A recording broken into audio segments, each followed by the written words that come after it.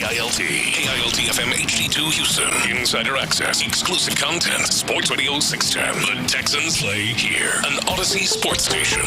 Check out the BetQL Network. Wagertainment for every fan. Get sports betting tips from the best in the game. Available on the Odyssey app and our sister station 650 The Bet.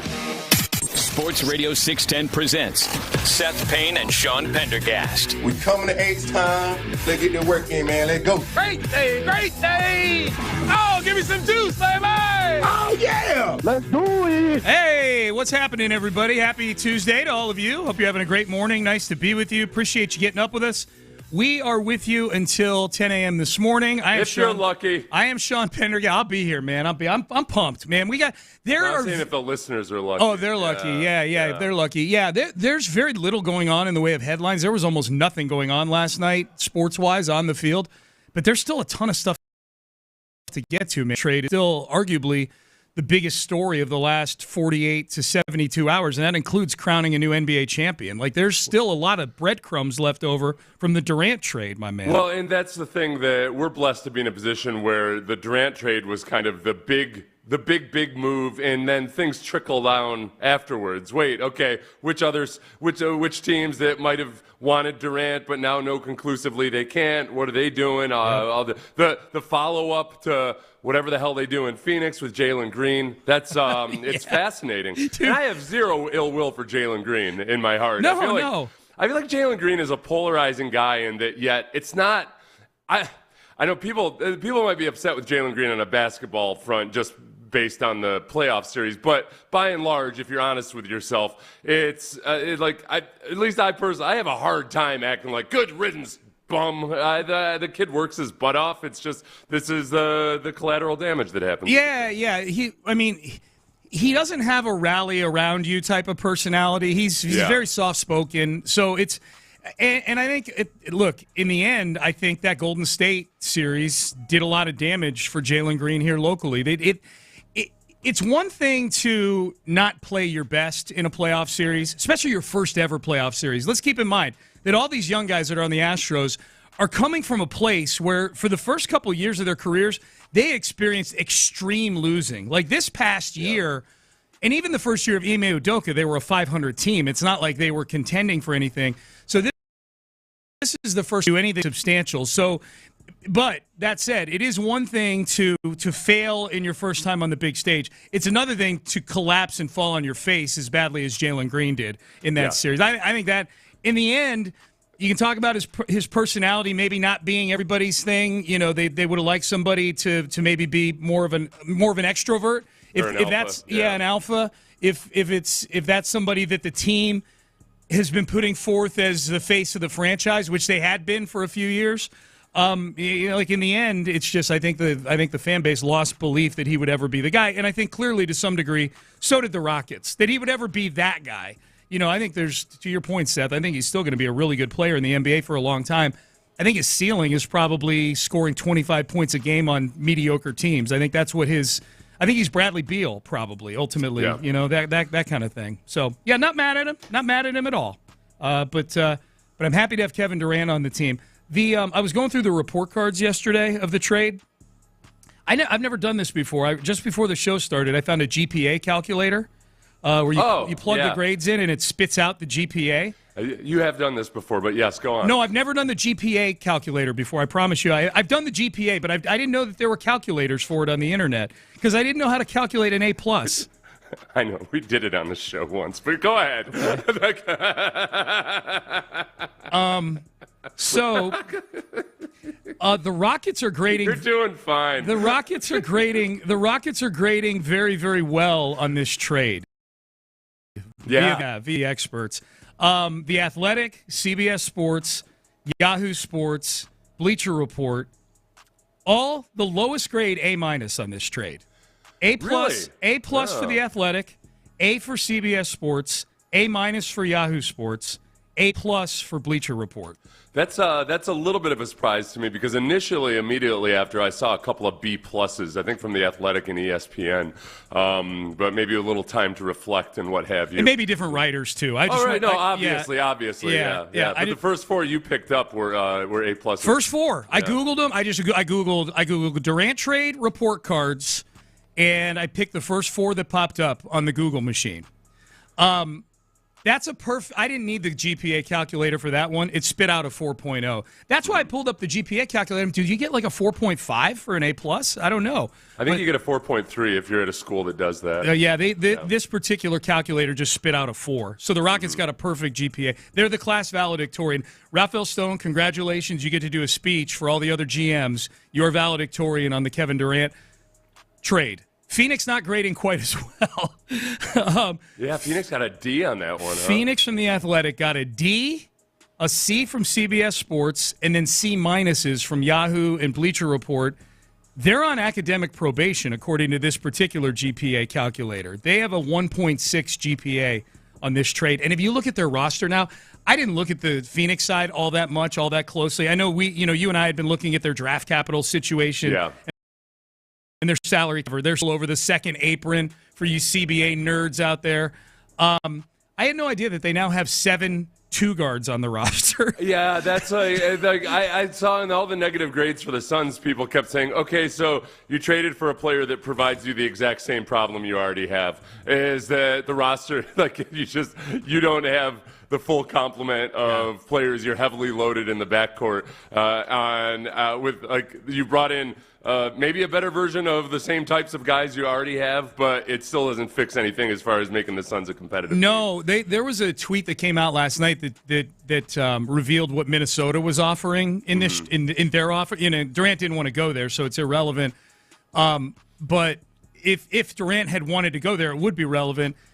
That trade would have been a better one than the Rockets because it had Rudy Gobert in that trade. Yeah. It had a couple other guys. Like that's a trade. Like if you're trying to stay competitive, that actually gives you a roster where it's at least constructed sensibly. There's an element here, in terms of I think a lot of people, the perception is that Kevin Durant basically just kept turning trade deals down until there was no place, nothing for the Suns to do but go to the Rockets. Yeah. Whether that's accurate or not, who knows? But I'm gonna buy into it, hook, line, and sinker. Yes. It feels like when D'Amico basically said, "Nope, I only want to go to Houston," and you're like, "Oh, cool." Now there was less reason for D'Amico, from the outside looking in, for D'Amico to want to go to Houston and Houston alone. Yeah. Obviously, he has the. With Durant, it's more that there's all those ties to Udoka, to Steven Adams, to everything else, but also they're just a much better franchise than the Texans were when D'Amico took the job. I think it's smart. Like, if you're Durant, it's smart. Like, oftentimes you see these trades,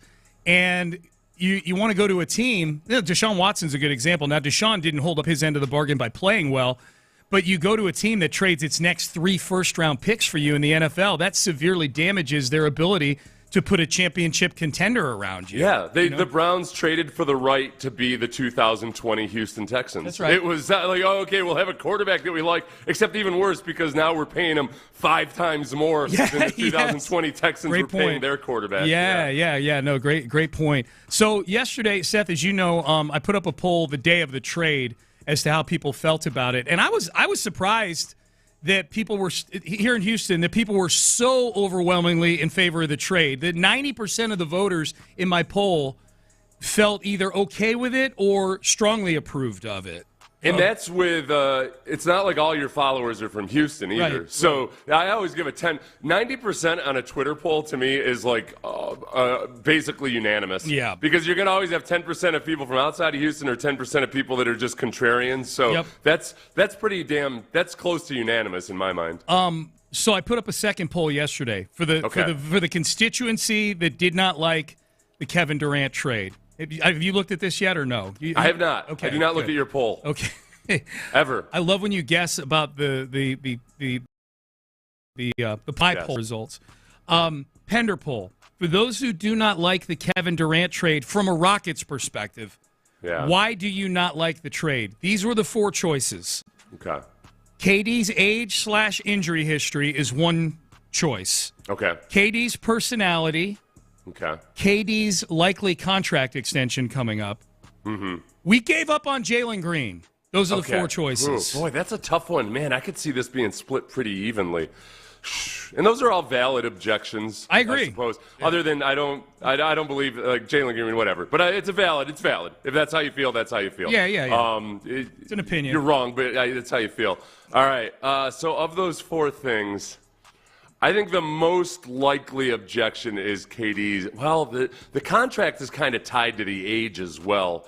But so I'll just say the overriding issue would be his age and injury history. I'm going to say that got 34% of the okay, votes. you got. I'm going to give you a ding for getting the right answer. I'm going to give you a buzz because, 78.5%. Oh, wow. Age and injury. I'm with you. I was surprised it was that lopsided because I talked to a lot of people the day of the trade, like in person, text, social media. I was communicating a lot, and his just not liking KD was such an overwhelming response with the people I talked to. I thought his personality would create. The rest of them are all like 6%, 7%, 8%, almost 80% age and injury history. The easiest to go over. And that's the one that I think emotionally you can flip that switch pretty quickly. Yeah. You know why? Partly because we all watch so many TV series now on HBO or Netflix or wherever else where you're accustomed to all of a sudden the character you despised for the first 3 episodes. Wait a second. No, turns out he's the best one of the lot. Yeah. You can flip real quickly on that. And so I think people got over whatever personality objections they had. And the more you hated that person, the more you like them when you're on your side. There is a huge dead cat bounce when it comes to that kind of thing. Yeah. Yeah.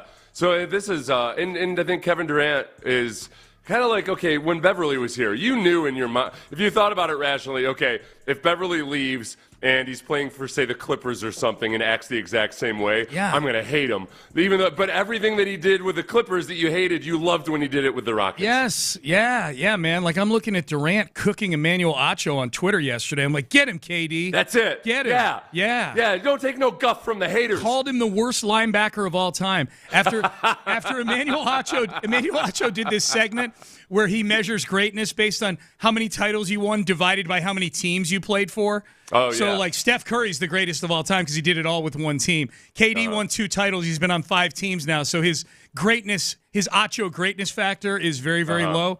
KD said, according to the great Kevin Durant legacy formula that was created in the best labs at MIT, Emmanuel Acho is the worst linebacker of all time. You sure you want to listen to this guy about greatness? Because then he, at the very least, went to Emmanuel Acho's Pro Football Reference page to see if he'd ever won a championship or anything. He wasn't very he did good. a little bit of research on that, or at least had one of his minions do it for him. Yeah. That's our KD. That's our KD. And This is his city. Yeah, and I've never loved him. I've never stopped loving him ever since he emphatically came down underneath the rim and said, "This is my city." That's right. About the city of Houston. And then called Emmanuel Acho the worst linebacker of all time. That's our KD. That's our crusade, KD. We've been on it forever, and you're with us now. Did I say Astros when I meant Rockets at one point during the segment? Who cares? Texters. Why That's what are you guys quibbling about details at this hour of the day? We got KD cooking on social media, man. Who cares? A team in Houston. Use the context to figure it out. Thank you very much. All right. Okay. Those of you out there with Jeremy Pena jerseys, enjoy them now while you can. We think Jeremy Pena's got new friends. Oh yeah. We've got that for you coming up next. Payne and Pendergast. The strides.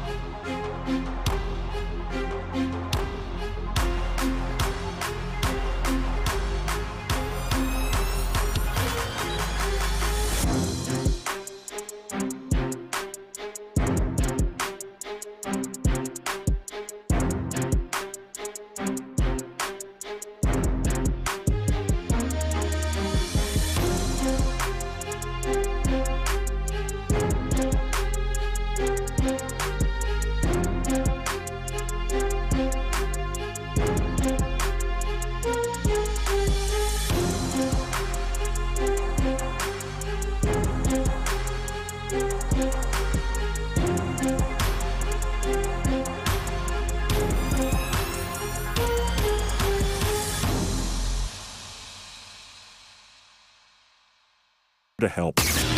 Payne and Pendergast is driven by West Point Lincoln of Sugar Land on the Southwest Freeway. Exit Kirkwood and take the first U-turn at West Airport under the giant American flag.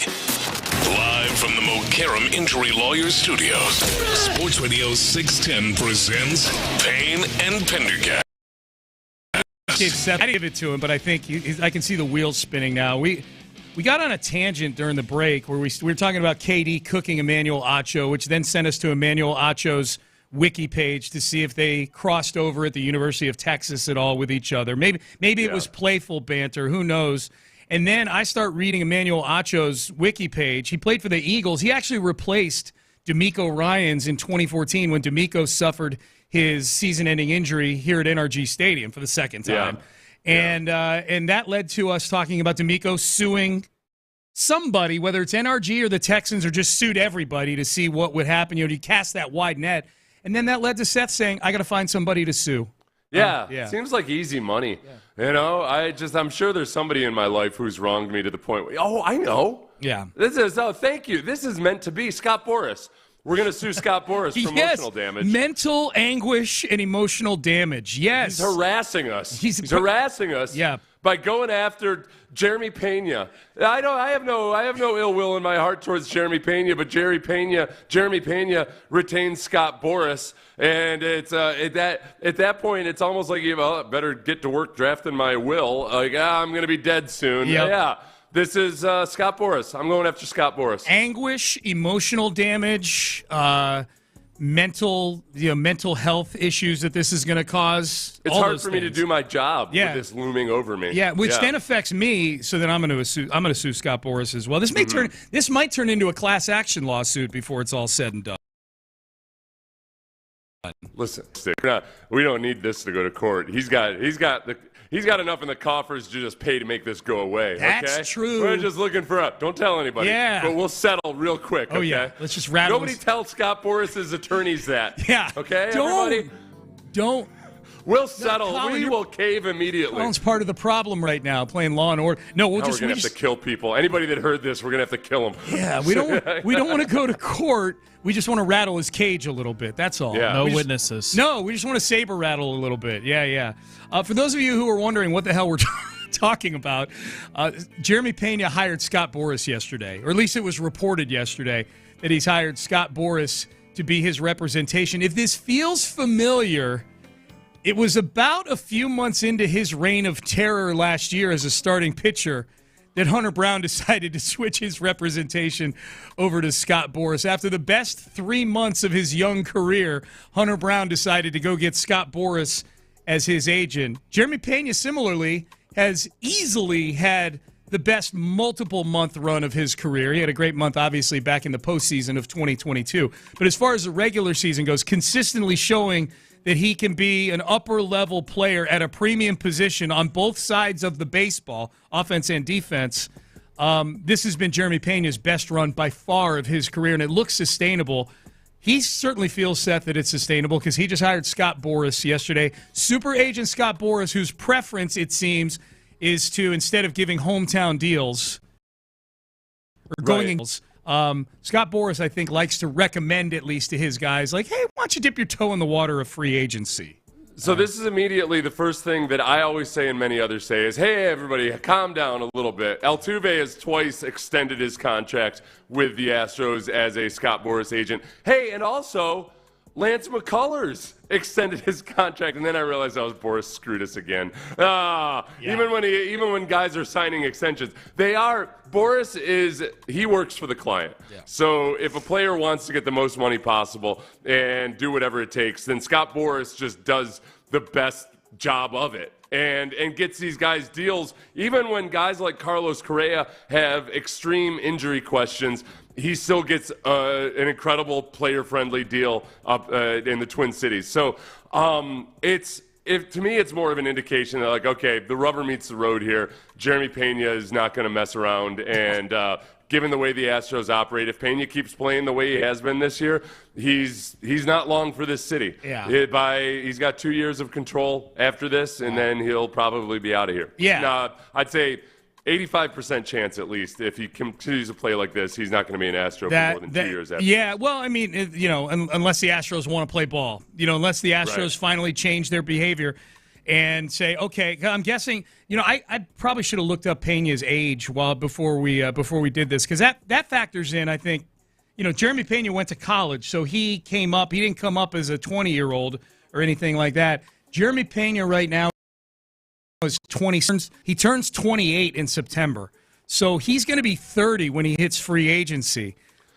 He's going to be looking to get paid. This is going to be his big first bite at the apple when free agency hits in a couple of years. It's kind of like with guys that went to college, like George Springer. Yeah, they've got that one shot when they're relatively old by the time they get to free agency. Yeah. Not old by baseball standards, but that's his one big shot. So I think it's likely. I don't know. I've gotten pretty good at just trying to compartmentalize here and not think about these things until the year before their contract. I've barely even thought about Framber Valdez's contract. Yeah. And we know what's likely to happen with that. Yeah. I mean, Bregman signed an extension and then afterwards thought, oh, nope, I got to go get Scott Boras. Well, he signed an extension when Scott Boras wasn't his agent. He signed one of those deals that are extremely team friendly, where they buy out all his arbitration years, and so Bregman was probably for the first couple years of it extremely underpaid when he was an MVP candidate. Right, he's hitting 40 bombs, and then I would say he was appropriately paid for a lot of those years when he was injured. But ultimately, yes, Bregman hires Boras because Bregman knows, look, if I get these injuries figured out, I know that I'm a player who can, and he was right. I mean, he hit the market and got an incredibly player-friendly deal from the Red Sox. He got 3 years, $120 million, and with opt-outs after each year. So if I'm just looking, Seth, at Pena, and I'll throw Hunter Brown in here too, because they're almost timelines and thought processes. Both of them came up in 2022. Both of them have, were up and down for a couple of years to varying degrees, and now they're both among the best players at their position. They both hired Scott Boras within months after realizing, like, all right, I've kind of figured this thing out, and I'm going to be worth a lot of money. If I'm just looking, you're absolutely right. 85%, I think, undershoots it. Like, you're looking at just this behavior. Like, they're going to hit free agency. Whether they remain Astros is going to be up to whether or not the Astros want to play ball, but if these guys keep playing the way they are, Pena and Hunter Brown, for the next couple of years, they're gonna be out of the Astros price range. I think if you look at George Springer, I mean, he was 1 year older when he hit free agency than Jeremy Pena would 31. be. Yep. That's one that, given the way that it's gone for Springer, I mean, his very best years were in 2019 and 2020. Yeah. And it ended up working out that, all right, he hasn't been the same player since. He had his first year with Toronto, he was pretty close to what he had done the previous 2 years, but really hasn't been the same guy since that. And this is one where, because he's older, because Pena's older, looking at it 6 years down the line, maybe it was much ado about nothing and that it was the right thing for the Astros to let him go. But obviously there's the other side of that too, when guys just continue to play great. Yeah. Well, and I think you go back and look, I'll go back to Garrett Cole after the 2019 season. I don't know that and Garrett Cole's won a Cy Young, but I don't know that there's a single guy who got a contract that they got that Astro fans would have wanted Jim Crane to give them. Like, Garrett Cole got an 8-year contract where he's making $30+ million a year. He's getting Tommy John surgery. Like, he's got elbow issues now. Granted, he won a Cy Young. That's probably the closest one to, like, okay, I could see paying that. But George Springer, 6 years, $150 million, that's not been a good deal for Toronto. Carlos Correa, the deals that he's had with Minnesota, those have not been good deals for Minnesota. Carlos Correa has not been good this year. Justin Verlander's contract, when he left in 2022, was bad enough to where, the Astros traded to get him back, but only if the Mets paid for half of it. And I would argue that even at half of it, it wasn't a great deal the second year that JV was back here because of the injuries. Bregman's now hurt on this $40 million a year contract, and you've got Paredes playing at about a tenth of what Bregman is making right now. Like, we have sentimental feelings for all of these guys. In the moment, it would have been great to have all of them back. Really, none of those contracts have worked out that great, if at all, for the teams these guys went to. You know what? I'm feeling better and better about this all the time. Yeah. Now, as you walk through that, and the height of irony is that, oh no, Carlos Correa is leaving, and now here we are. Oh no, Jeremy Pena might leave. And that's the issue. The replacement for Carlos Correa. And that's the bigger issue, Seth, and that's the pain that I feel with this. It isn't that, Pena might leave someday. It's all right. Who are the replacements for these guys? The Astros had replacements queued up for all these other guys. Who are the replacements for all these guys? I don't know. I mean, they keep finding guys in the minor leagues to piece this thing together, and they're making some good deals. Yeah. You know, I mean, that's why Dana Brown is here. You could see what your pipeline looked like, and it wasn't the fertile ground that the Astros once had. I mean, they were spoiled for years and years and years. That's over the course of the next couple of years, continuing to bolster that pipeline is really the key to it. Yeah. So, it's not an imminent issue in terms of we use that phrase, keeping the window open. The only guys of the core guys that are up for that are free agents after this year, really the only one is Fromber. And then after 2026, the only ones are Lance McCullers and Brian Abreu. Jeremy Pena, Christian Javier when he comes back, Christian Walker, Isaac Paredes, Jake Myers. They're all under contract through 2027, so for at least 2 more years after this.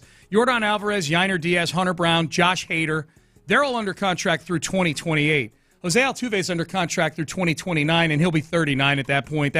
We'll be throwing retirement parties for Jose Altuve. But, like, the most important 10 or 12 guys on the team, the only one that's leaving after this year is Framber Valdez. Like, there's still a couple years of fun left, but the pressure is on. It's a great point by you, Seth. The pressure is on Dana Brown to get this minor league system stacked back up pretty quickly if you want to keep this thing moving. And I love the way Dana Brown framed it with the Kyle Tucker trade, which was how many years of control do you have? They traded 1 year of control for, 11 years of control? It was 14 with Wisniewski, Paredes, and Cam Smith. Yeah. So, I mean, that is a great way to look at it. Like, okay, how much they get for wins above replacement right now and everything else? You look at how many wins above replacement are you going to get over the course of those 12 years of control compared to whatever you're going to pay for Kyle Tucker? That's exactly right. It's the hard part. It's the hard part about being a fan versus being a general manager is that sometimes the things that make the absolute most sense just don't feel good. Stop, Dana. Stop making me eat my vegetables, Dana. I don't like it. And Dana's like, you'll thank me when you're 70 years old and you don't have cancer. Like, I'm gonna live fast and die young. Dana, don't you know me? Yeah, Pena might be one that stings though. Like there was no emotional attachment to Garrett Cole. There was extreme emotional attachment to George Springer. Yeah.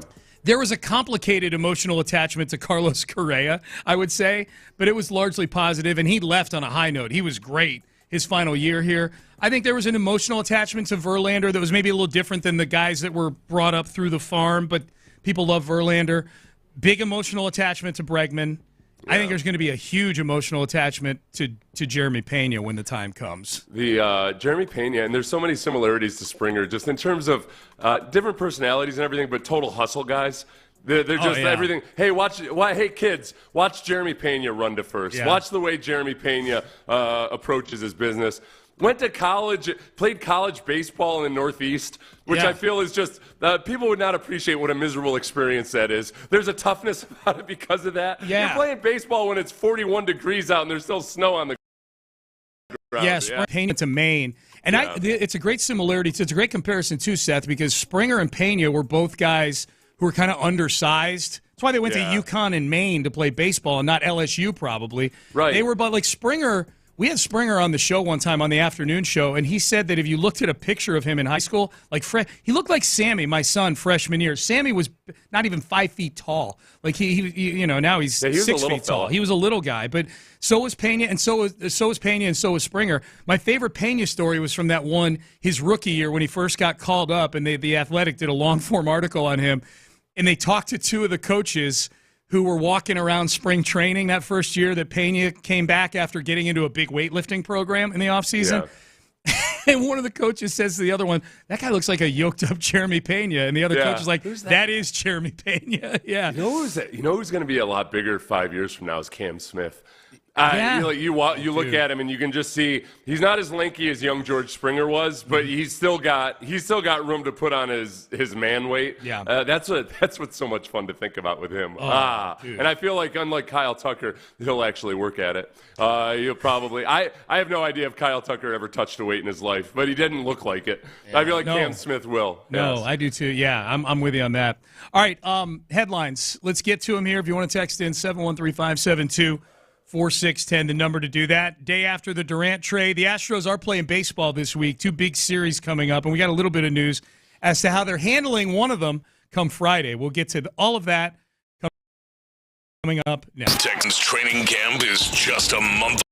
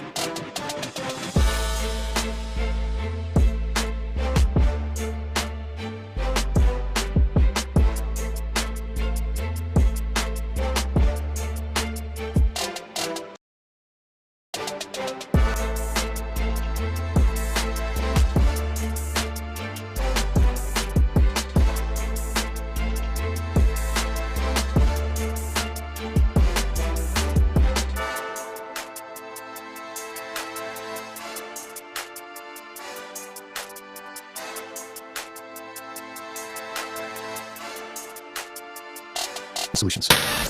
Payne and Pendergast with today's headlines, presented by Men's Tea Clinic. All right, it is the it's headlines. It's headlines, Seth. We are almost 2 days on the nose removed from the Kevin Durant trade.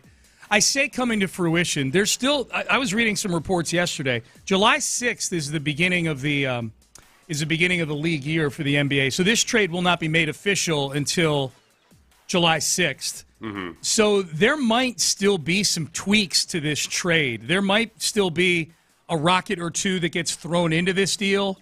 There might be a third team that gets mixed into this deal. The trade is not official yet, but the two sides have agreed to the foundation of the trade, which is Jalen Green, Dillon Brooks, and some draft picks for Kevin Durant.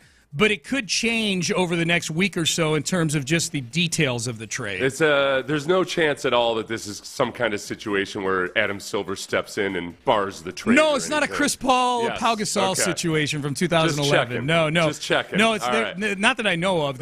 I know Dan Patrick, the radio commentator, not the lieutenant governor, said that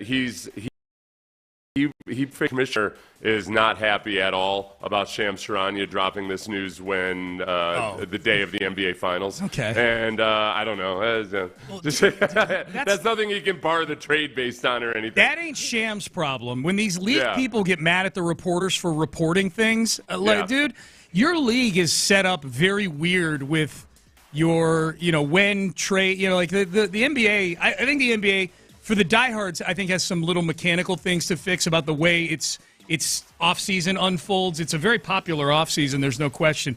Their CBA is almost incomprehensible for anybody that doesn't have an MBA. Like that's something that the NFL and MLB have over the NBA. Is MLB, it's simple. You got a luxury tax threshold, and if you're over that, you're paying extra money. I think the NFL salary cap is very easy to understand by and large. The NBA salary cap is a mess to understand unless you're an expert. So that's why all these little capologists for the Rockets are they're mechanical engineers. Yeah, dude, and they're very useful. Medical students and everything. They're very useful. Beam a Thug. Shout out to Beam a Thug, man. Yeah. Whereas Texans Cap, who's awesome at what he does, he's in HR or something. Yeah. No. I knew that because I made a joke out once at training camp, and then I asked him, I was like, so what do you do anyway? I made a very inappropriate joke, and I was like, so what do you do anyway? He's like, I'm in HR. I was like, oh, Seth Payne just disallowed from one company in Houston at least. No kidding. Yeah. And you're immediately like, well, you can't come for me. I don't work for you, okay? All right, so the Durant trade will become official in a few days. The draft is tomorrow night. It's going to be a non-event for Rocket. Unless you want to watch someone get picked at 10 and have to wear a Rocket hat, knowing that they're going to the Phoenix Suns, then it's kind of fun. But draft is tomorrow night. Phillies coming to town tonight. This is a fun week of baseball, man. Phillies coming to town for 3. We get a Hunter Brown, Zach Wheeler game on Thursday afternoon out at Dyken Park. That's pretty sweet. Yeah. That's a big and tonight's a nice matchup. You got Framber Valdez, who's been one of the best pitchers in baseball over the last month, against Ranger Suarez, whose numbers are off the charts this year. He's 6-1 with a ERA barely over 2. So this is a nice matchup tonight, too. This stretch upcoming over the next couple of weeks is, yes, you do play the Rockies at one point, but especially you play the Phillies and you play the Dodgers. And yet the Astros have one of the easiest schedules in the league from this point to after the end this of the season. week. Yeah, right. So, and I mean, from this point forward, they do. Yeah. It's just heavily weighted with difficulty right this moment. So this is a classic rubber meets the road. We don't know exactly how this team has managed to pull off having the record that they do. It's impressive as hell, but they're facing some really good teams over the next few weeks. They are, yeah. Okay, thank you to Colin Neal, our producer, who got in my ear. They moved Zach Wheeler up a day. Originally, over the weekend, it said Hunter Brown versus Zach Wheeler. It will not be. It'll be Zach Wheeler versus Colton Gordon on Wednesday. So good luck with that, Colton Gordon. And then Hunter Brown is going to face someone named Christopher Sanchez on Thursday. So the two aces of the respective staffs will get some back-of-the-rotation opposition. Both the Phillies and the Cubs are two teams that if the Astros are able to pull things together long-term here, they pull things together just fine here in the month of June. If they're able to keep this going and they get some guys back here, Yordan Alvarez, Lance McCullers, maybe some other arms, Arrighetti, we may see the Phillies again down the road for the second time this decade, Seth, in October. You never know. And then the Cubs are coming here on Friday, and we learned yesterday, thanks to the Astros in a press release, that both Kyle Tucker and Ryan Presley are going to be getting a pregame tribute before the game on Friday. Yeah. Both deservedly so. Yes. It's, I guess it's almost not even worthy of a news release because you expect there to be news if they didn't give those guys tributes. Yeah.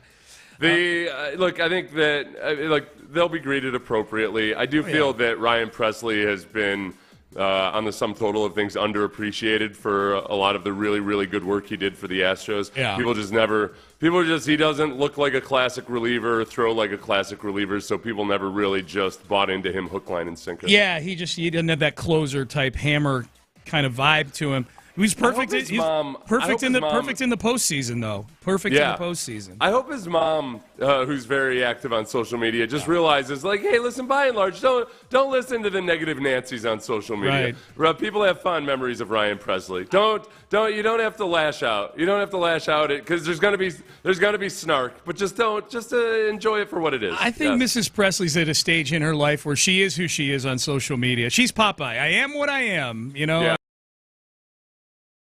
I don't know if Monster Eason are going to change anytime soon. I think Momster is by far the most vicious, right? She's more like the Momster goes for the jugular, does she not? Momster has takes where you can tell she follows basketball at large, whereas Mrs. Presley obviously is a baseball fan, but her tweets are hyper-focused on Ryan, whereas Momster will defend the Rockets and defend the coaches and defend. And she'll have takes that don't involve the Rockets. Correct. As well. She's a big Boston fan. She's a big Celtics fan. So they need to do a podcast, though. I would be there for that. The two of them just sitting down and chopping it up. So we've got that. The other news with the Astros, Jeremy Pena. We talked about this in the previous segment, but if you're just getting in your car, Jeremy Pena has chosen Scott Boras to represent him. The optimists out there will say, well, he's the agent for Jose Altuve and Lance McCullers, who are H-Town blue and orange forever. Those guys signed extensions with the Astros while Scott Boras was their client. You could argue that he still screwed us over on one of those deals. But by and large. And let's let the Altuve contract age a little longer. We're in year one of a 5-year deal right now. The structure is very team-friendly, though. They did the structure of that contract, regardless of how it unfolds. The thing you always have to remember is, hey, the agent does work for the client. But if Carlos Correa or Alex Bregman says, nope, just go out and get me the best deal possible, that's what Scott Boras is going to do. And he's very effective at it. He's very good. I think that Boras, probably his greatest strength is that he gauges the market really well and might think, I don't know. The team makes a lot of points when they say I'm not this or I'm not that. Boras is like, listen. There's 3 or 4 teams out there I know for a fact, wink, wink, that feel differently about it. Yeah. You've only interacted with one team during your career. I interact with all 30. I know the suckers out there. All right, we're gonna get you a deal. All right, those are your headlines for today. Light on headlines, but still a fun day, man. We got a lot to get to here. Okay, so we had a Kevin Durant trade this week. I would submit, without looking, I would say that Houston is among the cities that have had the most significant trades over the last several years across baseball, basketball, and football. which GM here in town has served us up the most material, which has been the best at giving us content. We will run through this coming up next. What a massive move by Rafael Stone and the Rockets. After weeks of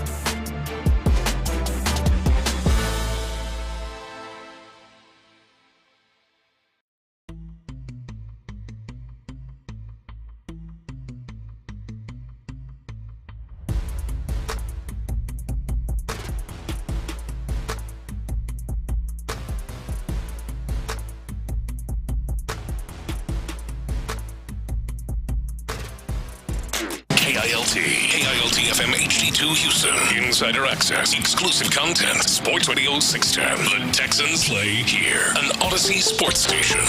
Sports Radio 610 presents Payne and Pendergast. Payne and Pendergast with you. Text message here real quick before we get to the burning question of which GM has done Payne and Pendergast and other content generators across town the most solids through their trades over the last several years. Text message. This goes back to Kevin Durant on Twitter, me saying that I'm now rooting for him on Twitter. I like that he cooked Emmanuel Acho on Twitter yesterday. Text message says, Sean is definitely going to be the first one in the city to get sideways with Durant on Twitter, LOL. Oh, gosh, yeah. I don't think so. I think you're who's the last athlete, who was the last Houston athlete that got really angry with you? I don't know if DeAndre Hopkins was angry with me, but he was upset enough with me to make that wisecrack about how I should have my wife wearing his jersey while we're in bed so I can fantasize about him. With him. Yeah. And that wasn't while he was in Houston. That was while he was with Tennessee. I can tell you I can tell you exactly what I tweeted. This is when he was in Tennessee, correct? Yeah. And it was during training camp, so it's probably like a year ago, maybe might have been 2 years ago, where he was practicing. And it was video, and I retweeted and said, rare footage of DeAndre Hopkins practicing. Yeah. Didn't tag him on it. I don't tag athletes on it generally. I know a lot of people say, well, you should tag him on it because why are you being a chicken? If you're going to say it to his Twitter face. I don't want to subject them to all the replies and the likes and the engagement. They don't need that. Well, it's more aggressive. It's kind of like that separation it's like a separation of church and state where you just, like, all right, like, I'm not going to go after this guy personally. Right. But usually what happens is somebody will forward it to him or something. Yeah. That's how guys find out about it. Now, I've been blocked, but I don't think I'm rare in this case. Like, the DeAndre Hopkins thing would be something, if I were trying to make a case that Sean Pendergast would be the first one to get sideways with Kevin Durant on social media, that would be Exhibit A for me, the DeAndre Hopkins. That made the Chronicle, like that whole back and forth. And DeAndre and I privately on DM ended up shaking hands. He DM'd me and said, it's all love, don't worry about it, whatever. Yeah. But it's all love as long as, Amy's wearing his jersey. Yeah, that's love. Love. It's some kind of L word. Right. I bought 3 of them that day, yeah. Yeah. So, But like Brian Cushing blocked me, but I don't think I'm alone. I think Cushing went on a block party at one point on social media. I think Cushing may have had somebody kind of managing his social media for him, just blocking things. Yeah. Or you know what happens sometimes is guys. I do think. Well, I know sometimes guys will block a person not because of something that person said about the athlete himself, but because you said something snarky about one of his teammates or his friends. He's like, screw this guy. I don't need that in my life. Yeah, which I'm in full support of. Like, I don't care. Like, I'm not mad at Brian. If I saw Brian Cushing at training camp, I wouldn't walk up to him and say, "Why'd you block me on Twitter or something like that?" I don't care one way or the other.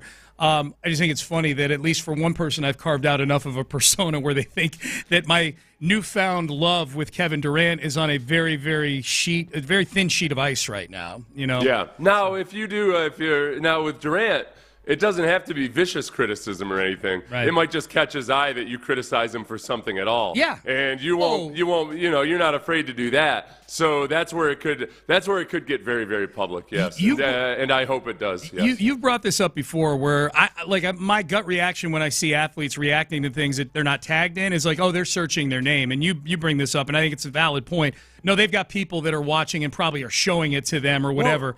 Well, no, it's not. Oh, go ahead. My point is this: I think Durant searches his name.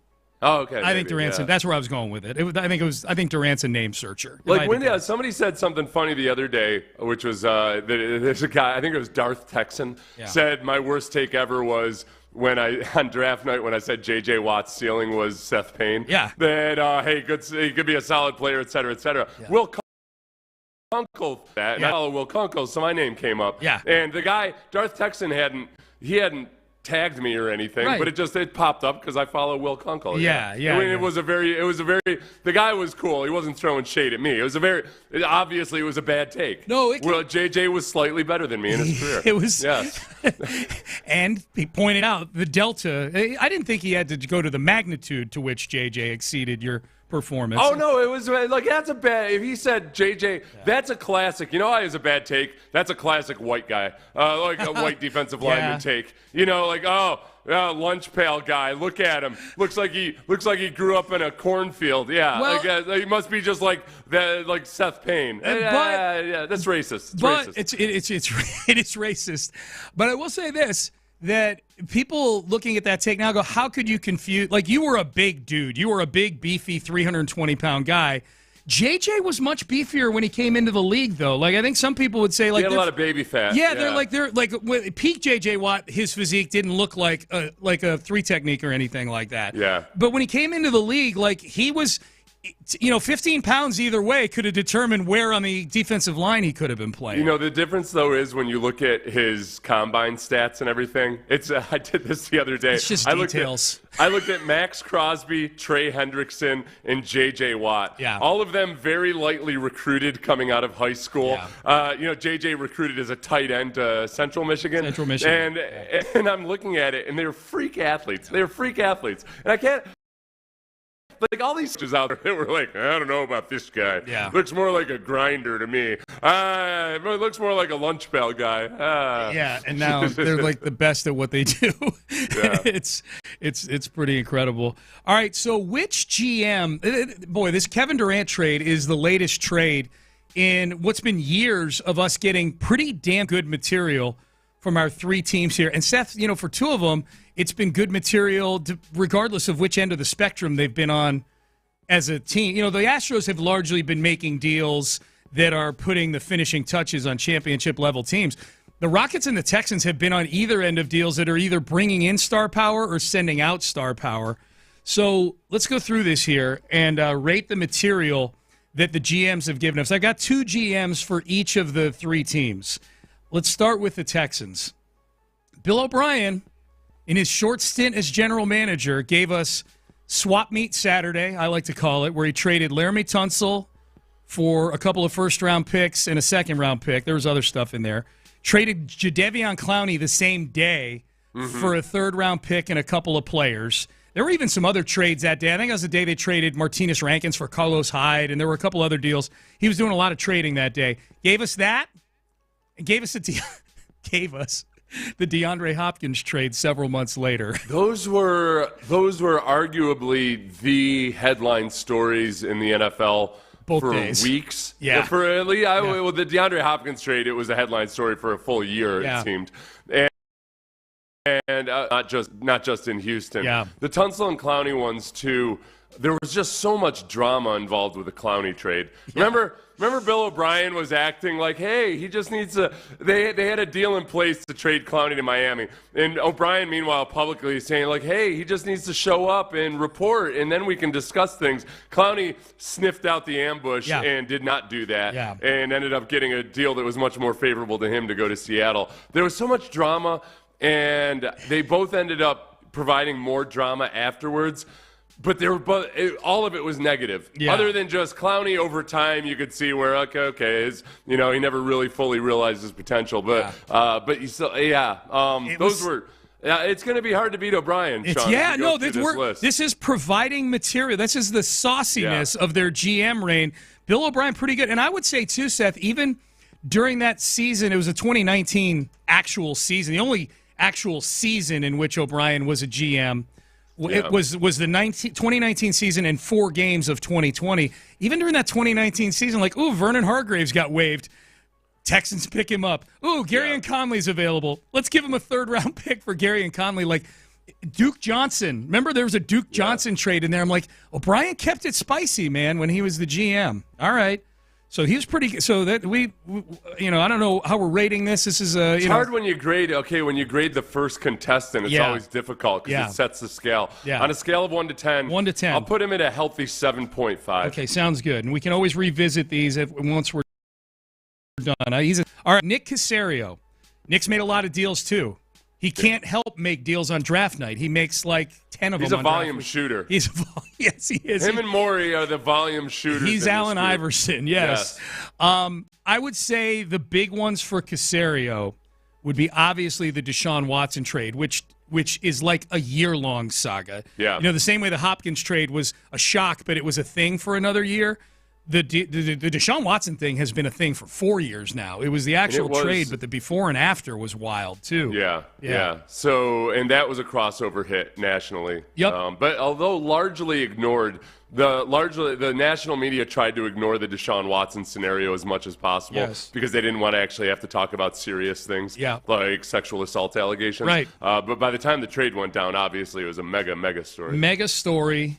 Will Anderson trade on draft night, one of the biggest trades, I would say one of the biggest trades in draft history on draft night. For non-quarterbacks especially, It's up there with Julio Jones and Travis Hunter. For a team that just took a quarterback with the very previous pick right there. Yeah, and that supersedes the Falcons and the Travis Hunter pick, too, because of the quarterback dynamic. Yeah, the quarterback dynamic. And remember, and all the drama leading up to it, a lot of people were convinced the Texans weren't going to take a quarterback at all. Yeah. Can't believe the Texans aren't going to take a quarterback. Remember, Shannon Sharp went on a long spiel about how inept the Texans were because they weren't going to draft the quarterback. Yeah, yes. They took one with the second pick.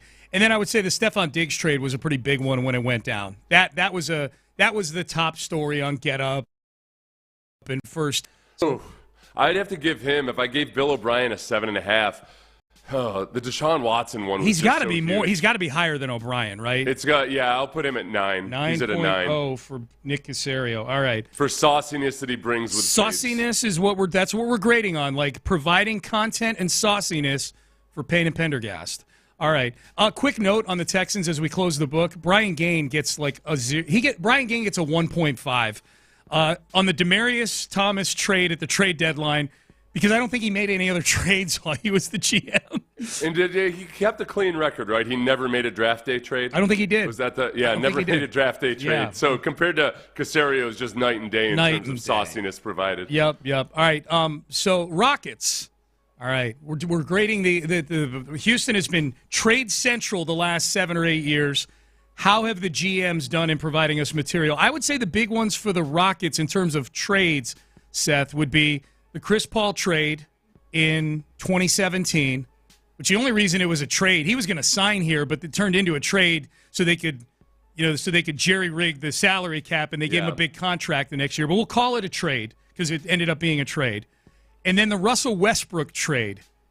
Which happened while I was at a Billy Joel concert in Madison Square Garden in July. I feel like I know we've got a 10-year limit on this, so it makes it difficult because it's hard to talk about Morey without the James Harden trade. I mean, that's but it's only this. But I wasn't at the station at that time. This is providing sauciness for us over the last several years. It feels dirty leaving Harden trade because that's in terms of benefit provided and unlikeliness of it. It would be hard for me to put anybody below the James Harden trade. But let's include it. Let's include it then, because you know what? This is why we'll include it.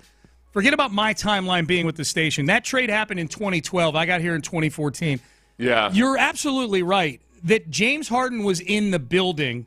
Yeah, fueled everything that was going on in the building at the time. So we will make an exception here and allow the Harden trade to be part of that. Okay, I got it. This is hard because obviously I have a Texans bias in a lot of regards, and I'm trying not to weight the magnitude of some of Caserio's trades against just the skill and the buzz and everything else. So I'm going to kind of balance things out a little. The NFL always brings more sauciness in general than the NBA because just more people are engaged with it. And yet, if I look at Caserio, the huge trade is Deshaun Watson, quarterback, marquee position. Yep.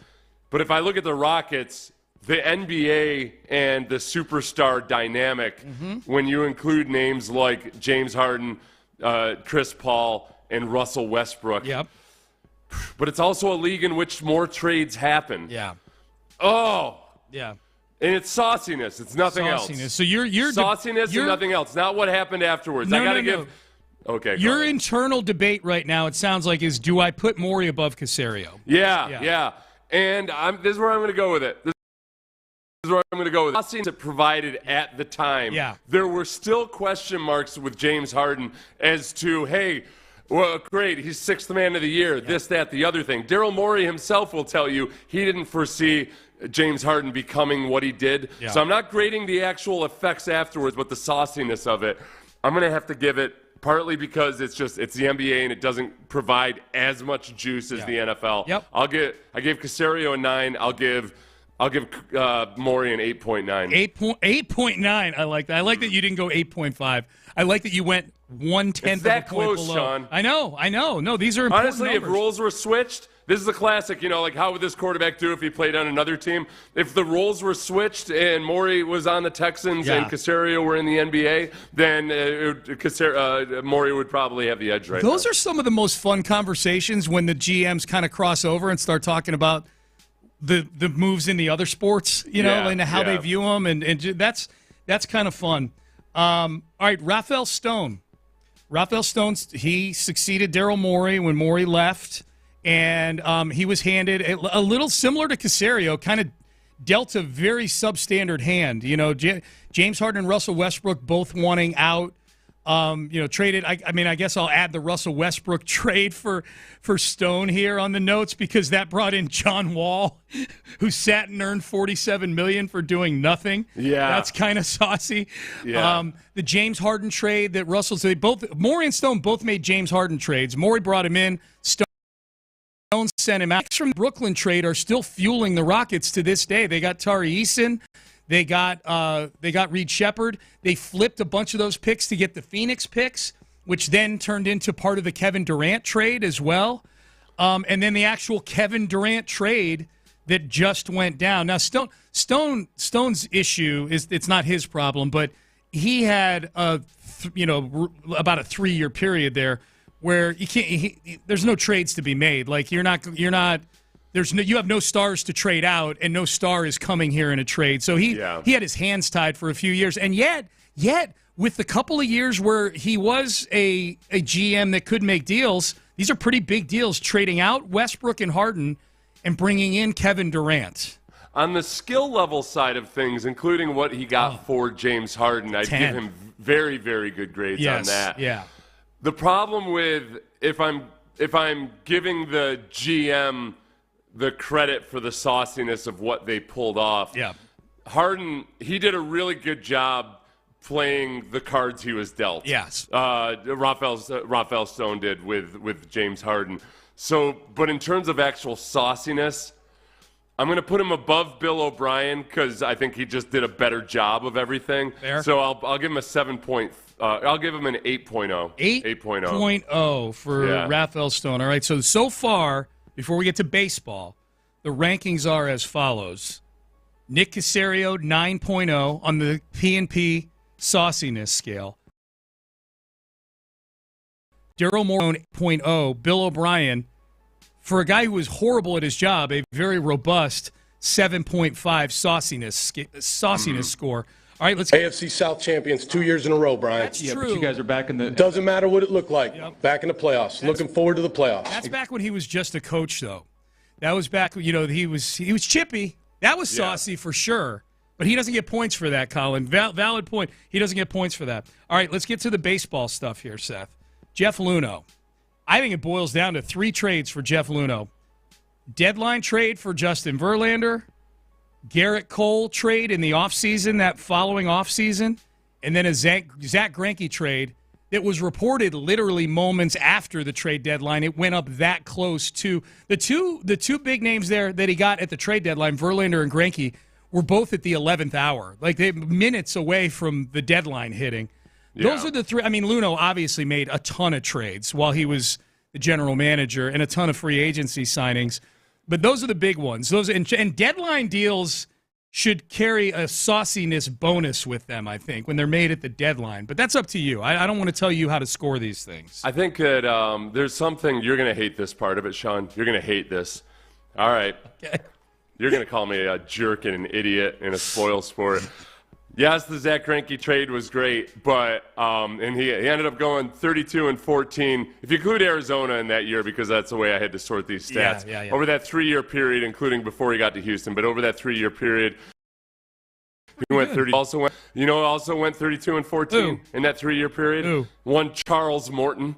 Yeah. Oh, okay. So Greinke was making up for just letting Charlie Morton walk. Okay. I still can't get over that a little bit. Yeah, I love Greinke, but they were basically identical. Their ERAs were very similar. Basically identical pitchers. But I just Charlie Morton a lot more embraceable. Yeah. The Verlander trade, boy, won him a World Series. I mean, it happened.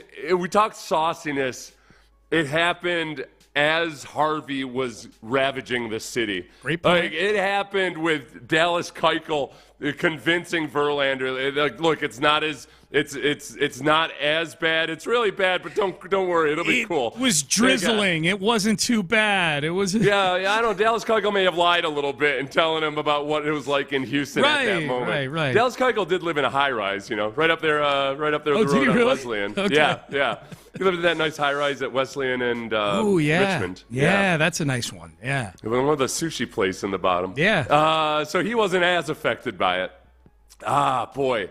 The Verlander trade was gigantic. The Garrett Cole, the Cole and the Greinke. Greinke, I discount that a little bit. Boy, I'm trying to take skill and actual outcome. Sauciness, Seth. I know the sauciness of trading for Verlander. Yeah. I'm going to have to put him at, what's Morey at? Morey is at an 8.9. I'll put Luhnow at 8.5. 8.5, right in between the two Rocket GMs, and a half a point behind Nick Caserio. The Verlander one, the Cole one, so the sauciness of the Cole one, the Cole trade is not nearly as memorable as some of these other ones because it happened in the dead of the offseason, and I know these other ones do as well, but there's something about NFL deals in the offseason that are always saucy because they involve draft picks and the draft is coming up, in a month or whatever. In-season trades always carry a lot of weight. The Verlander one, you could argue, is the biggest trade in the history of the city, considering that he went on to win the ALCS MVP and was undefeated down the stretch for a playoff team. The Greinke one was kind of fun. That was when the trade deadline was on a Wednesday, and it came down, and you're like, man, they are just stacking guys now. I'm with you on that. I'm with you. Luhnow, it's not as saucy as Morey and Caserio, but I would argue he's the best GM in the history of the city. I want to make sure that people understand that we are not rating these GMs on their performance. We are rating them on the sizzle of what they did in trades, specifically in trades as the general manager. I'm with you on Luhnow. All right, last one. Current GM for the Astros. Hasn't really had enough time to stack a bunch of sizzle yet, but on Dana Brown's watch, Justin Verlander came back to the team at the trade deadline in 2023. Yeah. And then he made the Kyle Tucker trade this offseason, which so far looks like a very good trade for the Astros, considering how Isaac Paredes has performed and the potential that Cam Smith is flashing right now. Yeah, the Verlander trade, I mean, that's on a scale of sauciness, that's about mild salsa for people with dietary restrictions. Okay. I don't know. It's just very soupy, bland, not that saucy whatsoever. Okay. The Tucker, huge. That was huge. Tucker, huge. That's a huge. Lots of sauce to that, especially because it provided immediate drama and how the Cubs are going to do this year, everything else. Yeah. So he's coming out of the gate pretty good. But he just needs more volume and more time. I'm going to put him at a 7.0 right now. 7.0. Yeah, I was thinking the exact same thing. He has not done things that have generated nearly as much conversation as these other five guys, and a lot of it probably has to do with small sample size right now. Yeah. I'm telling you what, like Brown did the Kikuchi trade at the trade deadline as well, but that's not a massive name. And again, this isn't about performance. This is about sauciness and sizzle. So Brown, 7.0. Is it quick? Because I know some people are going to say, hey, Seth, I thought you weren't judging the outcome because I brought up Charlie Morton and how he played afterwards. I did. I was one of those people that I was very excited about the Greinke trade, but there was an annoying part of me. It was like, well, you could have just kept Charlie Morton. Yeah. So there's a way of just – they were almost identical for the next – that 3-year period from 19 to 21, and I had to include Arizona just because of the way I don't have the premium. Greinke from 19 to 21, 3.57 ERA, 32 and 14. Yep. Charlie Morton in that same time period, 3.33 ERA, record of 32 and 14. Yeah. No, Morton was same age too. That was age 35 through 37 for both of them. Yeah. The only thing I would say is Greinke. Well, I mean, they decision to let Morton go, they might have done over again. I think their feeling probably was he was a decent pitcher, came through a car wash, and then he's going to be out of the car wash. It's right. There's more of a if you're evaluating as objectively as possible. You've got this nice window of Charlie Morton versus an entire career. Which guy's going to age better over the course of 3 years? Charlie Morton was just a unicorn in the arc of his career and everything that happened and how he played after he left Houston. Yeah. We should get Charlie Morton. We got to check in on. He's playing his guitar somewhere. He plays for the Orioles. That's right. Yeah, I would. And the Orioles have not been good this year. I think they're going to be shipping guys out. That might be. I don't know how Charlie's doing this year. I haven't followed that close. But if he's doing decent, that could be an arm that you might be able to get on a low rent deal at the trade deadline that would make people really happy. A little nostalgia. From got a 5.06 ERA. Yeah, so maybe a really, really, really low-level prospect for Charlie Morton. And he's pitched 142 innings. Yeah. All right, Payne and Pendergast with you. All right, I need to check. We have multiple texts about something the Rockets may or may not have done. Oh, really? Yeah, so okay. Is there breaking news about Rafael Stone landing as low as he did on the sauciness ranking? Yeah, no, it's not about that. What are the texts you're getting? We won't say that it's news until we verify. It's a signing, and until I get a push notification from Shams Charania and ESPN, then I'm going to hold off on reporting. I've learned that you're just telling us we're just having a conversation here about what people are claiming. There's rumors. They're claiming that Russell Westbrook has signed with the Houston Rockets. That's fake. Yeah. That's fake. Yeah. Who's that? Get out! I'm looking at the real Shams Charania here. So, anyways, we'll take a look. That's the text page. Colin, can you do some research for us here? All right, thank you. All right, Payne and Pendergast. Actually, before you do that research, let's hit some of this C.J. Stroud from Fanatics Fest. This was C.J. Stroud. He was at Fanatics Fest, big festival celebrating athletes and athletics this weekend in New York City. He was on a panel with Bryce Young, Caleb Williams. Kay Adams was the moderator, and she asked C.J. Stroud, where does poise rank on the traits that you need to be successful in the NFL? Probably 1 or 2 spots below leadership, because I think poise has to do with being a leader. Your ability to not ride the waves and ride the roller coaster and have poise is, I think, the pulse of the locker room.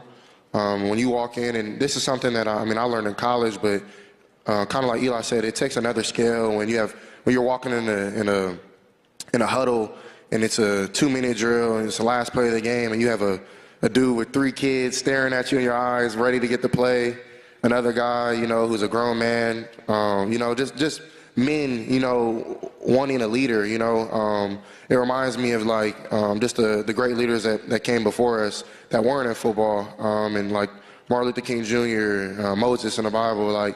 There's guys that I look up to and how they approach a huddle, and that's the type of poise that I try to strive for.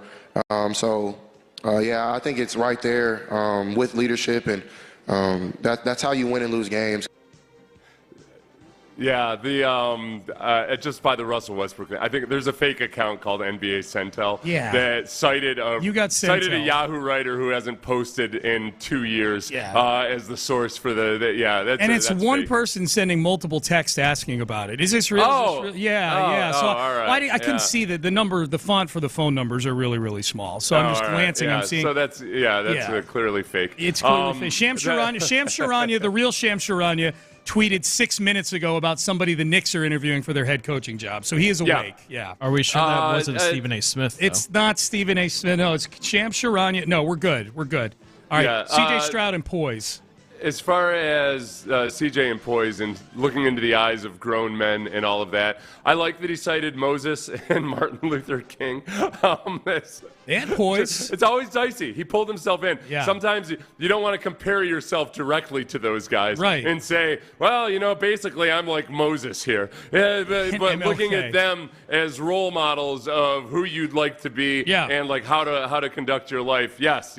Great to try to emulate great people from history, sure. Yeah. But that part of it, I don't think that we've ever worried about that with CJ one bit. If anything, remember, a lot of the veterans in CJ's rookie year were saying, hey, man, no, you're the guy. Guys respect you. You guys want. He was on a panel with Caleb Williams and Bryce Young. Bryce Young, yeah. I don't feel, and I'm not even throwing shade at them. CJ just comes off as an older soul than those two guys. Caleb and Bryce Young still, in a lot of ways, come off as very young men who I could see maybe having a hard time commanding an NFL locker room. I think CJ, maybe by virtue of he's different than that. He's got the pelts on the wall too. Even when you just look at the three of them up on the stage, you're like, well, that guy's won 2 divisions. He's won a couple blowout playoff games. Bryce Young strung together about a half dozen good games at the end of his second year, and Caleb Williams had a rookie year where he won 5 games or whatever it was. They've just he's accomplished more than those guys. Now, last year wasn't as good as year one for CJ. Kay Adams asked, how have last year's failures affected your development? Last year was very, very, very helpful for me in my development. I think every year, you're playing against different defensive coordinators, different schemes, and they're studying your tape from the years prior on how to beat you and how to twist the pocket and how to roll coverage, and they're just doing things to throw you off. And the more you can focus on you by still, making sure that you're taking care of the football and knowing what they're doing, I think that, honestly, you can do anything that you really want. Really all of us, Peyton and Eli, you've seen them be great for what they did year and after. So I know us three, we're trying to do the same thing. So just learn from your mistakes and, just really get better from those. And that's been my mindset. Yeah, the understanding how murky the look can get, CJ really got a dose of that this year, especially the Vikings game.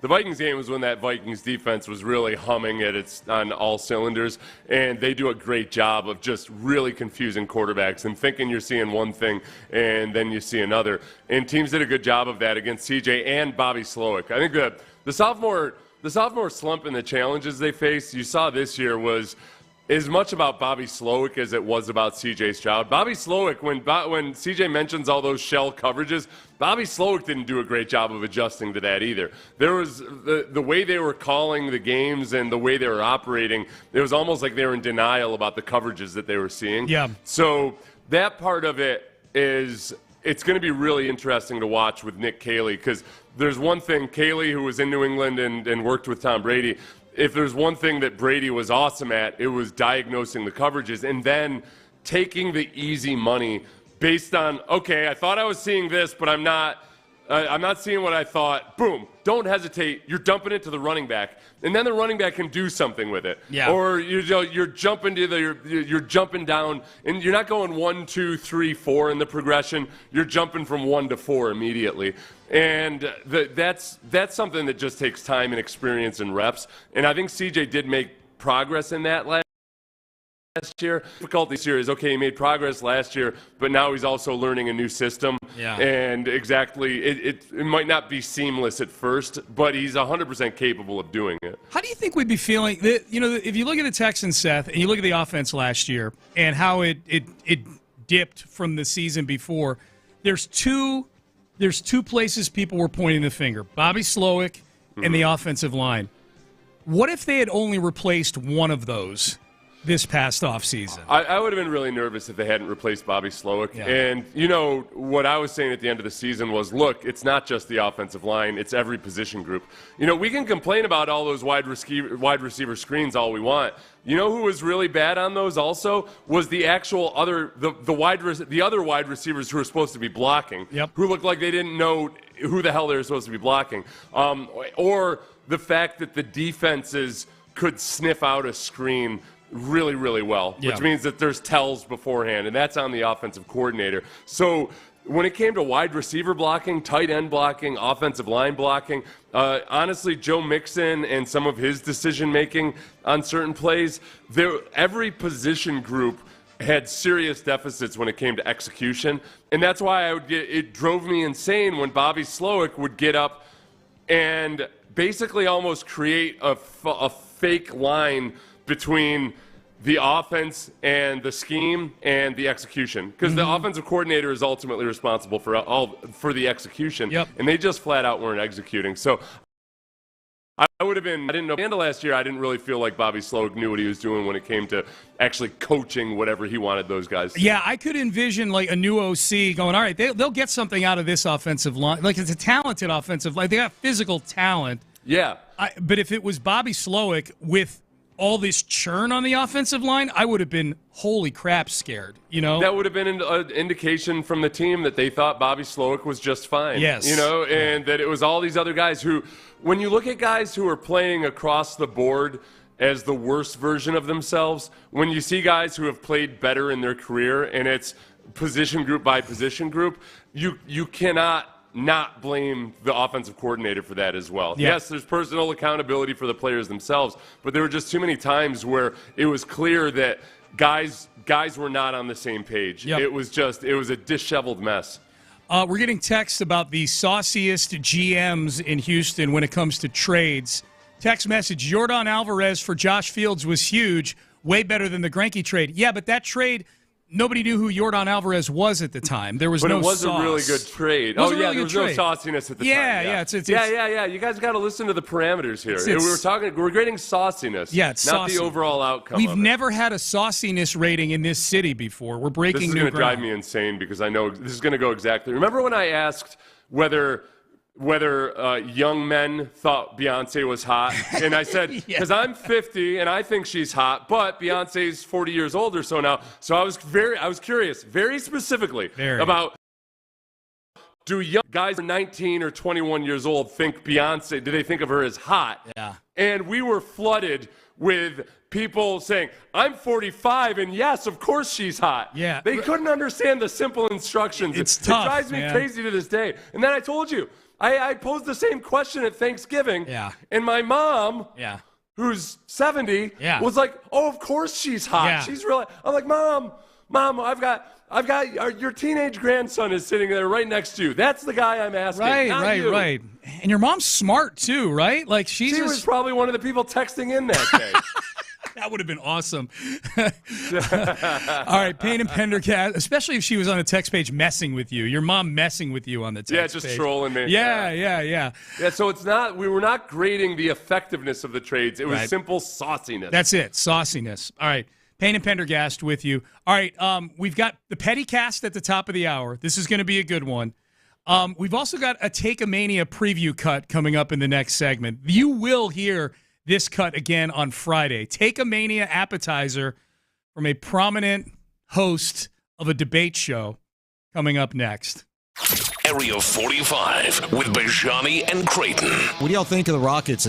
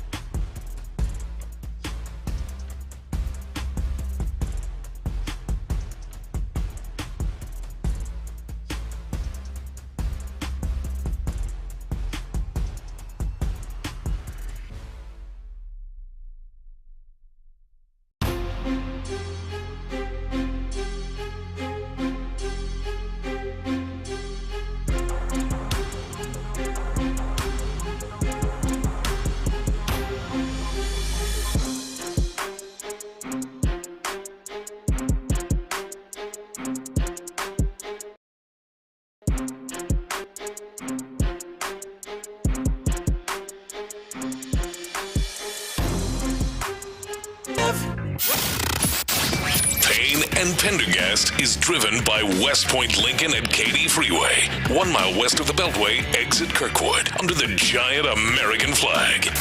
Live from the Mokaram Injury Lawyers Studios, Sports Radio 610 presents Payne and Pendergast. A lot of people weighing in on the saucy GM trade ratings that we just did in the previous segment. The only one, we had somebody text in, Seth, there might have been a DM I got on Twitter. I think I gave Brian Gain a 1.5. We only did the ones that had made big trades. If you didn't make any big trades, you weren't on here. But if I give Brian Gain a 1.5 solely on the Demaryius Thomas trade deadline trade in 2018, if we want to close it out and just have all of them here for the last decade, do we give a rating to James Click here? James Click was a little like Brian Gain in that he didn't make a ton of big deals. He did make some deals, though. He made some good deals, James Click did, but they weren't super saucy. In fact, some would argue that might be what cost him his job, is that he didn't. Jim Crane said, "I need more sauciness." Show a little leg, Clicky. So he lets Click go, and then signs Quit being such a prude all your life. Signs Jose Abreu and Montero to big deals and says, "Here's your sauce, Houston. How do you like this?" Huh? Yeah, if we were doing transactions and not trades, we might have to give it to. We might have to Crane where he'd be ranked. Yeah. Middle Screen said Crane has to be number one. No, Middle Screen, Crane only did signings. He didn't make any trades. Cleared the Mancini and Vasquez trade deadline trades in 2022 when they won the World Series. He made some other, he's the one who traded Miles Straw for Phil Maton and Yainer Diaz. That's aged tremendously well. Yainer Diaz, but not saucy. Not saucy though, right? Vasquez ended up being a very important trade, but absolutely. It wasn't saucy. Yeah, it wasn't saucy. So I'll throw the grade out. I'm going to give Click a 3.5 for sauciness because he's got to be higher than Gain, but I can't have him even in the same orbit as Dana Brown. You know, Dana Brown's made a couple of big trades, so we'll round it out. Click 3.5. And then I'll put the rest up on Twitter. Nick Caserio got the highest sauciness rating out of any of them.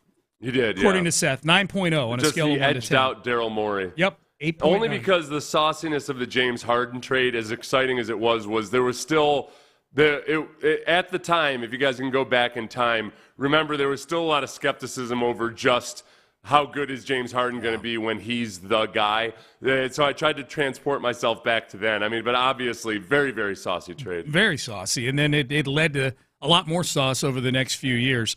All right. Joy Taylor was on the Joe Budden podcast and had a take yesterday that really had the internet talking. This was a take. This is an atrocious Caitlin Clark take. It has to do with Caitlin Clark and Angel Reese and the dust-up that they had a few weeks ago. Here was Joy Taylor with her take. That whole dust-up has meant to Caitlin Clark's profile. The Magic Johnson, Larry Bird moment for the WNBA. Like, this is great. I'm a storyteller. I think storylines are so important. I think you need villains. I think you need heroes. You need to sell. You got to sell a fight, like brand all of this. And it upset white men to watch this strong, winning, unapologetic black woman be in their, be in Caitlin's face. In their savior's face. Yeah, and they still cling to it. And it's now like spun to this whole thing where like Caitlin's better than Angel and blah, blah, blah. I just said we would not be talking about Caitlin Clark the way that we do if it wasn't for that moment with Angel Reese. And I will die on this hill. I will die on this hill. I was with you until that. I will die on this hill. I will die on this hill. I will fight this war. Hey, Joy, chill out. Okay, so you may have been credit to those dudes. Right. You may have been listening to that. If you hadn't heard that audio yet, you may have been listening to that, going, "Oh, okay. Well, the take part of it is the racial element to it, which that's not why I'm playing that audio here. Like there is most certainly a racial element to the Angel Reese Caitlin Clark dynamic for sure for some people. And that's where you got to segment it out because there is a portion that's totally about that, but then there's a huge portion of people that just on a basketball front are not looking at it that way. Sure, absolutely. So I'm not saying that doesn't exist. That take at the end that a room full of black. Yeah. We're like, man, okay. So this is have you looked at the numbers for Caitlin Clark? Like that really raised her that raised Angel Reese's profile, if anything, Yeah, that was saying that they're equally good players and everything. This is where that this has been a big lift up for the WNBA, and that now you've got notable personalities throwing out just horrendous takes that are complete. The way they unanimously pulled back on that was so cool. Colin, can you play like the last 20 seconds of that cut again? Dude, when I'm watching that yesterday, as she's saying that, I'm like, these guys have to. If these guys just not. A lot of times these podcast hosts will just nod their head at anything their guest says and be friendly. I didn't realize that Hitler was a swell fellow. Okay, right, that these guys, a room full of men with a hot woman sitting there, by the way. Joy Taylor's very attractive. Play it one more time. The reaction is tremendous at the end here. We would not be talking about Caitlin Clark the way that we do if it wasn't for that moment with Angel Reese. And I will die on this hill. I will die on this hill. I was with you. You're dead. I will die on this hill. I will die on this hill. I will fight this war. Joy, chill out. Just chill out. Jojo, chill out. Well, the craziest thing about that is okay, let's fact check this. Were people talking about Caitlin Clark a lot before that incident? Yes. Yes, 100%. Yes. And I'm not, and that's the whole thing. Because you can't throw a blanket statement out and act like Caitlin Clark is doing it only for racial purposes. Certainly there's going to be a segment of people, especially who aren't sports fans or whatever, that kind of get gravitated to this. And then it tells me that Joy Taylor she's on social media a little too much. Yeah. Because that's when you start to get fed all the stuff that the worst possible takes about, and the most racially infused takes about Caitlin Clark and Angel Reese are, they're out there, just like there is about every other single thing. Yep. But it's absurd. It's absurd. It's absurd to act like that's the reason that Caitlin Clark is a big deal. If people are talking, middle screen's texting in, worse than the Reed take. Worse than the Reed take. That would be Cataldi's take on Andy Reid. Yeah, the all-timer. That's the one thing I don't. There's a certain time I love it when guys will kind of get to a point where you're talking about racial stuff or anything, and when guys jump in with no, man, this ain't that. That ain't it, bro. But by and large, I'm able to. I think I've been in enough environments where I've seen black teammates stick up for a white guy by basically just saying no, bro, that ain't it, man. Lay the hell off. It's not always so cut and dry, and you can't make everything about race. You and I are being. I don't know if this is a troll or if this is real. Yeah. You guys are selling out. I can't believe I'm having to listen to this. Selling out about what? What are we selling out to? That it was a bad take by Joy Taylor. We're not selling. This is one of those topic police Nazis. Topic Nazis. Yeah. We got a few topic Nazis that as soon as we veer into anything what it is. he and he alone came for, then they get very upset. They get very Gestapo-like. We're giving nine. You'll talk about C.J. Stroud. You'll talk about Hunter Brown and nothing else. You Nazi! Get off my text line!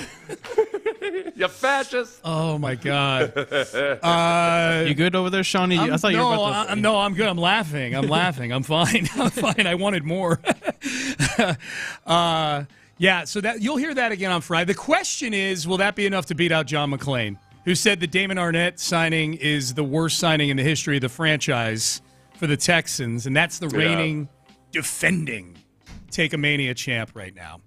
All right, 713. You know what? The fun thing about the McClain one will have to be we got to keep tabs on it, because at the end of the year tournament, what happens with Damon Arnett ultimately might vindicate John McClain. You never know, man. He gets cut the second week of training camp because he got in trouble off the field. Yeah, but even then, it would have to be something that flows over into somehow he got arrested alongside 10 other rookies or something. Yeah. He led them astray. Yeah.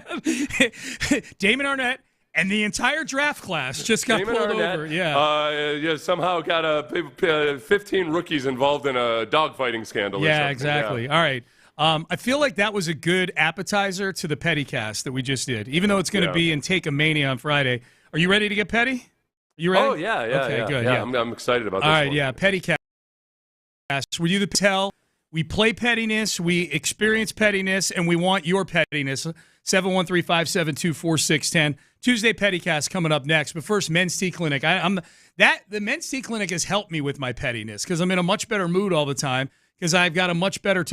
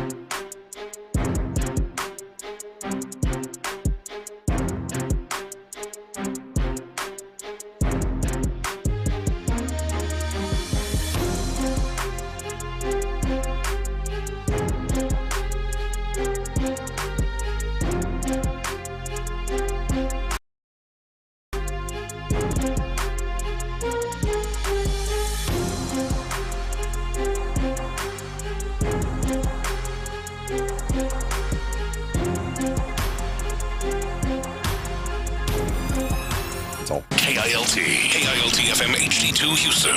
Insider access, exclusive content. Sports Radio 610. The Texans play here. An Odyssey sports station. Sports Radio 610 presents Payne and Pendergast. All right, Payne and Pendergast, let's do this. Let's get petty. 713-572-4610. Let's start with Kevin Durant. He's our guy now.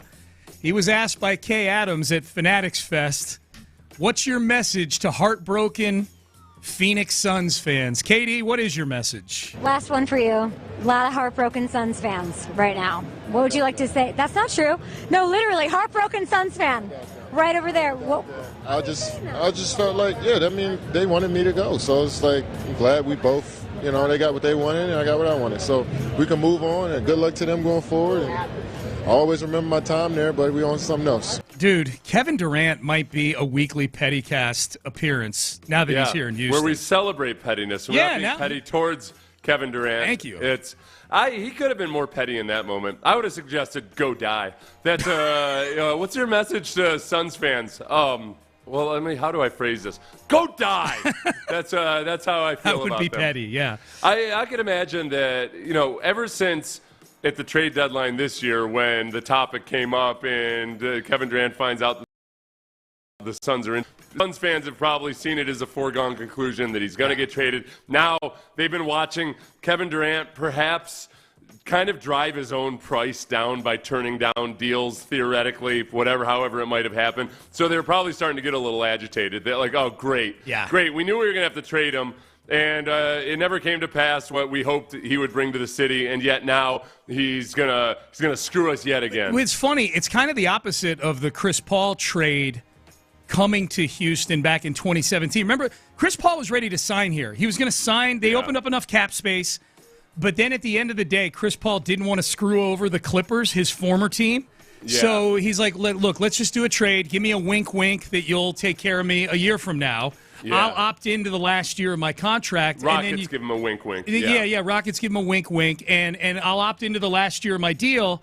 And then at least the Clippers get Patrick Beverley and Montrezl Harrell and four other guys. Like all the chum at the bottom of the bench for the Rockets gets sent to the Clippers. And so they at least get something out of it. And Chris Paul comes to the Rockets. This is the total opposite. Like Durant just kept going, nope. Well, what about this trade? No. What about this trade? Nah. Okay, well, we're down to just the Rockets. Mm-hmm. Yeah, you are. You're down to just the Rockets. Yeah, that's too bad. Kind of like not Ayuk, the other receiver in San Francisco last year. Brandon Ayuk? Ayuk. Oh, it was Ayuk, yeah. Where he just kept saying no, no, and all of a sudden just savage. No. Yeah, no. That was Kevin Durant. No. He was devastating. That was that whole Chris Paul thing, by the way, too. That kind of goes back to how important it is for a GM to establish a certain level of trust and why you can't just be out to screw everybody all the time. Yeah. Like, you got to remember, Chris Paul was the president of the Players Association and would be the first guy to probably tell young players, don't listen to teams when they say, hey, we're going to take care of you.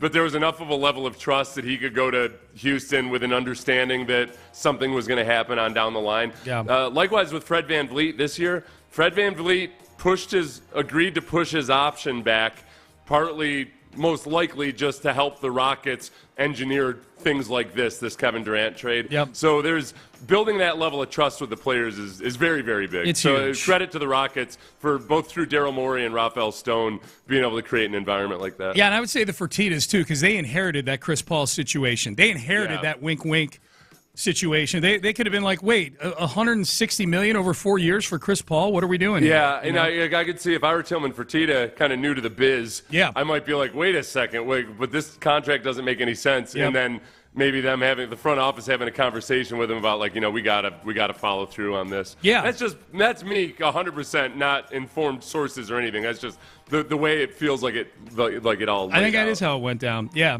and Durant getting petty on Twitter yesterday with Emmanuel Acho. Acho sitting here coming up with some fictitious legacy grade for all the NBA greats, which Durant did not grade out well on because he's team hopped a lot. lot over the last Kevin Durant to Emmanuel Acho. According to the great Kevin Durant legacy formula that was created in the best labs at MIT, that's my favorite part, Emmanuel Acho is the worst linebacker of all time. You sure you want to listen to this guy about greatness? So LeBron must have been actually pretty low on that scale that Acho used? I'd have to look. Yes, yeah. I think they had Steph Curry, LeBron, and KD on there. Where was Jordan? It was just recent guys. Yeah, I didn't watch the segment. I just saw Durant reacting to it. Okay.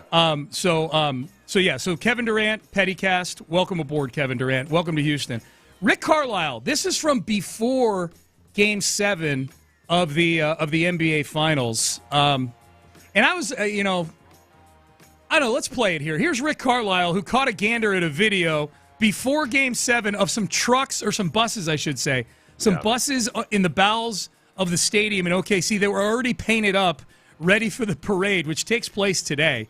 Already painted up that said 2025 NBA champs on them before the game had even tipped off. I just saw a video that's probably going to go viral of some buses, open-top buses, presumably for their parade, that are already painted with them as champions. So that's all I'm thinking about right now. This is classic. Like, the coach saw something, and I can use this as fuel. That's all I'm thinking about right now. That was the classic part of it. That's all I'm thinking about right now. We have to go on to Indiana Sports Radio, if they have radio up there.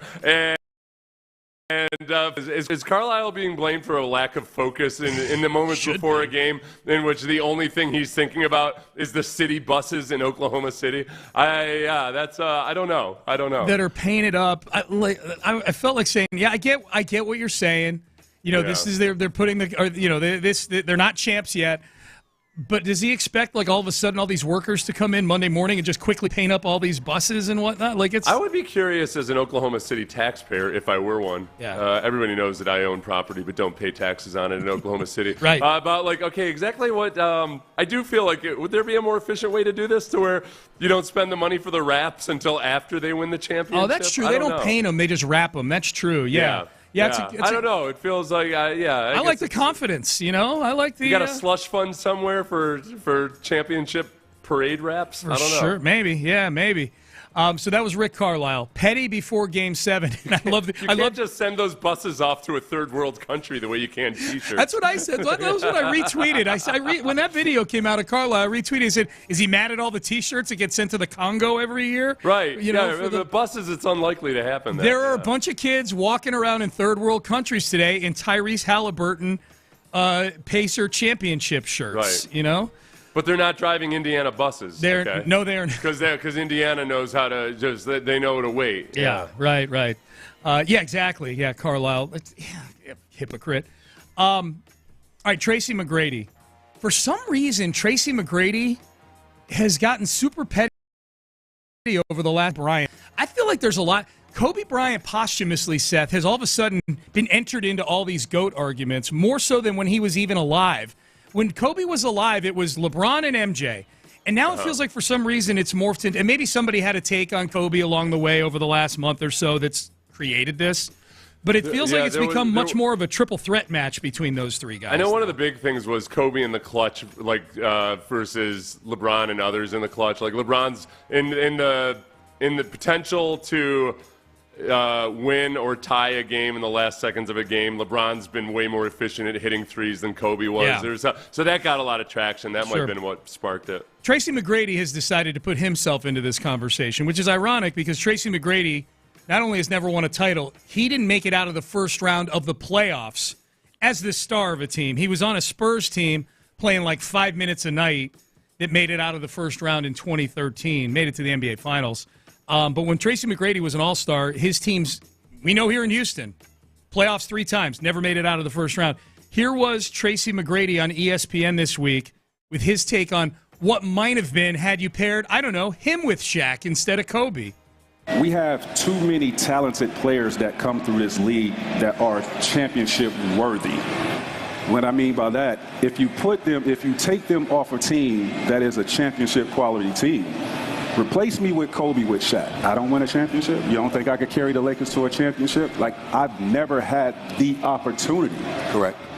I felt like if I was to win a championship, I damn sure would show up and do what I do in the playoffs to elevate my team to that level.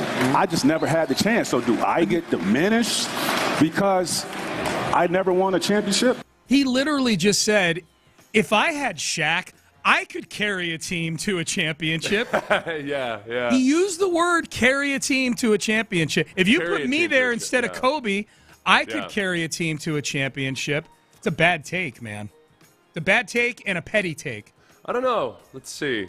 The great things about these is it's impossible to ever know for sure if it's a bad take or not. You can't go back in time. I know that throwing yourself into the mix as the argument, it's hard to win over a lot of people when you just flat out say, "Oh yeah, if you replace this, by the way, deceased superstar, let me go ahead and use the deceased guy to make my argument about how I'm underappreciated." Yeah, and you're right. It feels like. Okay, if you had Shaq, you could carry your team to a championship. How about carrying your team to a first-round playoff win without Shaq? That's my point. Feels like the guy who could do it with Shaq. Yes.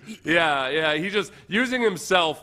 Even if he were somebody else, nobody else would use Tracy McGrady to make that argument. No. You can make that argument about other people. No. But they wouldn't use Tracy McGrady to make that argument. He never got out of the first round. Yeah. No, that's absolutely.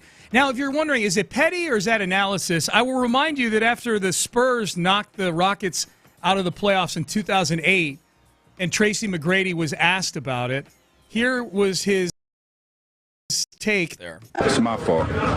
It's my fault we missed some free throws. It's my fault we lost both games. It's blame. It's my fault that we fouled to tie the game up. With I think there was a minute left when Luis fouled. That was my fault. It's my fault that they getting easy layups. It's my fault that we, not executing well in the offensive end. It's my fault that a couple people in the stands ordered Heineken's, but they got Budweisers. It's my fault. I'm sorry. Let's just throw everybody on the team under the bus in one. My fault we didn't get back on defense. My fault we did this. My fault we did. My fault we missed free throws. That's a direct shot at somebody. I don't remember who. Yeah, I honestly, at first I thought, why is Sean playing this clip? Because he seems like he's taking responsibility. Oh, he's sarcastically taking responsibility. I see. Yeah. The Heineken one puts it over the top. Let's see. Tracy McGrady in the playoffs in his career was 42% from the field. Yep. And shot threes at a 29% clip. That's bad. Yeah. That's bad. So Tracy McGrady, petty.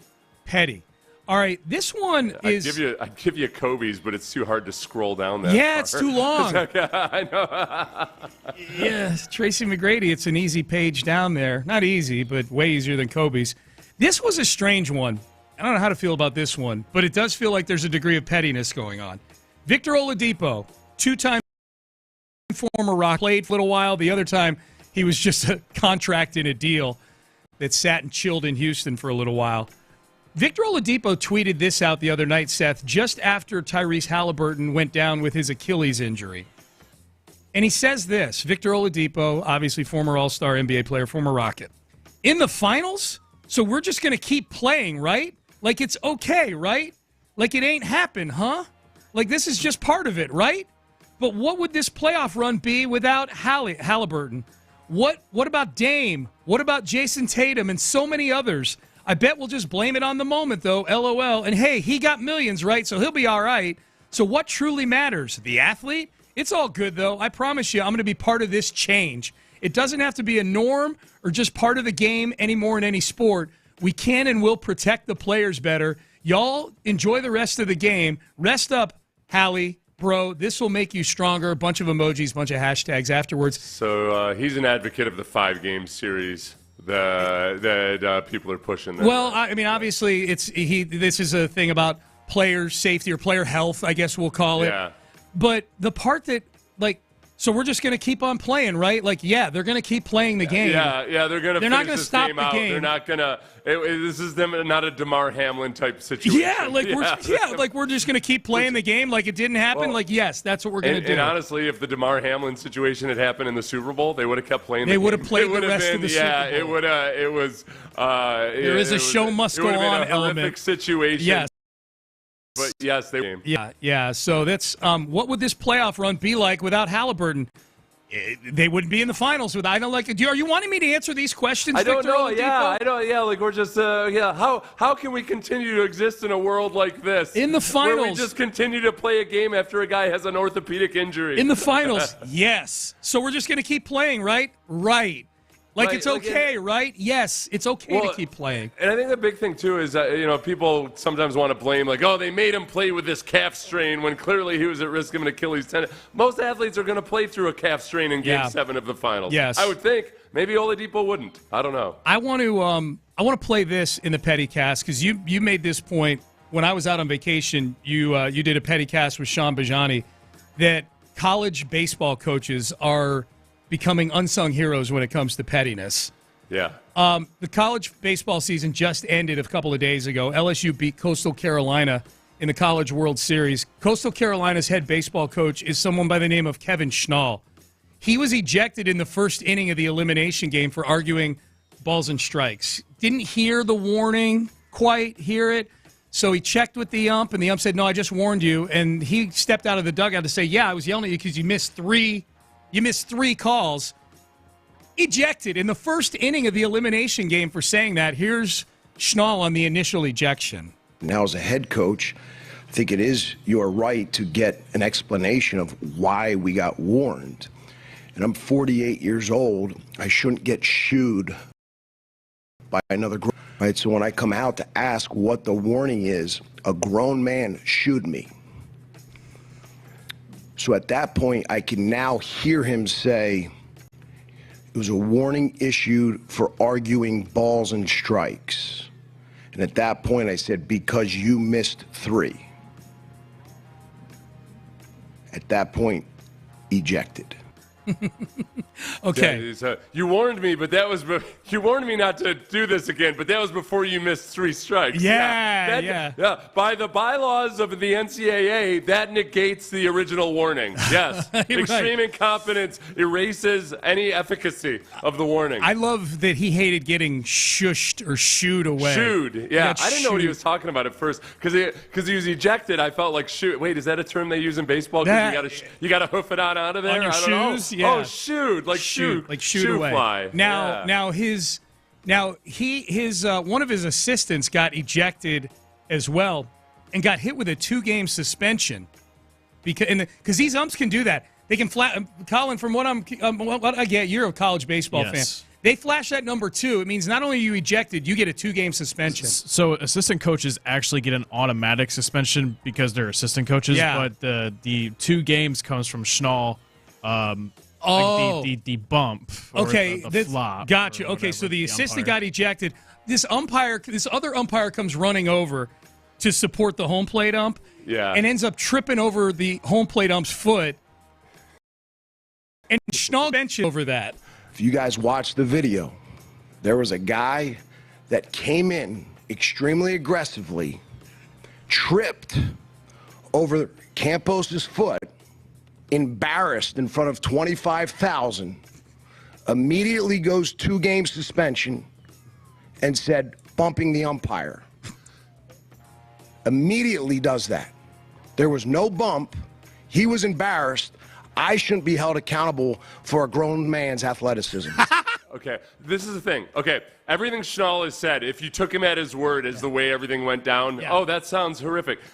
A, there was a bump. He totally bumped him into the foot. That's why he tripped over it. And B, he said, I just walked out of the dugout. That's all I was. No, he came out of the dugout with his chest puffed and angrily signaling 3, saying 3 strikes, 3 strikes. Like this is the way I would handle it when I got sent to the principal's office for a fight in middle school. Yep. You know, like all I did was ask him to get out of my face. Yeah. Oh, really? Well, the teacher says that you shoved him out of your face. Like, well, different perspectives. Sir. I can't be responsible for Joey's athleticism and him bumping into my chest. Okay. He totally bumped the umpire over into the other umpire's way. I'm guessing Schnall is a really good coach because he got Coastal Carolina to the College World Series final.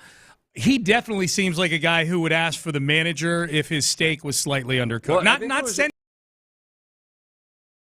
it back. All this on the Pettycast while you were gone for criticizing one of the Florida coach. I can't remember if it was the Schnall Florida or not. coach who went after one of the site people. Right. But Yeah. Schnall criticized him for it. Oh, if okay. I recall properly. I think you're right. The pettiness was Schnall doing that. All right.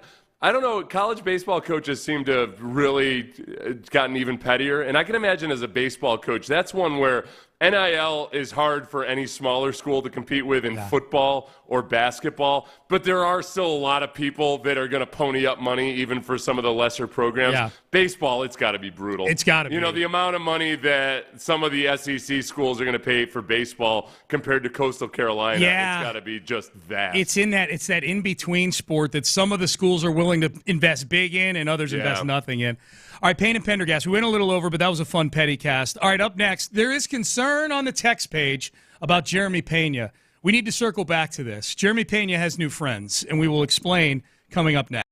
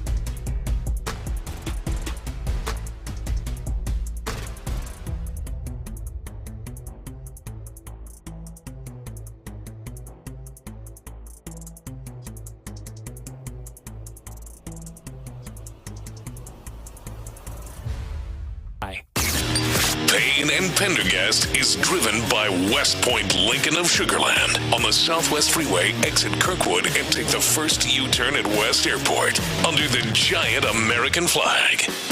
Live from the Mokaram Injury Lawyers Studios, Sports Radio 610 presents Payne and Pendergast. All right, Jeremy Pena is changing agents. He's moving over to Scott Boras. Scott Boras, who has been the agent in the past for Astros, negotiating deals with Jose Altuve, multiple deals with Jose Altuve, a Lance McCullers contract extension as well. He also was the agent for Carlos Correa and Alex Bregman, who got up and out of here and got really big deals, bigger than the Astros were willing to offer.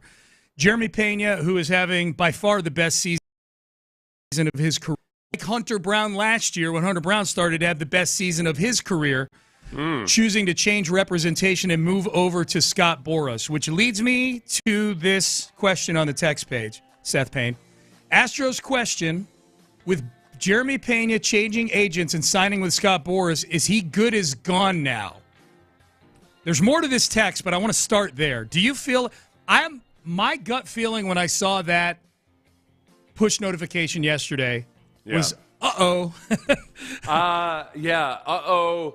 And it's not as much about Scott Boras as it is that I think the player means business. Yeah. He's going to be 30 years old when he hits free agency. This is his one big deal that he could get. And he's probably, if he continues to play at this level or even slightly below it, the Astros are not going to end up paying him the money. That's just their track record, their history. So it almost becomes, I'd say, 80% chance he's gone, and then the question is, all right, do they pull a Kyle Tucker with him? And if they can get a deal, is he gone after next season? That would be my biggest concern. Yeah. And then obviously that conversation is a year and a half down the road, but you got to start thinking that way with these situations. You know, what is the Astros' stomach now? Like the Kyle Tucker trade has opened up a whole new set of possibilities because they didn't do that with any of the other guys before Kyle Tucker. None of the other farm products that they brought up to the major leagues, with none of them did they do a trade with a year left to compile some assets. And I think that with the Tucker situation, it's probably unique because his contract demands, they knew were going to be so far out of left field that there's never going to be a negotiation with Kyle Tucker. They're never going to get into the 10-year contract business. So, like with Bregman, would it have been the right thing to do to trade Bregman with a year left on his deal? Maybe. I'd have to go back and look. Would it have been the right thing to do to trade Correa with a year left and bring Pena up a year early? Maybe. I don't know. They won a World Series in 22, so whatever they did leading up to that, I'm glad they did everything because they won a World Series. So I'd have to go back and look at those situations. So far, the Kyle Tucker trade has aged just fine. I think that's a unique one. Otherwise, they'd have put Framber on the auction block and done the same thing with him. They've kept Framber. They've kept Bregman. They've kept Correa, Springer, all these guys through the end of their deals because they're in a title window right now. I think with Pena, there might be a chance that the organization looks at him a lot differently than Kyle Tucker in terms of, let's call it swarm factor, just in terms of, all right, what kind of a player is he? Does he meet all of those intangibles that you really, really want in a way that Kyle Tucker didn't necessarily? Yep. I have a hard time believing that Jeremy Pena is ever going to get lazy on defense the way Kyle Tucker has the past few years. He had a weird year last year. He had a weird year last year on defense. I don't know if it was laziness. Well, yeah, but it wasn't laziness. It was a lot of the stuff that he worked to address in the offseason where he had errant. He was still making some errant throws. Yeah. Kyle Tucker was not as effective an outfielder, largely because it looked like he couldn't be bothered to work all that hard to get to balls if it was going to be difficult. Yep. Like, it was just, you could see he wasn't getting the same jump. So with Pena last year, he had he had some really curious bad errors, but he was also still doing a lot of the electric stuff. He tweaked some things in the way he operates both in the field and at the plate. And right now, I mean, whether you're going by F WAR or B WAR, he's second or third in wins above replacement in the league right now. Yeah. Right, and that includes because his defense is so good. Yeah. Okay, there's two ways you could look at it. One is he's everything that you want in the way he operates and everything else. So if it came down to the final year of him hitting free agency, I don't think the Astros are going to keep up. Are they willing at this point, though, to go outside their comfort zone and extend him? Do they feel as confident about the way he's played this year as maybe we as fans do? And do they actually give him the kind of deal where he would sign an extension the way Altuve has twice with Scott Boras as his agent? Well, or, he's still got 2 years left. Would he sign something like Bregman did with 2 years of arbitration left, or like Jordan did? That's what I mean. Oh, okay. We Yeah. said Altuve. Altuve extended before he did. You're right. Back in the day, I was thinking more of the second and third contracts with Altuve. Sorry about that. Yeah, like Altuve, Bregman, Jordan, Christian Javier did a deal like that. John Singleton did a deal like that way back in the day. But, yeah, would he do a deal? Seth, I have to believe they've offered him deals like that. They do it with all these guys. It's just probably isn't good enough for Pena right now. And if Pena, whatever they offered last year, if they offered something last year and Pena waiting and not signing that, he's made a good decision. He's a way better player now than he was a year ago. So I think this is the original question that the texter asked was, is he good as gone now? And I think, yes. That's if I have to pick yes or no, if I can't straddle the fence on it, yeah, he's gone in 2 years. Maybe 1 year if they're going to start with Dana Brown as the GM. Maybe this becomes the norm, that they're taking guys with 1 year left on their deal and letting Dana Brown, who's got extensive background in farm systems and scouting, go cook and go get 2 or 3 guys that can be part of this team moving forward instead of squeezing out every last drop of a guy who's going to go get an 8-year contract for $40 million a year. The relevant one for Altuve was in 2018. That's when Boras was his agent, and he had 2 years of arbitration left. And he had signed the previous extension, which was it was an undervalue for him by what he had done. You're also coming off the heels of a World Series at that point too. Yeah. So that was March of 2018. Yep. Right after, you couldn't feel higher about the team in general and everything else. But I think Altuve, I think Pena in some respects, obviously a much different story than Altuve, and yet kind of feels like, all right, this is the kind of guy that reminds you of that core of players that they had when they were winning the World Series. Totally. In that he just, including with, his rookie year. Yeah. For Pena, that it's not a death blow. But it's a sign of the reality of the situation. Is the most money agency. Yeah. If you sign Scott Boras, at the very least, you're intrigued by getting the absolute best deal in free agency. Unless they change their modus operandi, unless they change the way they're doing things, the Astros, I think Jeremy Pena is out the door either via free agency after the 2027 season or via a trade after next season. And I feel the same way about Hunter Brown. Hunter Brown maybe less because they've shown a proclivity. Like they haven't traded Framber, and you move. Framber leaves in free agency after this year, and at some point you decide to move Hunter Brown. I don't even want to know what's sitting at the top of the rotation here. You know what I'm saying? Maybe another Hunter Brown, maybe Spencer Arrighetti turns into that next thing. Who knows? The bottom line is it does feel like they're running out of solutions for all this stuff. Unless the norm becomes a Kyle Tucker type trade where you're getting a few assets back. Sorry, I said 2 years of arbitration. Altuve on that extension had 2 years of his contract left. Yeah. Yeah, I got you. All right, Payne and Pendergast with you on a Tuesday.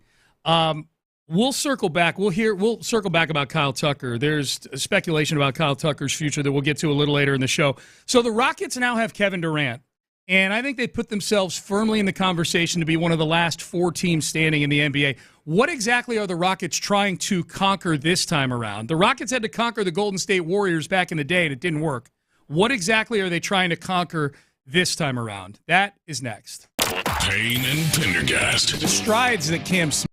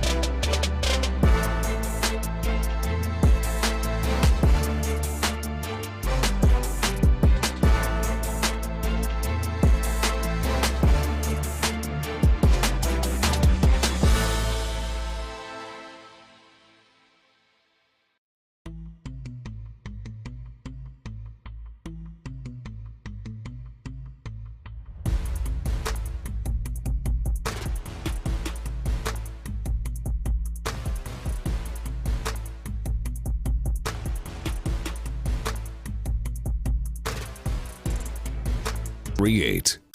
Live from the Mokaram Injury Lawyers Studios, Sports Radio 610 presents Payne and Pendergast. All right, Payne and Pendergast with you. So what exactly are the Rockets up against here? The last time the Rockets were making big moves to try to win championships a few years back, they were trying to take down a dynasty in the Golden State Warriors, and it almost worked. It almost worked. They almost worked, and then Chris Paul's hamstring stopped working, and then that was that.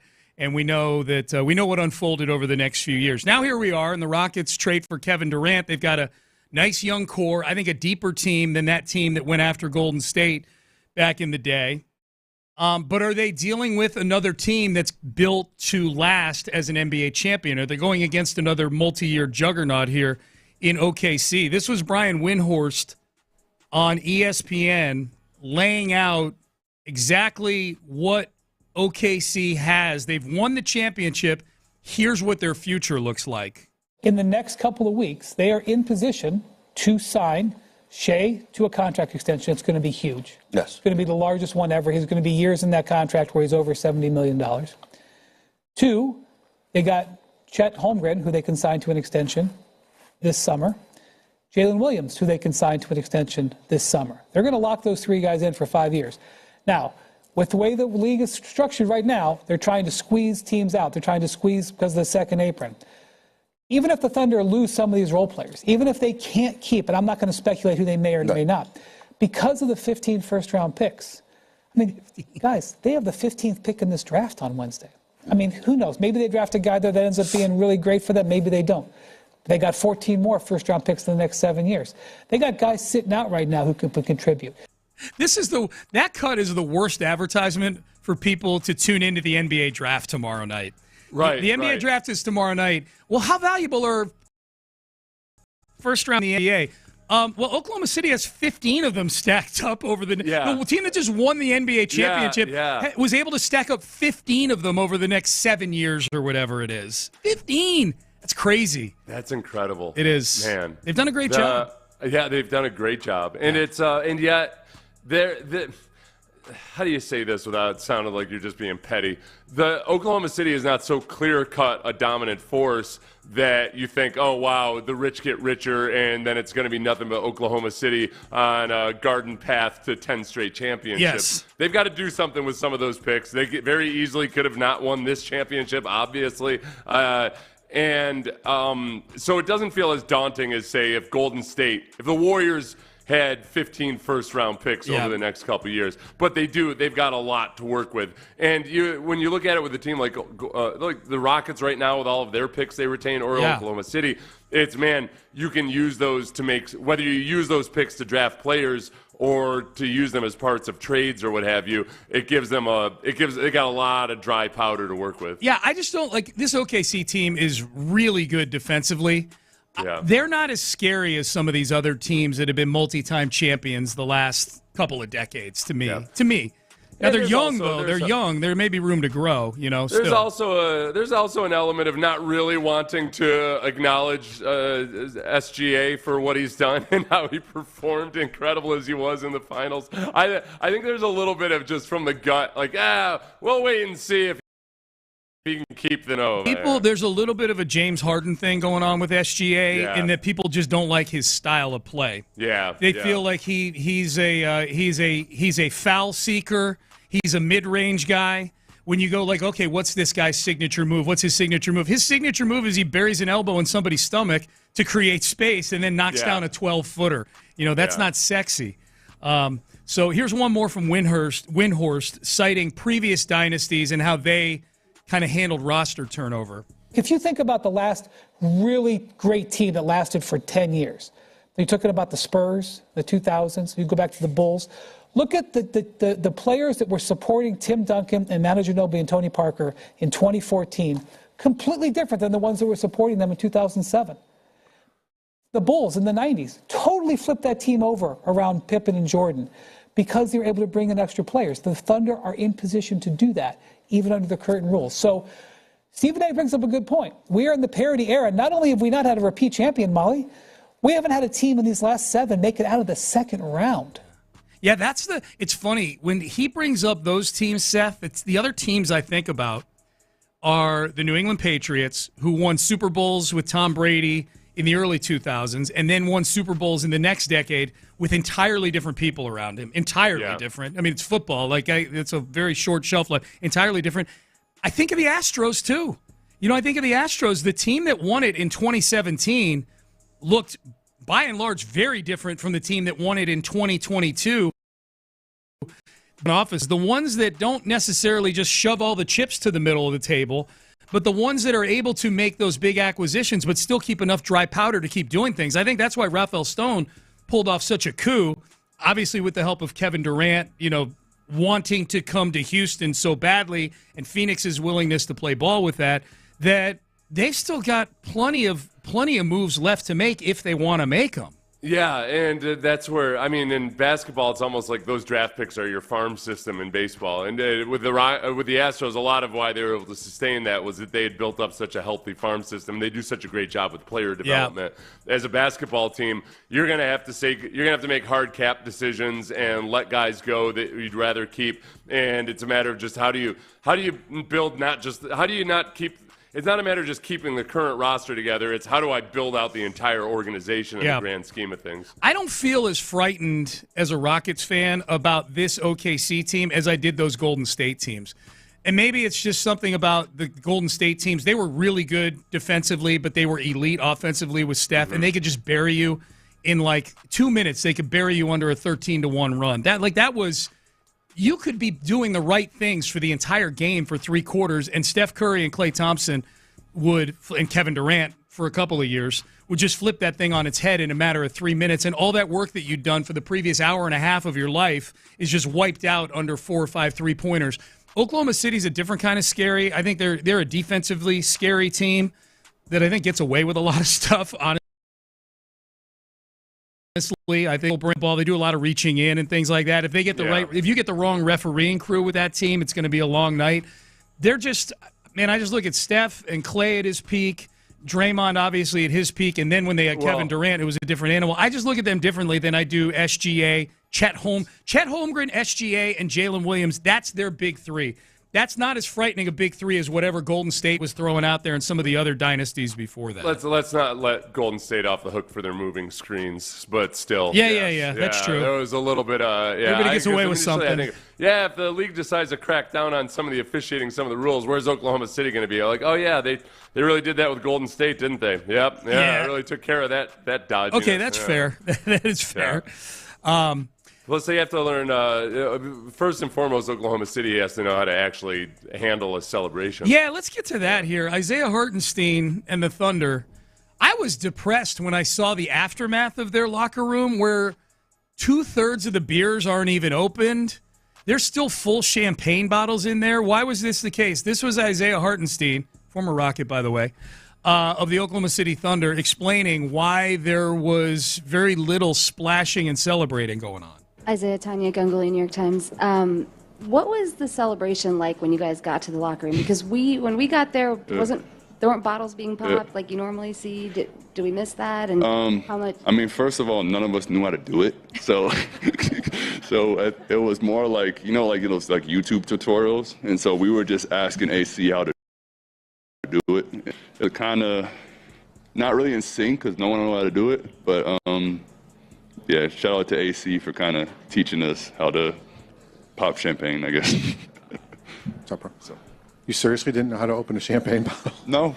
When I won in Lithuania, they just drank hard tequila, so there was just hard liquor straight. So yeah, we had to learn from AC. AC is Alex Caruso, for those who don't know. I found it refreshing that the youngsters didn't even know how to pop open a champagne bottle, Opening a champagne bottle, like uncorking a champagne bottle. It's kind of scary It's a scary thing. Yeah, it's scary when you've even done it a few times. You don't know where that thing's going. These kids have seen all kinds of disasters on TikTok growing up. Yeah. About, people getting hit in the eyes and everything with champagne corks. You ever been hit with a champagne cork? Yeah, I haven't either. I'm guessing it doesn't hurt that as bad as it might look or not. I don't know, man. I still, honestly, there's a little part of me, even when I'm opening it up with like a towel over it, where I'm kind of like, At the very least, you're going to get that geyser that comes out, is what I'm expecting. Or this thing, it could blow my arm clean off for all I know. We're dealing with explosives here. Yeah, Colin, how old are you? I'm 24. 24. Okay. Yeah. So you're right in that. You're the same age as the Oklahoma City Thunder. That's their average age. Do you know how to open a champagne bottle? No, but you say that it may not hurt, but remember, didn't Lance to start in 2022 postseason have to get moved up because he got hit by a champagne? That's right. There was a champagne bottle issue in the 2022 postseason. If you're right. I can tell Seth is looking it up right now. I'm not surprised that Lance was involved with it. No. Are you kidding me? No. The only surprise is he didn't get hurt playing a video game or something like that. Yeah. Was that Miles Leonard that he got hurt because he slammed his his fist into a desk? Okay, here we go. What do you got? Maton. You were talking about Maton. Maton, yeah. Yeah, Maton after he lost to his brother, punched a locker and broke his hand. Lance McCullers was pushed back after being hit on the elbow by a champagne bottle and sustaining a small cut. Oh gosh. So it wasn't a cork incident as much as the bottle itself. Bottle, apparently. Okay. Would you rather get hit with a bottle on the elbow or a cork? A random cork flying. I'd rather across. get hit by the cork. I like my chances with a cork unless it hits me right in the eye. Yeah. It was game 4 he was supposed to pitch game 3 of the ALCS in 2022. Yep. And ended up getting it pushed back one day. Good pull, Colin. Yes, yeah, good pull. Well, that's okay. And he closed out the sweep. He probably liked that even better. Probably walked up in the next series and said, "Bang me on the elbow, please." Actually, that would explain why he gave up 5 home runs in game 3 of the World Series. Maybe he did it. It turned into a good luck thing. You know what? I got banged on the elbow with a bottle before my last start against the Yankees. Maybe this is my new good luck thing. And then, no, in fact, you're going to have major elbow issues over the next 3 years if we do that to you. Maton wasn't a surprise to me when he punched that locker after he lost to his brother because Maton's the older brother. And usually, I've noticed, it's the older brother. The oldest brother has a sibling rivalry going on that the younger brother doesn't even know exists. So the younger Maton was probably like, "Hey, cool, that was fun being out there with you, bro." And meanwhile, Phil Maton is like, "I'm supposed to be the best one." Your relatability. I have an older brother. Yeah, your relatability in the brother stories makes me laugh. All right, Payne and Pendergast with you, heading into the 9 o'clock hour. All right, so speaking of the deal, we just got done talking about what are they up against. A lot coming out over the last 24 hours about how this all came to be. And let's rate how good of a liar Rafael Stone is from back on May 21st. Is he lying at all in any of this? We will see coming up next. Texans training camp is just a month away. Just a few more weeks until this. CJ guns long down the left side. Double coverage. Doesn't matter. Big play to Collins. And this. Here's the snap. Here's Will Anderson Jr. Bring it down the quarterback. And plenty of this.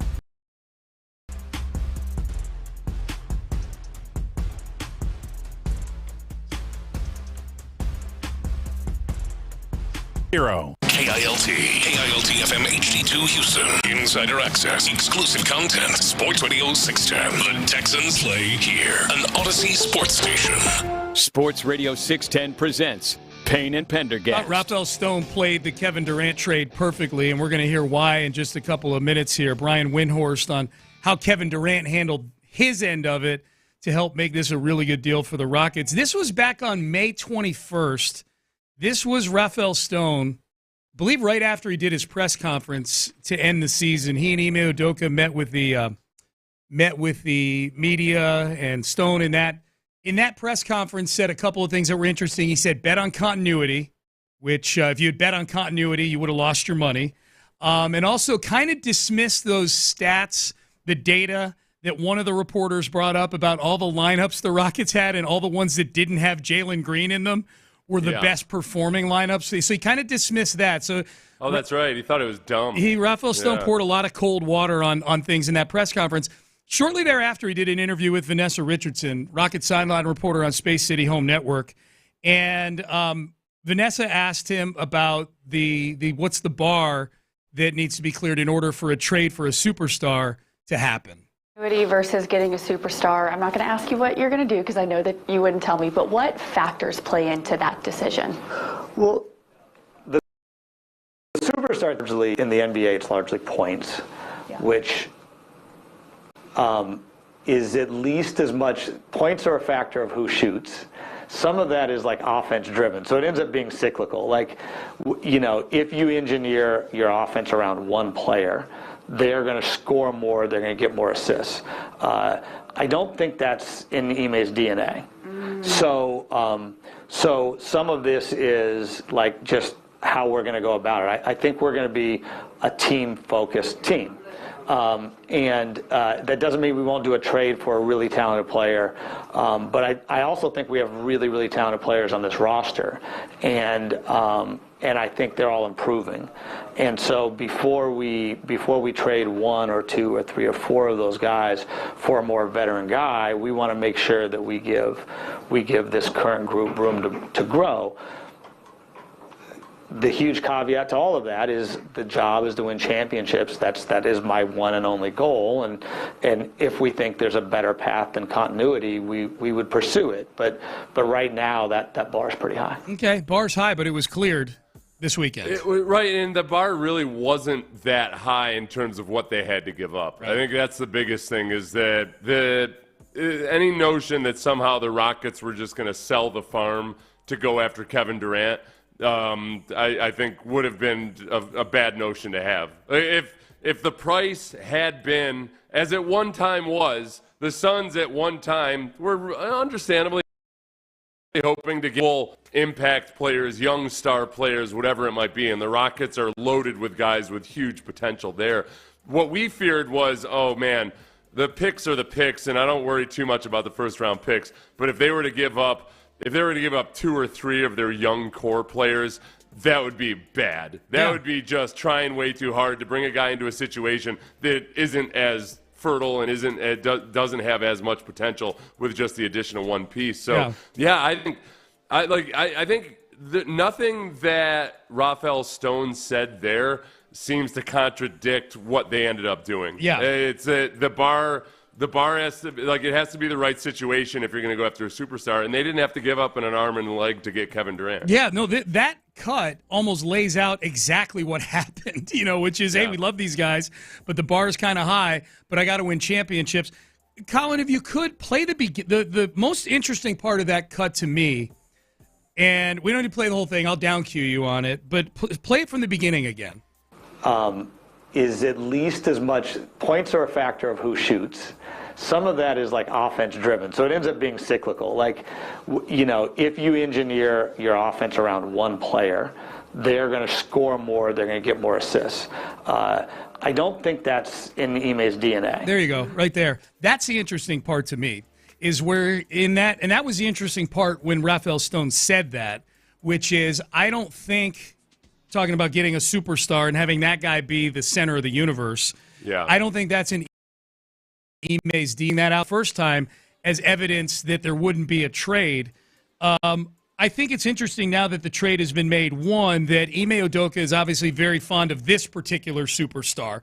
So what changes here? Ime's DNA, or does Kevin Durant, is Kevin Durant walking into a situation where he's going to be more blending into an ensemble than it's going to be this KD-centric thing? That's the part that sounds like it's not in Ime's DNA, is bringing in somebody who all of a sudden is going to be the focal point with the ball in his hands all the time. Right, that everything's got to revolve around me. And that's where James Harden wouldn't have been a great fit for developing the kind of ball that Ime Udoka wants to play. Whereas with Durant, I don't worry at all about Durant coming in and all of a sudden demanding that, everything revolve around him. And it is important to note, too, when I've been saying he immediately makes the offense better. And, obviously it's never as simple as just plucking a guy in there, but they got to work on all the teamwork elements of it. But he immediately addresses a lot of the issues that were holding the Rockets back last year. But we also, why this doesn't just lay out a perfect path to a championship, is that those young players do have to continue to develop. Şengün has to continue to develop. Amin Thompson is potential future superstar. He's got to diversify a little bit. And so it's not like it's as simple and cut and dry as, this was the missing piece. But you can very clearly see the path. Right? But it just makes a lot of sense without having to really think about it too hard. One of the guys that just went out the door in the deal was your leading scorer. So it's not like he's having to squeeze in and find his shots. A bunch of shots just went out the door with Jalen Green. So there are shots to be had. You and I spent part of the show yesterday talking about some of the deals the Rockets have made over the last 10 or so years to try to get over the hump. Granted, the 3 trades we were comparing this to were all done in the Daryl Morey era, but I think it's worth bringing up. Those 3 trades involved some degree of having to adapt style and having to adapt roles with guys, because Daryl was big on just getting talent in the building and then we'll figure out the schematic stuff. This is as seamless as it gets for me when it comes to bringing in a future Hall of Fame, still very productive player. Dwight Howard, you had to adapt because he thought he was Hakeem Olajuwon at times. Chris Paul, you had to adapt just because you had 2 primary ball handlers on the floor with him and James Harden. And then Russell Westbrook, you practically had to tear down your team just to accommodate the fact that he couldn't shoot the ball outside of 10 feet. Yeah, you had to trade away Clint Capella. Yeah. There's no place for Capella on the team. You had to play a small ball lineup the whole time. That's right. Yeah, remember the COVID small ball era? Yeah. Remember those electrifying 3 weeks in February where it felt like, this is the path. I was at the very first game in L.A. It was my bachelor party. We went to see the Rockets play the Lakers and the Suns. And I was at the very first game after the Clint Capella trade, and they blew out the Lakers in L.A. And I remember talking to some Rockets people like, take that, critics. And then they lost by 40 the next night to Phoenix. Mike, Yeah. But this is, if we're comparing it to these other times where the team, granted a different group of Rockets, but it brought in superstars, this is as seamless as it gets. Durant slides right in here, man. Durant, and makes everybody better in the process. So I'm excited about this. How did the price get so low on Kevin Durant? Well, according to Brian Windhorst, it's because Kevin Durant himself was able to drive the price down. The Rockets had this happen because Kevin Durant controlled this process. Last winter, the Warriors were ready to trade for him, and he said, I don't want to go there, and they backed off. Last week, the Timberwolves were on the verge of trading for him. Don't want to go there. I don't want to go there. And Edwards could have tried to talk him into it. He did not. He said, that's not my place. KD, you do what you do. And so the price came down, the Rockets moved in. That's how you elevate yourself as a team. You buy low, and you have a great opportunity. It's really like a Jane Austen novel. It was that, the sons were desperate to marry off their daughter because she's an old hag by now. You got to, come on, you got to get married. And Kevin Durant keeps saying, no, that's just like, I'm a different gal, okay? I'm ahead of my time. I'm going to decide who I go to. Yep. And he waited until the perfect, handsome young gentleman who was both successful and polite, had impeccable manners, and could cite Shakespeare and all that, came along, and it was the Houston Rockets. And that man's name was Alperen Şengün. Yes. That's who I like to. That's who I like to envision that description. Describe. Happy. Yeah. The funniest The funniest part of that cut to me was from Windhorst was when Anthony Edwards could have tried to talk him into it to go into Minnesota and chose not to. I respect Anthony Edwards. That is a hard sell on somebody that doesn't want to go to Minnesota to come to Minnesota of all places. Anthony Edwards knew he knew what lane to stay in. Remember how impressed Carlos Correa was with Minnesota? He said, well, we have Netflix. Yeah, can't get that anywhere else. I can depart this city in my mind anytime I want with Netflix. Yeah. And then he departed twice, once to San Fran and once to the Mets. They both flunked him on his physical, and then he went back because the Twins offered him the most money. I'll tell you what, I wouldn't mind living in Minneapolis. I don't think I might take a 2-year sabbatical in Minneapolis. I think it's a not bad. Nice city. It's not bad. It's my favorite of the Canadian cities. I would say I would go live in Minneapolis, Toronto, Green Bay. Portland, Maine. Yeah, like those are the Canadian cities where I feel like, okay, the climate in the summer is probably a little bit nicer, and Madison, Wisconsin, very underrated. It's a good town. Yes. Good I know. Honestly, I don't think of Wisconsin as Canada. Minneapolis, for some reason, I think of it as feels like Canada to Minnesota in general. Yeah. Last one here. This is Shams Charania. So we looked at the past. Rafael Stone hinting at something like this. We looked at the present, the trade actually going down. Now let's look to the future. Shams Charania gets us a little excited here. Says KD may take when the extension time comes around. Kevin Durant is eligible for, I think it's a 2-year, $121 million extension.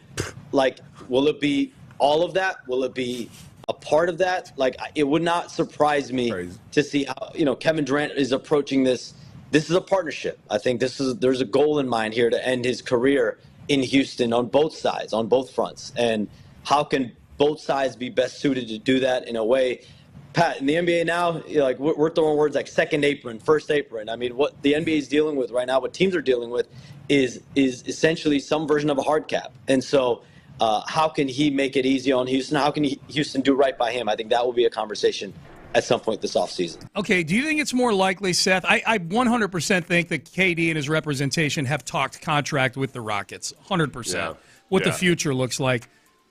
If you had to bet, do you think that KD is here on a max contract, that 2-year, 120, whatever it was, or does Kevin Durant play ball with the Rockets to try to keep them below that second apron that they talk about that essentially creates a hard cap on teams? Boy, I got to separate my wants from my needs here and be realistic about it. It's a hard day for me to kind of just accept reality where Jeremy Pena is looking like a guy who might only be here a couple of years after this at most.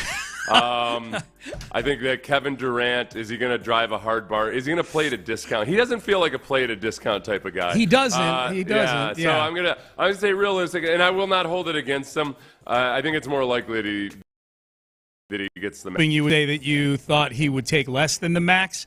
So you could set me up for disappointment. No, because that means we will have done a show today in which we predict that Jeremy Pena, beloved former postseason MVP of the city, is going to be a mercenary, and Kevin Durant, of all people, who up until like 3 days ago everybody hated him here in town, is going to be this benevolent, philanthropic, making sure that the Fertittas get taken care of in this whole thing, taking a pay cut. I feel like the deal is already agreed to in principle. I think there's a real good chance that they already had it all hammered out. There was enough time, and the groundwork was laid. As you pointed out, the Ime Udoka extension might have been more about creating the ideal scenario for Kevin Durant than it was about some kind of reaction to James Dolan trying to put his dirty mitts all over us. Yeah. The re-signing of Steven Adams, which they could have done regardless, but Durant really likes Steven Adams. I feel like part of all that might have been, okay, in theory or in principle, we have a good idea of what the contract's going to look like. I will say this, that you lay it out that way, bringing up Udoka,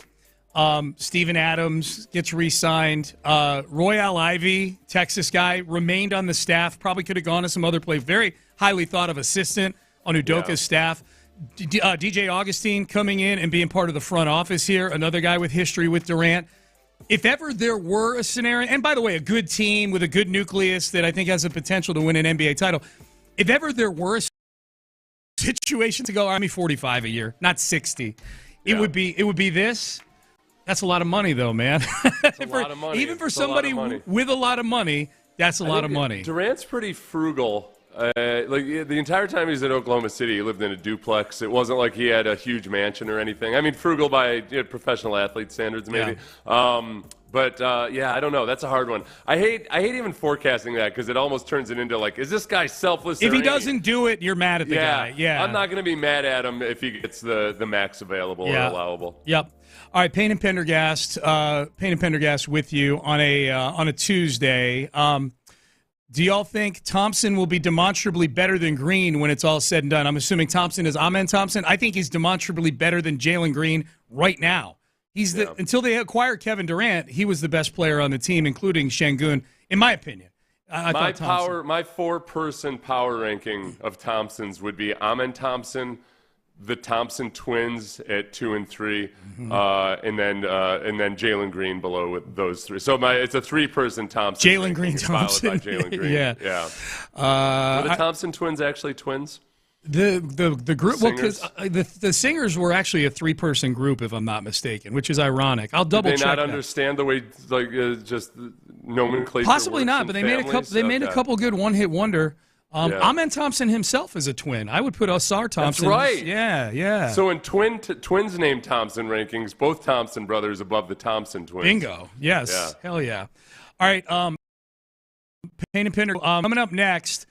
C.J. Stroud was at Fanatics Fest. Remember when he gave Caleb Williams unwanted advice after a Texans game earlier this season? He got asked to give Caleb Williams advice again. There's a funny part to this, but then the full cut. He actually gave the full advice he would give to Caleb and other young quarterbacks. Also, expectations for 2025 for C.J. What are they? We will get to that coming up next.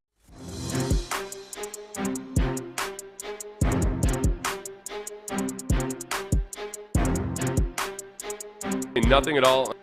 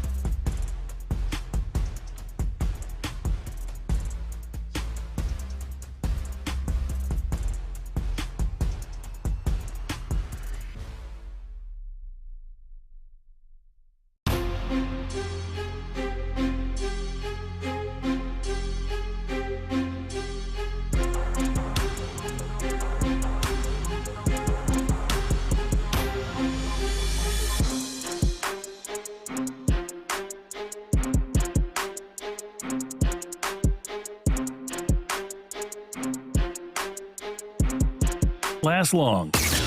Payne and Pendergast is driven by West Point Lincoln of Sugarland on the Southwest Freeway. Exit Kirkwood and take the first U-turn at West Airport under the giant American flag. Sports Radio 610 presents Payne and Pendergast.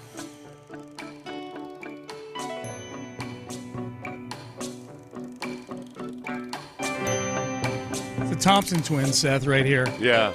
This is a you got to wait a while for the payoff. You do, on yeah. this one. I probably should have had Colin bump it up to the refrain. But we're here now. We're here now. We're Yeah. here For anybody now. that wasn't listening, they would have had no clue. What the hell are we? Was there a format change? Have Sean and Seth gone to easy listening? What's the deal here? We would be two hella easy listening DJs, man.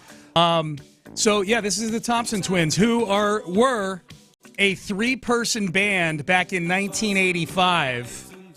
And this was their big hit, Hold Me Now. Joe Leeway, Alana Curry, and Tom Bailey. None of them named Thompson.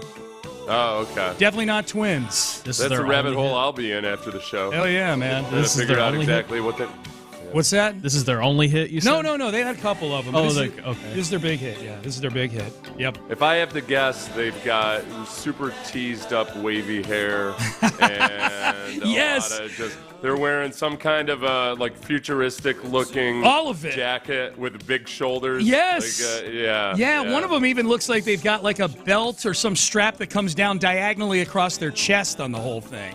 Oh, that's good. That's key. Yeah, like a belt across their waist and a belt over their shoulder. So, anyways. He wants to try to look like some modern version of a fairy tale prince. Yeah. That was what chicks dug back then. Back in the 80s, man. Make this guy as androgynous as possible, okay? Those were good times, man. Those were good times.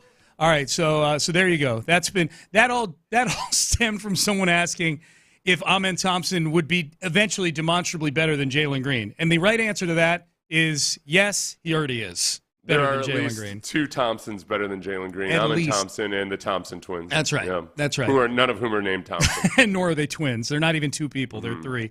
CJ Stroud, not a twin, best as I know, was at Fanatics Fest this past week. This is pretty funny. If you recall, CJ Stroud gave advice to Caleb Williams, or meeting at midfield after the Texans' 19-13 win over the Bears on Sunday Night Football earlier this year. And Caleb really wasn't having any of it. It wasn't, and it was a very big brother type of advice where a lot of people pointed out accurately that C.J. Stroud is, I think, less than a year older than Caleb Williams, basically the same age. And, Caleb I don't know. Could Caleb be older than C.J. Stroud? No, C.J.'s older than him, but it's not by much. It's not by much, if I recall okay. properly. Okay. So, and how did he lead into it with Caleb in the middle of the field, Seth? He led into it with a way that would rub most people the wrong way. He started off with don't worry about those mistakes. About those you mistakes. made. That's what it was. All right. Thanks for noticing, Dad. Yeah. So at Fanatics Fest, Kay Adams asked C.J. Stroud, "Hey, what advice would you have to give to Caleb Williams?" Funny little quip at the beginning, but it actually does lead into some substantive advice for Caleb Williams. I don't know if Caleb likes my advice, so I'll just play. I mean, honestly, like I just said, like teams, they prepare more. They know what you're good at. They try to just cut that off. It's like playing basketball. If you find out a guy can't go left, they're going to try to force you left. So whatever your weaknesses are, whatever you've put on tape and film, that's what defensive coordinators are watching every single day, and they're just trying to find twists and schemes. And the main thing, they want you to extend plays every time. And if you learn how to just sit in the pocket, and when it's not down, we're playing in the shell league, it's cover 4, cover 2, cover 6, cover 5, all these different 2 high coverages. If it's not there, bro, just get it out your hand, And I think I had told you on the field, and just the less hits you take, the better, because it's a long season. I know you went through that, because it's 17, 18 long weeks, and then you add playoffs on there, it gets long. So the more you can get down, get rid of the ball, check it down, and just be smart, that's the advice I would give, and I think you're going to do great like you always done. So. Yeah, and obviously, ironically, the advice that he gave him at the beginning of the season ended up being advice that CJ, I don't want to paint a picture of CJ, causing all of his own sacks or anything, but he took a lot of sacks. He took the second most sacks in the league after Caleb Williams. One of the things with CJ is so much of it was pressure right up the gut where it's really hard to avoid it. You're just, okay, yeah, you want to get rid of the ball quickly, but you need the pocket to hold up just for a little bit. I think that when CJ talks about those shell coverages, without getting into, if you don't know what cover 2 or cover 4 is or anything, just know that they're taking away the deep ball. They're keeping everything in front of you. They're trying to turn you into a dink and dunk quarterback. Yeah. And it's interesting that CJ saw that in his second season, and it's really a show of respect, if anything. But it's something that Pat Mahomes had to go through. Pat Mahomes was, when teams decided to play nothing but cover 2 versus Pat Mahomes, he had a hard time that year, and he wasn't the same guy until he really learned to live by the cliches. Don't go broke. You won't go broke taking a punch. Gives all of that. CJ was doing a good job of it initially when he had Stephon Diggs. And it's a lot easier when you got Stephon Diggs, where CJ would, there'd be bad pass protection. He'd throw a tight window pass to Stephon Diggs because he was there and he was available. Yeah. It was a lot harder in the second half of the season after Stephon Diggs went down to live on a diet of that. The other part where Bobby Slowick and the rest of the offense didn't hold up their end of the bargain is, hey, if teams are going to play a bunch of zone and just try to take away the deep ball, then you better be able to run the ball. You don't even have to be awesome because it's easy pickings. It's easy to run the ball versus cover 2 unless it's a really, really good defense. And they could not do that. Yeah. Sean, that was one of the most frustrating things about going against the Titans. The Titans were horrendous against the run, and the Texans could not do a damn thing against them. Yeah. They were just getting no, they couldn't run. They were getting destroyed. Joe Mixon's getting tackled in the backfield. Right. So it was CJ did advance in understanding how to play that way, and college quarterbacks are greedy for downfield. Extend the play. You send 4 vertical receivers and somebody's going to come open in college. It doesn't work that way in the NFL. And I think CJ did take advantage of it. But this year, that's why you don't just trade for Christian Kirk, a slide receiver. You draft a slot receiver in Jalen Noel. Yeah. Give him options. You draft a running back who's a receiving threat. You do all these things to give him options for when a team takes away what you really want to do. Well, remember when Bobby Slowick was asked last year, Seth, probably about the time they unravel a little bit for this team. Yeah. Somebody asked him at a press conference, what exactly do you guys do well offensively? And his answer was shot plays, deep shots, Yeah. So the one, and I almost feel like Bobby didn't really have an answer, and that was the first thing that popped into his head possibly, because that was when the offense was really slogging through games.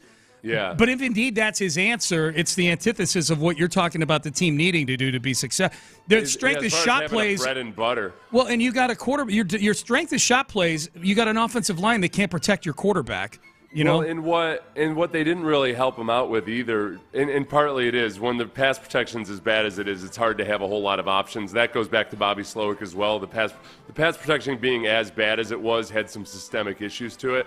But you're wondering the whole first part of the season, okay, can we develop some kind of a short game? Can I see some crossers and some mesh and all this other stuff? Nope. And you just didn't see it develop, and they made stabs at it in the second half of the season. But Bobby Slowick himself, I think sometime around either the midseason or around the bye week or whatever, admitted that they didn't adjust quickly enough to all of the shell coverages they were seeing. Yeah. And I'm wondering, why didn't adjustment even have to be made? You had Stephon Diggs, Tank Dell, and Nico Collins in your wide receiving corps. Right. Did you expect that teams were just going to roll the dice and just play man against everybody? Yeah. I don't know what you expected. Yep. But that was poor planning. That it was somehow a surprise to you or two. He did. Yeah, the shot plays come by and large because Nico Collins can beat any kind of That's coverage. exactly right. That's exactly right. One more from CJ here in a second. Our producer today, Colin Neal, who's in for Ben, says CJ is a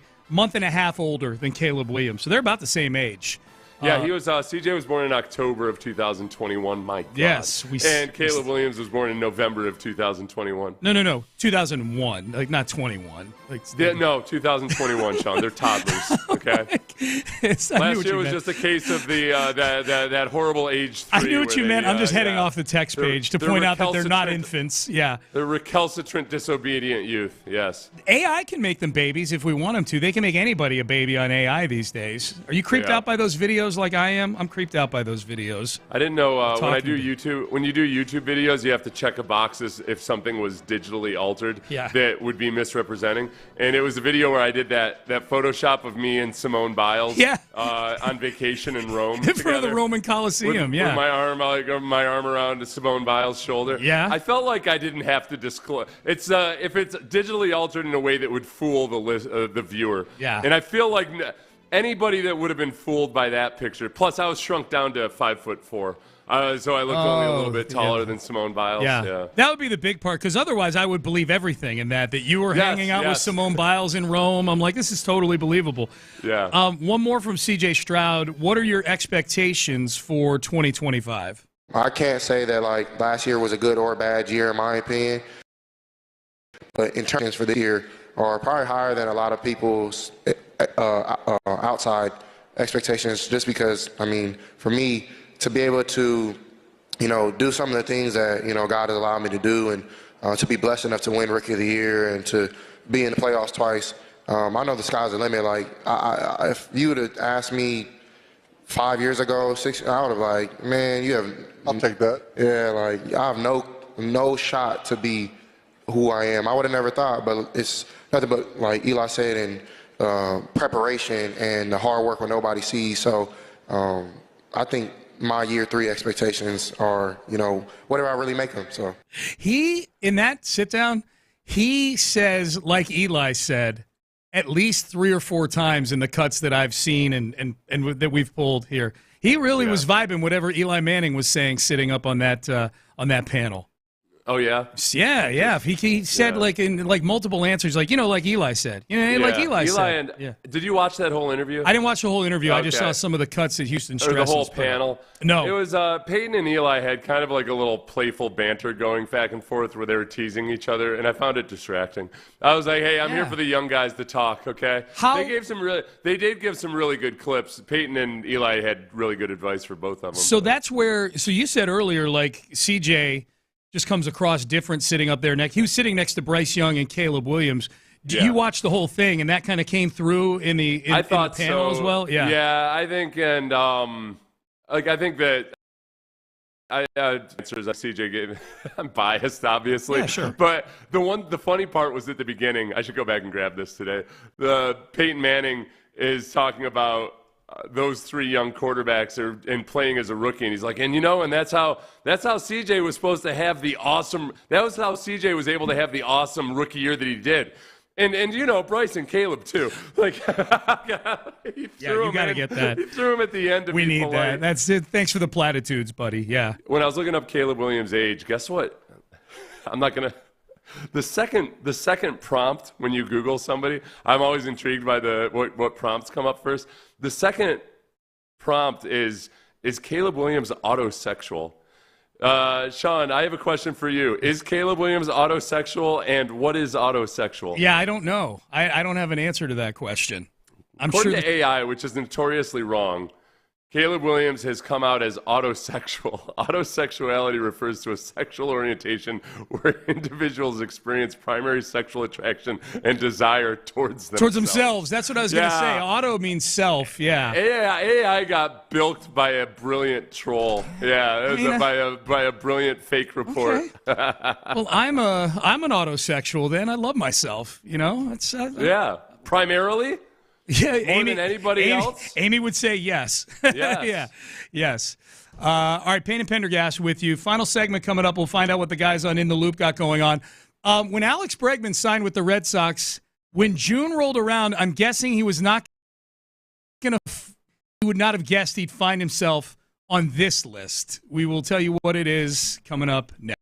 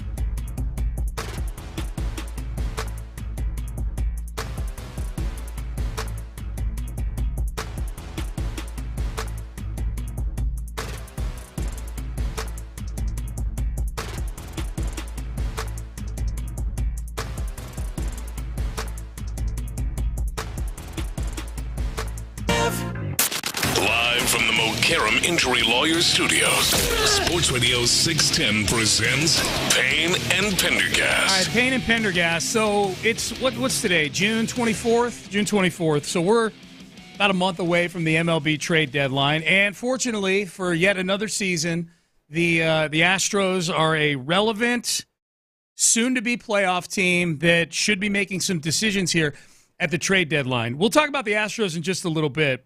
What I tease into this segment, I want to make sure I hit. When Alex Bregman signed with the Boston Red Sox, 3 years, $120 million, opt-outs after each year, going to a great baseball town with rich history and all those things. Seth, I'm guessing that when June 24th rolled around, he probably could have guessed that maybe he'd be injured, like that happens. But I'm guessing he would be listed as the number one trade deadline option for teams seeking to strengthen their squad. ESPN has 50 trade deadline targets around MLB. The Astros are buyers in this piece, not sellers, obviously. The team that Alex Bregman chose to go to, the top two players on the list are Red Sox, including Alex Bregman, third baseman, Boston Red Sox. Now, the article admits there's only a 10% chance of Bregman being traded, but the mere fact that he's on this list, the mere fact that he went to a team that would be discussed as a seller, I'm guessing the Boston experience has not gone quite as Bregman had planned, and the petty part of me says, well, maybe you should have taken the 6 years, 156 that the Astros offered you. You'd be a much happier camper right now. Yeah, I don't know. Well, no, I think Bregman's still happy with the deal he got. Yeah. And that he's probably now has the ability to go to, after he gets traded, if he got traded, he'd get traded to a contender. Yeah. And then after that, he'd still have the option to decide whether he wants to stay with that contender or go off to a better deal somewhere else. So I think there's still the upside for him of getting a more lucrative deal than the Astros offered, but also having some control over the situation. If they were to not trade him, if they just kept him and the Red Sox kind of slogged their way through the rest of the year, now I think there's a decent chance he could get moved. They just traded Rafael Devers. So There's no reason they wouldn't trade Alex Bregman if they got a great offer, especially, as to your point, he can opt out after the season. Probably drive down the price more. He'd be a real rental in that case. But this is going to be a strange August and September and October for Alex Bregman, who has never missed the playoffs. Well, he hasn't missed since 2017. In 2016, that was the year he got called up. But since 2017, Alex Bregman has never been able to make October vacation plans. Yeah, no kidding. Maybe he wants to go to a bad team or stay with a bad team and then go to a bad team anyway. Yeah. Go to Aruba. Like having October. I miss out on all this fall, all these pictures I see on Instagram. Right. Of, my wife could be out there wearing a flannel shirt, holding a warm latte under a blossoming tree. Foliage tree. Looking at foliage, looking at foliage for sure.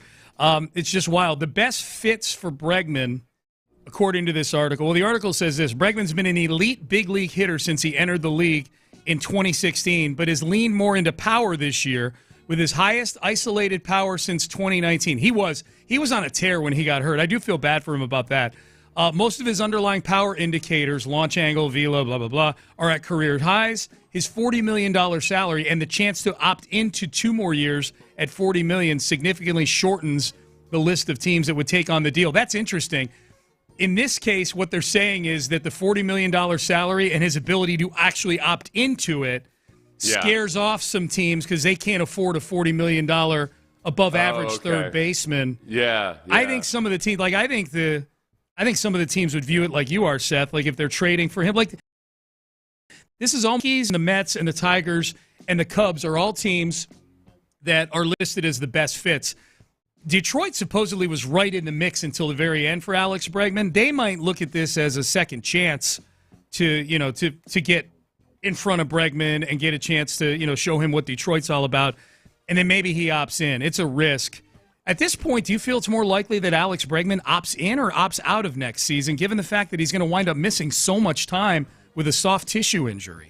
I think he opts in. I do too. I think it all depends. Does it say when the date is for when he has to opt in? It's right after the season's over. I'm not sure. Yeah. So he'll have. If he comes back and he's healthy and he goes on a tear, then changes things. Yeah, if he goes on a tear and yet the Red Sox remain out of the playoffs, then I think he opts in. Yeah. That he might be looking too. He might be looking at the way the Red Sox are operating, trading away Devers and everything else, and wonder just, all right, if I got a chance at a team with better prospects, I miss being in the playoffs. Yeah. So you said opts in. You think if he goes on excuse me, opts out. I'm sorry, opts out. Yeah. Opts out. So if he goes on a tear, but the Red Sox if he goes on stink. a tear, he opts out. If he doesn't, if he just comes back and he's struggling to come back and everything, then 100% he'll opt in. I think if he goes on a tear and he comes back, he's opting out regardless of what team he's on. I think if he's, I think this injury, if this injury still lingers, I think there's a decent chance he's on the Boston Red Sox again, Nick, or at least opting into the deal and they trade him somewhere maybe or something like that. The Astros are on this list. They're here. They are listed as the best fits for 9 different players on this list. They are all starting pitchers. There's not a single left-handed bat. Sandy Alcantara, Seth Lugo of Kansas City is on here. Zach Gallen of Arizona, the Diamondbacks. He's been a Cy Young contender at times. There's a couple starting pitchers from the Diamondbacks. If you had to guess right now, does Dana Brown make a trade deadline trade this year? Yeah, I think I think there's a lefty. I mean, Brown's talked about it, hinted at it. We don't still actually know exactly what the hell's going on with Yordan Alvarez, dude. So yes, I think that he does. Everywhere, the other trade deadline moves I just want to see are guys coming off the IL.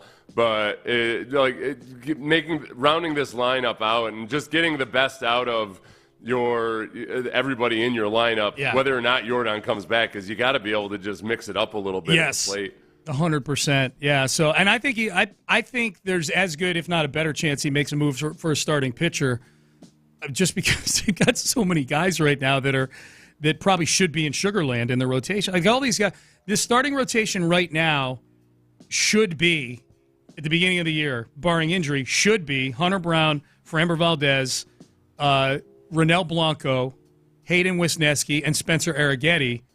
And then with Lance McCullers coming back from his injury, making it a 6-man rotation. Their rotation right now is Hunter Brown, Framber Valdez, Colton Gordon, Brandon Walter, Ryan Gusto, and then I guess Jason Alexander if they're on a long stretch of games and they need to. Yeah, man, it's 6 innings. I forgot about Jason Alexander. 6 innings, 2 earned runs, and that one start he had against whatever we're calling them these days. So. Yeah, I think there's an arm in their future as well. Where do you want Alex Bregman to go if he opts out? I thought it was kind of fun that he was going to Boston and staying in the American League. Mm-hmm. I like when these guys stay in the American League. I don't need the Astros are still good enough to where I feel like Carlos Correa on the Twins isn't going to damage the season. Alex Bregman on the Red Sox isn't going to damage the season. George Springer and the Blue Jays has not damaged a single season, the Astros, that he's been up there with the Blue Jays. So I like having them in the American League because you get to see them a little bit more, and they matter a little bit more to you. Like Kyle Tucker being over, put it this way, Seth, I pay way closer attention. At the beginning of the year, I was paying much closer attention to what Alex Bregman was doing than Kyle Tucker, because even though you play all these teams, and they play Tucker later this week, even though you play all these teams once, there's still way more of feeling of there being this mythical wall in between the American League and National League when it comes to following those teams. Would you rather see him go to the Yankees or an AL West team? AL West. I'd like to see him. Okay. Yeah, AL West. I don't like guys going to the Yankees. I don't need that. Yeah, I don't. No, AL West, because then you'd see him even more. I like playing against these guys. It gives some juice. Would you? Okay, so you'd rather see. What about you? It sounds like you'd like him on the Yankees instead of. I don't actually want to see him all that much. Yeah, I like to enjoy it every now and then, where you're like, oh yeah, good for him. Yeah, yeah. It's a Springer every now and then. You see him like, there he is, good for you. I think, no, I get that. I think it'd be fun. It would juice up the division a little bit. This is a boring division right now. That's true. When I think about the AFC South, I was excited. That the Titans chose Cam. Yeah. Just because it makes it more interesting. Yes. All right, we got something to bring some juice to this division. As long as you have a team that you feel is the favorite, regardless of those moves, then let's go. Mm-hmm. That's how I feel. I don't think that Bregman's signing. If Bregman were to have signed with the Angels or the Mariners, I don't think it's costing the Astros the division, and I think it makes those games a little bit more fun. I was on Seattle radio yesterday. to talk about the Durant trade, but the host of the show also brought up the Mariners and the Astros. And when I was on with him a month ago, leading into one of those series, he asked me, like, how do Astros fans view the Mariners, like, in terms of the rivalry sort of thing? And I'm like, behind the Yankees, behind the Rangers, you're at best number 3. And if I thought long and hard enough, there's probably another American League team that we hate a little bit more than you. Yeah. We don't think about you at all. It's basically the whole thing. Yeah. So then when I was back on yesterday, I think it was, he brought it up again. And at the time, the Astros were trailing the Mariners in the division when I said that earlier. And now that the Astros were up 5 games yesterday, he's like, yeah, I kind of get it. Are they still Thunder fans up there? Do they cover the Thunder with any degree of regularity, or have they divorced it completely? Good question. Didn't come up on the show with him yesterday. I don't know. I can only go from my experience, and Oiler fans probably have the same thing. Like, as soon as my favorite team growing up, the Hartford Whalers, left to go to Carolina, I was done with them. Didn't watch them. Didn't care. Got mad when they won a Stanley Cup. That's it. You know. So yeah, I don't know. There are a lot of Houstonians that were Tennessee Oilers fans for a little bit until they got a new team. Yes. So Seattle hasn't gotten a team back. That's where I wonder about whether they just kept their allegiance. And there's not the geographic proximity to where you saw a lot of Raider fans, like when they moved to L.A., like, it's a puddle jumper down to L.A. I can still root. Same state still, you know. You know, Vegas, I think, is similar, where you can get from the Bay Area to Vegas in an hour. You move from Seattle to OKC, you might as well be moving to Neptune. You know, it's very, very different. John Lopez, Reggie Atatula, they are here. They are in the house. Welcome back, sir. Thank you. Yep, good to see you. Reggie, how you doing? Doing pretty well. Yeah. Doing all right. Yeah. Always happy to hear a Mad Men reference thrown in there. Oh, yeah. Yeah, that's when Don Draper gets in the elevator and with Pete. He's like, I feel so. I'm so ashamed of you, or something to that effect. And he was like, I don't think of you at all. Haven't watched Mad Men. It's a good one. I know. I promised I would watch it like a year ago, and then I saw the subscription I'd have to get to watch it. I'm like, I don't feel like spending that. You know how people rate series finales, the best series. I think they had the best series finale. That's what I've heard in history. Yeah, Mad Men did. Okay, It's up there. Yeah. It's up there, but it's not for everyone. I always describe it as a novel on TV, which does not necessarily appeal to everyone. I think from what I've heard, I think I would like it. Else I like. The whole thing about that, I don't think about you at all, GIF, because you'll see that, Sean. I'll send it to you. You'll know what I'm I've seen about. it. Yeah, he actually was thinking about that kid a lot. That whole episode was about him trying to destroy that kid. So it was like, I don't think about you at all, when in reality, it was just a really good put down. I think the kid ended up cutting his ear off or something. Or his nipple. Van Gogh he cut his himself. nipple off. Like that pushed him over the edge. Yeah. So, boys, what is the question du jour? Well, what's the most unfortunate time you ever dropped an F-bomb or a cuss word? Because set that one last week on the air. The president dropped one this morning that kind of sending ripples. You don't say. And, of course, we have some local examples as well over the last couple of years. Yeah. Boy, the most unfortunate one. Well, I remember when I cursed in front of I remember when I cursed to my parents at an age where I still wasn't supposed to curse, and I was angry, and I got the wooden spoon treatment that day. I got the wooden spoon, I think, thwack right across my thigh. There was a time in a post game where we have the drop of it. Don't try looking for it, Colin. Where I told John Granado I dropped an F-bomb on a live broadcast. Oh, I remember that. That's right. I remember that. It was legendary. You were getting like a refrigerator or something, right? You're just kind of asking me to do it. Oh no, yeah, and it was good for business. Now that I know how it works on both sides, I felt bad about it. The worst time I ever did was when I was at my in-laws' house, and they have a really tricky set of stairs that have carpet on it. And I didn't realize it, but this is after they'd known me for like a decade or so, and but I slipped and fell, hit the stairs, and was sliding down these really steep stairs, and they heard me like lay out a string of expletives, and in their minds I was this just good-natured guy that never got mad about anything, and they saw that side of me for the first time, and I still regret it a little bit that they saw that side of me. What's your go-to when it's like in something like a Seth situation there where you have something happen suddenly and it's painful?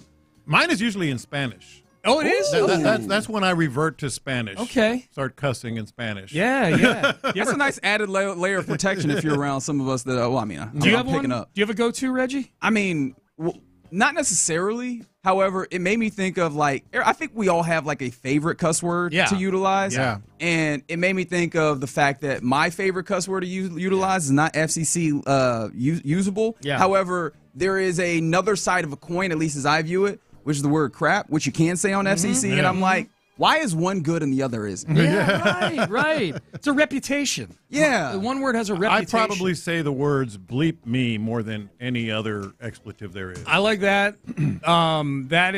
That's a good one. Mine is probably, especially like a fall down the stairs situation is probably MFer. Yeah. Like baseball, hot dogs, apple pie, MFer. And mine when I'm driving is bleep sucker. Wow. Okay. Oh, so there's different words for different Driving times. it's bleep sucker. General life it's bleep me. I'm bleep me. I'm bleep me a lot as well. I got that club in the bag too for sure. The word that's so awesome in the UK and in Australia is the C word. Yeah. But that somewhere along the way, that used to be a pretty common swear word back in the 70s and 80s, and somewhere along the way it became like the worst possible non-racial thing you could say. Somewhere as that word sails across the Atlantic Ocean, somewhere in the middle of the ocean, the vibe of it changes a little bit. The way they say it, it's almost affectionately. It's awesome. Like calling somebody a jerk over here. And it's like they say it with an O instead of a U. Yeah, that's true. Yeah, 2 O's. Real, like a lot of punch to it, but also like they drop it and move. Yeah, right? Like they don't stay there. It's just a stick and move. Yeah. You know what I mean? It's more of a jab than it is a straight or a nimble. hook. Yeah. Very nimble. Oh, but the text board, the first text that came in is gold. And I'm looking forward to it. I'm saving it. All right. My finger's been on the dump button in case one else. Yeah, dude, I was going to say. This is going to be a challenge. This is going to be a very risque 1040 segment for you guys. You're going to be walking that fine line. I hadn't even thought about that, like the accidental. Yeah. Where you're like, I'm trying not to say it, and then I actually do say it. Okay. Yeah. I did not realize the level of difficulty. I think I only cursed once on the radio. That's like my main fear is cursing on the radio. I think I've only done it once.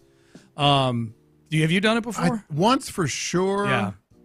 And possible. I'm trying to remember the other one. What's the back of your baseball card? I have 2.5, and the half is that I didn't say the word. However, in the not enunciating properly, it sounded like I said a word. Which is, I mean, you might as well at that point, right? Like you might as well have if you have people texting into the station and maybe sending emails to your boss about how you cuss. There you go.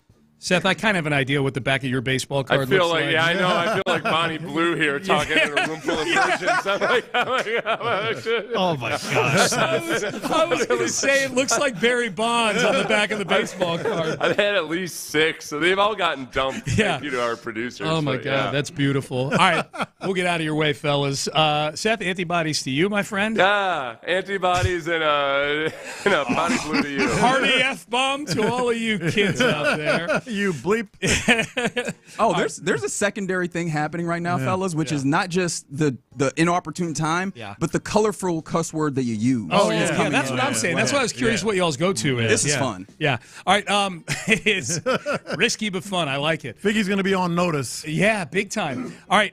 We are done. We are out of time. You're listening to KILT AM, KLT FM, HD2 Houston, an Odyssey sports station. Reggie Atatula, John Lopez, Figgy Fig. They are in the loop, and they start now. You damn Skippy, we start now, and a very hearty bleep to D&M Auto Leasing for bringing you another crosstalk with the fellas of Payne and Pendergast, Sean and Seth. All right, let's get going on a Tuesday here in the loop on Sports Radio 610 with the OG back almost in his seat. Almost in my seat, Sean. Soon.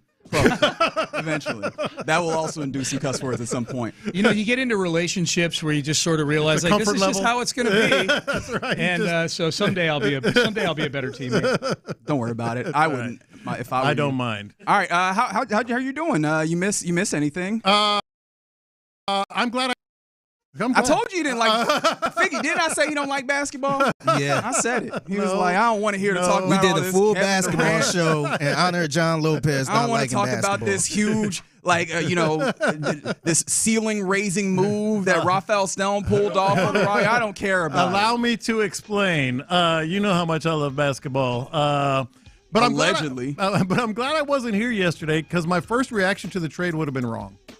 I feel like my first reaction, had I come in guns a-blazing yesterday, I would have been wrong. So I realized that as I was driving home yesterday afternoon from the event I had to do in Corpus Christi, although I might have snuck in a little fishing in there somewhere, but that's all right. I mean, it was a day off. Everybody gonna be mad at you. You know, just a couple hours in the morning. What doesn't hurt anybody. So my first reaction was kind of something we talked about in the days and weeks leading up to the potential trade. I was like, oh, this is, you know, Ime Udoka got a new contract or extension or whatever. He's got all the power now. He's going to be able to wield that power however he wants. I thought this was an Ime Udoka production start to finish. Now, to be sure, you know, he had a big voice in this, you know, obviously, a big impact start to finish. But the more I thought about it, I actually, and Sean brought this up when we were talking before the show, I actually kind of thought of Nick Caserio. Like, this was Rafael Stone sort of holding the line. Like, I think he deserves probably a little more credit than I would have given him yesterday. You know what I mean? Because this was him knowing what was happening in the background, knowing that he had price was going to go down, very similar to the Deshaun Watson thing. The price was going to go up the longer he waited, and Deshaun was, you know, doing his nonsense with the scout team, etc. I think Rafael Stone deserves a little more credit, and Brian Windhorst kind of alluded to that. I'm sure you played the audio already, but I think this was more a collaborative affair with really a lot of credit going to Rafael Stone. Yeah, I'll take the fine. I don't have cash on me, but I'll do it later. It's one of the things that I will actually give Jerry Jones credit for on being like right about. He frequently is known to say, and sometimes he'll use it as a crutch, that deadlines make deals. Yeah. Right. Once you get to a deadline, you apply a level of pressure. You add a different, kind of motivating factor to the negotiations to get something done. And that is something that was clear. The trade, or the NBA draft that is coming up tomorrow night, added pressure to the Phoenix Suns in particular, who want to be able to select a player in this draft, who want to start pushing themselves forward and wanted to get themselves a level of freedom when it came to Kevin Durant, who is a player who is going to be, or I guess as of right now, is an expiring contract, right? They wanted to have a move on from that situation, and as this thing continued to tick closer, and as other teams, including the Rockets with Rafael Stone, stood pat in not wanting to give up their young, talented players, because that wasn't just the Rockets. Obviously, the Rockets did not give up Jabari Smith or Tari Eason. I think it was the Miami Heat who Kal-El Ware, a very talented young center, they didn't want to move off of him. Not even necessarily young, but there was talk because the Suns need a big. They were like, give us Jakob Poeltl, and the Toronto Raptors were like, no, sir. Then everybody was holding steady kind of all the way around. And Rafael Stone, obviously in doing that himself as well, ended up with a deal that could only be described as a steal. I think that I don't think there's another way of putting it. The way that you were able to get for, at this point, maybe like you could say 2 role players, maybe a nice young talented player who can possibly become something more, a first-round pick, and a whole bunch of change, which is what second-round picks are at this point. You end up getting a guy who really changes the outlook of what your team does, just generally when we talk about offense, but also in another way, which is a star, superstar, a player of that caliber also helps unlock other things with other players. And I'm looking forward to what those things are with Kevin Durant with this team. Yeah, and I go back to, remember when Rafael Stone said it has to be a very high bar in terms of making a deal? He meant low bar. He meant it had to be a low bar. It had to be something that I could wait out, get this deal, make it a steal, as you talked about, wait other people out, wait for the deadline to be fast approaching, and make the deal. This was, I feel like, and not just because it's Kevin Durant, and we can argue, and I'm sure you already have, about, you know, how long how open is the window going to be with him here, et cetera, et cetera. Forget that. In the here and now, this is how I would describe the deal in terms of what you're talking about, immediate impact. If Kevin Durant was on this team instead of Jalen Green last year, how far would they have gone in the playoffs? That's a very interesting question. No, the answer is we know how far. They would have gone a long, long way.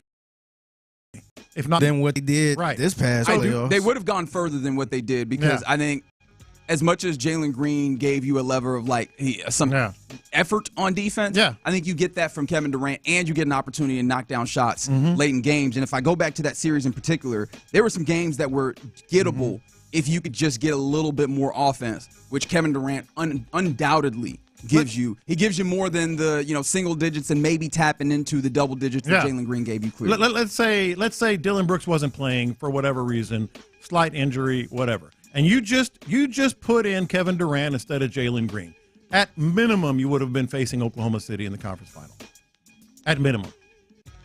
I'm not certain of that. I do like the way that, because the Warriors went on to play. Was it Minnesota that they played, and then Minnesota knocked them out? I like the way that Minnesota, like, they have a lot of size. I think you'd have beaten Minnesota. I can get you. I can understand how you get to that place. I'm not entirely sold on it, but I think you have an opportunity to compete with them, which again gives you a solid chance. I probably put it 40%, 45% chance of beating Minnesota, which is still much better than where you were, because I don't think that you matched up all that well with Minnesota at all. Yeah, but I think that would have been the equalizer, if not put you over the top. So that's how I would describe the deal. Was it a good deal? Put him there this past season, and what would you have had? I think the answer is pretty obvious. When we can parse out, just how obvious it was, how much better it was. And then the other part of it is, as I just mentioned, if Ime Udoka did this deal by himself without Raphael Stone, they would have paid a lot more, because I think he wanted him that bad. And you got to give Raphael Stone some credit for waiting it out, getting the right deal, working the channels, knowing that what Kevin Durant was doing, and then all of a sudden you've got a deal without. And I don't want to say like it's an absolute steal, but it looks like a steal to me, because we don't know what Jalen Green's going to be. I mean, it could have been a one-off, in the postseason. He was pretty damn good over the course of the season, but still, if you just replace those two guys, I think at minimum you're against Oklahoma City in the conference final. Well, I want to speak to that Jalen Green portion of this, because I am still in the idea that there's still positive growth in his future. Yeah. I 100% believe that. Yeah. What is the actual ceiling on that positive growth? Unless the ceiling of that positive growth is all NBA type guy consistently, I think it's still a steal. Yeah, I'm leaning there too, of course. And I'm not certain that he has like first team all NBA written on him, even if he becomes like a third team all NBA type guy, which is where I'm feeling more that he is, which is still a very good player in this league. Do not get me wrong. But yeah, I think that you can leave that at that point. I want to come back to what you're talking about and the praise that we want to give to Raphael Stone. I think we also just got to give that praise to the Rockets organization as a whole, because what you've laid out, I think you're right in that regard.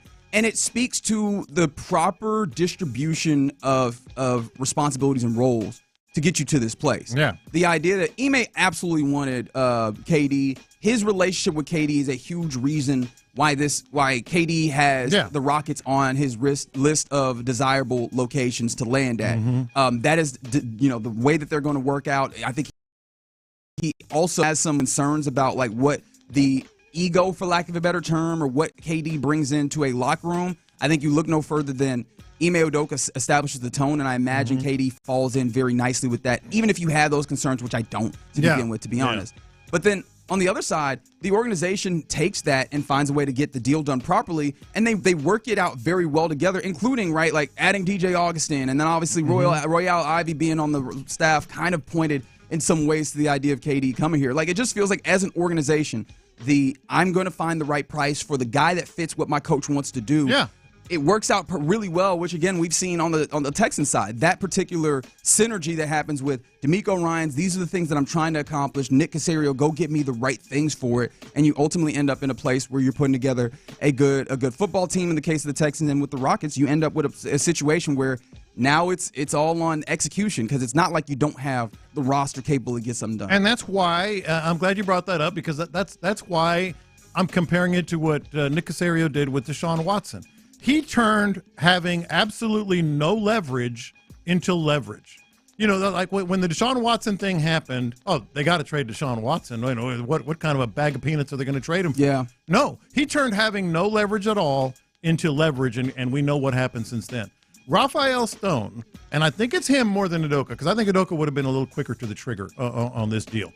Raphael Stone not having leverage, in terms of at least the narratives. Hey, they got these coaches, that are coming in. Hey, he has got a great relationship. Rockets really want, Kevin Durant. That's not leverage. That's from a Suns perspective. That's like, oh, okay, let's see what we can get out of the Rockets, rubbing your hands together. He turned not having leverage into leverage. That deserves a lot of credit. Well, I think that you start with the way that he tempered it and starting out, right? The high bar, all that stuff. But also, like, as much as I give him credit, I think also the credit is feeling the market out, right? In the same way as Nick Caserio, there was you looked up and you saw the teams that were salivating at the opportunity of getting a dude of a particular talent, even with the things that Deshaun Watson had on him, right? Like all the massage circumstances and things. In not the same way. I feel like that's an unfair thing to put out there, but maybe in a somewhat similar fashion. Well, you can draw the parallel of like I said, the leverage. You look around and you see the various teams that are intrigued and interested in the idea of acquiring KD, and I think you can, all these GMs talk. They all are on the phone conversing with various people around the league. There's not much that's hidden from one general manager and from one front office to another. And I think that it would have taken, obviously, a good general manager, but I think just any general manager looking around and going, who am I bidding against? And knowing, I think the credit is knowing not to bid against yourself. Exactly. Because nobody else is bidding against you at that moment. You end up winning without giving, you didn't give up your future and you didn't give up your present. And I just find that to be, we talked about it yesterday, I find that to be incredible. And now the question is, what do you do going forward? Are they done? And I want to ask you from your perspective, since you didn't have the opportunity to talk about it, like myself and Luke did yesterday.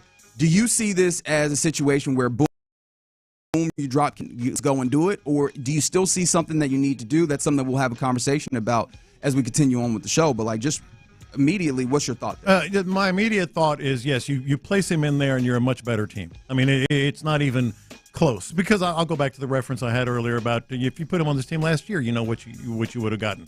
I don't think it's without some question marks and some adjustments, which, as you mentioned, we'll get into in a little bit. I think there are a few things that they just can't assume are going to happen now that KD's here. But long story short, they got a lot better overnight. So KD, expiring deal, I know that there's conversation about he's open to, or he is eligible for an extension that you'd probably do a 2-year for $120 million, which would put him at $60 million a year. And I know that the cost is something that scares some people off. The reporting has been yesterday that he would be willing to take less than that, understanding, the ramifications, salary cap, so on and so forth. We're not going to dig too deep into that.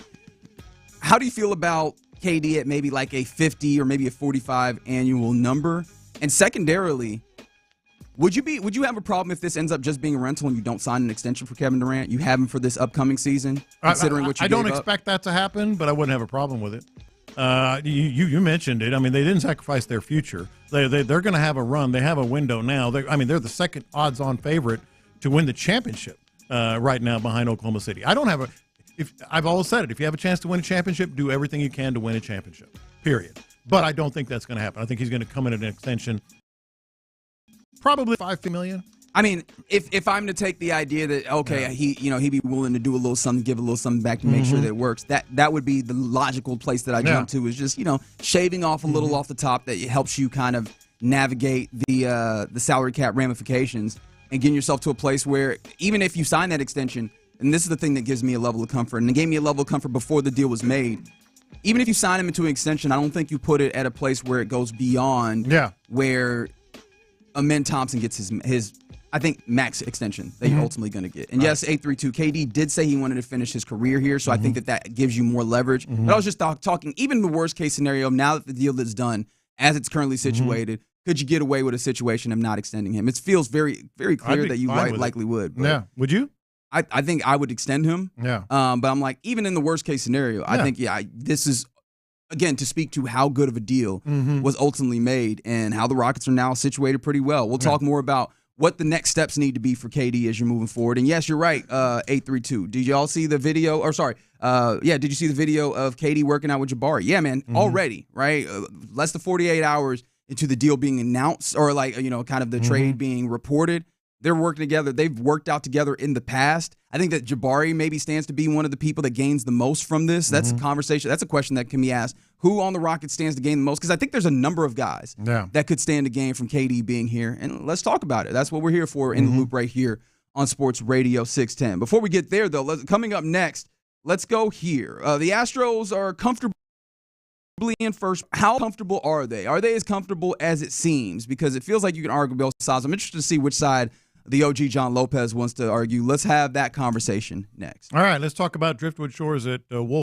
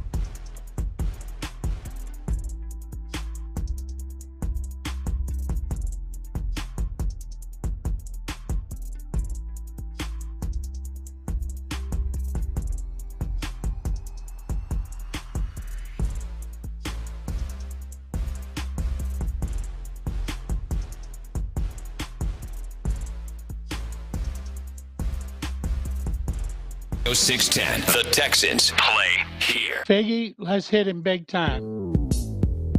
Houston, let's get in the loop. You better get ready because we're going to show up and show out. With John Lopez. It is what it is means nothing. And Reggie Atatula. And that, my friends, is a scoregami. Always live, always local. 713, what's the damn number? 572-4610. You're in the loop on Houston sports leader, Sports Radio 610. Yep, happy Tuesday to you all. Sports Radio 610. John Lopez, I'm Reginald Atatula. Figgy Fig, whose name I have not said yet on the program today, and it feels weird when I do that. Dang, Figgy. You good in there? You all right? Yeah, I'm good. All right, cool. I should be asking if you are. He forgot all we about good? you. I was thinking about you all day. Yeah, there's no beef. Did I tick you off? No. I just really wanted to get after Lopez for not being here yesterday. That's not what he told me. What? Don't lie out here. Interestingly enough, Monday felt weird because there hasn't been a lot of days in the last. You miss me. No, not.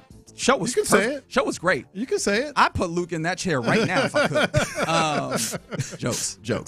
No, but Monday felt weird, not because of the show, but because there was no Astros baseball. It feels like we've had a lot of stretches of long games. I don't know how many times in the last couple of months we've actually had a night off without Astros baseball, which, I mean, I enjoy watching the Astros baseball. The night off was kind of weird. I was like, what do I do with my hands? Where do I go? But I mean, with the Astros, they still have a pretty significant lead when it comes to the AL West. They are currently, I was about to say a wrong thing because I was looking at 4.5 games ahead of the Seattle Mariners, and they start a pretty interesting 6-game homestand here tonight. Starts with the Phillies, then they'll see the Cubs over the weekend. But before we get there, just where the Astros are, they are really well situated, as we mentioned, in the AL West, but just in the league in general. Still tied for the second most wins and the second best record in the AL, which is one of those things that I don't know that we force point. And we were talking about this yesterday. They just keep the chasms feel like they're opening up, and the things that are problematic, right? But then you keep looking at the standings, and they're like, damn, they keep doing this. Yeah. And you had a question about the lead that the Astros have right now in baseball. How comfortable is that first place lead right now in the AL West? Yeah. So there was a time when you had a 4.5 game lead, and you're bearing down on July. And you're thinking, in this division especially, you're thinking, well, that's a wrap. Let's just see what they can add. Let's see what they can, get going, and we'll see in the postseason, right? And you asked the question a little while ago, what side would I be leaning toward? Or is it's a comfortable lead? Is it as comfortable as it normally would be? And I'm not leaning either way. I think you can make a strong argument either way. Let's make those arguments and then see where you might fall. Okay, and maybe I'll talk myself into one or the other here. So let's say it's a comfortable lead, and we're back to what the Astros do. The Astros sort of gearing up, maybe even making some moves. There's some rumors percolating about the Astros maybe making some moves. They've made a couple of peripheral moves here and there moving forward. So if you're going to say, this is the Astros, they're going to be making their moves, what would back it up? Well, they have as you mentioned, they have the best record, second best record in the American League, the best record in Major League Baseball in June, which I just stumbled across looking at the standings. Will you allow me to press pause here? Yeah. How insane is that, considering that it felt like those kind of months that we went, wow, that was really good. Glad to get this kind of back on track after. And then here you go. Here's June showing up with a really good month as well. The best record in the league in baseball right now. Getting all-star performances out of Isak and Jeremy Pena. You can argue Jake Myers. You can argue others, et cetera. Their division is still bad, although the Mariners may be making some moves. But the division in general is just seeing ghosts when it comes to the Astros. Cam Smith, oh, by the way, his last 10 games, 350 batting average and a 984 OPS. Cam Smith. Can you say that one more time? Sorry, those numbers, sometimes numbers run right through my ears. Last 10 games, Cam Smith, a 350 batting average and a 984 OPS. Is that good? That is very, very good. So you're thinking, all right, this is a comfortable lead, and there's ramping up. Oh, by the way, they also have the second easiest schedule in all of baseball for the rest of the season. They have this, according to, I forget, you would know it. Is it Tankathon? No, it's the other one. It's Tankathon and another one, but the other guys. Tankathon is the one that I remember. Yeah, the second best record in baseball. So you're thinking, all right, cool. And I'm starting to lean that way, right? But then you think, okay, why would it not be so comfortable? We still don't know a damn thing. Go ahead. Yeah. I want to use Tankathon because Tankathon says they have the easiest. Okay, we'll go with them. Whatever. It's like whenever I go fishing, I go with the forecast that's the best weather. That's right. It's not logical because that would not. But yeah, it's just like this is the one that makes me feel better. I would like to use this. One forecast says it's going to be windy and nasty. The other one says kind of partly cloudy. You know what? I'm going to go with partly cloudy. So okay, we'll call it the easy in baseball the rest of the way. So what about the other side? Because here we are thinking, all right, they're good to go.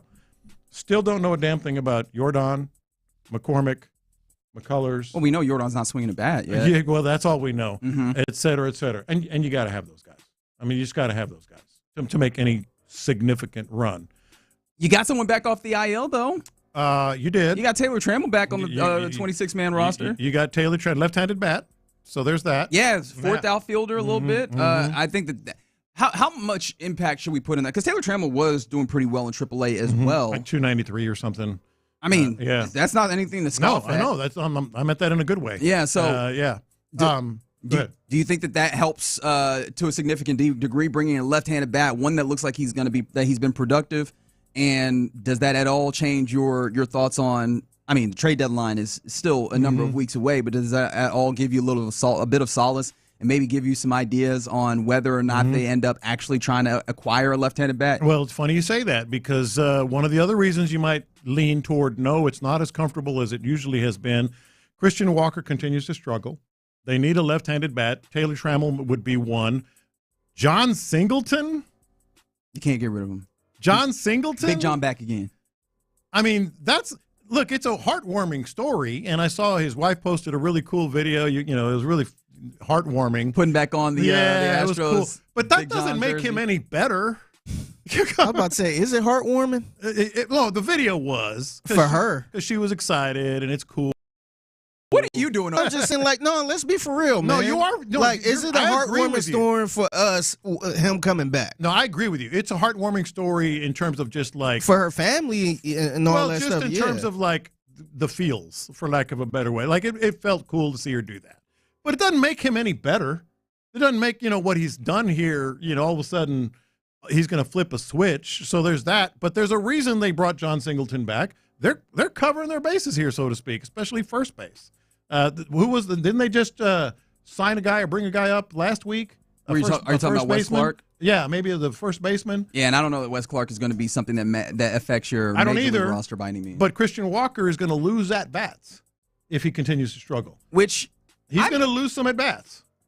That might be that's tough. That's tough. I was about to say that might be a place to watch. And of course, I'm doing the thing where we're talking trade deadline well outside of that space. We don't even know who is truly going to be sellers at this point yet. But is first base a place where you can't get an acquisition there because even if you're trying to find a level of platoon, it still feels like they're going to give Christian Walker an opportunity to swing the bat. I think that's what's going to happen. I mean, he's still, even as it's been lackluster from him, he still has production in the ways of like being top 4 or 5 when it comes to home runs on the team and things of that nature. Like he still matters in a good degree. You just have to put him out there and hope that he finds a stride. But I think that's exactly what you said is going to happen. They're not going to move on from Christian Walker, but he's going to lose at bats to guys like Trammell, even though it's a different position up and who's playing first and all that other stuff. So yeah, it doesn't exactly make you feel real good about how comfortable it is right now. And then there's this: the Mariners. Speaking of rumors, they're in a lot of rumors right now at the trade deadline. They're in a lot of rumors right now for a pitcher, a bat, et cetera, et cetera. And then the final thing that sort of makes you feel like maybe they're not as comfortable as we thought. The bullpen has been outstanding, but they've thrown 39.2 innings in the last 10 days. They're starting to eat up some innings. And that's also because you're starting pitching, especially with the guys that I'm lovingly calling the Quad A guys. Again, I say that with respect to what they've been able to do. That's one of the cracks that we're starting to see. They're not giving you nearly exactly the same type of things that you were getting for a period of time, which is fair. It's understandable. It's having to ask them to carry such a heavy load is not really fair. all that to be said, I think you lay out a logical case as why you go, hey, this ain't the safest of leads, even as you where do you develop fall? the lead. I have gotten to a place where I think I'm out of the business of doubting like the mysticism that exists within the Astros' ability to find ways to win. Their ways to just kind of continue to do this, their boogeyman nature or what have you. I'm willing to lean into that, even though like there's reasons to have concerns on their ability to rehabilitate injuries and things of this nature. It feels like they've just continued to be able to bridge the gap, a large gap, even as it has continued to be. And it feels like, and maybe this is just hopium, that they'll be able to bring this back around where Jordan gets back and swinging the bat at the right time in a way that that Kyle Tucker did last year, right?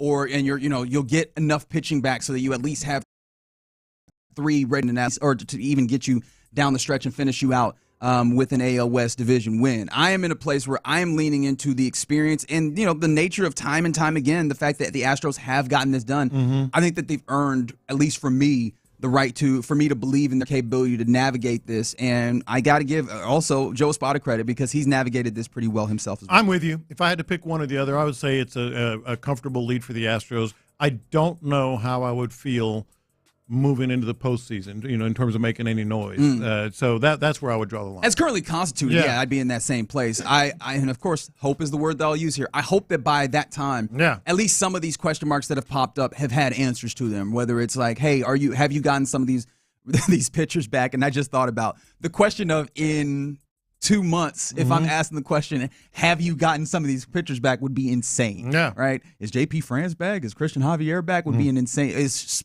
Spencer Urghetti back? Would be an insane question to ask later on. So I imagine you'd have some of those answers, and hopefully you would definitely have an answer of, is Jordan back or is he swinging the bat well? And if those are questions that are answered, this is a dangerous Astros team, especially because you've had the likes of Jeremy Pena have his season and Jake Myers have a season, to the point where you're getting production from places that you did not previously think. Fair enough from the 631 saying that they don't feel like 4.5 games is not a comfortable lead with this Astros team. They just need Jordan back hitting like he does. I agree wholeheartedly. All right, you're in the loop right here on Sports Radio 610. Again, the Astros getting going on a 6-game homestand, starting with the Phillies tonight. Coming up next, let's get into our question of the day. Inspired by a little bit of politics this morning. We're not getting political, I promise. What's the most unfortunate time you dropped a cuss word, whether in your life? In sports would be fun as well. 713-572-4610. And there's obviously Houston sports ties in. We'll do all that next. What a massive move by Rafael.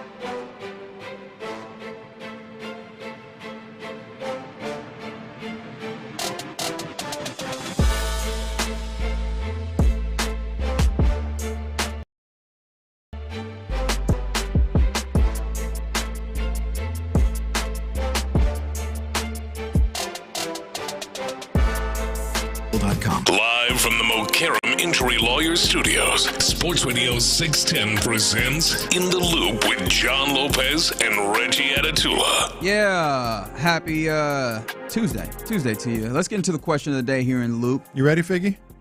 I'm ready. All right, so question of the day. What's the most unfortunate time you dropped a cuss word? 713-572-4610. The President of the United States apparently dropped one of them Fs this morning. And that got Lopez thinking about the time that you may have cussed. And just to make sure that we have that particular sports tied to it, Lopez, what did that remind you of? That reminded me of a certain game day right here in Houston. We have it. How can you pick against SMU? Look at them over there. Red, white, and blue. USA.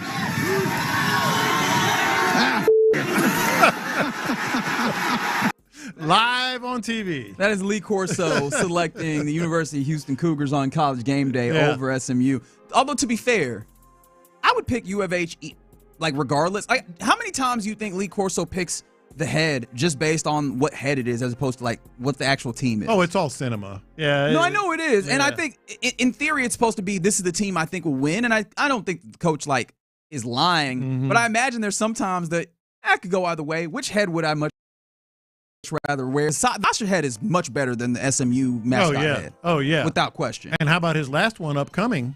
You know, they're both good. You know, got the big longhorn and the Buckeye. Bevo head and then Bucky the Buckeye head. Yeah, so that's going to be an interesting call. He's picked both of those a number of times. I actually don't know, like, if he was just picking on the mascot head, which one of those he would pick.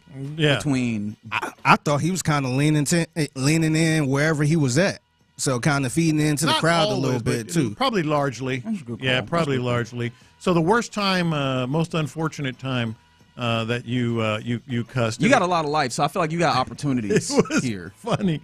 I've got so many where I was like, probably shouldn't have said that. But the most recent one was this past Saturday morning. Oh, yeah. That's where this came from. See, he was trying to blame this on the president. He was trying to put this on Lee Corso. No, you just did it this week. No, it reminded me because this past Saturday morning, let me just put it this way.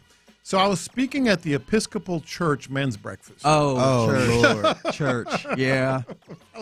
And, you get comfortable chatting it up with the fellas there. And you be getting comfortable at church like that? Well, it was a nice little breakfast. With Jesus watching and everything? Everything, yeah. Jesus was right there. And somebody asked me, God, what was the question? And I can't remember the exact question, but I said, that bleeping guy. Oh, man. right there in the Episcopal Church. Right in front of everybody. So that was the most recent ones, but there's a. Did you get a bunch of? Okay, it's funny because I did immediately caught myself. Yeah. So I did a quick scan of the room. Most for a couple of are going like kind of backing up with their eyes open. That's like, right. You just said that here in church? That is the correct response, by the way. There's a number of answers on the text line that are church related from the 504. They were at a church fantasy football draft. Someone just drafted JT, and I said that JT was going to get his keister kicked by the Texans. Felt so embarrassed.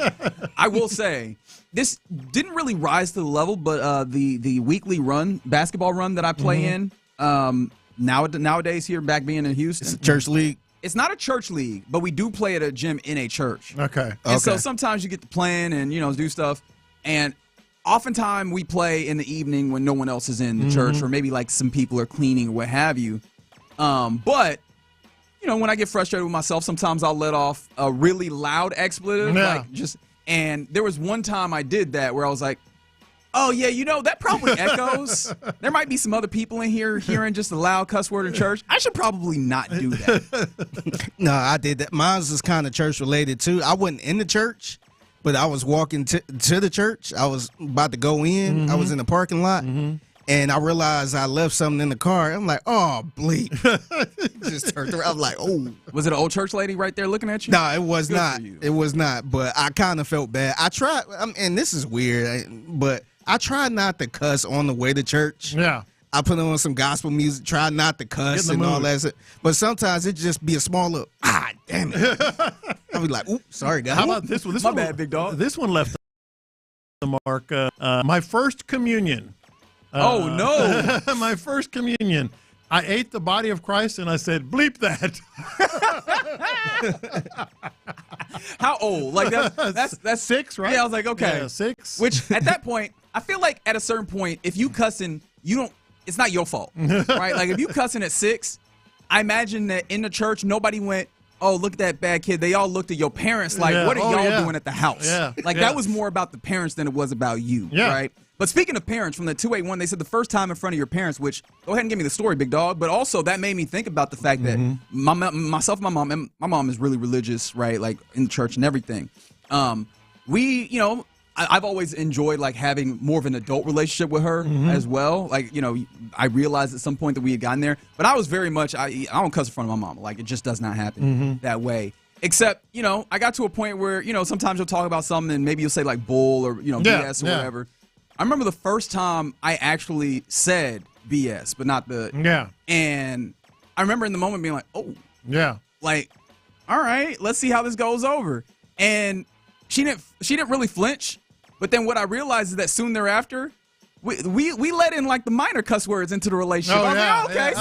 So we broke the seal. We broke on a different level. Nothing crazy. The craziest thing when it goes backwards. Like my mom, very like yours, she went to church twice a week. Did the rosary. I mean, just really, really religious. When you hear her cuss, when it got so bad, I probably heard her cuss 3 times her entire life. It must be bad. It must be bad if mom did it, if mom said that. What about like what the boys were talking about this morning? What's on the back of your baseball card of like the ones you go to the most? Like the one, like I you guys know this because we're off the air. I say bleep sucker. Okay, all right. Yeah. Like pretty much 50 times a day at minimum. And I also say bleep me a lot. What's on the back of your baseball card? I mean, S word is probably the one that I use the most. I usually say the S word like the dude from The Wire. That's kind of yes, Isaiah Washington. Or is Isaiah Washington? No. Isaiah Whitlock. Yeah. I usually say it like that. Somebody said a guy at work says F nugget. Okay, very good. Yeah. Those are the creative words. Somebody said their old girlfriend would call someone a butt C word, which I don't even know what that means, to be completely honest. Interesting So combination. those are interesting combinations. Yeah. But yeah, some other fun, inopportune times to cuss. Like home health, leaving a patient's home, got the finger caught in the door, and the Ring doorbell caught her saying the F word loud and clear of her patient. I'm sure they were looking at her differently after that. This is a good one from the 713. Said their mother loves to tell the story when they were 2.5 years old during a family reunion. All the men were outside barbecuing. All the women were in the kitchen, and this was during the time where all the women were wearing skirts. There was a jar of pickles in the middle of the table. Kept tugging at their mom's skirt, saying, "Mama want a pickle. Mama want a pickle." Evidently, no one was listening. That he slams his fist down on the table and said, "Mom, I want a bleeping pickle." That got everybody attention. Yeah. Everybody, like, get that boy a pickle. Yeah. Well, I imagine that first everybody had to retire to their fainting chairs, right? But as a kid, I understand how you got there. You were like, I've seen other people, and this is how they get attention. We put this word up here. And you got the attention, all right. And you were talking about how it's a reflection of the parents. Clear as day, my oldest son, who's now going to be 37, he was probably, I think it was a 3 or 4 year old birthday party, and the kids were over at the house. I might have told this story, and they're playing Duck, Duck, Goose. So he's tapping the kids on the head. But he's not saying duck. Of course he's not. He's not saying. Of course he's all not. the parents just look immediately at me. I'm like, hey, I don't know where he got that. Let's see. Some other ones are coming in now. Various different places. Someone said they say San Antonio, Texas instead of SOB. How does that work? I think I need more. They made up their own. From the 281, I was giving a eulogy of one of my best friends and was telling a story of how we met. And it included a couple of F-bombs. When I was done, the priest told me I could have left them out. Yeah, we got to know the circumstance. We definitely got to know the circumstance there. Yeah. On a work conference call, got assigned a crappy assignment, forgot I wasn't on mute. Bleep this ish. Okay, very good. Yeah, that'll let you know. And then somebody said, "You're not on mute." That's right. That's a terrifying thing. That's terrible, man. My wife actually had a moment. I want to say it was yesterday. She had a meeting with a top tier type of boss, and they asked her about the place she was going to. Where was it at? She said, bleeping Spring. And she didn't realize. She was just like, oh, this is the person that's above my current boss. And she felt bad for it. She came home, she said she felt bad for it. I think we navigated that all right. If there's kids in the car, whatever we said, don't say any of those things. These are clearly bad things. You don't want to do any of them. Listen to your parents, unless if they curse. That's another thing. Lopez, before the segment started, I was like, there's going to be kids in the car, and you were like, their parents curse. And I was like, do they? Yes. But if you're a sports fan, yes, they do. Right? If you're a sports fan, there's got to be more opportunity that you're cussing in front of, maybe not even in front of the kids, but cussing in a place where maybe the kids might hear. Yeah. Yeah. Mm-hmm. And then, of course, Isaiah Carey. Shout out to the legend Fox 26. Oh, yeah. For one of the best viral What videos. the bleep is this? The best part about that is not the fact that he started cussing, is that he dropped the TV voice very quickly. He was just, that was Zeke. I don't know if he go by Zeke, but he became Zeke in that moment. He wasn't Isaiah no more. What the bleep is this? Stop playing all in my mouth. Let's get the bleep out of here. This country mother bleeper. All right, you're in the loop right here on Sports Radio 610. Coming up next, let's go around the NFL, where it looks like there's a little bit of things happening here where in the NFL where an owner in the NFL is looking to buy a English Premier League team. I want to talk about that, and also a competitor in the AFC South said that he's talk about that more next. Payne and Pendergast.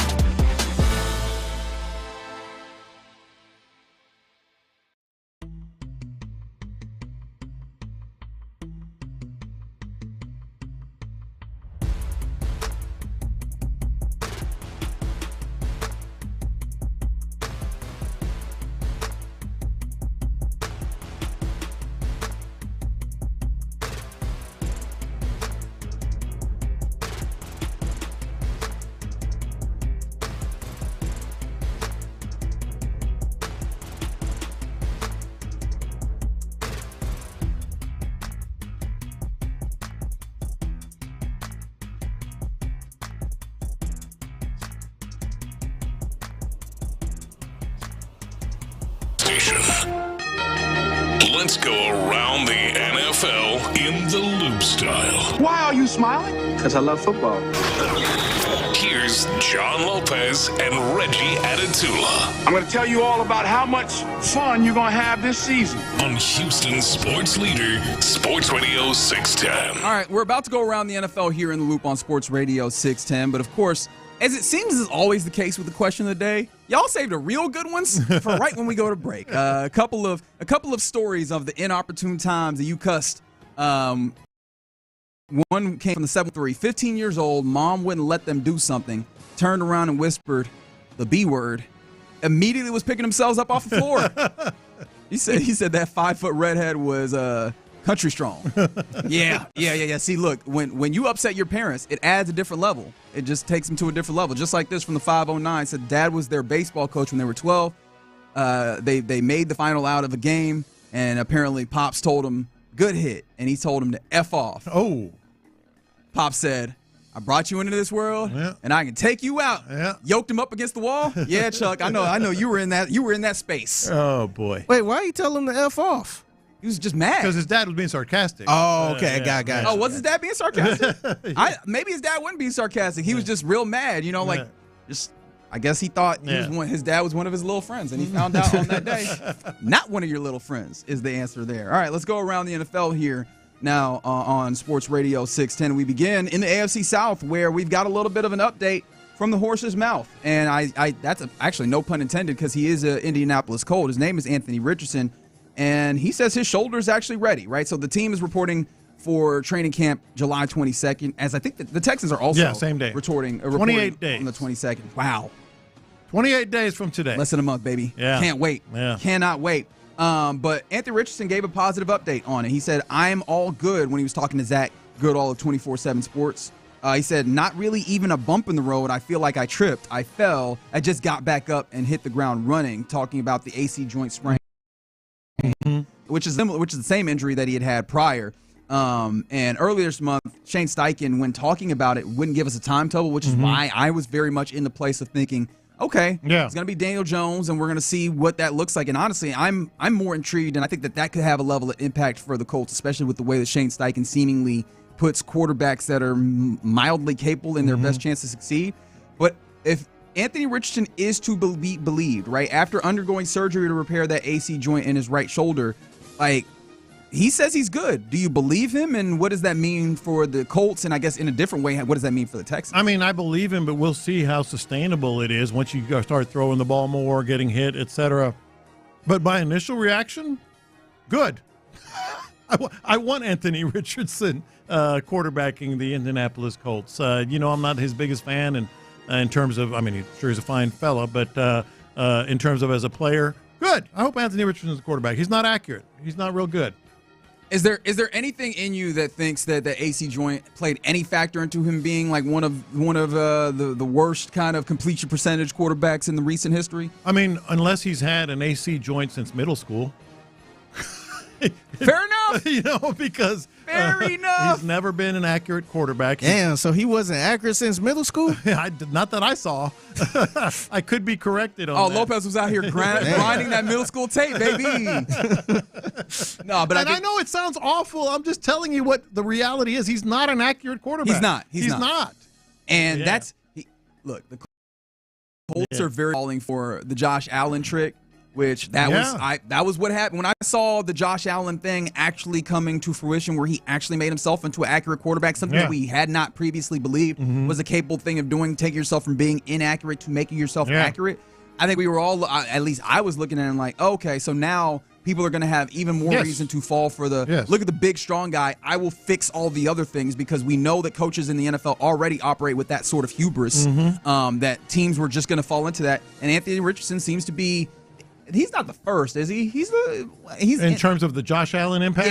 Yeah. I'm trying to remember. He's probably the most notable. Yeah, I feel like there's another one that I'm missing in this moment, but he very much looks like he is. This is what is typically happens when you try and do the Josh Allen thing. The Bills just got, in my opinion, really lucky. Obviously, I don't want to negate the idea that Josh Allen did the work. That guys like Brian Daboll and obviously Joe Brady and things around him, coordinators and such, helped him in that place. But no, man, this is probably more of what it is.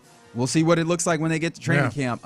Because best of luck to him as he returns and has a battle with Daniel Jones, a real quarterback battle there. All right. Speaking of Josh Allen, mind you, as we continue around the NFL, Josh Allen was talking about Josh Allen, mind you, the MVP of the league last year. I should probably start there by putting some respect on his name. He was talking to SI.com, and he said, quote, it's such a great honor, and I do appreciate being honored for my work. But at the same time, I still didn't win a Super Bowl, didn't win a ring, and that is the only goal. It's the only focus that I've ever had going into the league. And pretty boilerplate for guys of that status when they know, especially quarterbacks giving you the right answer. How much do you think that he believes that? Like, how much do you think any of these MVPs believe it when they're like, yeah, the MVP, that's fine. I'm more about this team success here. I think he believes it 100% now. And the reason I say that is when you come into the league, his ultimate goal coming into the league was not most players, the vast majority of players. When you come into the league, your goal is your number one goal, I should say, is not to win a Super Bowl.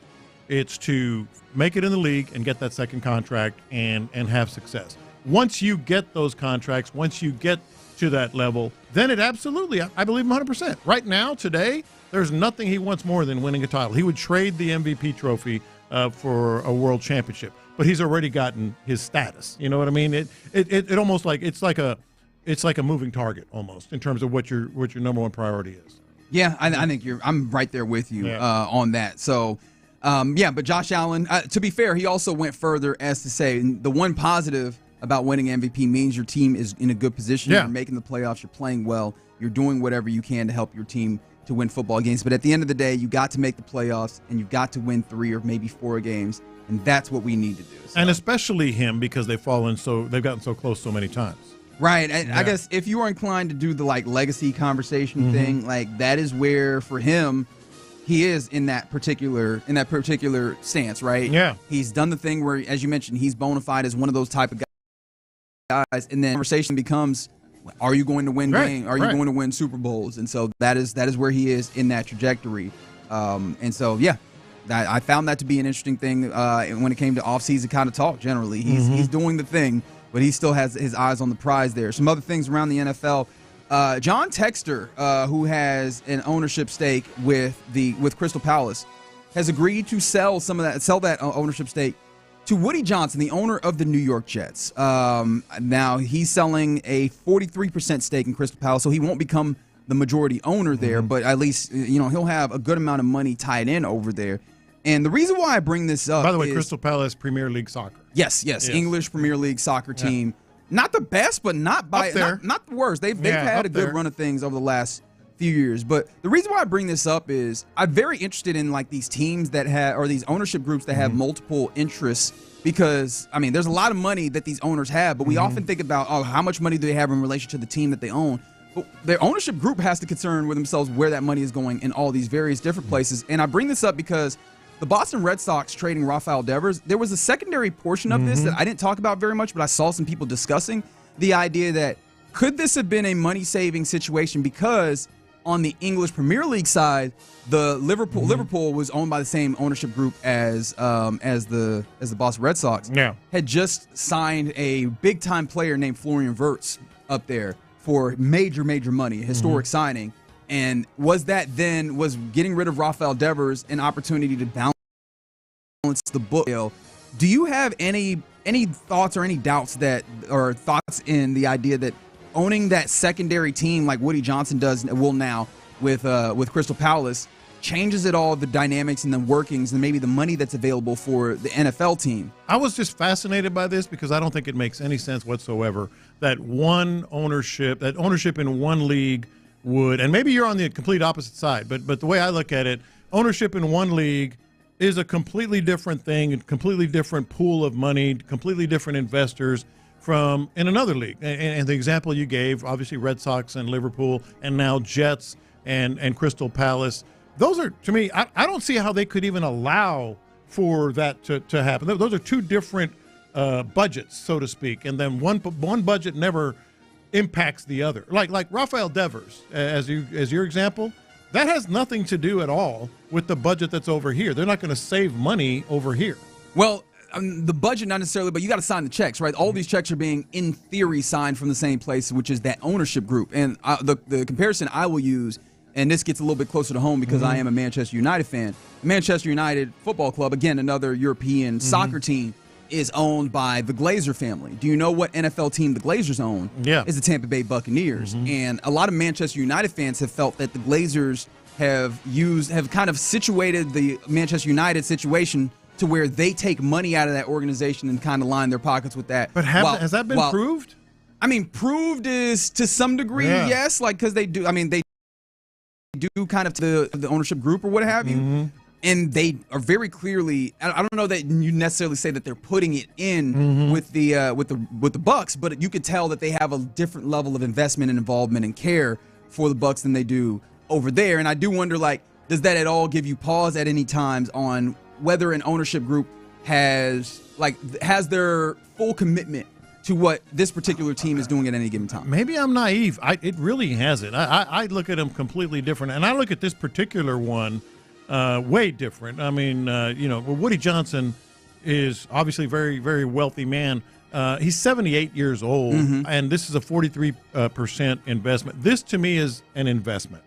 Just legacy, money, etc. I don't see any way that now maybe your Man U thing is adequate, is accurate, but I don't see it. No. Yeah, and that's a fair thing from the 281. The Niners owners also have an ownership stake in Leeds United. Like, this happens a lot more frequently.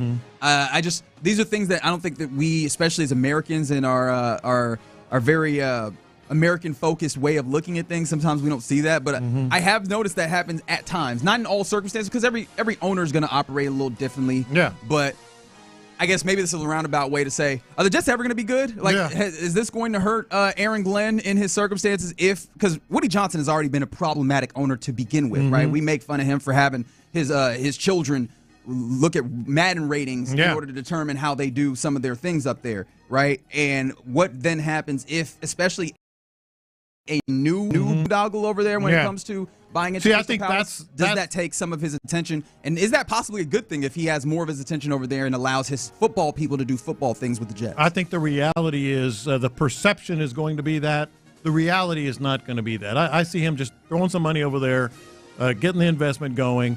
But anytime you can give Jets fans a reason to criticize you, they're going to jump on that reason, and this is a big one. He's owning Crystal Palace. He doesn't care about the Jets, et cetera, et cetera. All right. Madden 26 ratings are out. We have ratings from Madden 26. All right. So first and foremost, we got to deal with the 99 club. Yeah. Right? So there are, let me see, 1, 2, 3, 4, 5, 6, 7, 99 club rated players in Madden 26. Figgy, John, can you guess? How many? 9, or rather, let me get this again. 2, 4, 6, 7. 7 rated 99 overall players in Madden. Myles Garrett. Myles Garrett is correct. Yeah. You are 1 for 1. Justin Jefferson. That is correct. That is 2 of the 7 who are 99 rated. Patrick Mahomes? Patrick Mahomes is not 99 rated. He has a 95 overall rating. Okay. Do you think that that's fair? Yeah, that's probably fair. Okay. Based on what he did last year. Is he the highest rated quarterback? When it comes to quarterbacks, he is not the highest rated quarterback. Joe Burrow is the highest rated. Or actually, no, he is not the highest rated quarterback either. Lamar Jackson is the highest rated quarterback. I gave him 99. 99? Well. Dang, I didn't think he's going to be a 90. I thought he was going to be probably 97, 98. What do you think that says about the way that I think Lamar Jackson, after winning the 2 MVPs, I think people, especially last year and the year prior, as a thrower of the football, I think there's no longer questions that can be had. Any of that, he is a glorified running back, I think that is completely deaded. So I think once you get the passing and understand him as a deep passer, and of course the clear running ability, it's really hard to not have him as a 99 overall. So you have Myles Garrett, Lamar Jackson, Justin Jefferson. Saquon Barkley is also one of the 99 overalls. We're doing good. There are 3 more. I'm just guessing. I will tell you, there is another quarterback that is a 99 overall. That's Josh Allen. Josh Allen. Yeah. And the last 2. We need 2 more, Figgy. There's a wide receiver, and there is Jamar Chase. Jamar Chase. And the final one is a offensive lineman. Oh. Who's the offensive lineman? Is it what's his name? It can't be Trent Williams. I was going to say not Trent Williams. It's not Trent Williams. Yeah. He plays in the NFC though. Mm-hmm. He plays for the Super Bowl champions. Oh, Lane Johnson. Lane Johnson is the final 99 overall. Damn, he had 99. Yeah. 99 overall. No, he's a legit 99. Yeah. All right, so outside of that, the Texans have 4 guys represented in the leaks that I've seen for Madden ratings. Mm-hmm. You have Nick Chubb, Daniil Hunter, Derek Stingley, and Joe Mixon. Who do you think is the highest rated of those 4? Derek Stingley. Without question. He is a 93 over. Beyond that, Daniil Hunter and Joe Mixon both have 91 overall. Nick Chubb is 89 overall. Nico Collins did not show up. Will Anderson did not show up there. Mm-hmm. Who do you think is more disrespected of those two, Nico or Will Anderson, by not being rated Probably at Nico, least huh? 89? Oh, Nico for sure. Yeah. Because it seemed like everybody else got him as a top 5 receiver, or at least top 10. Yeah. It seemed like Madden don't. So I've seen ratings up to like 88s overall, and of course, no Will Anderson Jr., no Nico Collins. Mm-hmm. So, but yeah, those are the Madden ratings that have come out, and those are your Texans and where they are on there. But yeah, shout out to Joe Mixon. Nick Chubb still being rated that high. That's pretty high, man. How about that? Like, that's really high. That is a bleep you to me in particular, and the questions I have for Nick Chubb. Take but hey, that, Reggie. Yeah. if Nick Chubb produces as a 89 overall type player with Joe Mixon, you're set for fireworks, are you not? You are set for fireworks, and yeah. I mean, if he's just healthy, he's going to be that guy. Yeah. So there you go. That's around the NFL here in the Loop on Sports Radio 610. Appreciate you hanging out with us on this Tuesday. Coming up next, how should we measure CJ Stroud's success this year beyond the obvious numbers? 713-572-4610 is the number to text. 713-572-4610. Almost got. Almost close. Boy. Is it Madden ratings that we judging by? Let's do it. Next. All right. Look.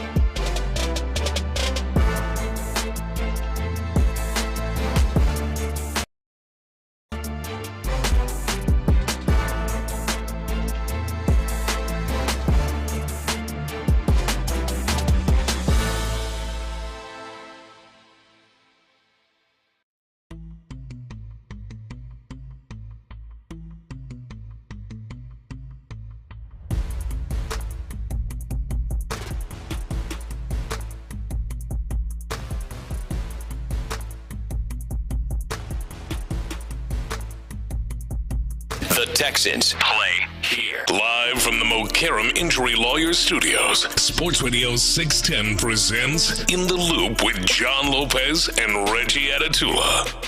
All right, you're in the loop right here on Sports Radio 610. Hope you're having a good Tuesday to this point. How should we measure C.J. Stroud's success this year beyond obvious numbers? 713-572-4610. If you have some opinions on this. Yes, Isai, there was a trade in basketball that I'll talk about a little bit later. It doesn't directly relate to the Rockets, but it does in some ways when you look at, who actually is best situated to try and stop the Thunder from breaking this streak of, new winners every year. We'll talk about that at another time. But I do want to talk about C.J. Stroud. There's been a lot of conversation up and down. We've done it too about, was it a sophomore slump? No, it wasn't a sophomore slump. This was that. And then, there's been back and forth. But, without having to do too much more of that, let's look at what this season is going to go forward into. And we've talked about some of the things that give us hope for a better outcome offensively, right? And seems very interested in the details and putting each of his players in an opportunity position to succeed.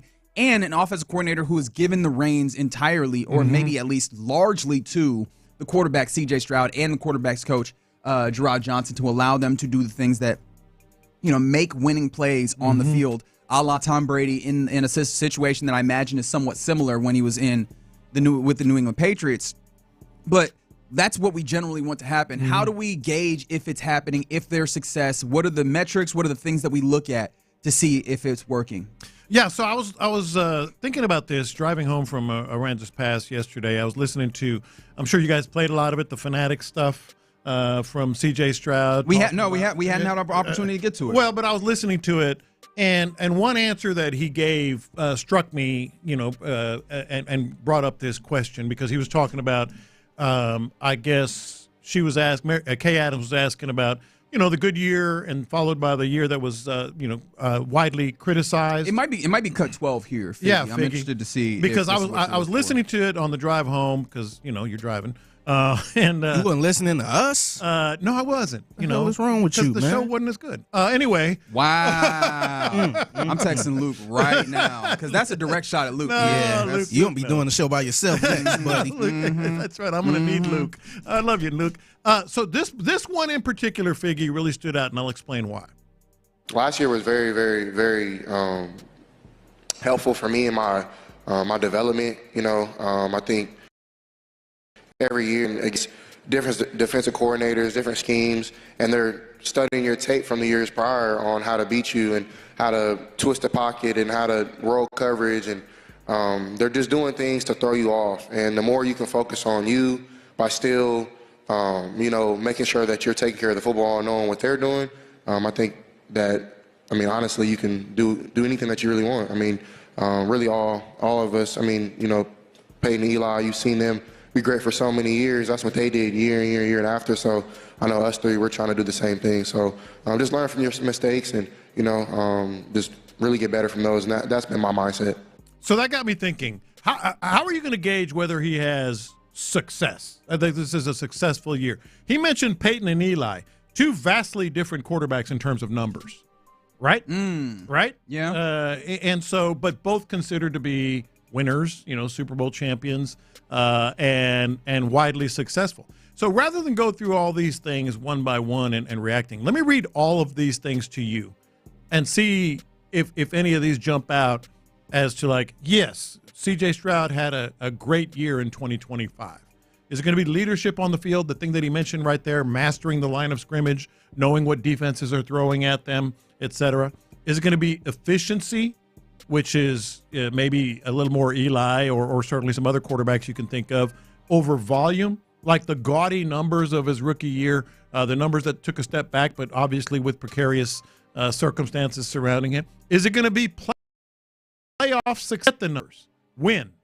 Is it going to be wins, especially carrying this team to 11 or maybe even 12-plus wins for only the second time in their franchise's history? Is it going to be the Brady effect, the close game management, the come from behind management, and that that certain something that they tend to have, or is it going to be metrics? Like the efficiency numbers might not be as good, but the metrics say he's having a great year, or maybe just something as simple as third down efficiency, red zone efficiency. Like how are you going to say that guy had a great year? All right, so this is actually very intriguing because I think that it's a lot of those. I don't think it's all of those, because the one I will tell you for sure is I don't think wins is going to be, at least for me. Yeah. And I think that that's a weird thing to say. However, wins will not be it for me because, one, and I think it probably shouldn't be it, or probably won't be it nationally unless there's a whole bunch of wins, because, hey, look at the division that they're in. That's patty cake. But then also you're playing some really tough teams. Yeah. In your division. You're playing the Ravens again. You're playing the Bills again, right? You're playing the Chiefs. Yes. You're starting off early with the Rams. You're getting a Buccaneers team that is nothing to scoff at if they continue their success. I don't know what the offense looks like without Liam Cohen coordinating it, but Baker Mayfield has been solid. So on and so forth. Yeah, you get the point, right? There's ups and downs of the actual schedule that I think will make it tough. But more importantly, you're changing a lot. The offense in general is changing a lot, and there's a level of fluidity so that I'm not certain that it's going to be locked in week 1. I'm not certain it's going to be locked in week 3. Like, it might take a few weeks for them to find what the offense truly is, the fullness of the identity of the offense. Yeah. And so if they lose a few games early, that makes it so that a season that probably should have been an 11-win season looks like a 10 or 9-win season. Does that change what's happening here? I don't know necessarily. So I don't know that I'd use wins as it on top of the idea that, a quarterback wins is not really a stat for me. But I think most of the other things that you're mentioning, I think, are hugely important for various reasons, right? Playoff success we could start with just because, this is a team that has demonstrated themselves even with an offense looking woeful of winning a game in the playoffs. So if you were having an offense that, looked woeful and you had won a game in the playoffs, if you win a singular game in the playoffs, I don't know that we can attribute that to what's happening in the offense versus what the defense has been able to do and drag you to. Obviously, dependent on what it actually looks like. Leadership is going to be a huge one. That's a big one for me. Yeah, what he's doing at the line of scrimmage, not just leadership as in a leader. We've talked about that. Like, he's a leader by default. He's the quarterback. I'm talking about a leader like on the field. Being able to run this offense. This offense that has a lot of nooks and crannies, has a lot of levers and buttons where, hey, man, you might have to call some audibles on the field in order to get them into the right spaces for it. Having command, I think, is maybe the word of the offense, especially with the guys that he mentions there. That is the key thing I think of when I think of Tom Brady is the command of the offense. And Peyton. Hugely the thing that I think about with Peyton, that he was his own coordinator and off the staff and able to run because he had that much of a command of what was happening. If C.J. Stroud demonstrates himself of having that level of command, maybe not even that level, that's probably unfair, but having a significant amount of command of the offense, it does two things. One, it puts you in a significant place to demonstrate that he's well on his way to being that additional level of quarterback. But two, it serves as the biggest kind of demerit towards Bobby Slowick and the way that he went about orchestrating this offense the last couple seasons. The two that stand out to me, and you can weigh in 713-572-4610. How are you going to measure success with C.J. Stroud? Because clearly, and I don't mean to sound like a coach here, but the numbers are going to come if he does certain things well.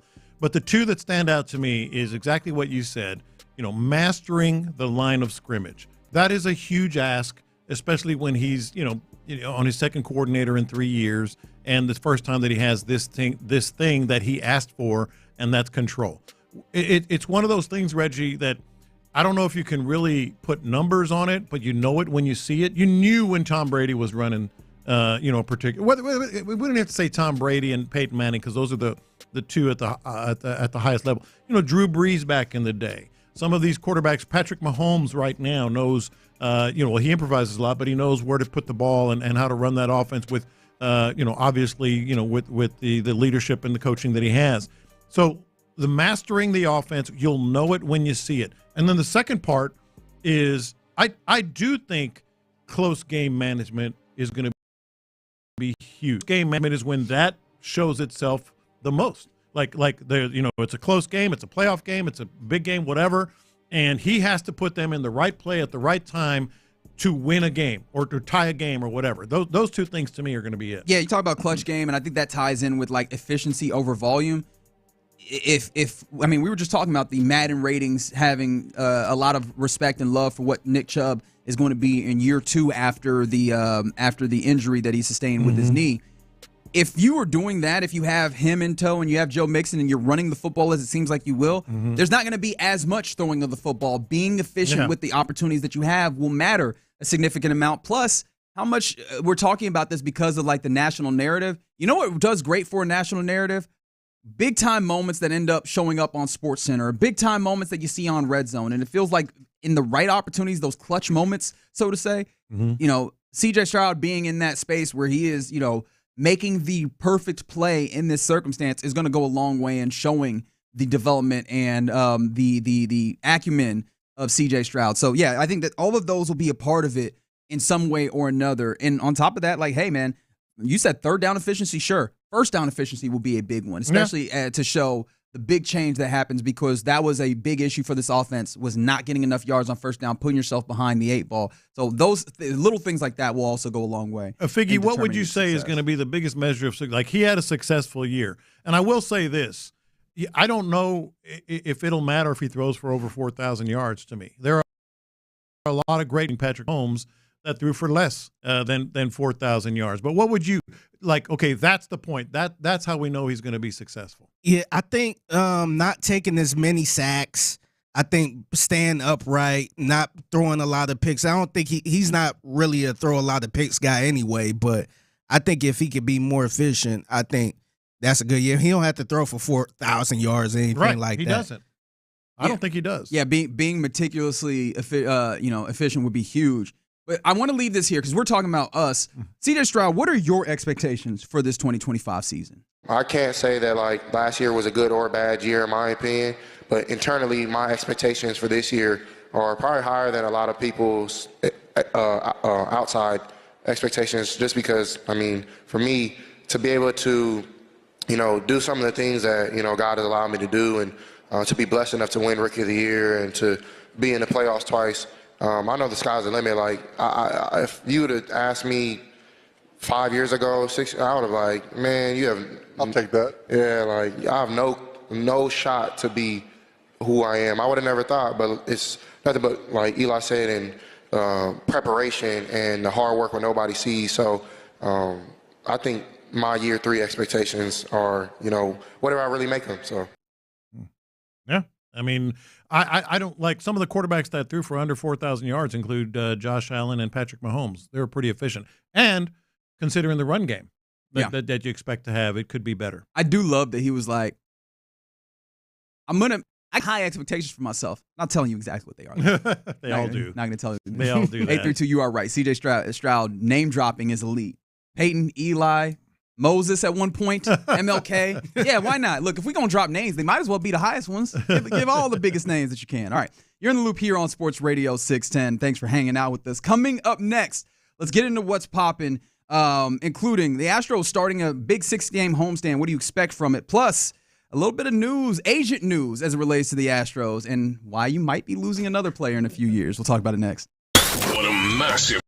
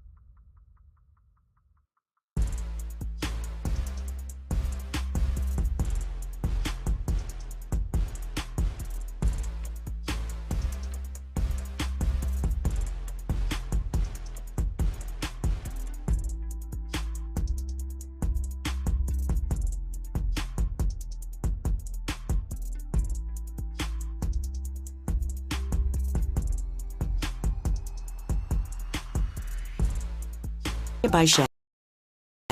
Stories in sports and entertainment. Sports Radio 610 style. In the Loop presents What's Poppin'. All right, let's get into what's poppin' here in the Loop on this Tuesday, June 24th, in the great city of Houston.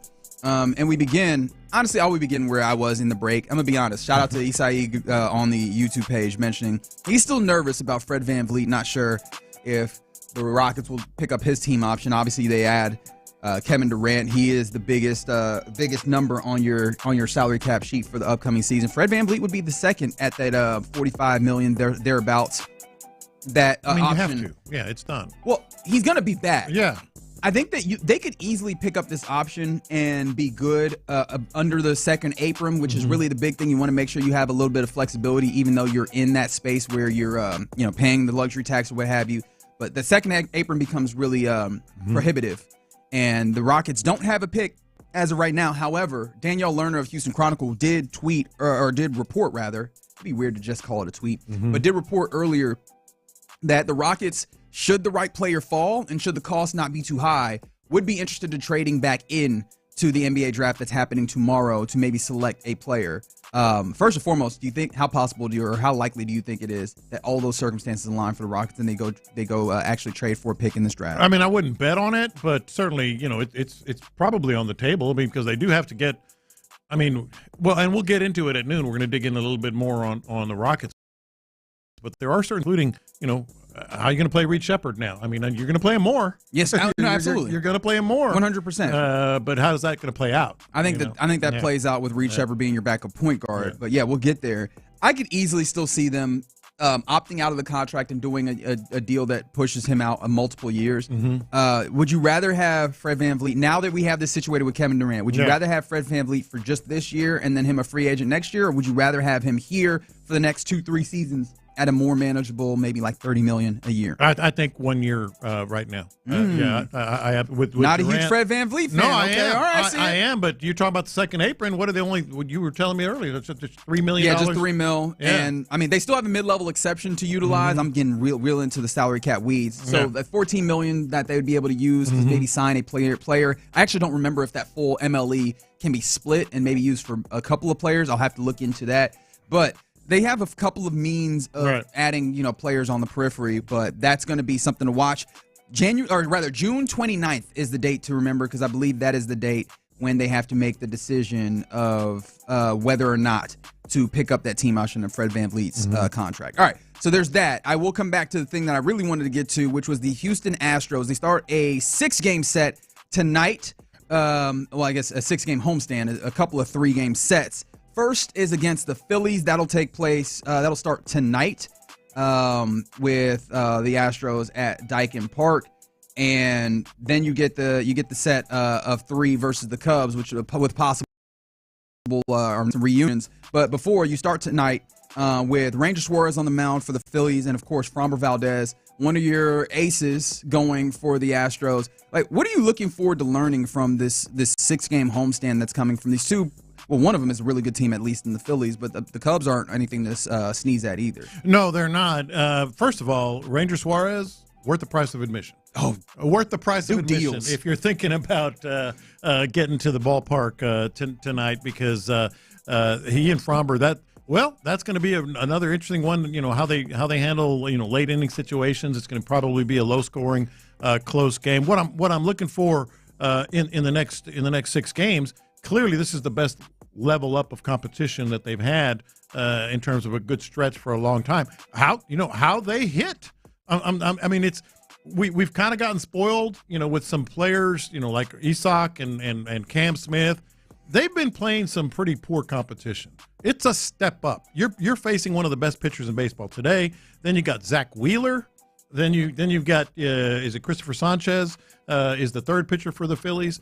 Like the Astros, keep in mind, that they've kind of feasted these last. I want to see them hit the ball against quality competition. Yeah, that would be very nice to see. Like, that's very much something that you would like to get going. But yeah, that'll be a good test for this Astros team tonight. So that's something that's happening. A test for the Astros as an organization, and I do mean this almost as a litmus test for the Astros. Where are they with their big-time players and what they do coming bear? Now, this is a little dramatic because it's not that time yet, but it becomes the clock is ticking now that we know that Jeremy Pena, in the midst of what has been a breakout season for him, and that's kind of wild to say for a dude who was an ALCS and World Series MVP. However, here we are. We found out yesterday he's got new representation, ladies and gentlemen. Oh, really? And his representative? That dude. Don't in say baseball. Scott Boras. Scott Boras. Oh, dang it. I don't know if Jose Altuve got to him and was like, "Hey, dog, you playing well enough to come over to the big dogs. Come over to Death Row." So he's the David Mulligetta baseball Bag man extraordinaire. Yeah. He pulls on that ski mask and he goes to work. Scott Boras does. I mean, so when somebody signed with Boras, like, oh man, what have they? If you were laying odds or percentages, what were the odds day before yesterday that he would remain an Astro when his contract comes up versus today? Well, the tough part about it is you probably needed to do that extension prior anyways. But especially after a season like this today, I feel like you went from ooh, that gets tough to ooh, it gets real tough. Now he's already in arbitration. He's on an arbitration year this year, and he has 2 more arbitration years after that, which means that obviously you would still have control of him. It just depends on how much money you would spend. Yeah. And I don't know that the Astros would be in a place where they'd be spending a crazy amount of money. That's what the arbitration process. You find a number that you'd be comfortable with, hopefully, and you get there. But once you get towards the end of those arbitration years, how confident are you that Jeremy Pena remains as an Astro, knowing that Scott Boras I'm asking. I know. You totally avoid the question. The question. His whole dynamic is I'm trying to hit the open market. I'm trying to get maximum money. Yeah. And that does not feel like that is the MO of the Astros by any means. We know that they had like the 6 years or whatever. And especially then, if you're talking about 2 years from now, where are the Astros in contention? Yes. I think is a question that's worth asking because you do have some young talent that looks like, hey, maybe you might be able to bridge this into that space. But Jeremy Pena is one of those guys. I feel pretty low on the dynamic. I'd probably put it, and this is just a random number here, for lack of a better term, 33%, right? We'll put it at a third chance that he stays. The question I have more so is not will Jeremy Pena remain an Astro after those, 2 years after this one. It is, will the Astros do the thing that they did where they allow this to be a Carlos Correa, Alex Bregman? No, Kyle Tucker. Or will this be a Kyle Tucker? Kyle Tucker. That's why I'm like, oh, great. I would have put it at like 75% chance that he'd remain an Astro. I'm with you. It's probably about a 33% chance now. Keep in mind, Kyle Tucker, legend, by the way, going to have his video tribute with Ryan Presley on Friday. That's going to be kind of cool. 2 dudes that definitely deserve the video tribute. And I actually have a confession that's related to that coming up in a little bit. But Kyle Tucker, for as big of a legend as he was here, as popular as he wasn't real happy. In fact, he was not happy. That they just kept, the arbitration kept happening. And I think it was a factor in him leaving. 100%. I mean, yeah, that feels right. Yeah. I mean, and yeah, he in particular, it seems like his personal ways in which he felt like he wasn't respected, that made it so that he wasn't there. It's one of the things I love saying about sports and labor negotiation or what have you is money is a proxy for respect. It's not simply money. Yeah. Because, what are we talking about in, the difference between $1 million or $500,000 here or there at times? And, of course, for us, that sounds crazy. For the guys on the field and on the court, it's generational, and they've already, oftentimes, when we're doing some of the squabbling, they've already made a lot of it, not to, minimize what they're trying to accomplish to set themselves up for even further in their, generations or what have you. I'm very much pro-labor in that regard. However, what we're talking about is pretty minimal at times. And in those instances where it's minimal and you go, what's the difference? The difference is respect, right? And I think for Kyle Tucker, that's what it was. It's interesting because I wouldn't have thought that for Jeremy Pena. However, Scott Boras, for him, it's always about that. And so I think you put yourself in this place where that's definitely going to be somewhere where the Astros and Pena and his representation are going to be at odds. I want to see if they've built a different MO for how they handle talent leaving and not finding that agreeable number in order to continue to re-sign. And, Altuve will be 36, 37. You alluded to it. You have some young players. You have some players that are going to be moving on. How are the Astros in terms of that long-term contract with someone like that, at that point in their existence? Yeah.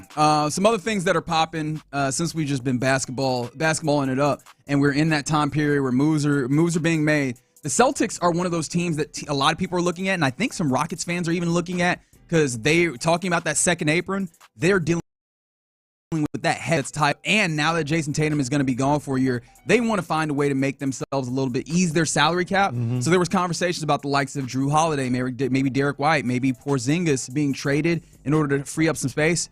Well, that's kind of already started. And How about both? I say kind of, Yeah. because Drew Holiday was traded. Was this morning? Was this last night? I think it was. I can't even remember exactly when it happened. But Drew Holiday's been traded to the Portland Trailblazers. So that's another player that comes west. But Anthony Simons goes the other way. A nice young talented player, shoots 38% from three, so he fits the Boston Celtics ethos. And he's an expiring contract, so it feels like, and he's played well enough where it feels like he's going to get paid decently. However, he's a nice young talented player. I don't know if Portland maybe just didn't want to pay him, but I don't understand why they went and got Drew Holiday. I don't understand it either. Multiple years. I think he has 2 more years and a player option on his contract, which I think he picks up. So you've traded a young, talented player with 1 year on his deal for an older player who is costing a lot of money with 3 years on his deal. Admittedly, going to give you a good defense, but I don't know. He seems like he's waning a little bit in his career. I don't understand what Portland is doing. Do you like what they're doing here? As Portland's a team that might find their way to being some level of good next year. It looks to me like they just did the Celtics a favor. I mean, that's what it feels like. They just did them a solid. And by the way, the Celtics now, as of today, clearly in discussions with Porzingis as well. Are they? Reportedly. Okay. Yeah. So there's possibilities that more moves are made. Yeah. One of those names of guys, Derek White is the one that I think a lot of Rockets fans I've seen talk about. I guess we can talk about that more as we come up here. But are you interested at all in what Derek White could do? Well, yes. I mean, just in general, but not necessarily like, oh my goodness, that would be a fantastic move or something like that. Okay, fair enough, and we could talk about that more. Fair enough by Rocky on the YouTube page as well. Bryce Matthews, they said, will play shortstop when you let Pena go. I felt like he's going to be the second baseman. Probably, like, legitimately, the way that he's been playing, I'm looking for September for Bryce Matthews. Yeah, he might come up. Highest prospect, most well-regarded prospect in the Astros system. Been swinging the bat well, which is the big thing for him. The defense is always going to be good, and it doesn't feel like you have anybody particularly blocking his way. Dubon has obviously been pretty damn good himself, having a little bit of a power surge over the last week or so. But, I mean, if it's time for Bryce Matthews to start getting a little bit of a taste of the majors, I think that I'm looking forward to. Of course, we're months out. Yeah. Bryce Matthews there. I don't know, but maybe you slide him over to shortstop, figure out something else second base wise. But yeah, you're on the clock when it comes from Pena now, it feels like. And yes, I know you were having a wonderful day before I said that about Pena 504. But how about this? The Rockets have Kevin Durant, and when you look at odds makers, and they have the Rockets as the second highest odds of contending for the NBA championship. And with that being said, right, we've talked about the deal. We like what's happening. But what are the next steps? What still stands in the Rockets' way of getting to where you want to be? 713-572-4610. Let's have that discussion next. Area 45 with Bijani and Creighton. What do y'all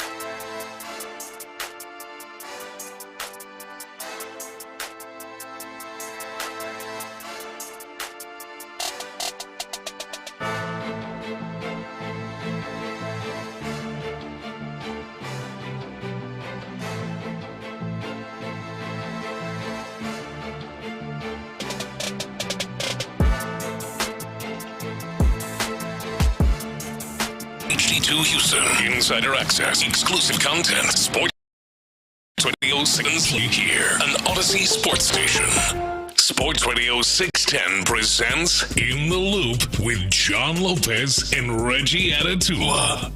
Yeah, you're in the loop here on Sports Radio 610. You heard the big voice man, John Lopez. I'm Reginald Atatula. That's Figgy Fig. We're hanging out on a Tuesday in the loop. Rockets, man, they've done some big things acquiring Kevin Durant over the weekend. But what still stands in the Rockets' way? 713-572-4610. Because, I mean, look, this isn't a finished product yet, right? Like, they still, even if you're just looking at it as they're largely good, they have 12 guys on the roster. They do need to fill it out on the back end at the very least. And that's where, I can get into, I was in the break getting into the nitty gritty of trying to recertify myself as a NBA, CBA expert, looking at MLEs. Did you get certification? No, I'm very far from that. I definitely don't know what the hell I'm doing. But, I mean, look, digging into the MLE, which is $14 million that you have available to you, the ways that you can split that up, how you can maybe utilize that to go sign some more players. But where are you? Like, what still do you think that the Rockets need? What still stands in their way for them to go and do the things that they need to do this season? Well, it's interesting. I mean, just to recap, what we've been talking about, you and Figgy for the last couple of days. Like, the trade itself immediately puts you at the upper echelon of the NBA, much less the Western Conference. I mean, they're right there. They're second favorites to win the championship next year. Oh, but there's one thing about odds. Do you think the Rockets, at least large, and this is not the question to ask right now, maybe we ask it in, I don't know, a week once you have the draft done, which is happening tomorrow, and then free agency opens up, because that's still a big thing teams need to restructure. But do you see the Rockets as the best, having the best chance to dethrone the Thunder right now? Because, I mean, there's still teams that have a lot of blood and sweat into this that people can look at and say, hey, no, they might have a shot at it. Do you feel like the Rockets have usurped them? I think right now, but there's still a ways to go, because and that's part of the reason I was like, okay, so we think they're there, but what would make you feel a little better, so to speak, about it? Because look, the Nuggets still have Jokic. The Lakers are going to Aaron Gordon. The Lakers are not going to just sit there, especially with new ownership and everything else. Yeah, just going to sit there with twiddling their thumbs, thinking we good. Minnesota's going to get some stuff done. San Antonio's going to get some stuff done. And we were just talking about Kristaps is the next one on the block for the Celtics. You asked me who are some teams that are mentioned with Kristaps. I just looked. San Antonio's one. So, San Antonio's one mentioned with. They just going to have trying to get a bunch of 7-footers. They're going to have 4 7-footers up there. They were like, clearly the Oklahoma City Thunder, the reason why they won is they had 2 centers. So let's do this. Let's do 4. They already got a 7-foot 5-point guard. Yeah. What else do you want? Yes, they got that and more. So that's kind of like, all right, we think they're there, but it's a long way till October. Can I start here? Yeah. Like, what did you lose in trading away Jalen Green and Dillon Brooks? Let's start there. Like, I think that them things that you didn't get back, obviously, in just Kevin Durant himself within this. Now, I don't know how major you want to term them as, but I do think that there's some things that you did lose in this trade that maybe that's where you start looking at how do we, cobble back some of those pieces or address some of those things that you have. I'm glad you asked, because I was kind of kidding around with you guys, kind of. When the trade went down and we were texting with each other in that group known as Dem Boys on Wessie. Because I called him Bari? Is this what you're talking about? Well, there's that too. Bari. Well, it's because I said Tari and Bari. It rhymes. But y'all know who I'm talking about. It's Jabari Smith Jr. I gotta confess, man. I did not know who you started at first. Reggie, and then I thought so it took me a minute. I'm like, okay, Bari. Okay, I got it. I'm not the first one to do this.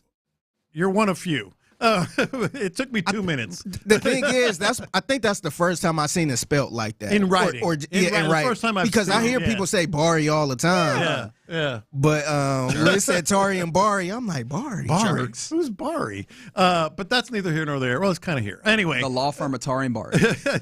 So, and one of the things I was kidding about was I'm just gonna love hearing from all those Rockets fans like, oh, Kevin Durant's too old. Oh, he's been injured too much.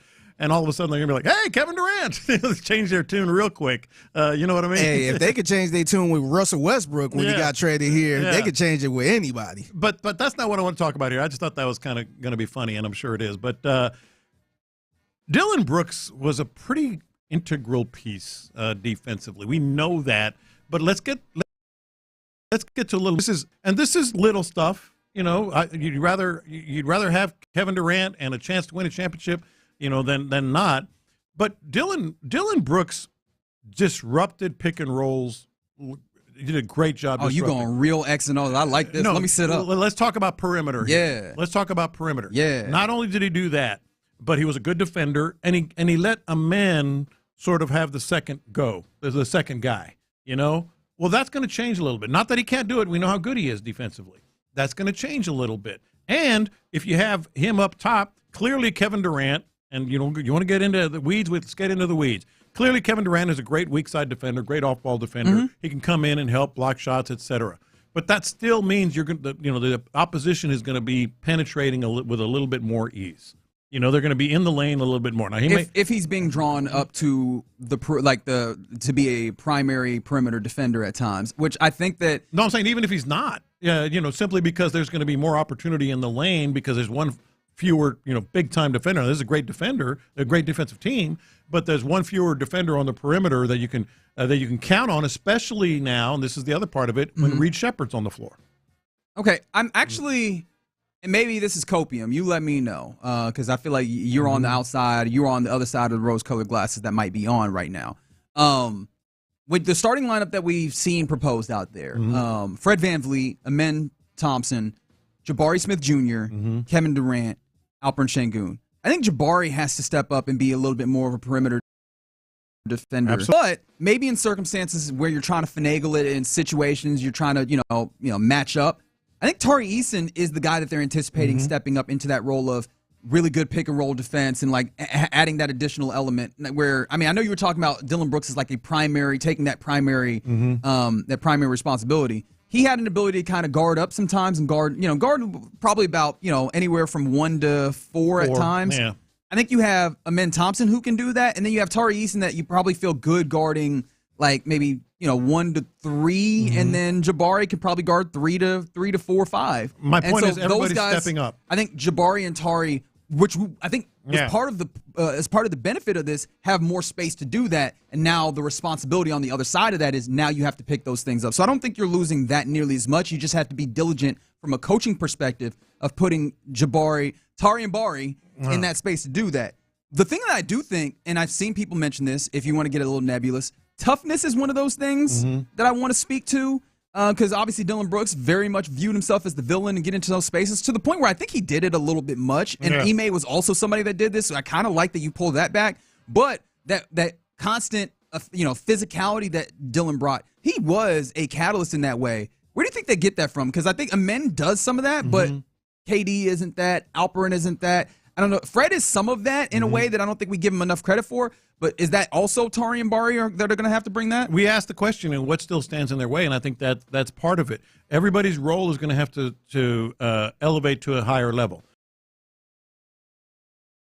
With Ahmed step up, Tari Eason stepping up to a different role. And so that's what I'm saying. That's one of the things that still stands in their way. Implementing that. Confidence in Ime Udoka, but for those guys having to step up, and then you have the backside defense that's going to be more help defense. So that's one thing that I think they have to address. I think another thing is Reed Shepherd clearly is going to play more minutes. What did he play, 16, 15, something like that?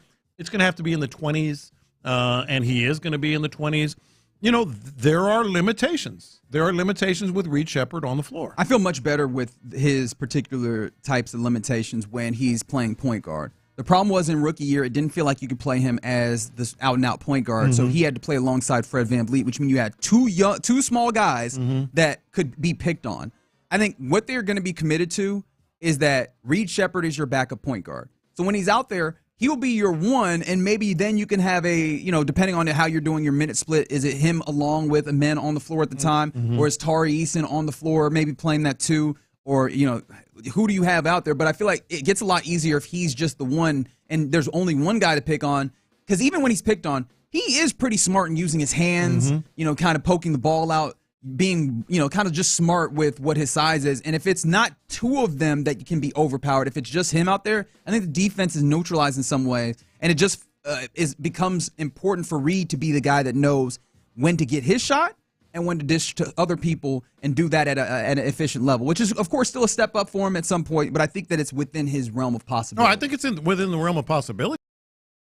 On all these I mentioned, not only are you going to have other guys stepping up, then you're going to have Reed Sheppard on the floor, and there's a little bit of hope that you have there with him. And then there's this, which is just the reality. Kevin Durant's going to miss probably 20 games.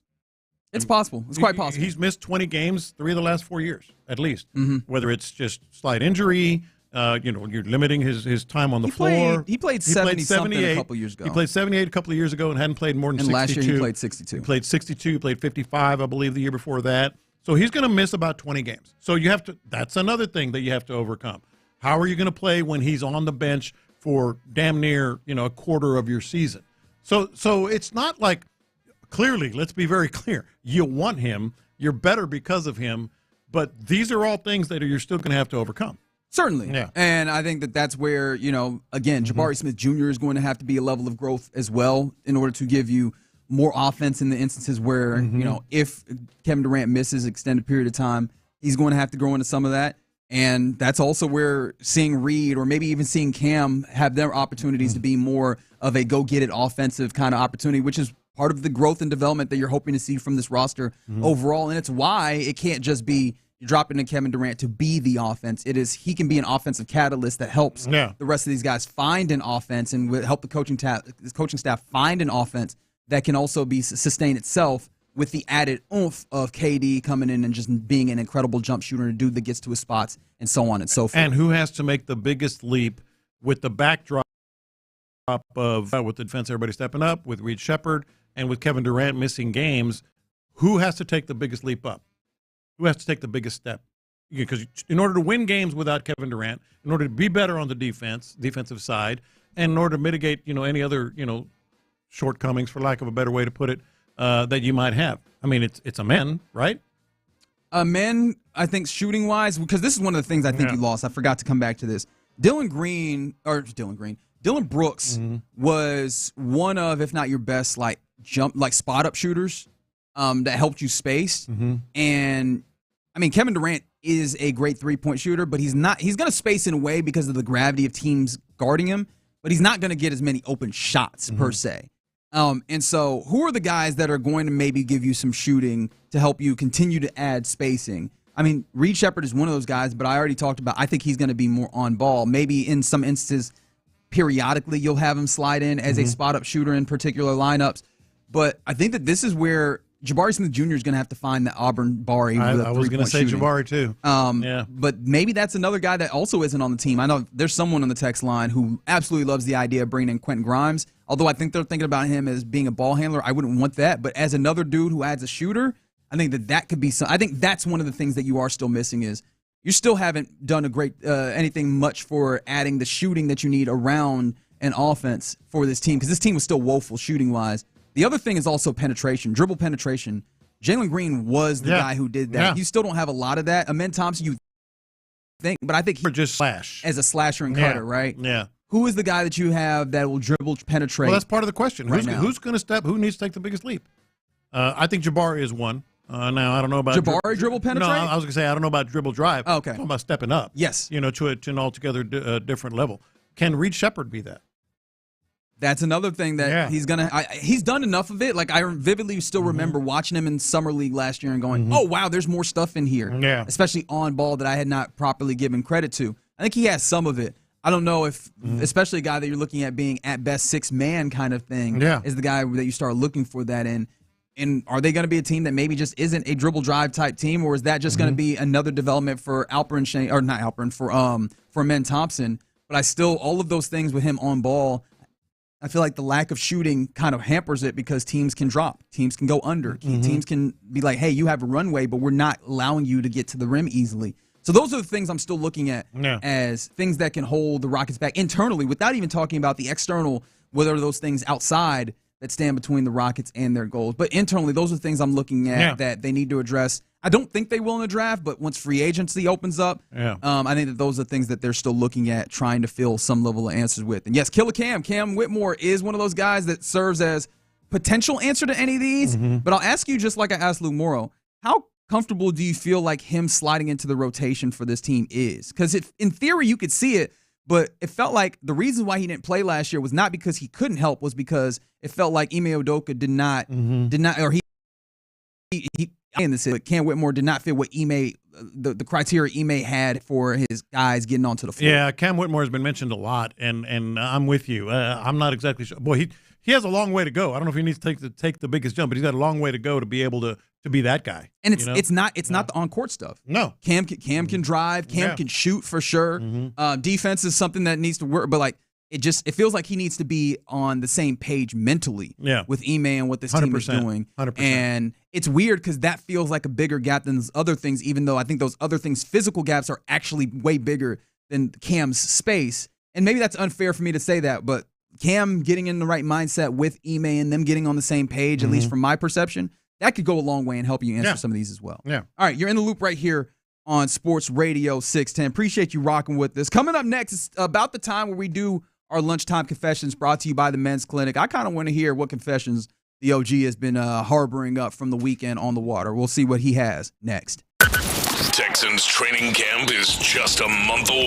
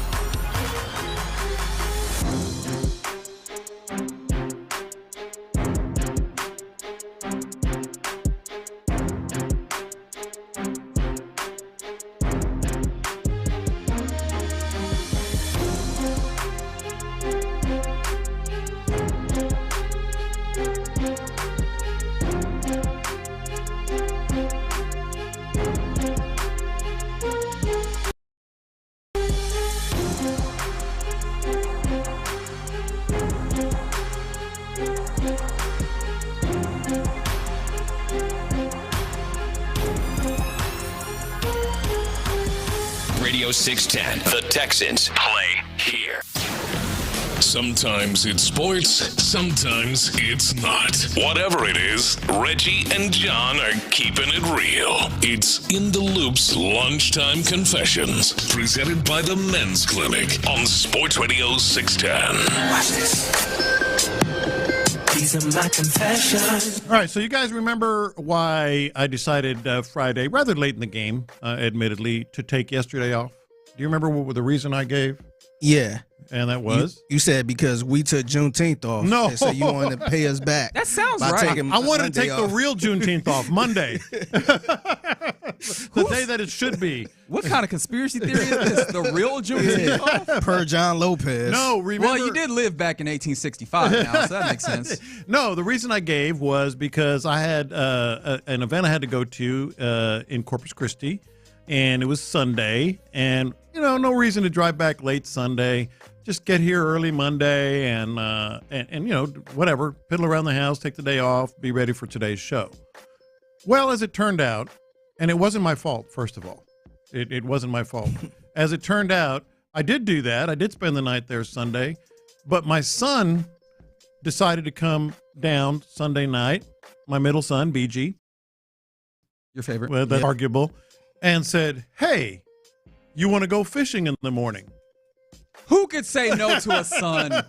When a son asks a father, Yeah. who could say no? I was planning on just getting up early and driving Your back. favorite son. Right. You're going to turn your favorite son down. Like maybe the ugly red-headed stepchild, but not your favorite son. So I did get here earlier than I would have Sunday, but it was still pushing 5 o'clock because we ended up going fishing Sunday morning. So, hey, best laid plans, sometime. But at least I did get some good rest. So. Look at these excuses. Yeah. Who are you trying to convince?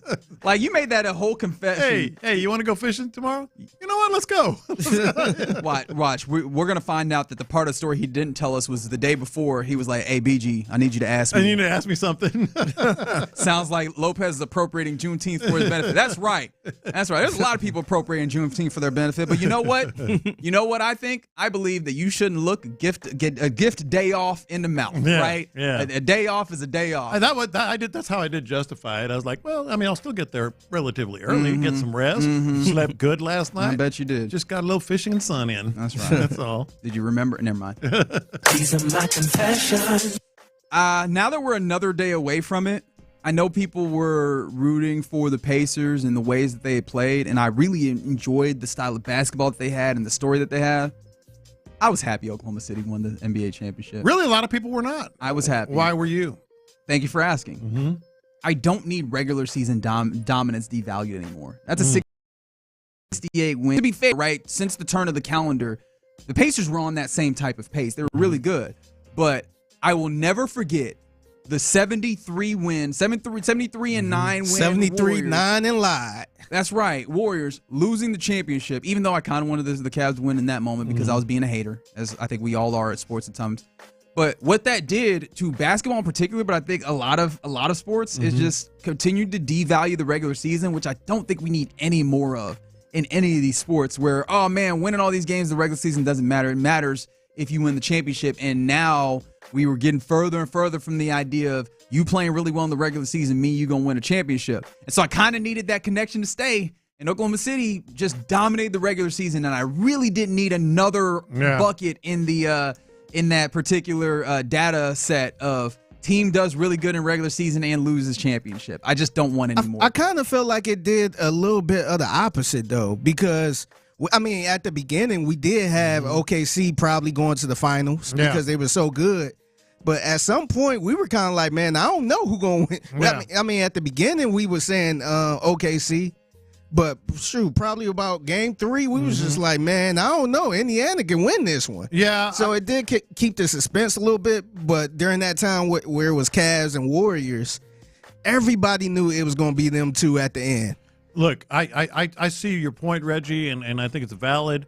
I also feel like what to Figgy's point, there's a certain amount of entertainment in the fact that it goes the other way. There's so much. You talk about the Warriors. People were glued to that. So it can work both ways. Yeah, and you're right. I think the entertainment was absolutely there, as evidenced by, and I'm going to be the weirdo who mentions that the the ratings for the finals were Game 7 at least were the highest rated individual NBA playoff game since I think 2019 was what they went for. Like, so the entertainment value was there. I don't know that the entertainment value, especially even comparing it to 2016, was worth what I view as damage to the regular season overall. So I look, I don't work for no TV. I don't work for the NBA. So what does it actually So matter? has Adam Silver changed his mind yet on the ratings? Now they're good again? Now I bet he did. Hey, I bet he was like, hey guys, look.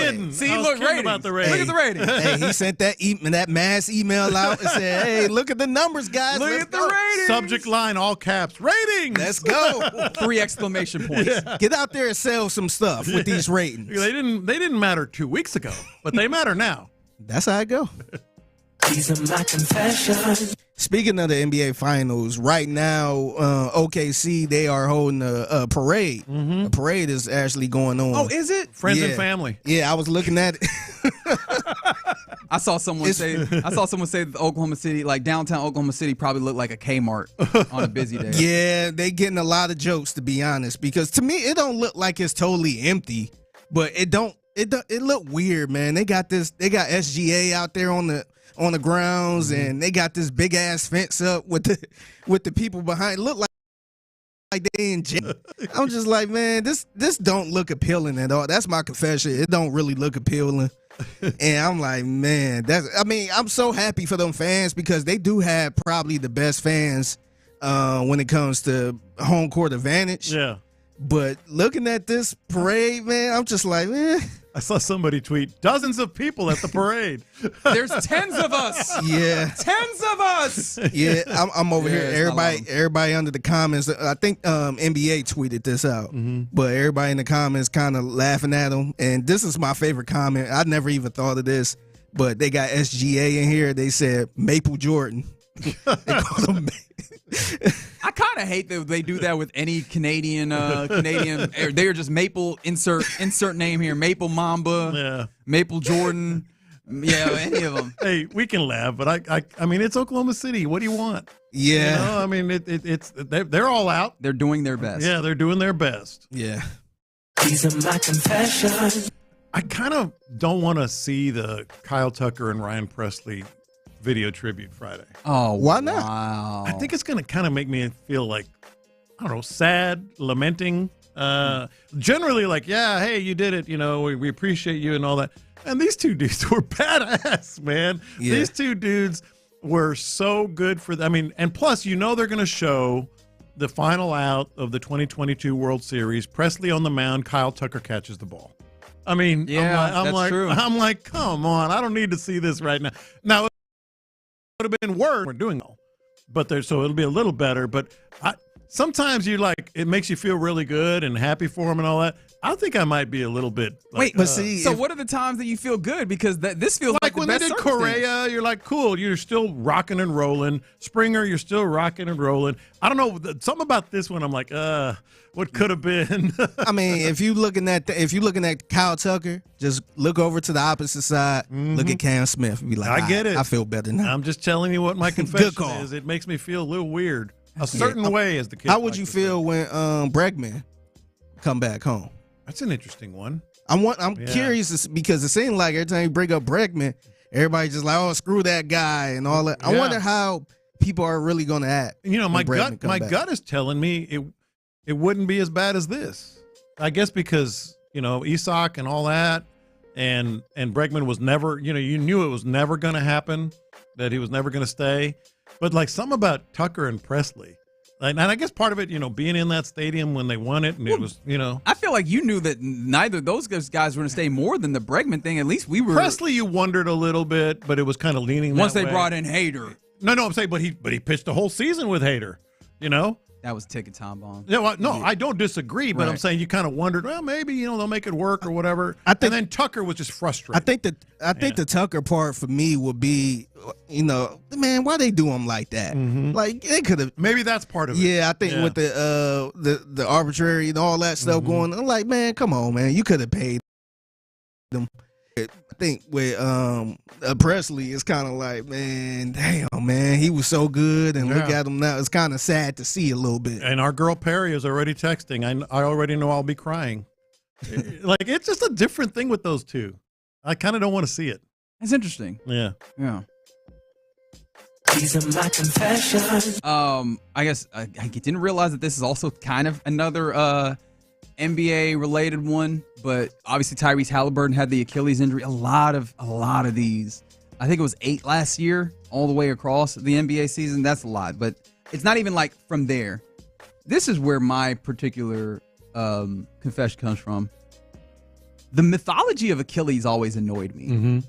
Like, you're familiar, the actual Achilles. You're familiar with, like, as in Greek the story. mythology. Yeah, the Greek mythology that gives us the name Achilles' heel is literally, which I'm trying to remember which Greek god it was that dipped Achilles into the river Styx, which gave him his impermeability or what have you. I think it was Thetis that dipped him in, and supposedly the weakness was in his Achilles here because that was where he was grabbed when he was dipped in. So that's the one part that was left, like, I guess, mortal. Yeah. But I was like, you couldn't dip him again? Like, turned him upside down? You know what I mean? Like, it was just the one dip. We only got one dip. You only get one dip. Like, why did that happen? Like Dairy Queen. What kind of plot hole is this? Yeah. Like, what a terrible plot hole. Like, and now this is the one place where now he can be hurt. And obviously, inevitably, he's going to get hurt there. Yeah. But I was just like, for some reason, this is where the way my all the Achilles tears and everything, and I was like, but wait a minute. Yeah. This is so dumb. Yeah. Why did that myth, why did they write it could like have just that? like spun him. Just spin him over. Or just drop him in, move him around a little bit, and then pick him up. Speaking of which, just... Or use tongs, like something. Tongs. Side note, on the way home yesterday, I had a blizzard for the first time in probably 10 years. I was like, you know what? I'm going to get a blizzard. You want to hear something crazy? It always amazes me when they turn it over for you. I'm like, that's so cool. You want to hear something crazy? I had a blizzard last night. Really? Yeah, I had one, and the lady did not turn it over. Oh, and so when we drove, I'm like, wait a minute, she's supposed to turn. She ain't turning it over. Did you turn it over yourself? I did myself. Yeah, but it still held up. Yeah, it still held up. My thought would have been, she knew that this one wasn't. This one wasn't going to take. She knew this one wasn't the one, so she wasn't going to try it. Now I was nervous because I never did it on my own. Yeah. I kind of held my hand right there just in case. Did a quick little turnaround. Like, all right, yep. So weird. I haven't had a blizzard in 10 years at least. I'm Same. like, I'm going to get one. I got their new whatever, strawberry, whatever, blah, blah, blah. And she goes like that. That's one of the coolest little things in fast food. Yeah. Like they just turn it over. Right I actually asked my wife, I'm like, why do they do that? And she said, that's what that's just their thing right there. Yeah. How thick it is. Is that the best fast? All right, then I'm done asking the question. Whatever I was going to ask. All right, man. Yeah, let's get to the next segment. It's summer, man. He ruined it. Really? He did. ruined it. How did I ruin it? We turned in this car right back around. I followed up your point. Unbelievable. You said it's Johnny's fault. It really is. See, he been on the boat too long. Yep. Need to get back in the I work did get mode. a lot of sun yesterday. I guess so. Yeah. All right, you're in the loop right here on Sports Radio 610. Those are our lunchtime confessions. Next, did we get confirmation of collusion in the NFL? I'll tell you what I mean next. What a massive move by Rafael Stone and the Rock.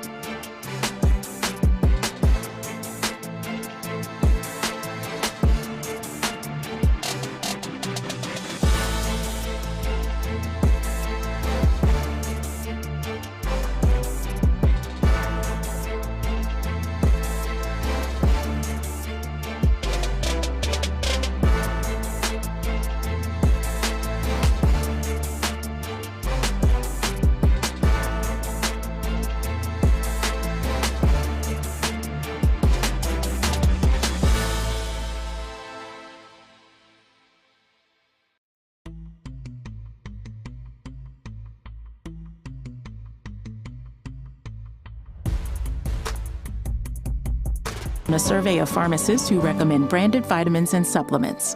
Live from the Mokaram Injury Lawyers Studios, Sports Radio 610 presents In the Loop with John Lopez and Reggie Atatula. All right, you're in the loop right here on Sports Radio 610. Did we get proof of collusion in the NFL?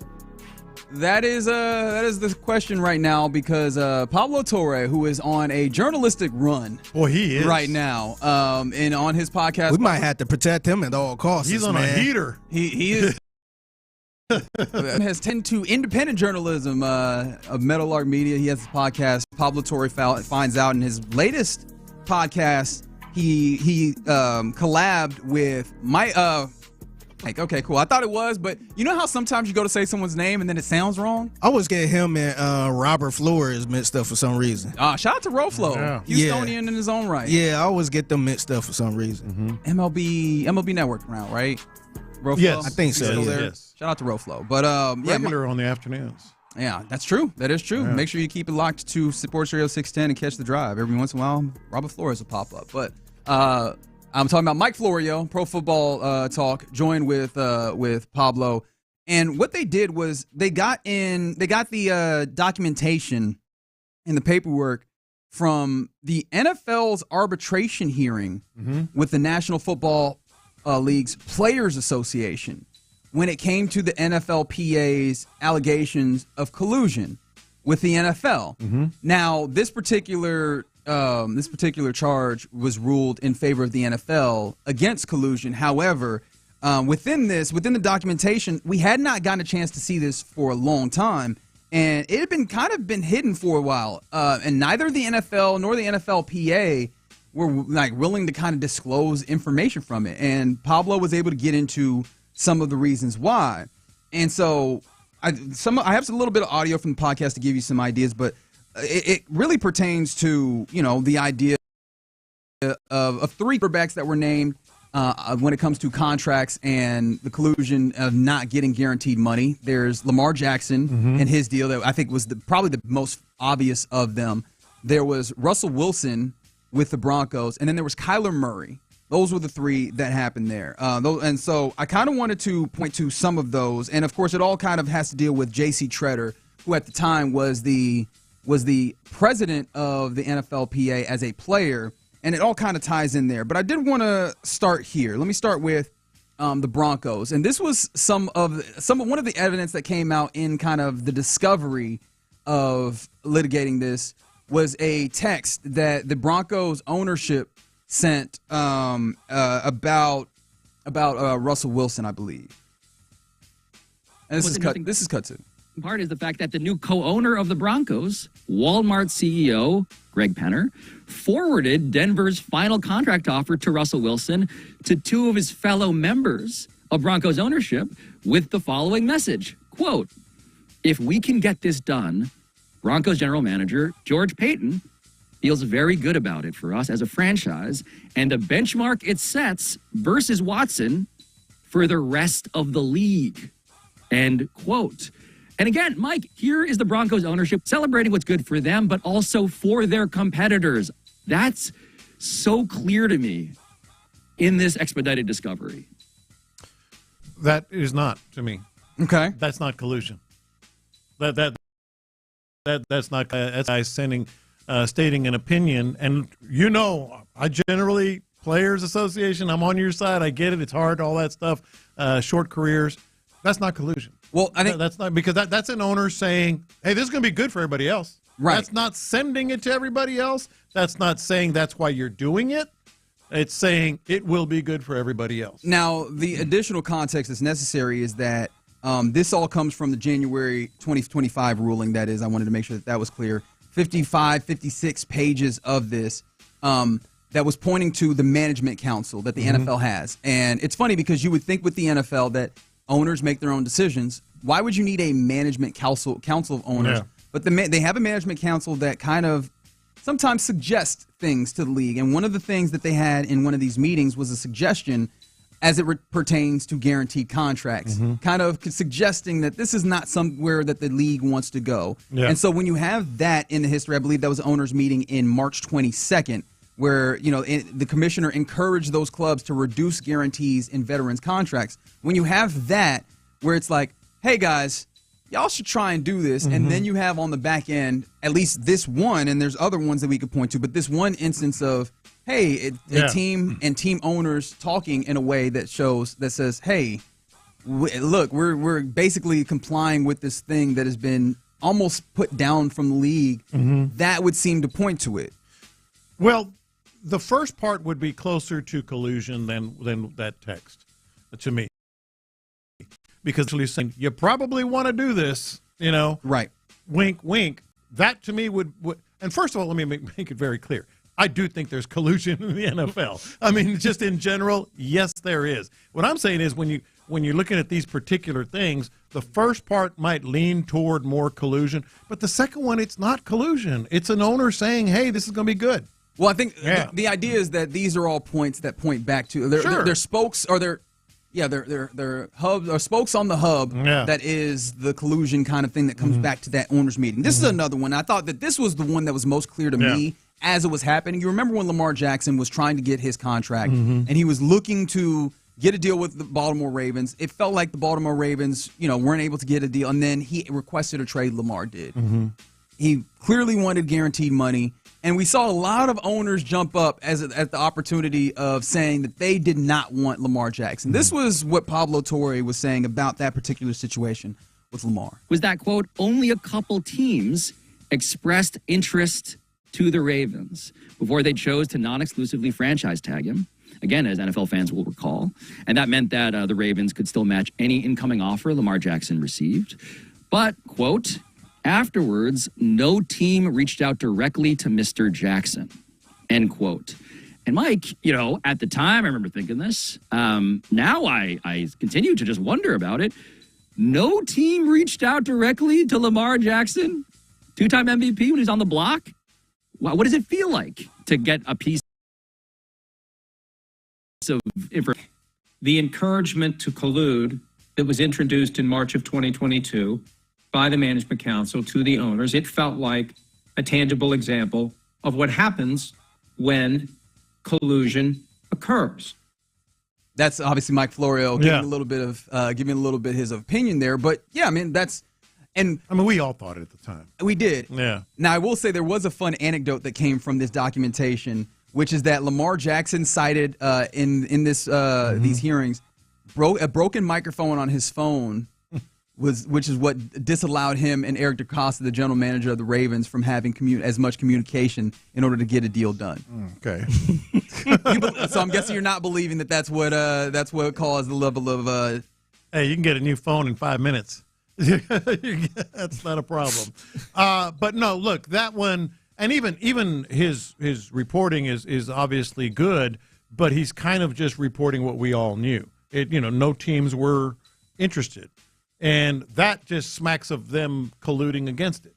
So that one I'll buy, but it was really not a lot of meat on the bone per se. It's what we already knew. This is literally all in the papers of this hearing that was had, where the arbitrator is noting all of this as well. That not only did these teams get out here and ultimately say that, no, we did not want to sign him. On the front end, there was interest, but then once there was opportunity to actually go and have not even actually try and get something done, have conversations with Lamar did not even talk to him. Yeah. And I'll leave you, let's see if this does anything for you, Lopez, in the case of collusion and I guess an impromptu court of Lopez here. This is text between owner Michael Bidwell of the Arizona Cardinals when he is trying to get something done with Kyler Murray. Obviously, he was also a dude that was looking for a fully guaranteed contract because he was the next one up immediately after Deshaun Watson. You remember him? After he got a guaranteed contract by the Cleveland Browns. This was a text that he sent to the Clippers. I did it again. The Los Angeles Chargers owner, Dean Spanos. Congratulations on signing Murray. Thanks, Dino. These QB deals are expensive, but we limited the fully guaranteed money and have some pretty good language. Thankfully, we have a QB that's worth paying. Your deal helps us for our quarterback next year. I think many teams will be happy with it once they have a chance to review.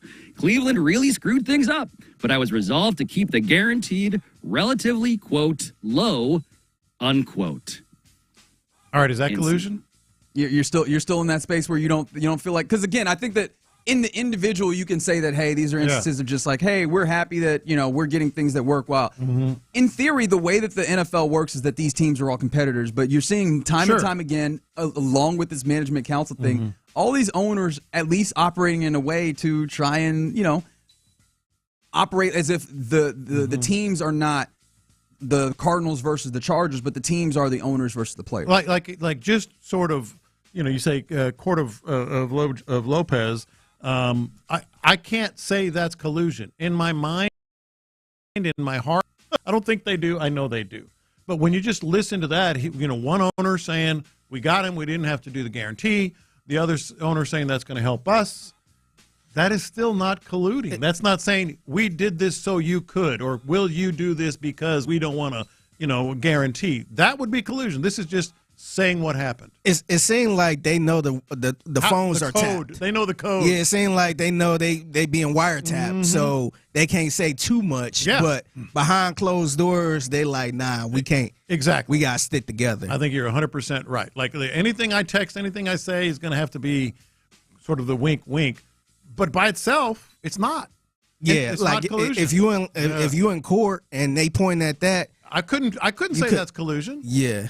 And that's where the arbitrator ultimately ruled in the NFL's favor. It feels like that's kind of the game, though, unless NFL owners come out and fully say, this is why we're doing it. Yeah. They're not. I feel like the NFLPA is going to have a hard time proving it in one of these spaces. However, it is worth mentioning that the arbitrator, Christopher Droney, who actually, was the arbitrator in this circumstance, pretty clearly made it known that he viewed all of this as clear nonsense. Hey, it's man, uncomfortable. It's toting the line. There is towing the line. There's clearly some level of collusive, if I could use that, efforts happening here without it reaching the standard for him to arbitrate in that way. Yeah. Whether it's because he felt that or because, as an arbitrator, you are jointly appointed. And I imagine if you rule in a certain way, a place where you no longer have that job, which is an interesting circumstance as well. But speaking totally objectively, as someone, obviously I have my thoughts on collusion in the NFL, and I just told them to you. I think they do.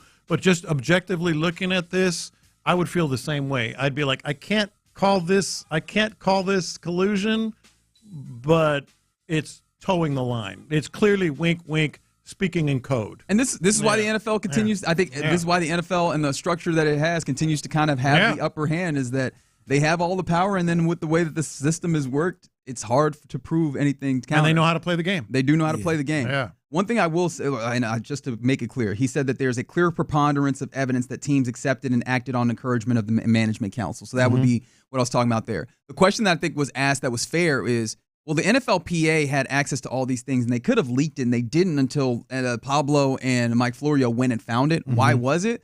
Well, Pablo seemed to lay a story about J.C. Tretter also having a circumstance of he was the president.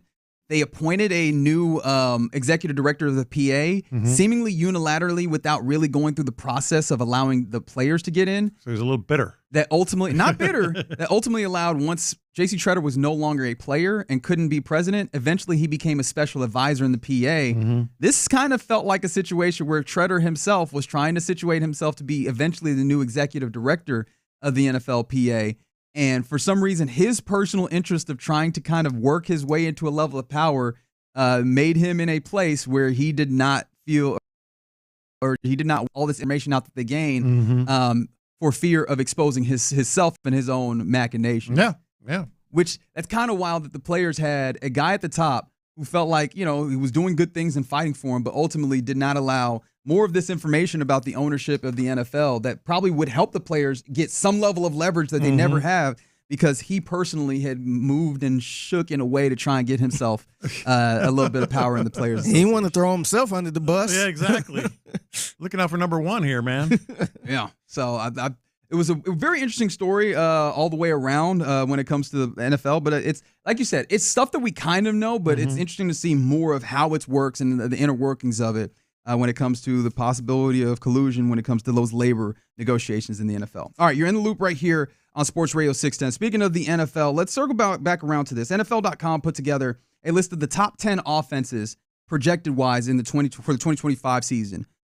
Are the Texans there? And what do we, where do we see the Texans ranked when it comes to this upcoming season? We'll talk about it next. Payne and Pendergast.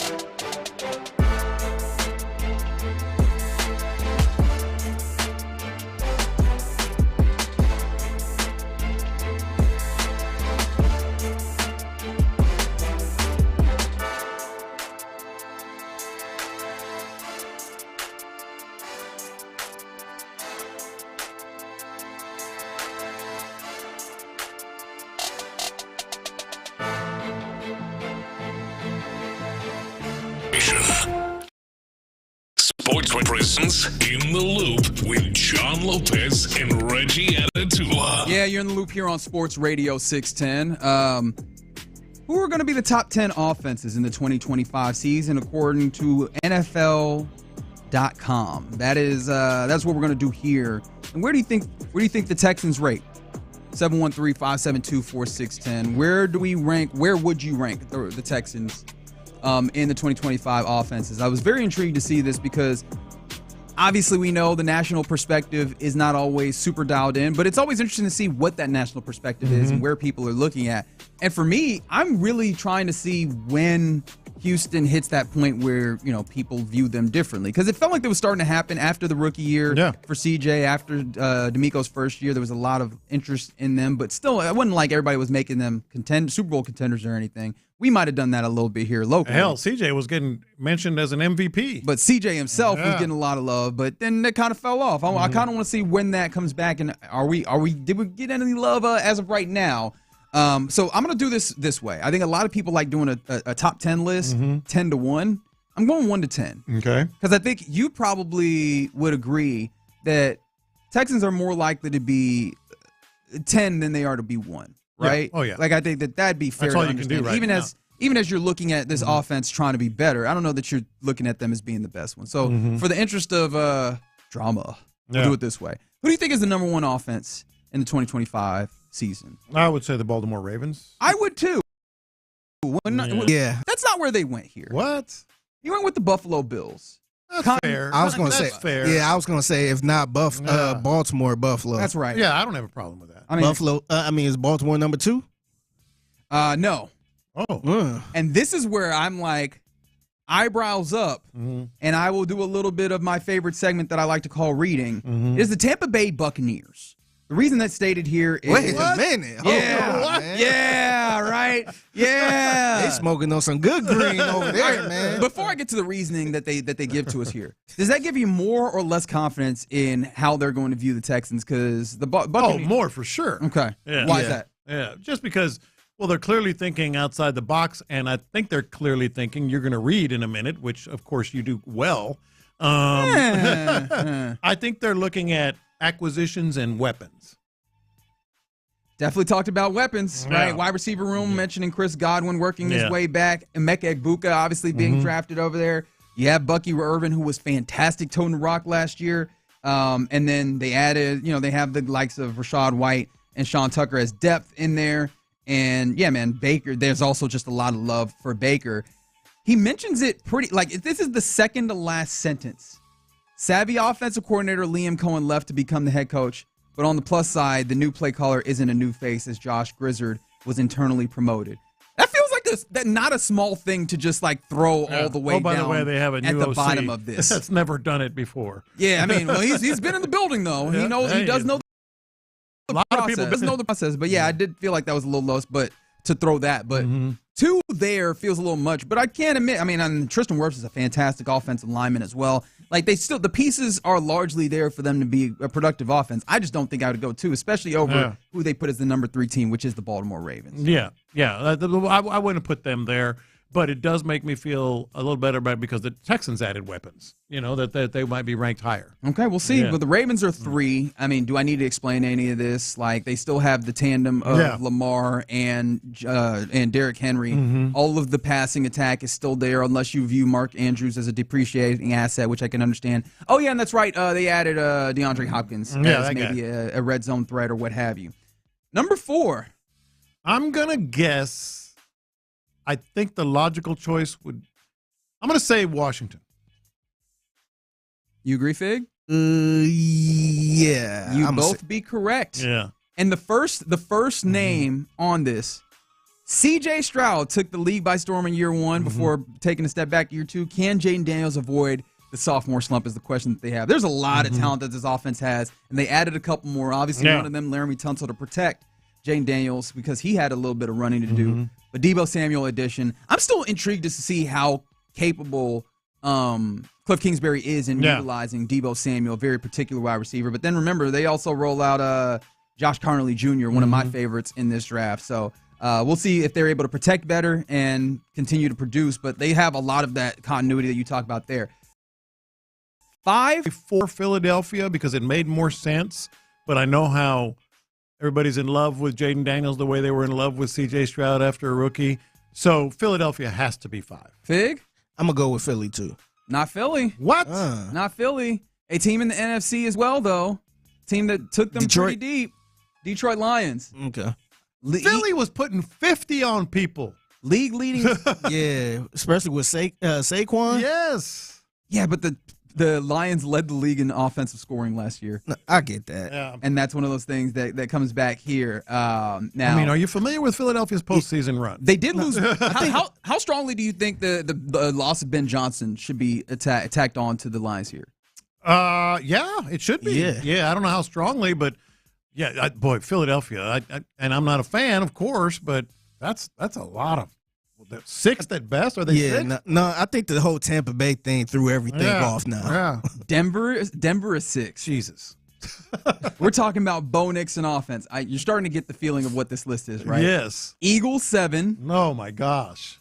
Green Bay Packers 8. Mentioning the addition of Matthew Golden joining all the playmakers that they have, and then Josh Jacobs as a running back was fantastic there last year. That was a revelation. I get that. But they're asking for, who is Jordan Love really? Is he the guy who, has a slow start? Is he the guy who, cooks on the wild card weekend? Is he the guy who throws a couple of second half picks in the week immediately after? Like, who is he? You're asking those questions about a quarterback that they have as the offense at 8. LaFleur, a lot of credit there for coordinating. Bengals 9 and Kansas City Chiefs 10. So the Texans I don't are even not mind top 10 here. I don't even mind the Chiefs at 10. But is it unfair that the Texans are not 10? I don't think it's unfair. Not in the top 10? I don't think so either. Like, look at the squads that are there. Yeah, and just the way the offense looked last year, and then they got rid of Laramie Tunsil with questions about the offensive line and all that stuff. I can understand that. Yeah. How far would you have to take out this top 10 list of top 10 offenses in the 2025 season for you to then find the Texans on there, assuming that you have a decent level of agreement with what is being done here by Gennaro Felice of NFL.com? They're probably. Do you have the rest of the list? It's top 10. Oh, only top 10. They just gave you top 10 here. I would put them 12 or 13. Right? Okay. Right? Somewhere in there, just based on run game and C.J. Stroud, alone.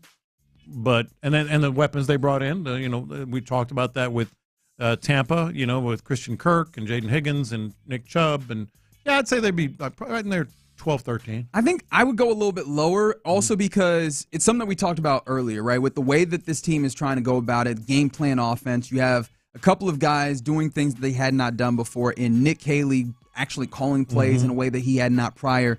And then C.J. Stroud having so much control of the offense, I think there's going to be a little bit of a learning curve early in the season that's going to maybe hamper the way that the offense is viewed overall, even if it hits its stride as the season goes along, which I am assuming that the offensive line is hitting in the way that, it's supposed to. But yeah, I feel like maybe closer to 14, 15 is where I put them. What is necessary, though? Because, again, there is something for, like, getting accolades, which I know the Houston Texans would probably like. I know we would like it. But really, the ultimate goal of the offense is to be effective enough to make this team capable of going and contending with some of these teams. And I don't know that you need a top 10 offense in order to do what you want to do with the way that this defense is. But I do wonder at what point is the cutoff for the type of offense that you need in order to do that. Yeah, we were talking earlier, like, just judging on C.J. Stroud, what a successful year would be. It's not necessarily 4,000 yards passing or anything. It's the mastery of the offense at the line of scrimmage and putting them in the right plays and everything. So that's part of it. But if you're asking what would be necessary, just adequate offensive line play. You don't even have to be great. Just good. Just good, and I think the weapons are good enough for you to maybe make that climb. What is that kind? So, like, 16th, just at average? 16th. Average offensive line, and this could be a very good offense. And what's tough is I think what we've seen early, we have, some level of speculation. We hear things from the likes of Jarrett Patterson and obviously Tytus Howard talking about what they think this offense can do. This offensive line is clearly going to be the linchpin of what this offense is capable of doing. We don't know until at least July 23rd, July 24th when we start getting, like, maybe you see it immediately and we're like, all right, so this is going to be something different there. That's as soon as we can even start putting any level of respect on this offense. That's the earliest that we could probably do. Yeah. And I don't think that we'll have the answer then either. And you won't. Yeah, it'll be the first maybe Saturday scrimmage when they really go, something like that, and you'll get a real feel for who the five are and how they're playing. But even beyond that, preseason. I mean, preseason games, you do one or two series as they want to do, you'll probably have a good feel. That's it, though. It's going to be a while. So, yeah, I mean, I just didn't feel like – I didn't feel disrespected by this, but it was a reminder that, hey, I mean, as much as we have a lot of appreciation for what these guys are doing and we get really close, I do think that there is something to be said for pressing the brakes on what this offense can be or what the expectation should be coming out the gate. There's a lot of moving pieces as we've talked about. You're still trying to figure out how your tight ends or which of your tight ends will be the most productive. I think the wide receivers is an interesting thing because we feel good about it, but it is still something to be said for the young wide receivers you have stepping into roles. What is Nick Chubb at this point is a question. How do all of these Nick Chubb's work? top? He's one of the best running backs out there, man. According to Madden. Yeah. All right, Woody Johnson over there. I see you playing this on Madden. What do they have him? 89? They had him at 89, overall in Madden. But yeah, I think it's probably fair to not have them as a top 10 offense. What do you think what would be the one indicator, maybe outside of the offensive line, because that feels like the obvious one, that you would see that makes you go, oh, this is a top 10 offense this year, actually? Oh, that's a good question. Thanks, man. The one indicator outside of the offensive line, it's Chubb. That him being healthy and effective, Chubb. Yeah, and explosive. Probably you get two of those dudes back there. Hey, it's been fun, Damian. Oh, look at you. See, it always comes back to you trying to fire Damian. I'm not trying to fire him. It does not happen? Is this not what I'm seeing, Fig? That's exactly what it is. Y'all are the worst. What do you mean? I didn't do that. Next he's going to say, I hope he ain't buying a house. All right. Hope he's renting. Where are you putting Damian then, if that's the case? I mean, if that's the case, you see about trying to acquire some value. Oh, there you go. See? Yeah, but you just put it in a nicer way than I did. Of course I did. That's what we're talking about here. Yeah. Real quick before we go, Adam Schefter announced this, or at least I saw him announce it. I don't know if he was the only one to do that, but do you care about the ESPYs? Occasionally, I check in. I'll watch it one year if I'm feeling the urge. But I'm always interested in what happens there. Yeah, I'm entirely I don't care about the ESPYs at all, and so this is not going to move me that at all. But I do wonder, does this make you more or less interested in watching the ESPYs? The host for this year's ESPYs on July 16th, Shane Gillis. That's going to be an awkward show. Oh, you think so? Yeah, he's the type of comedian that really tries to make people feel awkward. Like he'll say stuff. I know every comedian does it to a degree. Sure. But he says stuff that is like, ooh. Yeah. Like, he's one of those where you go, ooh. His comedy, he does appreciate kind of pushing the boundaries at times. It's like a roast. Comedy. Like a roast that goes too far, with his comedy on. With working the crowd? Oh, rough. Yeah. I'm interested to see. Yeah. Well, I mean, I say that like I'm probably not going to watch it. I might watch it. You'll know what goes on. You'll watch highlights. That's right. That's right. Do you think that though, even if you're maybe not more or less interested in it, how do you think that plays largely amongst the sports watching public? A Shane Gillis hosted ESPYs, because it does feel like first and foremost though, compared to maybe some of the other ESPYs hosts. That it's not like a Peyton Manning or whatever. He seems to be like a pretty huge sports fan. He's an enormous sports fan. He's a very successful comedian. But I'm telling you, there are going to be some squirmy type moments in there, like not Will Smith slapping anybody, but in that neighborhood. I have a feeling that somebody getting up to slap Shane Gillis will go very differently than the way they went at the Oscars. I feel like the personnel that would be in the room would operate just entirely different. Yeah, I think you're to right. the people of the video, movie, Motion Picture Academy. Yeah. You know what I mean? I feel like that operates differently, don't you, Fig? Yeah, unless Will Smith is there. Why is Will Smith at the ESPYs? What you doing here? Hey, he rapping, so it wouldn't surprise me if he was at the ESPYs. Okay. All right, very good. All right, you're in the loop right here on Sports Radio 610. Coming up next, it's about the time where we turn things over to Figgy Fig for Figgy's mixtape. What you got for us, man? Yeah, so I got an update on the guy that was running throughout the Galleria Mall and decided to jump on a sheet of ice. Oh, the man that broke his legs? Yeah, both of them. Both of his legs. I got an update on that. Plus, I got clever ways to beat the heat without busting your budget. Okay. All right. I got my notebook Look out for this summer. Find out how to beat the Heat next. Texans training camp is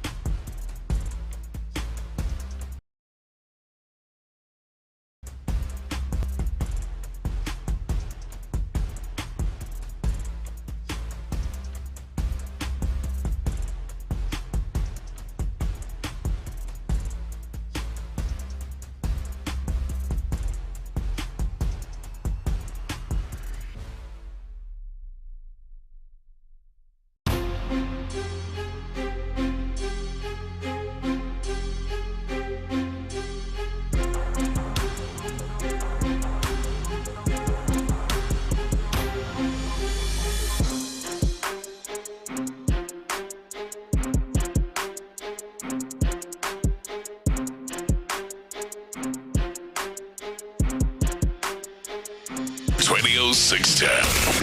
Insider access. Exclusive content. Sports Radio 610. The Texans play here. Pass the aux cord and crank up the volume. Figgy Figs in the driver's seat. Sit back, relax, and enjoy the ride. It's time for Figgy's Mixtape on Sports Radio 610. Yes, it is the mixtape in the loop, Sports Radio 610. It's your man Figgy Fig holding it down on a Tuesday. Happy Tuesday to everyone out there. So yesterday in the mixtape, this story came across the mixtape desk. News desk pretty much last minute yesterday. Mixtape Central. Yeah. So it came across the desk. It was super last minute. I saw shout out to my fake cousin King Gilliard posted this video of this guy pretty much fleeing throughout the Galleria Mall and decided to do something so stupid that I don't know how stupider you could get. But so apparently yesterday this guy jumped from a second floor story onto an ice rink. Okay. Trying to evade the police and broke both his legs. Have I said that criminals are dumb? You have. Okay. You have. Some of them might be a little smart. I feel like the ones from New Orleans that's still on the loose, by the way. Oh, yeah. You could probably put them in the smart category at this point. But so apparently this guy has been hospitalized after being accused from fleeing the police in the Galleria Mall. And this happened on Sunday.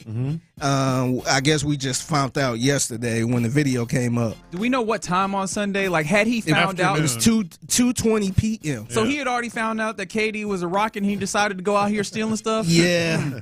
So apparently the officers were alerted about a theft. And officers went to detain him, but he fled on foot. And he ran off and jumped off the second story into the ice rink. I don't know what he was thinking about this. Like, getting away. I typically, we see this in movies all the time. You know, you jump onto something that looks like it might be soft to help you get away. What about the ice rink made you think that this is a soft landing? It's ice. Literally. Jumping off of anything, to be honest, man. Yes. That ain't, like, this ain't James Bond where you could just jump off and just slide your way onto the ice rink.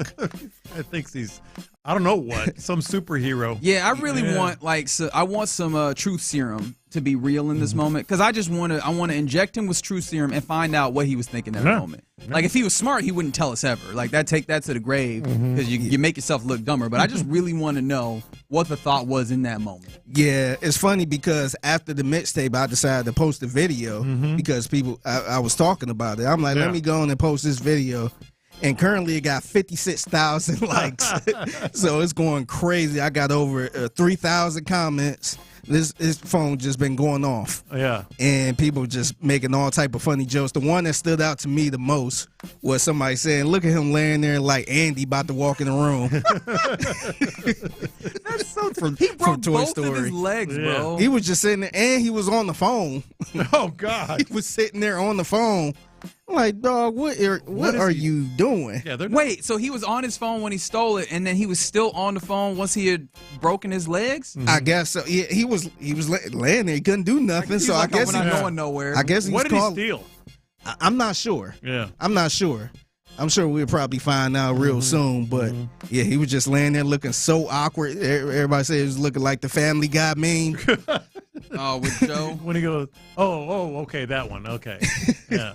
Yeah, so, yeah, man, I guess I'll keep y'all updated.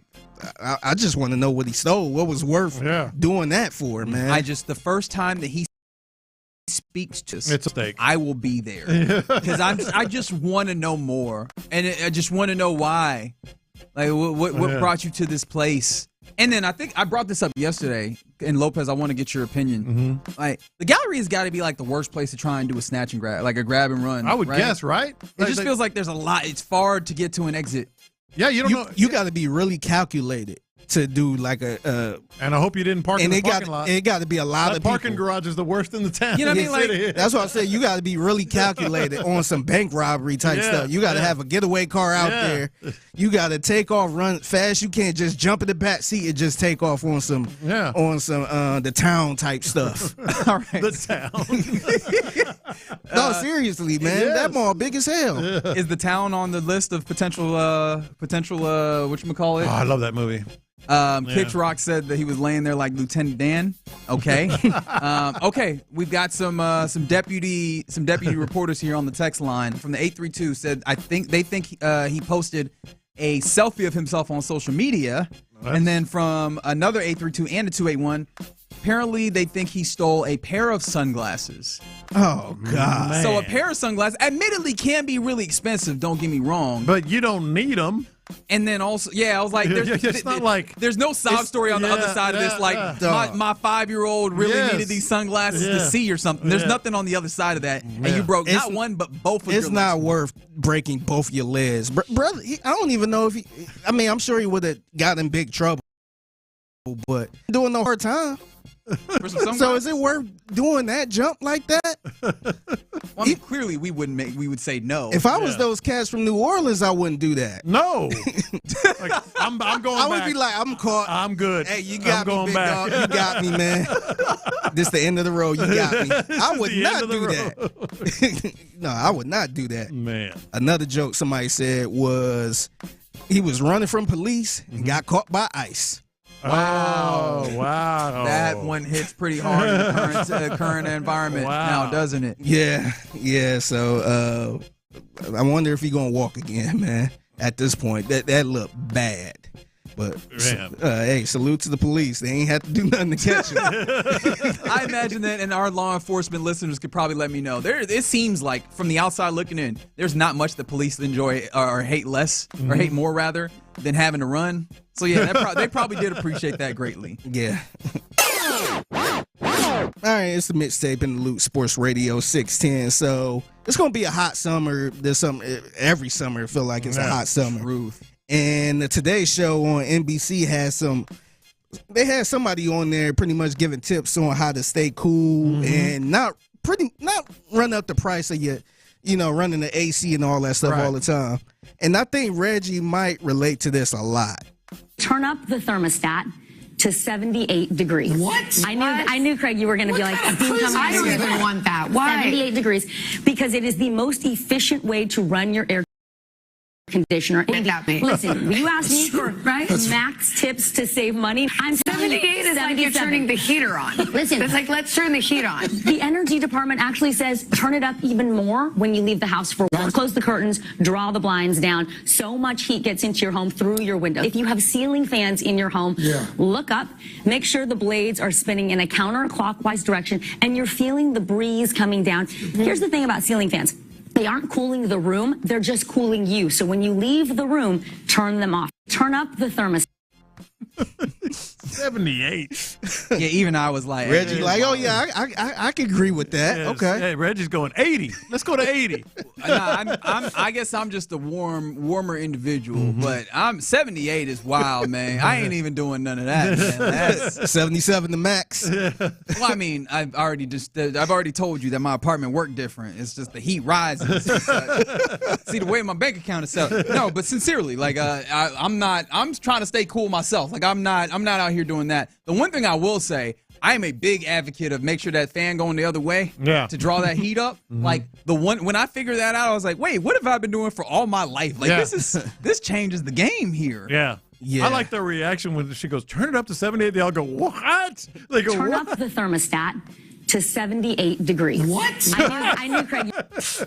And those are like, this is what the Today Show. Buddy almost jumped out the seat. This is Today Show or whatever. Yeah. See, those are very polished broadcasters that have been doing this for a long time. Like, I like the thought of them doing that on like a local TV shows on a small town. Like the morning TV, whatever. Because those people would have Good morning, Tulsa. Those people would have cussed. Those people would have been like, what the bleep? They would have absolutely done that. This made me think, and what's tough is I'm trying to see if I can find it again on the internet. but I've long been told that if you need to feel cool, you lick the back of your hand, and it'll make you feel cool. And You should do it right now. I mean, I will, but look right into the camera. Lick the back of your hand. Yeah, gross.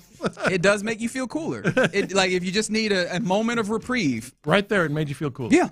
You're lying. One way to find out. I ain't gonna do it. There's one way to find out.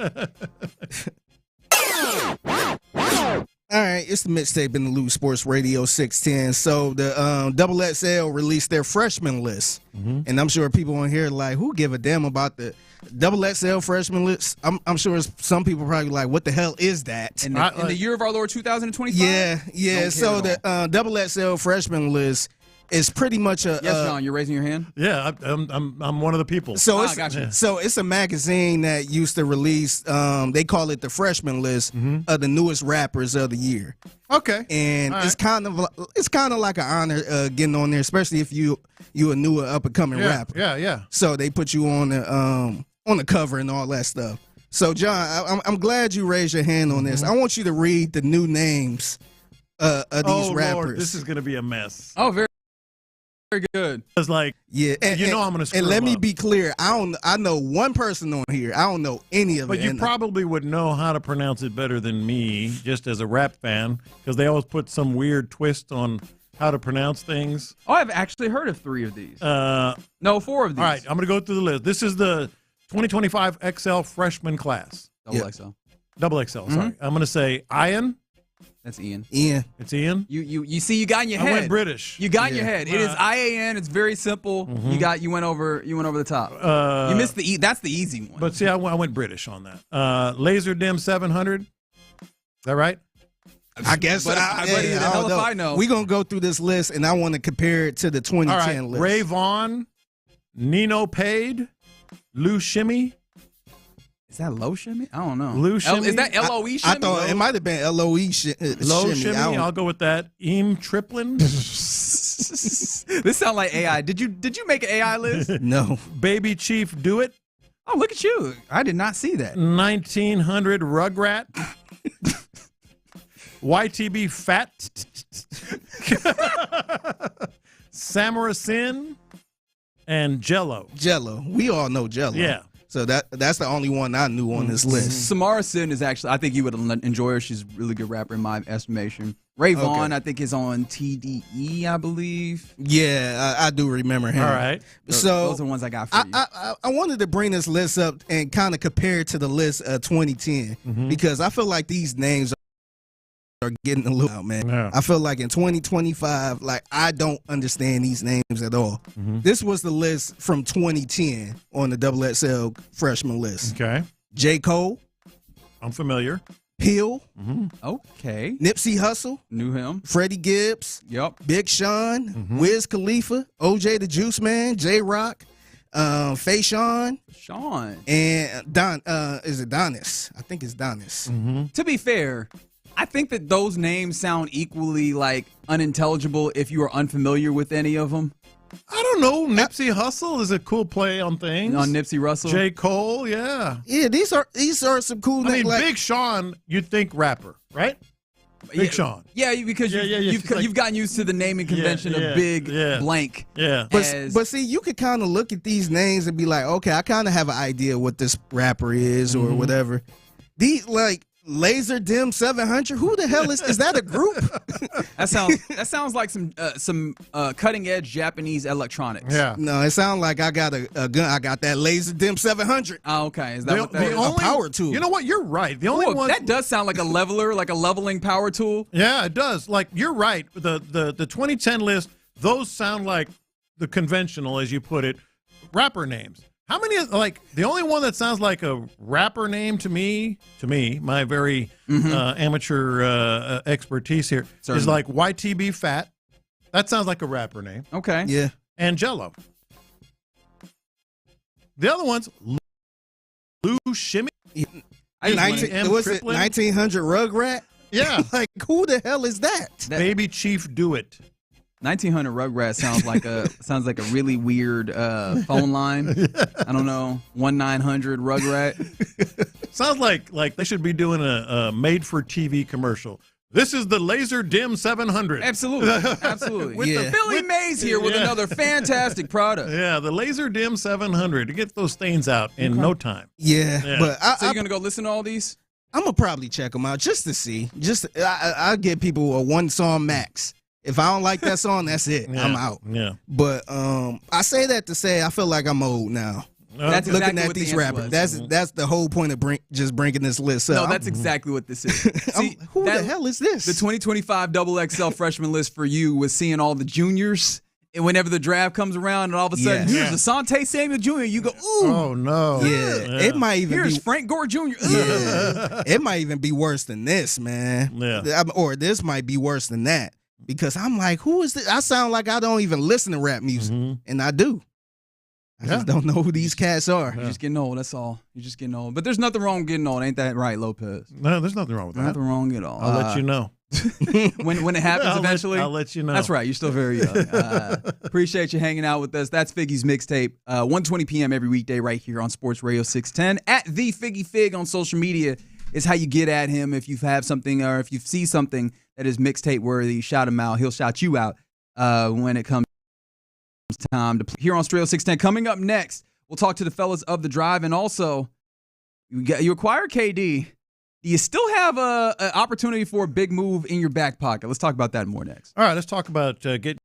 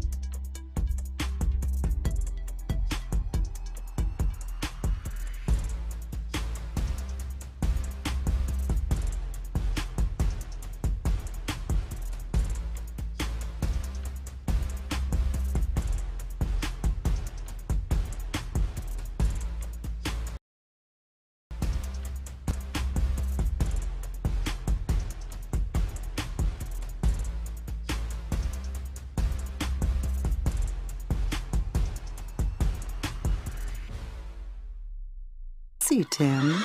Empower. Invest well. Live a little. Start today at empower.com. Thank you, Figgy. Live from the Mokaram Injury Lawyers Studios, Sports Radio 610 presents In the Loop with John Lopez and Reggie Atatula. Hey, Lopez, the 832 on the text line needs you to just, reach out to Tillman. Just email Tillman real quick and tell him to move some NBA Summer League to Tahoe instead of Vegas. Can you do that for me? Yeah, here, let me pick up my phone. Okay. What does he want? Move Summer League to Vegas, from Vegas to Tahoe is what that that's not how it works. That texter is asking you to go ahead and uproot what is the biggest NBA convention of the calendar and they year. don't want just move it real quick.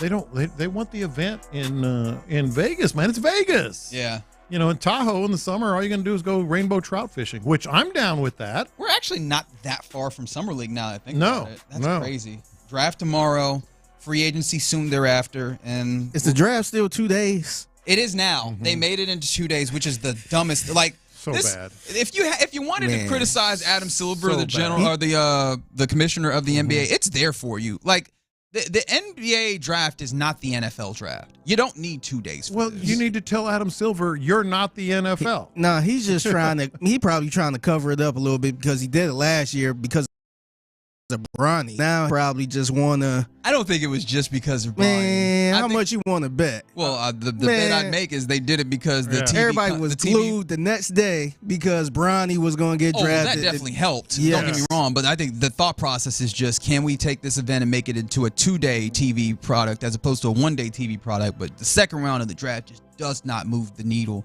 And neither should it for people. Like the idea that, I'm going to see this person who's going to turn out to be great. There's not a high likelihood of that necessarily, even though we do see second-round guys turn into viable players in the league. It takes a while. I bet you when Adam Silver was a kid, he liked to play dress-up. What is that supposed to mean? Because that's what he's doing. He's playing dress-up. He's dressing up like the NFL? He's dressing up like the NBA is the NFL. It's not. Oh, okay. Yeah. I was like, what kind of accusation are you making right now? No, not that kind of dress up. No, I mean, look, if you were like, hey, he's dressing up as a doctor, I was like, what does that have to do with this right now? He likes to play dress up with the NBA. We love the NBA, but we also realize what the NBA is. It's not the NFL. And second round picks? Come on. Yeah, man. It's a lot. Come on. Honestly, man, it's a lot of basketball fans out here, but it's a lot of people that don't even know a lot of the people in the first round. Yeah. So let alone the second round. No, absolutely. Absolutely. That's why it's super important for teams to go ahead and, for people rather, to watch the broadcast and really lean on the draft experts, the likes of the Jonathan Gavonis and what have you. They give you some of those things. All right. Is this an insane move, entirely absurd move Rockets potentially make? Because obviously you trade away Kevin Durant. Obviously we talked about how it really was a steal. I don't know that you can characterize it any other way. But in the course of this, I saw at least a couple of people mention that, man, you didn't even give up that much. You still got some stuff where you could even try and still go get Giannis if you wanted to. And I was like, No. So you're not there. I just don't think it could happen. Well, you still have 5 tradable first round picks. Yeah. You still have young talent, which you would have to. I think just use off the top of my head, you would need to have Alperen Sengun as the base of it in order to start getting salary close. I think you end up in that place where you do have to give up one of those young guys in the law firm of Tari and Bari between Jabari Smith Jr. and Tari Eason, and then probably you put in Jacques Landale to make the money work with with the guy who has a max salary or max contract. Is it too insane to bring that? Is that entirely absurd, that particular move on top of the move that you made for Kevin Durant, Lopez? I know that you loved him. I know that you were. I wanted Giannis. I know. Yeah. Are you in a place where you're like, absolutely not, or is that something that you would still be interested in? Well, look, I think where you are is what you would be doing is you're just completely blowing up the squad. You're just, it's a complete redo. Talk about, like everything would change. Like every role would change. You'd be minus 4 or 5 players from last year's squad probably. Yeah.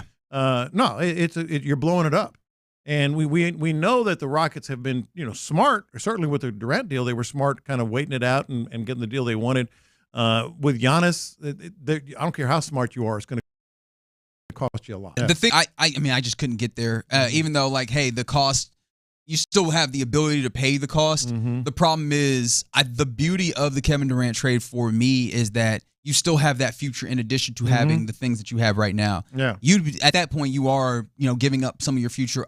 Kind of the guys that are currently situated to be your certain level of future. When with Jabari, Tari, one of those guys, and then you'd be kind of getting out of the Alperen Şengün business, which I don't know how you feel about that. Yeah.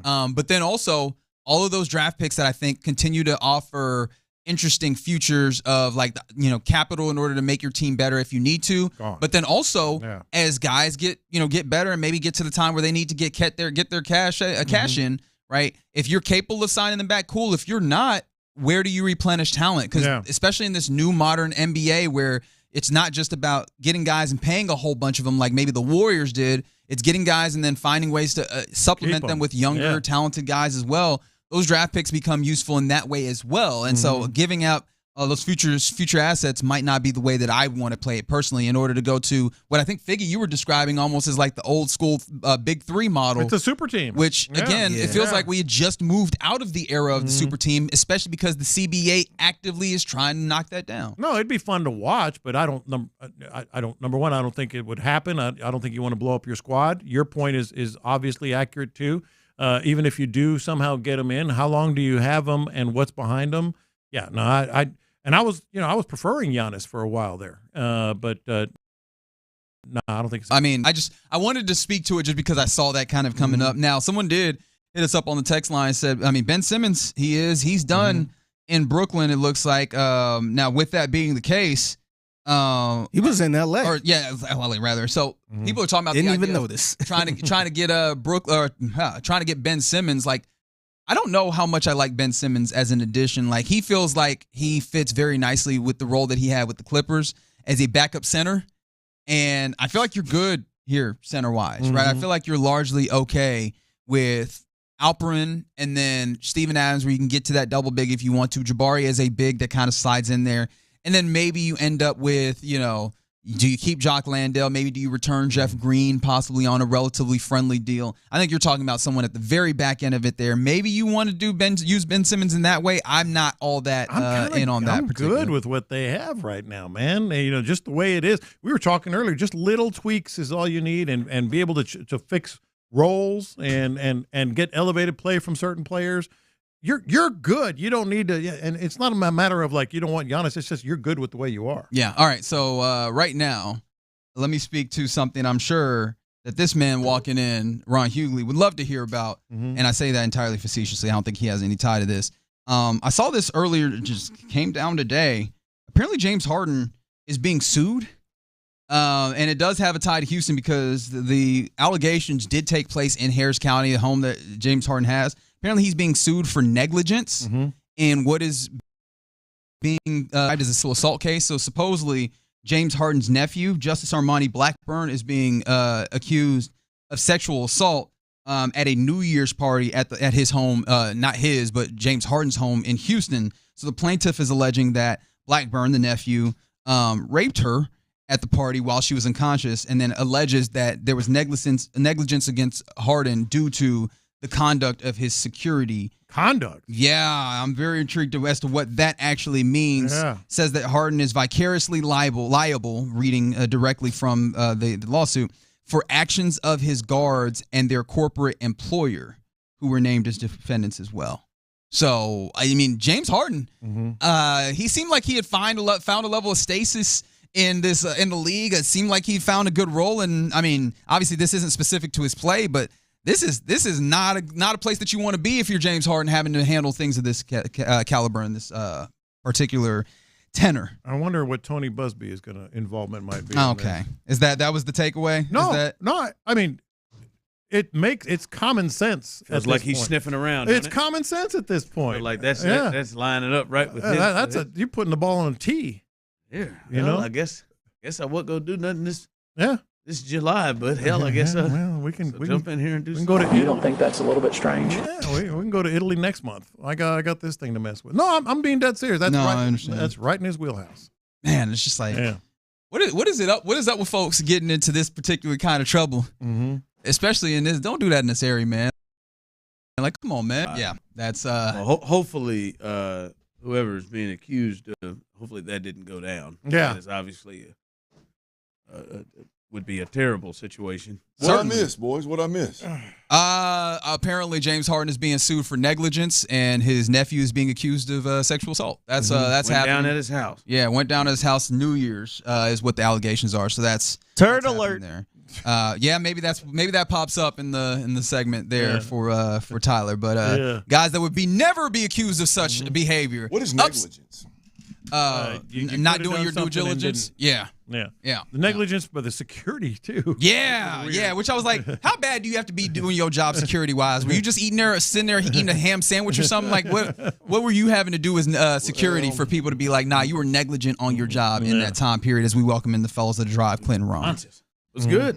Hey man, it's pretty Hell good of an day. intro, boys. Yeah. My bad on that one. My bad on that one. No. Hell, I mean it is.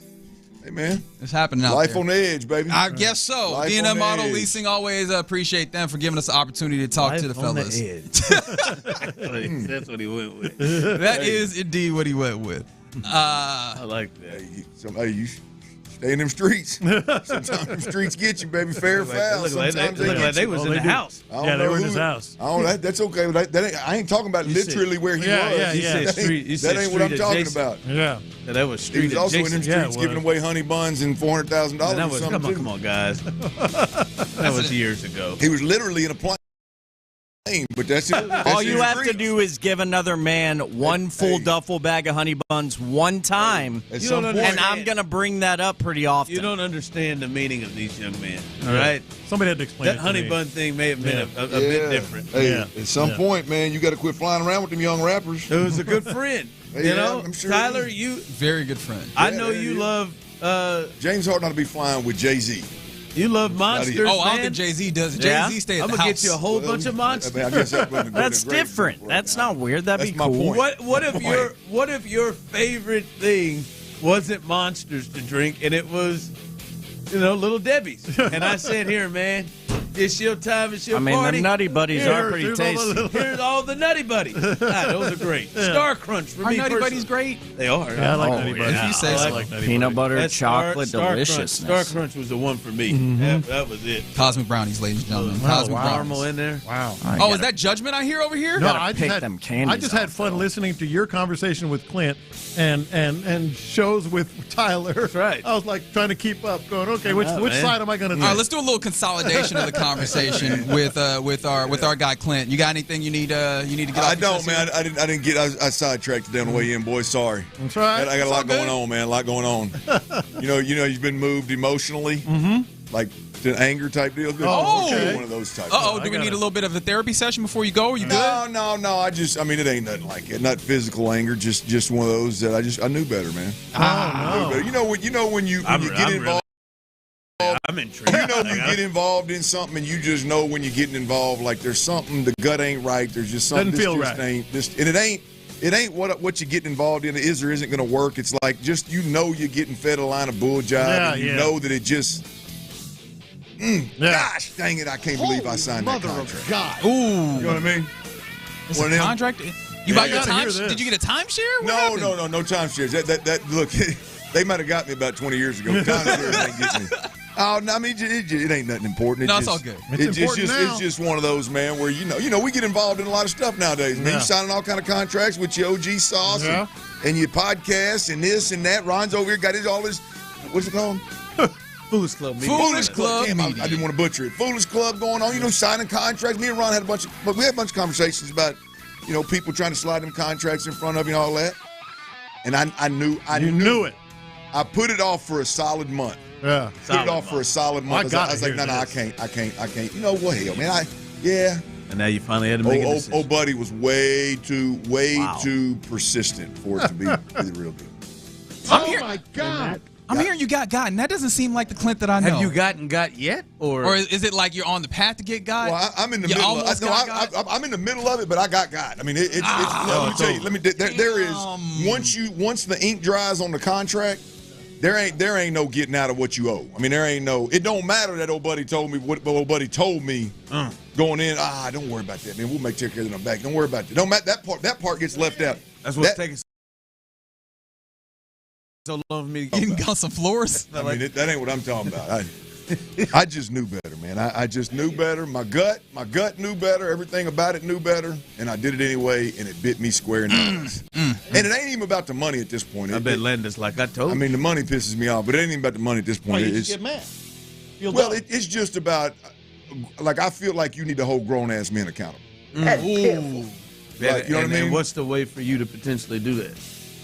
Well, I'm gonna pay my obligations to a contract. You're gonna pay your obligations, and then I'm gonna work my way up the ladder to some bosses and say, I'm just gonna let you know I paid my. I ain't calling to get no money out of you.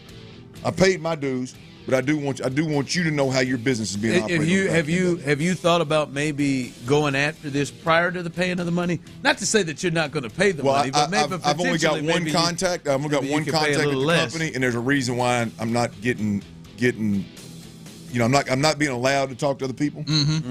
But you got to pay to talk. But with the internet out there, you can find anybody anyhow, and I done found them. Oh yeah.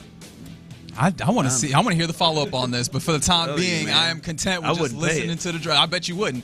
Well, that's the key, though. Well, not yet. The key. I wouldn't pay it yet. The key to get to the top. The top guy's not going to talk to me if I'm going, hey man, I know I owe you some money. I know on this contract, though. But if I pay the money, then I can get the gratification of talking to the big man and going, hey man, this is just what.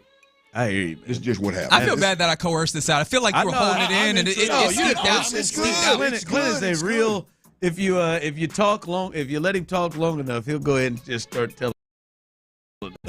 Just throwing a couple of key things in there. 10 seconds. You just throwing a couple of key things. Be careful out there, boys. Be careful. Be careful out there. You don't got to be careful listening to Drive, though. You're listening to KLT AM, KLT FM, HD2 Houston, and Odyssey Sports Station. No need to be mad listening to got this, it. right now, the Drive is live, baby. Don't be sorry. The Drive is live. Yeah, hey, it's all right, man. I know how you feel, man. I had a similar situation up at there at that Academy Sports yesterday. I know exactly how you feel. Which one? Trying to get something in under a second, or you got? I mean, listen, it was the amount of money I'm talking about. Ain't no Academy Sports. It might have been. It might have been. Mine was $9.99, but I mean, yeah, they got prices you love. Yeah, no, I ain't. That ain't moving my emotions. And I went up there and I kind of said a similar thing to you. Listen, I'm not trying to get any money. I mean, you know, kids went to soccer camp yesterday that my son's completely against going, but he went to soccer camp yesterday and started soccer camp.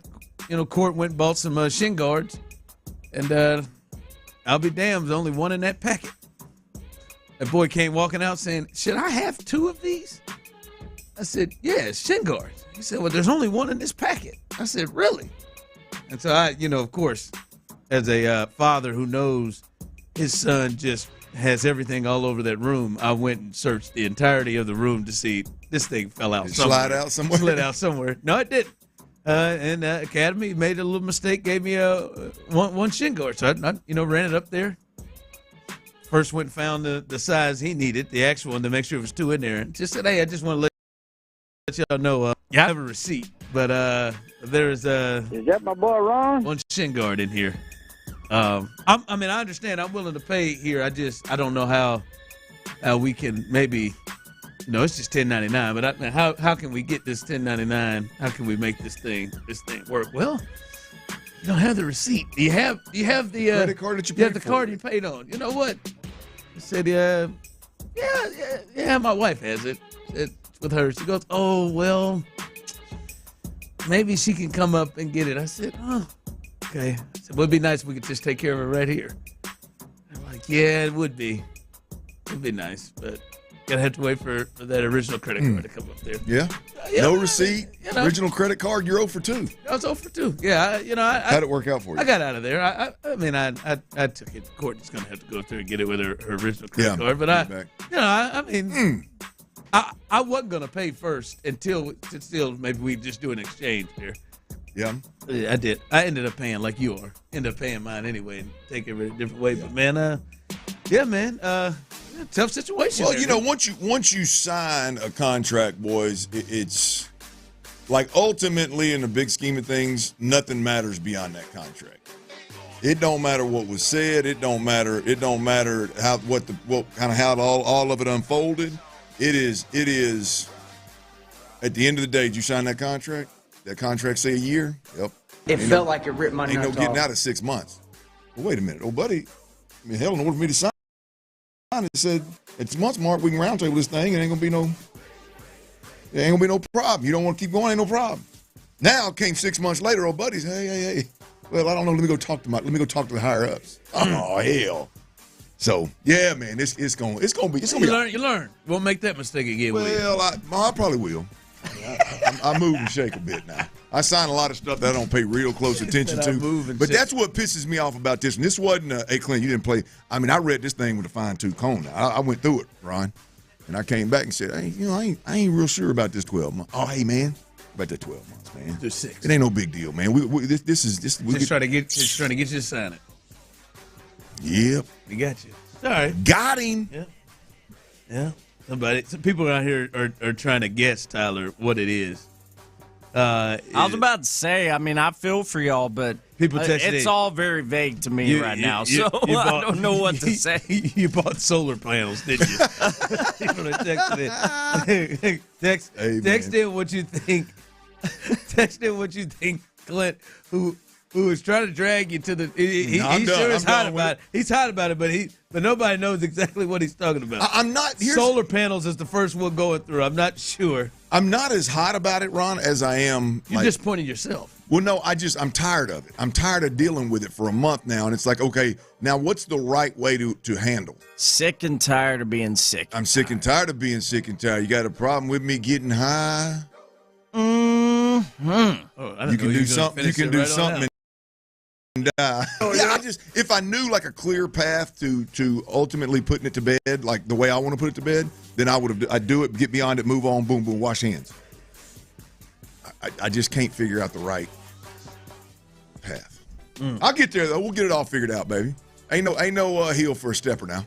Speaking of put to bed, in this first half, thus far of this Astros season, as they are sitting here in first place in the West. Had a day off yesterday. They got a big 6-game stretch. Why is Arkansas Jalen Williams talking at the parade? Why not, man? Why not?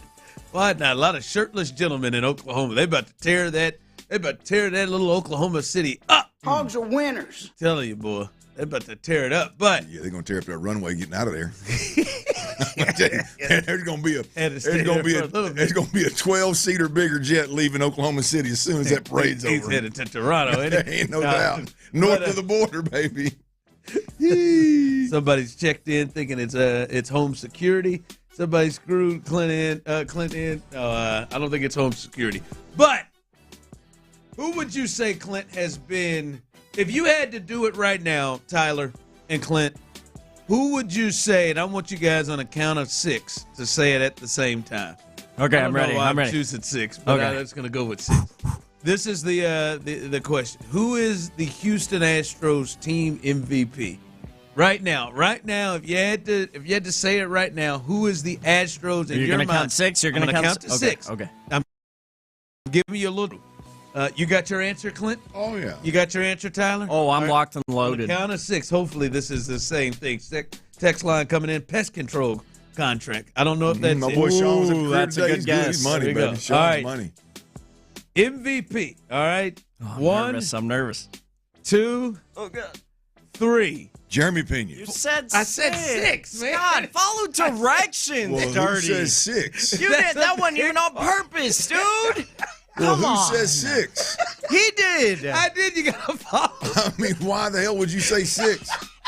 It doesn't matter. He rolled right out. Whatever. I don't even want to participate. No, you have to No, I participate. don't even want to play anymore. All right, this time on 4. 1, 2, 3, 4. Jeremy Pena. So you were going to say Pena? Yeah, I was, but I was listening to directions.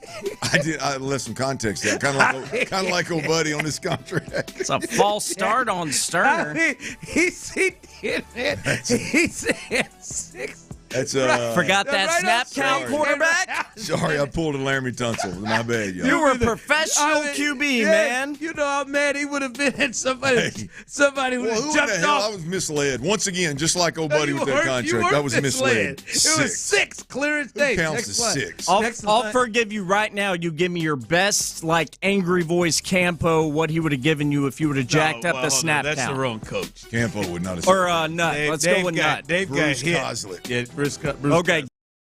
Give me that. Up a snap count like you just jacked up this fun game. in the damn huddle, Stoerner. You can't even stay your ass on side. How you going to lead this group? Lee, somebody get him in there. Get his ass out of there. We need you to lead the drive, bro. Oh, man. Don't jump. That was hilarious. 1, 2, 3, Jeremy Pena. But speaking of on panty drop, I was trying to decide whether I was going to go Jeremy or panty drop. And you just missed the whole 6. But Jeremy Pena, there was some news from the Athletic in Chandler Rome. Astros shortstop Jeremy Pena has hired Scott Boras to represent him.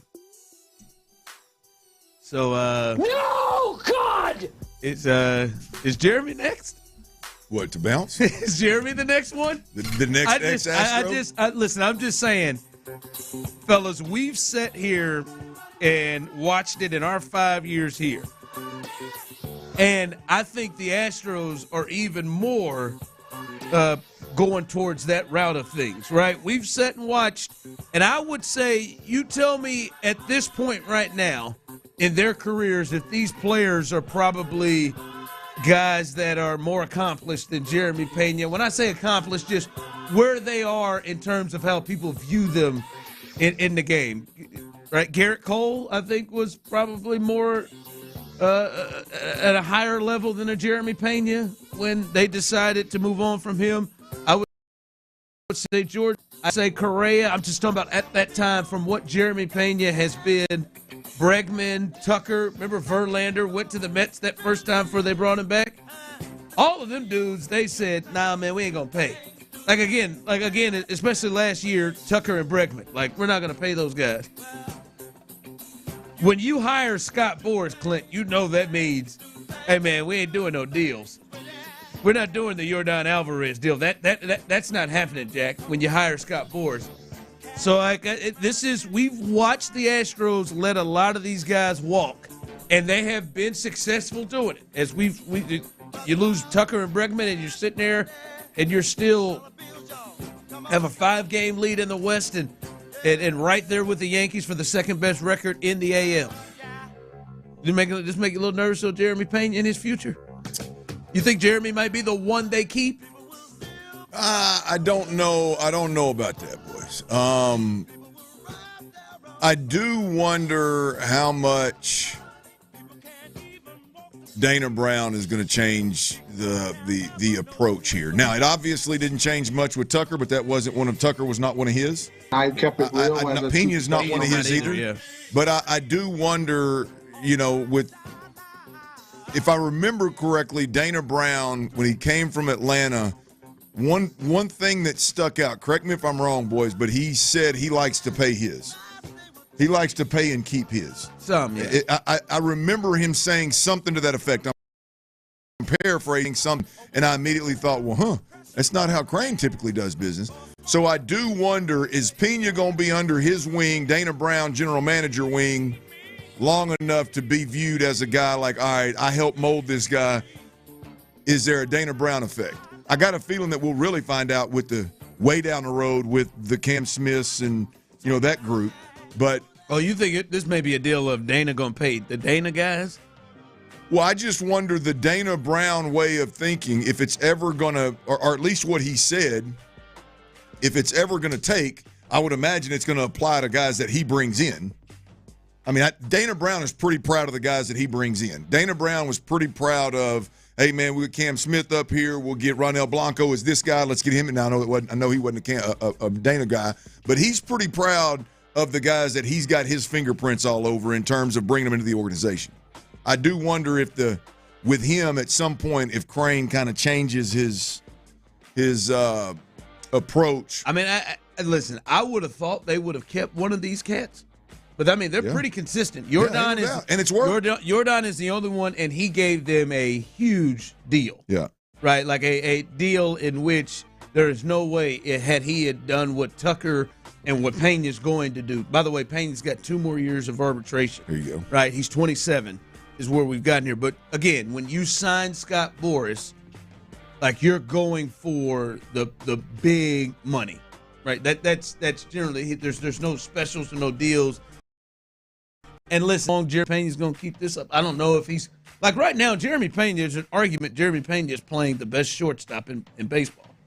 Like there is a real. He's going to be an all-star. There's a real argument of that. I don't know if he's going to do that for the next year or so, whatever it is. Yeah. But Clint, this ain't coming cheap, right? Like he's going to be a $20+ million a year guy over this ain't going to be 3 years. This ain't going to be like what they've done with guys like Christian Walker. This is going to be an extended thing. Yeah. And you look at it, I am hoping for the Astros' sake that Hunter Brown and at least one more position player breaks the mold, and I'm guessing Pena could fit that, especially the way he's playing right now. I'm hoping that is the case, but I don't know. The Astros have been, as you said, it's worked. They have been pretty consistent on and we ain't paying these dudes. I thought they'd have got one of them. I thought Kyle Tucker was going to be the one, and they moved on and traded him. So we'll see. That was just a kind of a shot there of like, oh, he went and got Scott Boras. Okay, you know what that means. All right, as we continue here on the drive, what current Rocket? Chew on this during the break. What current Houston Rocket, not named Kevin Durant, is this season most important for? We'll discuss that coming up next. All right, y'all, check it out. I know a lot of y'all, your hair's thinning, your crown's disappearing. You got a hair loss issue that's got you feeling like your identity is lost altogether, man. It happens. It happens to a good chunk of us. And I got good news. Look, it's an incredible yet simple.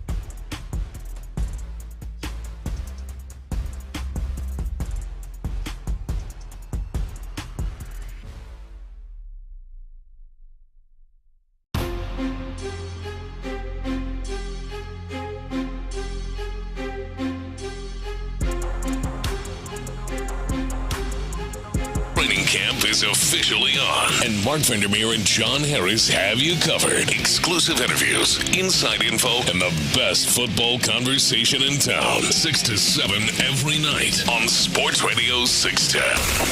Insider access, exclusive content. Sports Radio 610. The Texans play here. Well, hey, boys. Live from the Mokaram Injury Lawyers Studios, Sports Radio 610 presents The Drive with Stoerner and Hughley.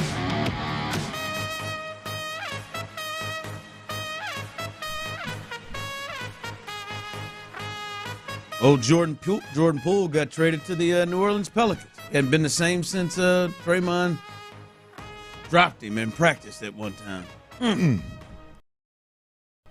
Game hit them to a championship, and then Washington just putting up shots. Ain't been the same, boy. Look, you get your confidence shocked, and you leave a championship program, and you head on down. Where do you go? Washington or New Orleans? Washington, and now he's in New Orleans. Now he just got traded for. Yeah, you leave them old Golden State Warriors, and you head over to Washington and New Orleans. The guy that laid you out, forced you out. Yeah. I mean, that's that'll shake your game for sure. Yeah, it will.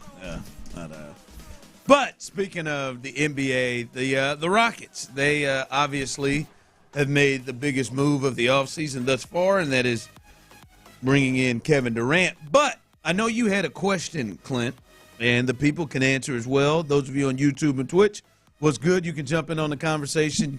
Also on the text line 713-572-4610, you can jump in on this. Obviously, Kevin Durant is going to get the conversation. He is going to be the one that is going to have the pressure of anybody else on the team. He is going to be the one that people are looking at, legacy and all of this, about, what he does in his time with the Rockets. But in this upcoming season, obviously we know before the trade, the person on the team we'd have said who is this season most important for would have been Jalen Green off of his postseason. Now that he is gone, Dillon Brooks is gone, and we understand the team outside of Kevin Durant, who will get a lot of the pressure and blame no matter what happens. Who do you get the sense this season is most important for with the Rockets? I'm going to shock you here. Lord, man. I'm taking the approach of which guy coming into his own, taking the next step, if you will, moves the needle for this team the most. And I think it's Reed Sheppard. Okay. I think it's Reed Sheppard. I feel like, look, we know who I think we know who Alpy is. I think Jabari could take the next step and be the starter. That I think I would go with him over Dillon Brooks. I mean to be the guy that replaced Dillon Brooks, that could take a big stride. But I got confidence that he'd be okay. The one out there for me that I think the jury is out, and it's going to be a huge. Not risk, but I think it's a toss-up whether it happens or not. It's Reed Sheppard.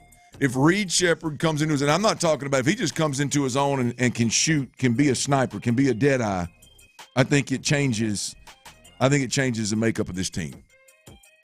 Yeah, for the team, definitely, because right now, I mean, with Dillon Brooks, you did lose a guy who shot 40% from three on your team, which was surprising to many. And to think, boy, where they would have been if they didn't have him shooting to that point. And you look at Fred as somebody who's streaky. We saw him at the end of the year do things. So Reed Sheppard, someone texted Reed Sheppard. Reed Sheppard makes a lot of sense because, right, he's the number 3 pick last year. You feel like it's almost really hard with his skill, his number 1 skill that got him drafted. Almost feel like it's really hard that he couldn't get consistent minutes last year to begin with. Now, he's got to play defense well enough for Udoka to get on the floor, but you would imagine you were the number 3 overall pick. He is going to get every single opportunity to play, and they need his particular skill to shoot. No, that's not bad. For me, it's Jabari Smith, and that's because you start talking about important, baby. Now we talking about money. Now we're talking about money. And he is the one that has, to me, the biggest chance to change his, to help his next contract, which is coming up sooner, right? Amen Thompson is made, right? Amen Thompson is going to get paid.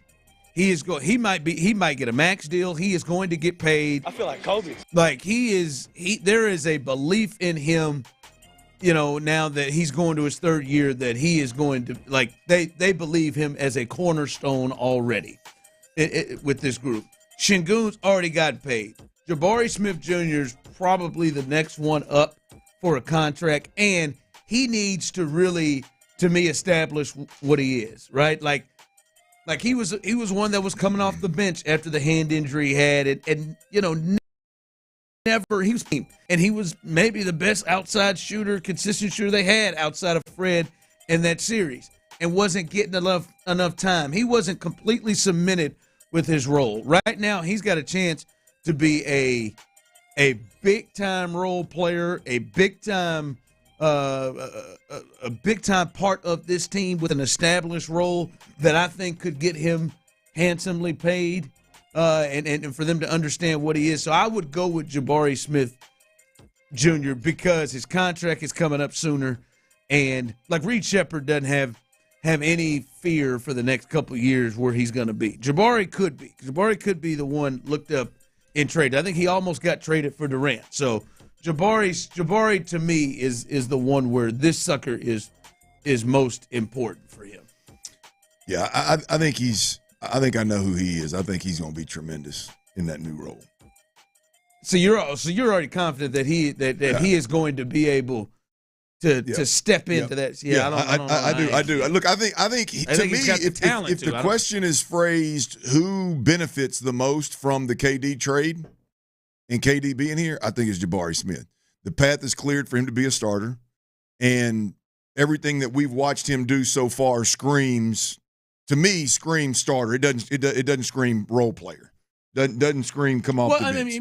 I don't like. I mean, role player as he's not one of your top stars. I don't think. But I mean, he's going to be, one of your for OKC. I don't think he's going to be SGA or Williams. I think he's going to be one of the other. Yeah, that's fair. I think he's going to arrive in a big way.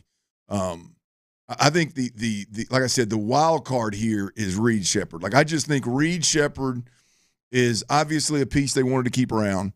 He is, his strong suit is exactly what we need. Even with KD, you still need more of it. If you get a dead eye shooter on this team, and it's not just Van Vliet getting hot out of his mind in the playoffs, I love that too. But it's somebody that you put in to strategically be a stretch the floor and just shoot lights out. If he's that guy, I think it just changes the dynamic of this team in a major way. Slip over there and watch some of that Peyton Pritchard tape from Boston. 6th man of the year, coming off the bench, shooter, backup point guard, but a guy that steps in and shoots, was giving them about 13, 14, 15 a game for where he was. That would be a big change. I think Jabari's got money potentially coming up soon. That's to be where this is. Hey, this thing's important, man, and you're gonna get a shot, right?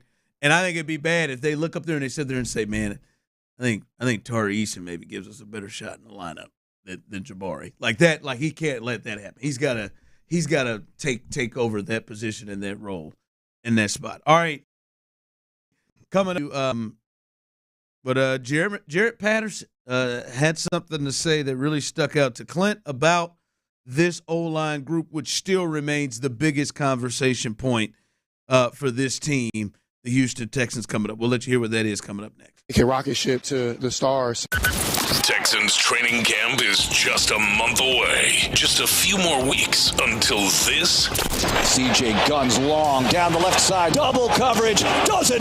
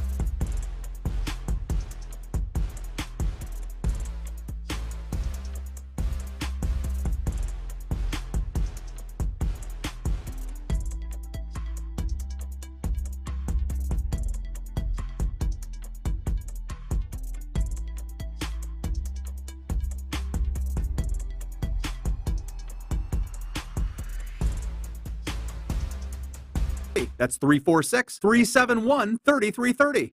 Annuity guarantees are based on the claims paying ability of the issuing insurance company. Any examples provided are hypothetical. Annuities are issued with prospectus and sales brochures and should be reviewed carefully before funding as features and benefits vary. DBA in most states as Trajan Wealth Insurance Solutions. Live from the Mokaram Injury Lawyers Studios, Sports Radio 610 presents The Drive with Stoerner and Hughley. I don't mean to be disrespectful here, but as Tyler said to me in my ear, hey, did you see Reed Shepherd's getting a new signature shoe? Reed Shepherd is? Yeah. That's exactly my thought. Saw it this morning. I said, Reed Shepherd? They're his favorite Again, shows. I don't, Reed Shepherd will be getting his own signature Nike shoe. Nike T, Cut 3 Turbo, comes out July 1st. We'll have Reed stitched onto the heel. There it is. The Good Shepherd. Reed Shepherd gets his own Nike signature shoe. It's a good look. It's a good look. Nice plane. I just should have made his logo like a shepherd with like one of them wooden canes for the sheep. Okay, that'd been awesome. That's a sign. I didn't have Reed Shepherd as the banging out the signature shoe this year. They don't have a minutes requirement for that. I think that's something we're going to see more and more often, right? Obviously. Well, it can only go up. I can understand certain guys. Reed is like, oh. Well, does Shagun have a shoe deal with Cheryl? K-Swiss or whoever he would have his. To me, this goes back to that K-Swiss would be great. That it goes back to that Shaquille O'Neal documentary I was watching. Yeah, like they if they wait until they're superstars, they got to pay them millions and millions and millions of dollars. Get them on that first contract when they're next to nothing before they earn it. You get them cheap. So what'd you say? Shagun's wearing what? LeBron's. So he just wears LeBron's shoes. Yeah, man. What's he got to do to get a signature shoe?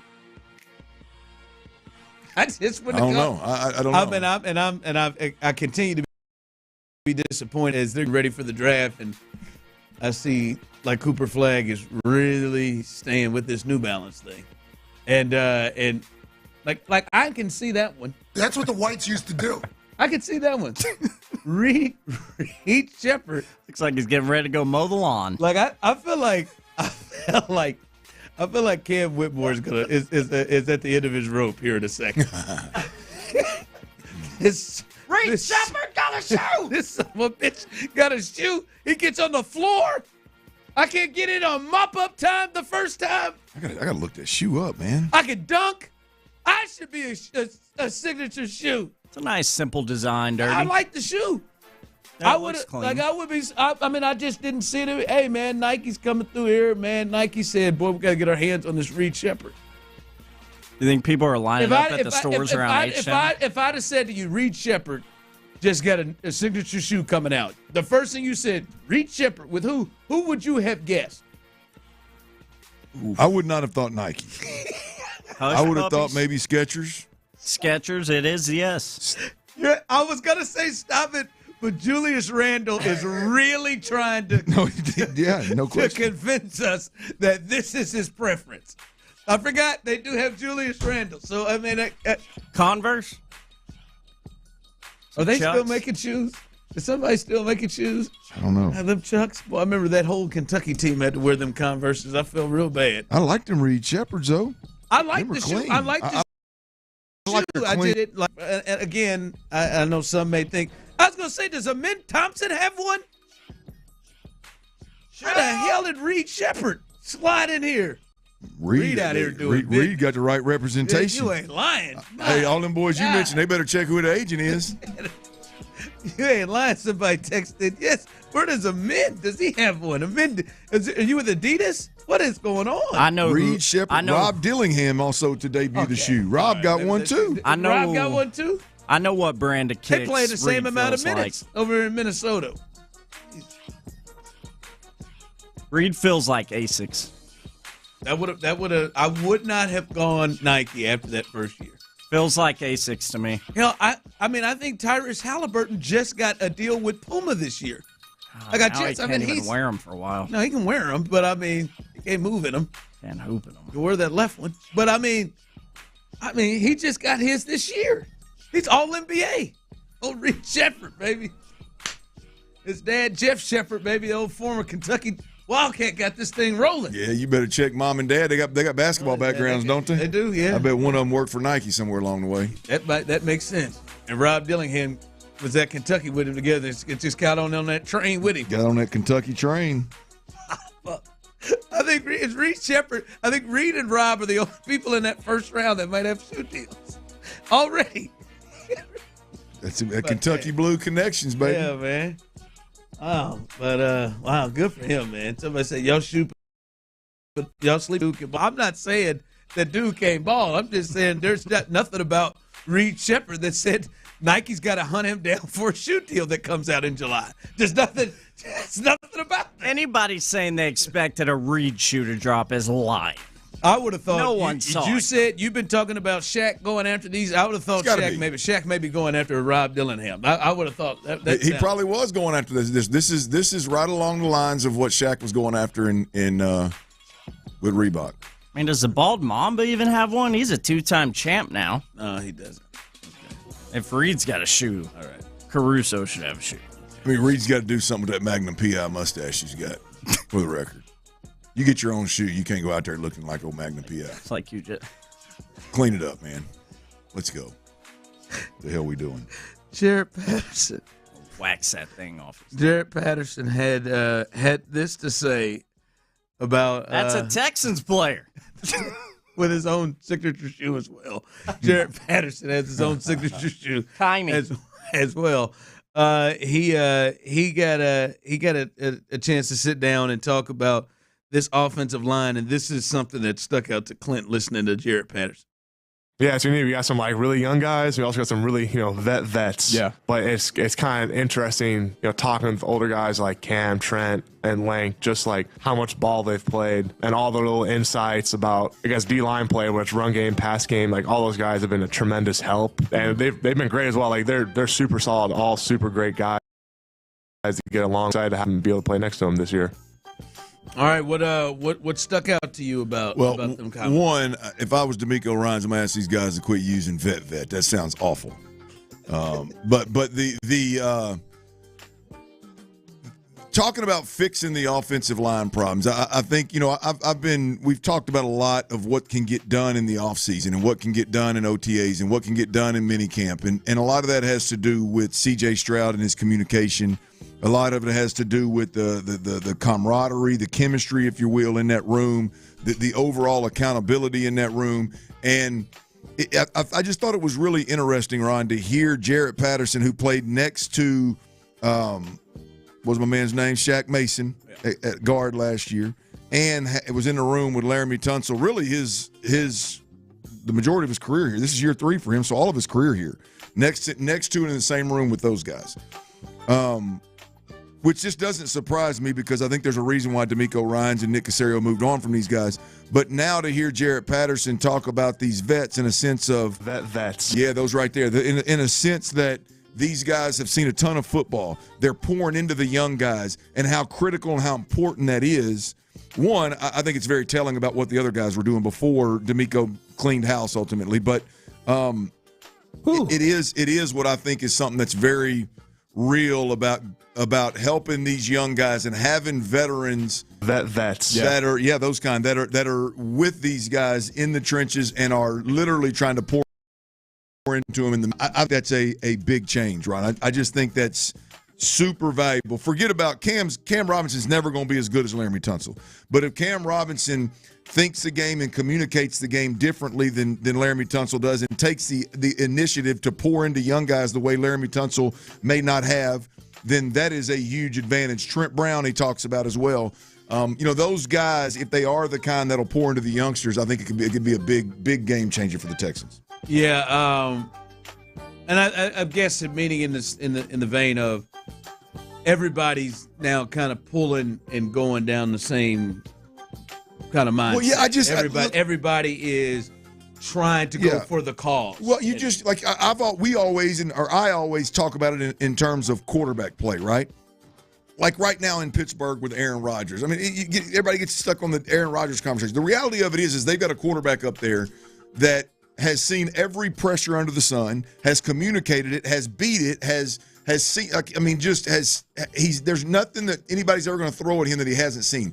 That is a powerful weapon. Now, we'll see if it helps him win games or not in Pittsburgh. But that experience, veteran knowledge, that is real when it comes to improving an offense overall or an offensive line, assuming the guys before weren't doing those things. So now you bring in students of the game. Now you bring in veterans that want to pour into the young guys. Now you bring in guys that love the game and love watching film and talking the game and teaching the game and accountable to each other. It's just an absolute game changer. And so him saying that, it's not earth-shattering what he's saying, but the fact that he's saying it tells you what was going on last year, and I think gives you a little peek behind the curtain of what kind of the moves that D'Amico made and why he made those moves. You're talking about Cam Robinson, Laken Tomlinson, Titus Howard. Now you can mix in that bunch. Trent Brown as well. Guys that have played a lot of football and seen a lot. Vets. Yeah. And of course, the big thing will be is can they play? Right. That's the part we ain't seen yet. Right. Like, Shaq Mason, I think we talked about it in prep. Shaq Mason probably fit that mold. They've had some veteran guys here that you like maybe fit that mold. AJ Khan before him, maybe, since Nick has been here. But the big moment will be, can they pull on the same rope and have the same mindset? Yeah. And be able to play well enough that they give this team a chance. Well, if you can't play, none of it matters. Yeah, but if you've got a group that is, again, young dudes that are talented and willing to listen, old dudes that are talented enough and willing to pour into young guys and care, right? I mean, that's the thing, man. I mean, if it just drives you nuts that you can't run the football, or if it just you lose sleep at night because your quarterback is one of the most hit quarterbacks in the league, then you're gonna go about this thing a little bit different. Yeah. And I think it sounds like they've got some of those guys in there now. Yeah. All right. Bold statement here by a former personality on 610. What he said about the Rockets, you don't want to miss what he had to say. You'll love it. I promise you. That's coming up next right here live on The Drive. Clint Stoerner here for Low T Center, y'all. Look.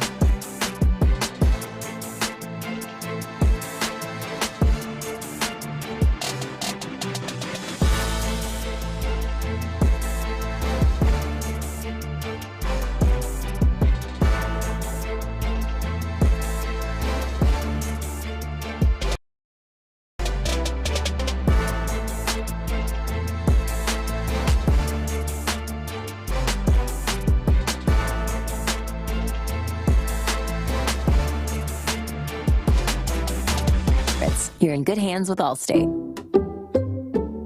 Savings vary. Subject to terms, conditions, and availability. Allstate Fire and Casualty Insurance Company and Affiliates, Northbrook, Illinois. KILT FM HD2 Houston. Insider access, exclusive content. Sports Radio 610. The Texans play here. An Odyssey sports station. Sports Radio 610 presents The Drive with Stoerner and Hughley.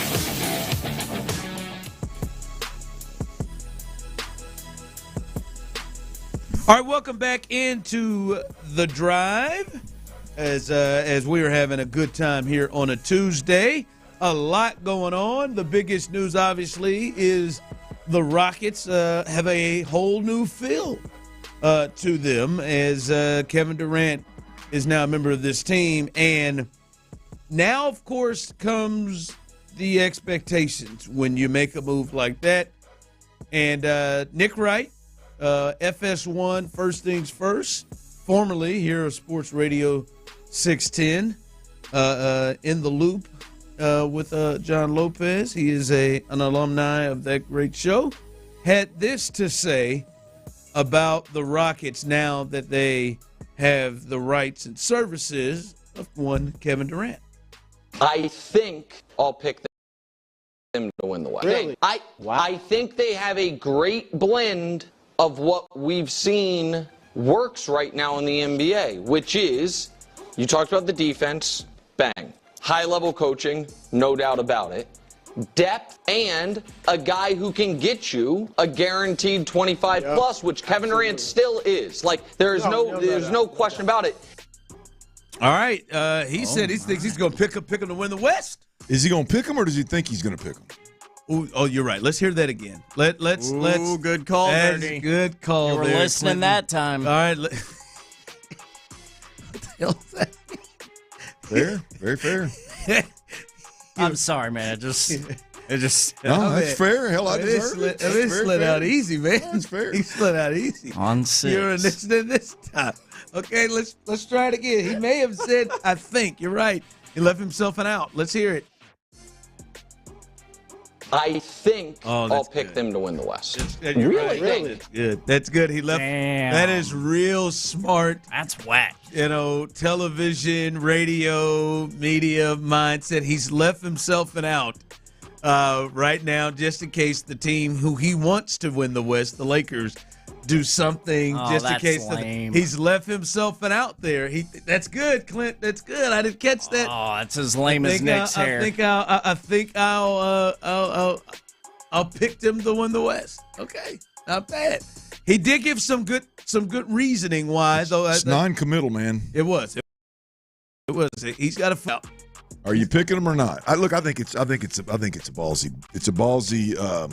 Yeah, it doesn't seem like you're quite ready to get to that point yet, right? When it's because even when I said yesterday Vegas had them, second best odds to win the championship. You're like, I don't know about all of that yet. I just don't know that what I watched in the NBA playoffs this year that the Rockets are a KD away from shoe in.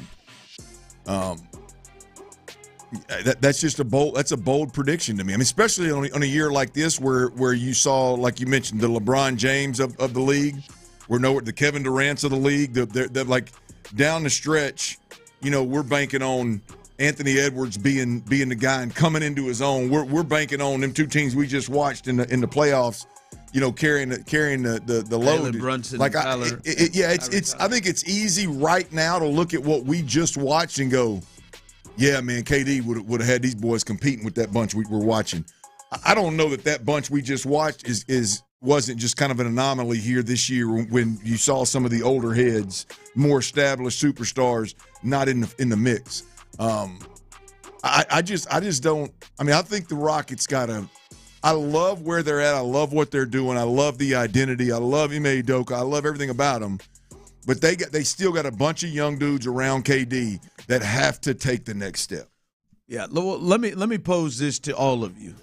You can jump in on this 713-572-4610 text line as well. YouTube and for this trade to be a success with Kevin Durant, do they need to win a championship with him? For this to be a success, no. That's I know how you feel now. But sometimes they got to compete for one. I feel for it to be a success. For it to be a success, they have to reach what? I don't think it's, to me, it's not a certain round. I mean, if they play through the season, they load manage KD, they get to the end, and they just happen to run into whoever this year's best team is, and they lose in a 7-game series, whether it's in the first round, the second round. I mean, I don't view it was the first round. They lost in the first round. Get them the hell out of here. No, I think throughout the season with KD, if you prove to be one of the best, like legitimately one of the best, I think the Rockets have arrived. Like last year, I think it was fair to say, you really believe in what the Rockets are doing right now? Like, they're young, they've arrived, they got this identity, they won more games than everybody expected, they're the 2 seed. Are you really believing they're a 2 seed? I think most people would have said, no, I don't believe they're a 2 seed. I believe they're a good playoff team, but I don't think they're a 2 seed, right? Like, with KD in the boat, like, to me, it's got to be, hey, man, this is a legit title contending team. Now, if they run into a buzzsaw in the playoffs, I'm not going to discredit that. To me personally, that's how I see it. Text line coming through, you got to at least make the Western Conference Finals. At least. Someone else. You got to make this team. This team needs ship. KD is here, or you've wasted the future of Jalen Green. Another text in, they've got to at least make the finals. What is this? Do the Rockets have to win a championship? What has to happen for this to be a success to you? I do think they got to get to the finals. Yeah, I don't have a destination in mind for me. In my mind, I hear you on that. The product, you've been consistent with that. I do. I think this group to me feels like now. That is right now. Right now, if something there's another move made that we don't see coming. Sure. Right. Yeah. Like, if there's another, I don't know, Luka's going to get traded to the Lakers in a weird thing. Like, something else happens, we'll see. But right now, the way this team is constructed and the growth it seems like this team is going to have and everything they have, like, I feel like over the next couple of years, that to me, I would look at that. And of course, you have to look at it certain ways, but I would look at that. That to me seems to be the success point of it is, I'm not gonna say they got to win the thing, but can they at least get through the Western Conference and get to the to the Western Conference Finals. Yeah. Now, the way that the East looks right now, it seems like if you win the West, you're probably going to win the whole right. thing. I mean, the championship is the Western Conference Finals, right? Yeah, Ron, I don't know. Like, people text you got to do better than what James Harden did. Yeah, but like look, James. I mean, look, I'm not an but I mean, I had a lot of fun, as much fun as I could have watching ISO ball with James Harden, and I don't look. They got booted out of the playoffs a good amount of times because they ran into a damn buzz. Saw they ran into a dynasty. I mean, I think I hear what you're saying. If OKC, even though we don't really see it yet, if OKC begins to turn into the Warriors, and you're like, you bang your head up against them, and they somehow get you the way that the Warriors got. Yeah, look, if right now with the moves that are being made in the NBA, I'm listening this morning, and the word on the street is LA's got to go make a move. So if Luka and LeBron go out and get a center and some perimeter shooting that takes them to the next level, and they are nails next year, if we run up against them in the first or second round and we lose to them, you're pissed. Like, you can't believe I will say the first, they got to get out of the first round. Well, no, look, again, to me, it matters who they run up against. If they get ran up out of the playoffs in the first round by a team that they're favors to win, and they lose in 5, I'm like, yeah, that's a disappointing season. But like the other, it was the Lakers in Denver. So if Denver goes out there and makes these moves to where they improve their team significantly, and you got that bunch, and you lose in the first or second round of that bunch, like, you're disappointed in KD. For me, I just can't. It's hard for me to say if they don't get to this point in the playoffs, then it's a bust. It's all for none. I can't get there with that. Yeah. I know people don't like that, but that's just the reality of it for me. Text line coming through. They need to win sometime while KD is still in Houston to be considered a successful trade. Western Conference Finals appearance is success. 50 wins plus Western Conference Final. My thing is, for me, it is. This isn't a. There are some teams that I think are in championship or bust mode. Yeah. There are like, you can talk about any kind of sports, right? I think OKC is probably now have arrived to championship or bust, right? There's a strong disappointment if the way their team is set up, if they don't win it all, right? I think there are some teams, the Warriors of the past, the Cavs with LeBron, Miami with LeBron. I think those teams were championship or bust because a lot of things occurred. Like, one, man, we kind of emptied the clip here. We kind of let it all out here. I don't think the Rockets have emptied the clip. I don't think that the Rockets have just. Oh, I don't know. They haven't gone all in. Yeah, they haven't gone all in and just said, "Hey, this is all right, man. We're shoving it all to the table." Yeah. Right. I don't think they've done that because, let's say the next couple of years they don't win with KD. I think they still have Amen Thompson, who you would have hoped has taken major steps over the next 2 years. Şengün, you would hope has taken major steps. And the next from this point to 2029. So I don't like that's a big thing to me where I don't see it is a failure or not a success if they don't win a championship, because I don't think that they've pushed all their chips to the middle of the table yet. I don't think they've done that yet. I think that's fair. I think that's fair. I think they go out and make another move, and then all of a sudden it becomes like if the Lakers go out and make a splash move right now, it's championship or bust. Yes. If Denver goes out and makes a splash move, it's championship or bust. I mean, there's a handful of teams. The Lakers about run out. If Minnesota goes out there and gets Anthony Edwards the help that they're asking for, and they find that right guy, make a big move, a big splash move, it's championship or bust. Right? Boston with the injury, they're in a little bit of an idle mode there. I think the Pacers with the unexpected run plus the injury, they're in a little bit more of an idle mode there. I don't know exactly where, OKC is, even though they just won it. I just don't look at the Rockets as a championship or bust just because they went out and got Durant. Yeah. I'm not going to be mad at all if they lose a series early in the playoffs. Now, I'll be pissed off if Durant goes out there and lays an egg. I mean, I'll be pissed off if they look like they are just totally outmanned by a team that shouldn't be shouldn't be outmanning them. Like, I would be mad at that. But if they go out there and put their best foot forward and KD goes out and has 35 a damn game and they get ousted in the first or second round, hey, man, that's a positive move for me. Yeah, Tyler, as the psycho fan, when you look at this trade, for this to be a success, the Rockets have to do what? I think they need to make it to the NBA Finals. I'm a bit different while than y'all. While KD is here. Yes. Yeah. While KD is as a Rocket. Yeah. I mean, we laid it all out yesterday pretty well, I thought. I mean, this is one of the most prolific scorers, no matter his age, the game's ever seen. And you did a great job bringing him in for not much. I mean, that was a wondrous job, and all the praise is being thrown down on Rafael Stone right now. But Durant as a Rocket, yeah, with the squad you got right now, yeah. I need to see an NBA Finals berth. I think there are other teams in the West they have shoved it to the table. Like you talked about the Lakers are going to do whatever they can to do whatever all in. Hell, they've been an all in for years now with LeBron and his age. I think I'm with you. I think the Denver doesn't want to waste Jokic's prime. I think they're probably all in.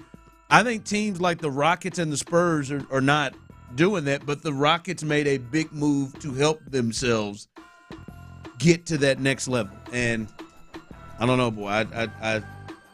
I think damn sure got to get out of the first round. They got to be real contenders. Ron, you can argue that some of these squads in the West, I mean, there's L.A., Denver, Minnesota, Golden State. I mean, those four teams have to be all in with who they're riding with. Yeah, Clippers probably right in the middle of it too. Yeah, I mean those teams have to be all in, like spend as much money as you can to try to win one. But maybe the Rockets are there too. Maybe they make another move. But I don't. Durant doesn't get me there. But they don't have to be all in. The Rockets don't, like those teams do, where they're just trading all their assets. Right. Yeah. The Rockets don't have to be all in, and I think their roster is probably better than their total roster. They're all of their entirety of the roster. Like the Lakers don't have a center. like they don't have like parts. Like the Rockets roster is still all the way, better and more equipped right now. And they add KD. Someone texted in and said they've got to get their Reed Shepard signed at $200. Has a $200 shoe now. Is that how much that shoe is? Ain't buying that shoe for $200. That shoe is $200? No way. Drop the price, shave the mustache, and I'll consider it. I thought that was maybe a $125, $150. Well, that's got a real. You got a price on it, Tyler? Yeah, it looks like a retail for the Good Shepherd shoe is $210. Go to hell. That ain't got $210 on No, it. not a chance. I mean, I got a pair of 11s in my closet that I paid $200 for. Clint, I can't spend $200 because it's Reed. You ain't spending $200 on LeBron's, much less Reed. That's not true. I have. But I mean, I'm not certain. I've got some Jordans, but I'm certainly not. Reed Shepard can't drag me out to spend $200. $210 to Nike Zoom technology. Shepard, man. Dude, man, it's got a stroke. Tyler, order you a pair, man. Get you a pair. I could get you a pair, man. Get the pink ones. No, I don't get the pink ones. That'd be gimmicky. Get them white with them speckles on them. They got speckles on them. Yeah, they got a little character. Yeah. That would be gimmicky. Get you them speckles, man. Real or fake? Coming up next, right here live on the Drive. I'll tell you what's real is the biggest mistake that you can make when you're selling your home is settling for less money. It's a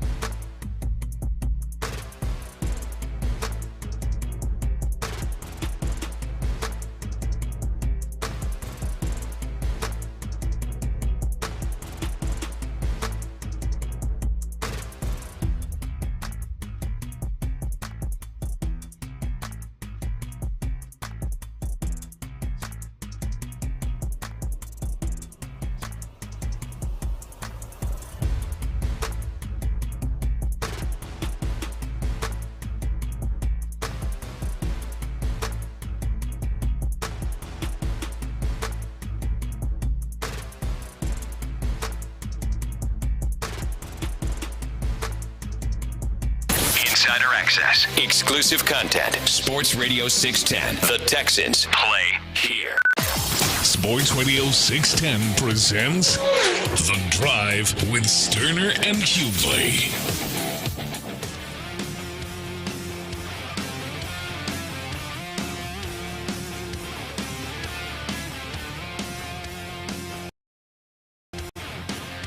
All right, it's Tuesday. That means we'll do a little real or fake. If you don't know how this segment works, I read a statement. You let me know if it's real or fake. You can give your reasoning, text in, or hit us up on YouTube and Twitch like many do. As we look at this, if it's real or fake, a little real or fake. Let's start with the Texans here. C.J. Stroud. C.J. Stroud will be a serious MVP candidate this year. God bless, brother. For the Texans, real or fake? Oh, wow. Fake. Fake. You are fake news. Fake. Yeah, I'm going fake on that. I don't see that. I don't see that happening. Yeah. Real or fake, Tyler? C.J. Stroud will be a serious MVP candidate this year. I so very badly want to say real. Well, what's holding you back? The entirety of last football season. Okay. So I'm going to go with fake. I really wanted to say real because I think he's got it in him, but there's just too many factors we don't know about. And a new offense in town, yeah, fake. Yeah, look, here's the deal. That was well said. Here's the deal. Factors that we don't know. That's it. There's text line coming through with real. There's too much unknown. There's too much unknown on the offensive side of the football. It is clear what they did on defense. They added some game changers. It is absolutely clear what they did on defense. We don't know what they've done on offense yet. We'll see what it looks like. I think this is a run-heavy defensive football approach. Keep things simple offensively, run the football effectively, don't turn it over. Let's play great defense and win games that way. And I don't think anybody's going to be taken aback by 8 or 9, 10 wins in this division. Like that, there was that first year jumping on the scene, pulling this franchise out of dysfunction into, hey man, they're going to win a division and they're winning some. I mean, this is the real deal. He's having an unbelievable season. The arrow's pointed up. That shock is behind us. So I just couple that with how much unknown is out there on the offensive side of the ball. Yeah, I can't. It's fake. Yeah, is it real or fake for you, Ryan? I'm gonna say fake. I think he is going to have closer to year one type of a year. I think he puts up a season much closer to that. But I think you have got to, one, either be a rookie like he was, and then maybe you don't have to win as many games, or you have to win a certain amount of games, Clint. I think you've got to be a 1 or a 2 seed like Josh was, or like Lamar has been, and I don't know if the Texans team is going to win enough games, right? And I do think they probably are going to try to run the ball more, so I don't know if he is going to have the gaudy numbers potentially. Be more closer, as I said, to year one. But I just don't think the Texans are going to win. I think you got to win 12-something games to put yourself in that space, because that's the other big part of it. Like, Mahomes won 15 games last year. They had the best record. He finished like 7th. In the MVP race. So I think you got to win enough games. So I think he's gonna play really well. If they win 12 games, I think it's a real serious thing. It's just I'm having a hard time getting to them being able to do that. So I'm gonna go with you and say fake. Text line coming through with different thoughts. Second year in the system, I say real. Sorry, boys, gonna miss y'all on Thursday. Shoulder surgery, I'll be back Friday. Well, we'll miss you too. I guess that's real for you. Real or fake? Kevin Durant will play 60-plus games this season. Real or fake? It's a big number. Yeah, I think he played 62 this past year. I think it's real. I think it's real. He had zero reason to play 60-plus games last year and did it. He has plenty of reason with this young team around him. And I'm pretty good, Clint. He just missed the last 15. I'm certain something like that. Yeah, I'm gonna go real on this one. I think KD again. I know there's some like a reputation out there, if you will, fair or foul. But I think KD recognizes I got a young group around me. We got to create the chemistry. I've only got a handful of years left. I've got to go get it while I can. I think he plays 60+ games, so I think it's real. Yeah. I'm gonna say real too. Now I think they're going to take care of him, and I think it will be smart because we know why they brought KD here. They brought KD here for April, May, June, hopefully playing all the way through in that time. I don't think he'll play very many back-to-backs, and I think there'll just be some rest moments. He's got to hopefully not completely like this, but there's a bit of a Jordan in like, hey man, we're gonna get a couple of. He's probably gonna miss a couple of games anyway, unplanned. But also, I think some fans may not realize this. It's like they're going to have to sit him because he's a guy that wants to play all the time, every day, and they're going to have to sit him and do that. Like I said, he had rolled his ankle really bad last year. And he went ahead and missed the final 15 because the Suns weren't going anywhere, and he missed the final 15. He had played up to 62 up to that point, and then missed the final game. So, but I do think he goes 60+. Tyler, real or fake? He plays 60+ games. Yeah, I'm going to go with real, just with fingers and toes crossed that everything keeps moving in the same direction with him going over that 60 number the last 2 seasons. He had quite a stretch there a few years before the last 2 years where he didn't make it to 60, not even close with some of them. But the last 2 seasons, he's eclipsed that. Hope for a third in a row. Kickrock says fake. If he plays 65 to 70, I can live with that. Is this real? 50 to 55, I'm going to be pissed. I'll be honest with you. I'd be fine with 55 as long as like he was right to get to that point. So yeah, there it is with KD. Real or fake? Spencer Arrighetti will start a playoff game this year for the Astros. Real or fake, Tyler? Spencer Arrighetti will start a playoff game for the Astros this year. Ooh, I'm going to actually go with fake here. Not that we don't see a return of young Spence, but I think it's going to come later than anyone wanted or thought. And Spencer Arrighetti would be doing some sort of kind of bullpen work in October if that were the case, if he were available and had an arm that was working. So I'm going to go with fake. I'm going to tell you, if playing long toss in left field during the Mariners batting practice takes Spencer Arrighetti out for the year ultimately, it's not ideal. Where he's not pitching in the playoffs, I'm going to be irate. Yep. So, no, I'm going fake. No, what was it? You're going real. I'm going real. I think he does start. Yes. Yeah. I'm gonna say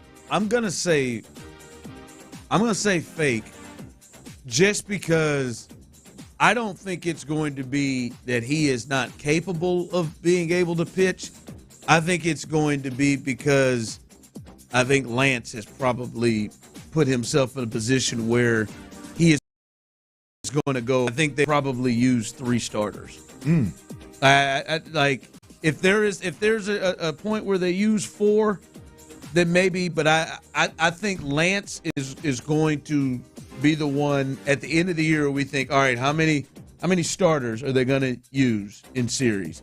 We know Hunter and we know Framber going. Who's going to be the third? I think the third will be Lance, and then I think it just flips back over. So mine isn't because I think he's still hurt. I don't think that is the case. Mine is due to I think Lance passes him up. Finally, real or fake? I routinely get 8 hours of sleep at night. Fake as hell. Not a shred of truth. That is very fake. I can't remember the last time I've done it. You are fake news. I can't do it on vacation. Aruba didn't do it. And I had nowhere to be. I cannot remember the last time I've slept in that bed for 8 hours. Well, go home tonight and get your ass in bed. It's not going to happen on the backside of it. You're not going to sleep longer. I get it on the weekend. In the morning, like sleep later in the morning. You got to get in that bed earlier. Get in that bed.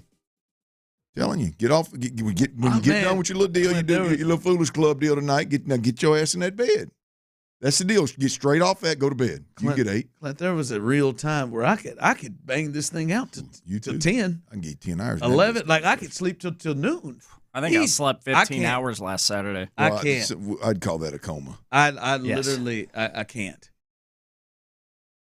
You can and you need to. Got to practice, man. I'm talking about being healthy and taking care of yourself. No, I probably get 5. That's a crying ass shame. Pop you an Advil PM, man. Get some Z's. Under 6. Under 6. Under 6 easy. Under 6. Man, get you. Let's start with 7. What do y'all really average like per any given night?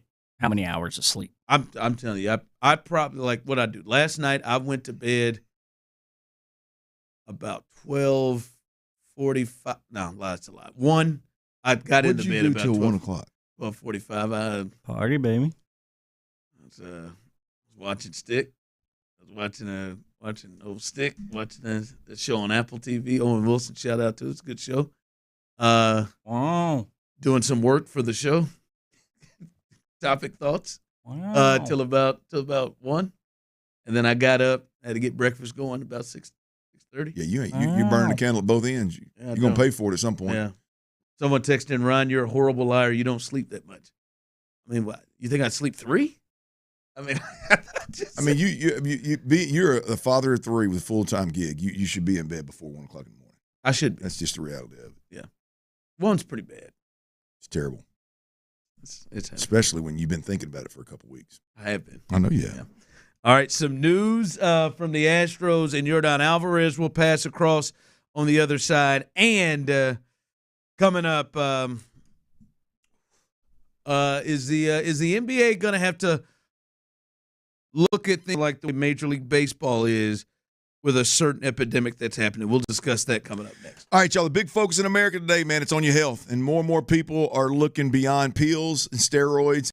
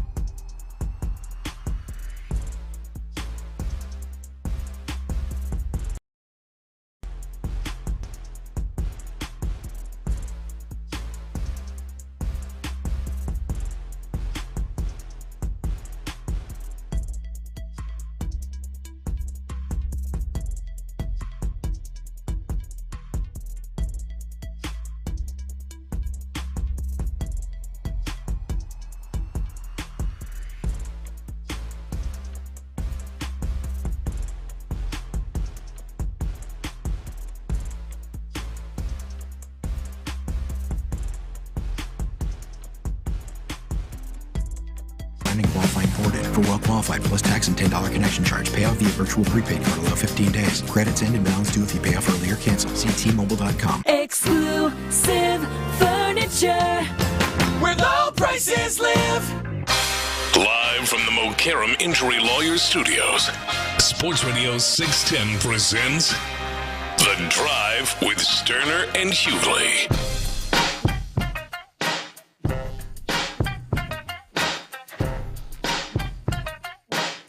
All right, welcome back here. Want to give you an update here on Yordan Alvarez and a little bit on Lance McCullers as well.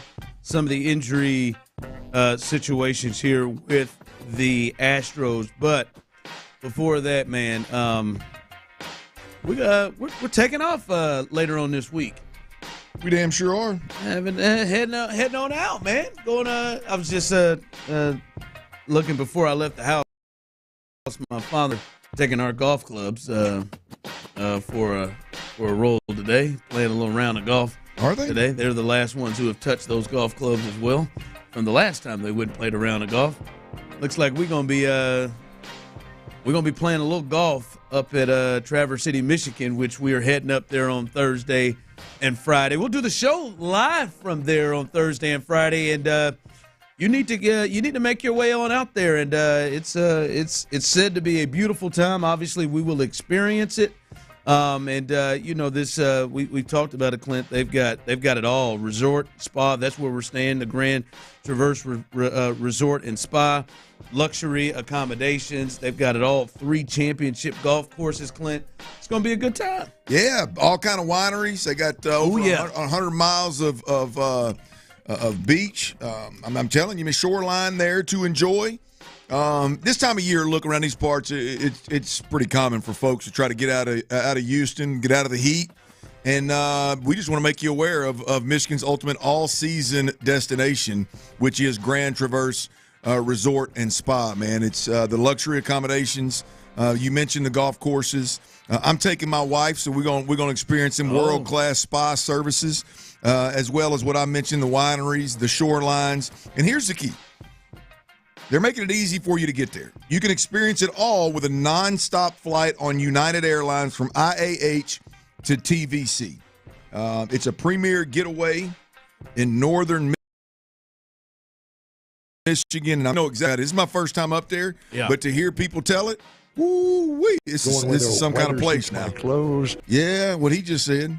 Yeah, cherry capital of the world. Yeah, cherry pies. Yeah. What else you looking to try? I'm trying to be smart here. We ain't got no reason either. We ain't got no reason to go up there and put on no weight now. Sure we do. I mean, they got freshwater bays. They got wooded trails. They got sandy beaches. I mean, there's plenty of exercise out there to be had now. Plenty. There's some exercise to be had. Yeah. I exercised my ass off in Aruba. Oh, did you?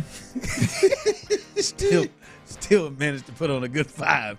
But no, man, it's going to be a great time. We'll be doing that coming up Thursday. We'll take off Thursday, get down there Thursday, and we'll do the show live from there on Friday.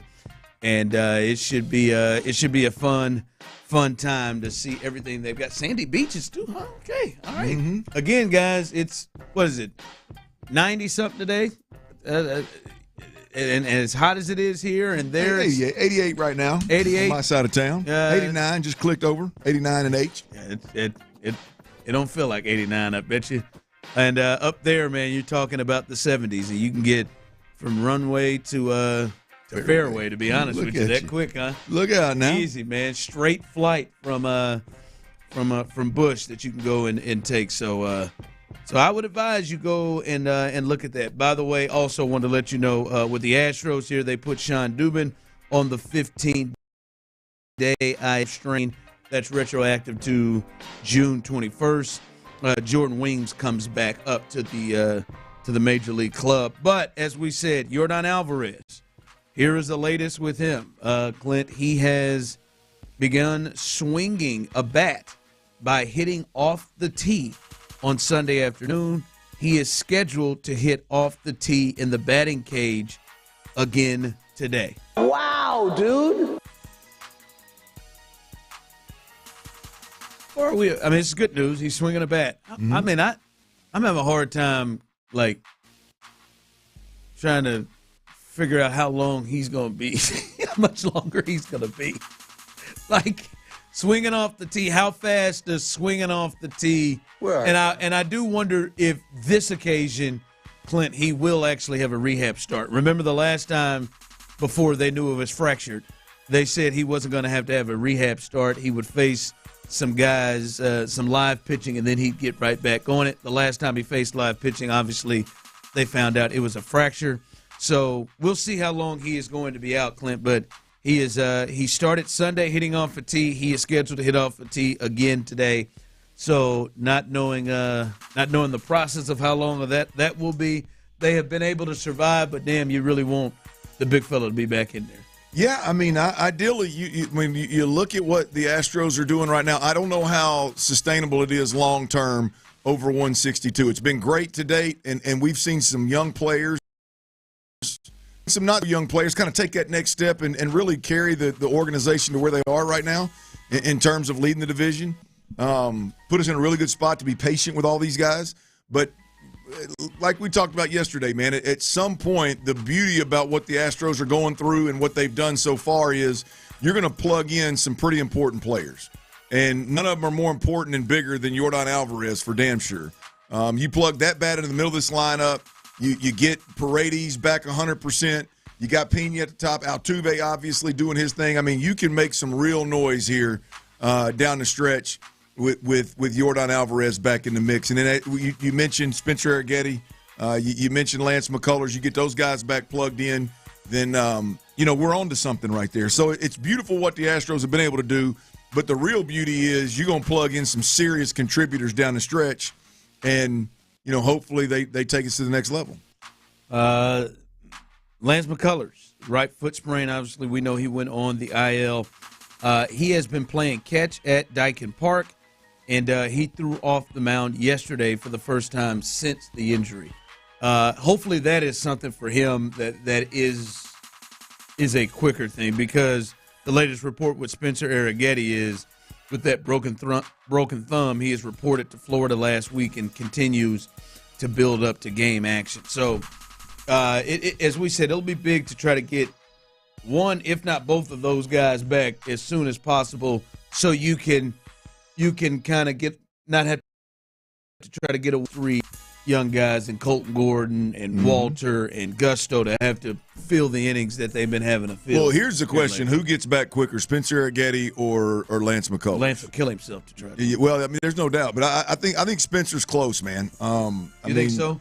Yeah, it's couched right now as a build up to game action is what we're doing. He's continuing his build up to game action. That tells me he's close. So. I would imagine, Clint, he would have to make a couple at least 2 minor league starts.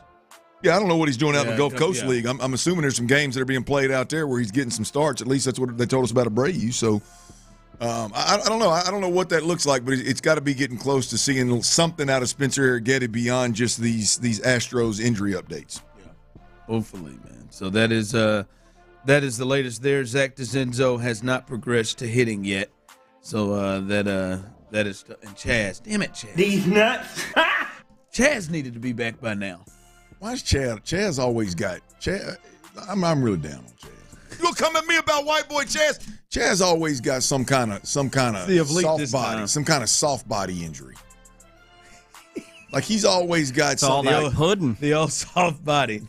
I mean, he just got something like, come on, man. Soft body, baby. I mean, what we doing here? Grubbing down on him a lot of banana always got a little something wrong with him. He reminds me of the guy that doesn't take good care of himself and doesn't. And it creeps up. And it's always something. It's always something, no matter what. Probably dips, grizzly, wintergreen. I mean, because he's not the guy that's like Jeremy Pena. It wouldn't surprise me if Jeremy never has, but it wouldn't surprise me if Jeremy Pena didn't have like muscle pull problems. Because he's swound so tight. Yeah. I mean, you the way he's built, the way he runs, you're like, that's a pulled hammy waiting to happen. It's a panty dropper. What in the hell is Chaz? How is Chaz McCormick getting hurt? He's wound him in that oblique and catch you at any point. He gives maximum effort, dude. Stuff happens. He gave maximum effort on that check swing, and all that inertia. All of that just hurt that oblique. He been out a minute though. He's gonna come back stronger than ever. Something. We haven't talked about this on the show. Oh, Big John bat flip is back. Yeah. Big John Singleton. Is he back on the roster in the Bigs? Not on the roster. He's on a minor league. He got a minor league contract. Yeah. But John believes he'll make it back. Out there in Sugarland. Bat flip the hell out of some pop-ups. Tyler doesn't sound real excited about it. Like I was saying the other day, man, it's a great story. We've all said these words. It's a good story. Seems like a night. He ain't a good baseball player. I don't know. Wait, what? He's not. He's an all right bench hand. John Singleton? I'll be honest. He's bench hand, off the bench. I blacked out. I'm sorry. Bench hand. I ain't gonna lie to you. I didn't think he was gonna come back. I didn't think he was gonna have a. I thought the career was finished. At least with the Astros, they said, "Come on back home, baby." Big left-handed bat, man. Big left-handed bat, yeah. Minor leaguer out there at Sugarland. You can go see him at Sugarland, I believe. In all seriousness, like for real, because we've seen it multiple times. Like this isn't a joke. How many at bats for him before you think that's a routine fly out to left or something? Oh, I bet you can go do that and watch that right now in Sugarland. Bet he's banging it, boy. Anything in the air is bat flipping it. Anything. He bat flips walks. What you got coming up? Not line drives. CJ Stroud. You got some it's about football horny audio here. CJ Stroud. The biggest thing that I think the Texans have to do this year to improve on what we saw last year. It has to do with CJ Stroud, and he's talking about it, y'all. Got that audio, and we'll cuss and discuss next right here on Sports Radio 610. Before we get to that boner, I got to tell you about Our Vision Homes.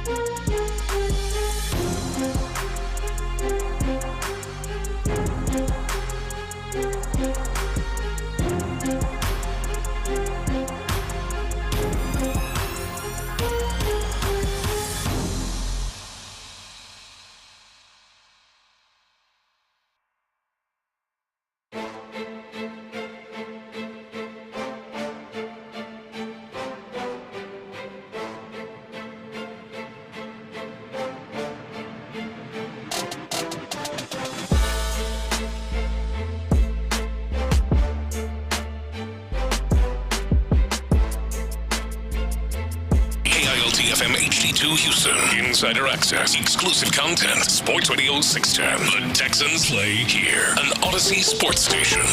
Cal is a kick-ass racquetball player.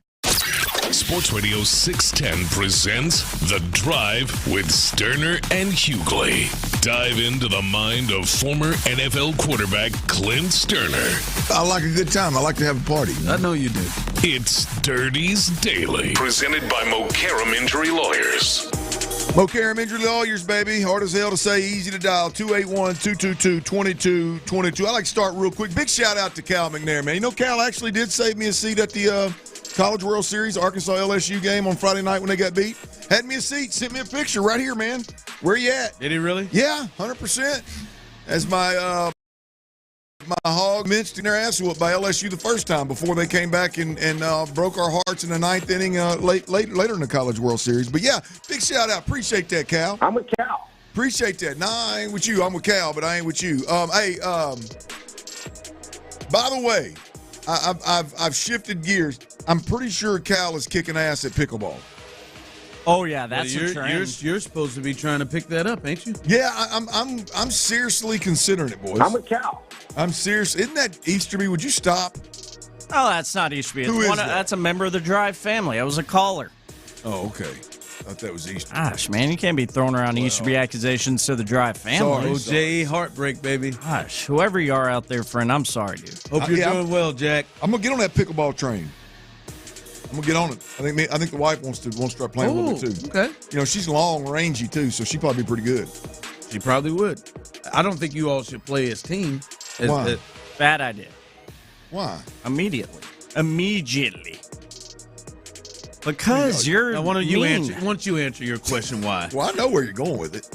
It's your attitude, man. It's crap. I mean, I just expect greatness, man.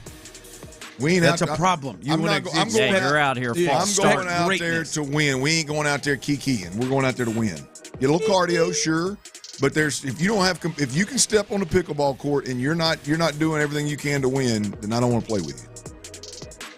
You play to win. Even if we're just going to have a little fun on a weekend night at the local Parks and Rec. But again, she may be doing everything to do that. That won't be enough for you. Well, no, if she does, if she's doing that, it'll be obvious, and I'll be okay with it. If she's not, I'll let her know about it. Losers talk about next season. That's right. Tell them, Mom. But in any way, you'll be determining if it is. I will. Yes, I will. That's not your best effort. Yes. Yeah, exactly. I will determine. I tell you how I can see this going. Acceptable effort or not.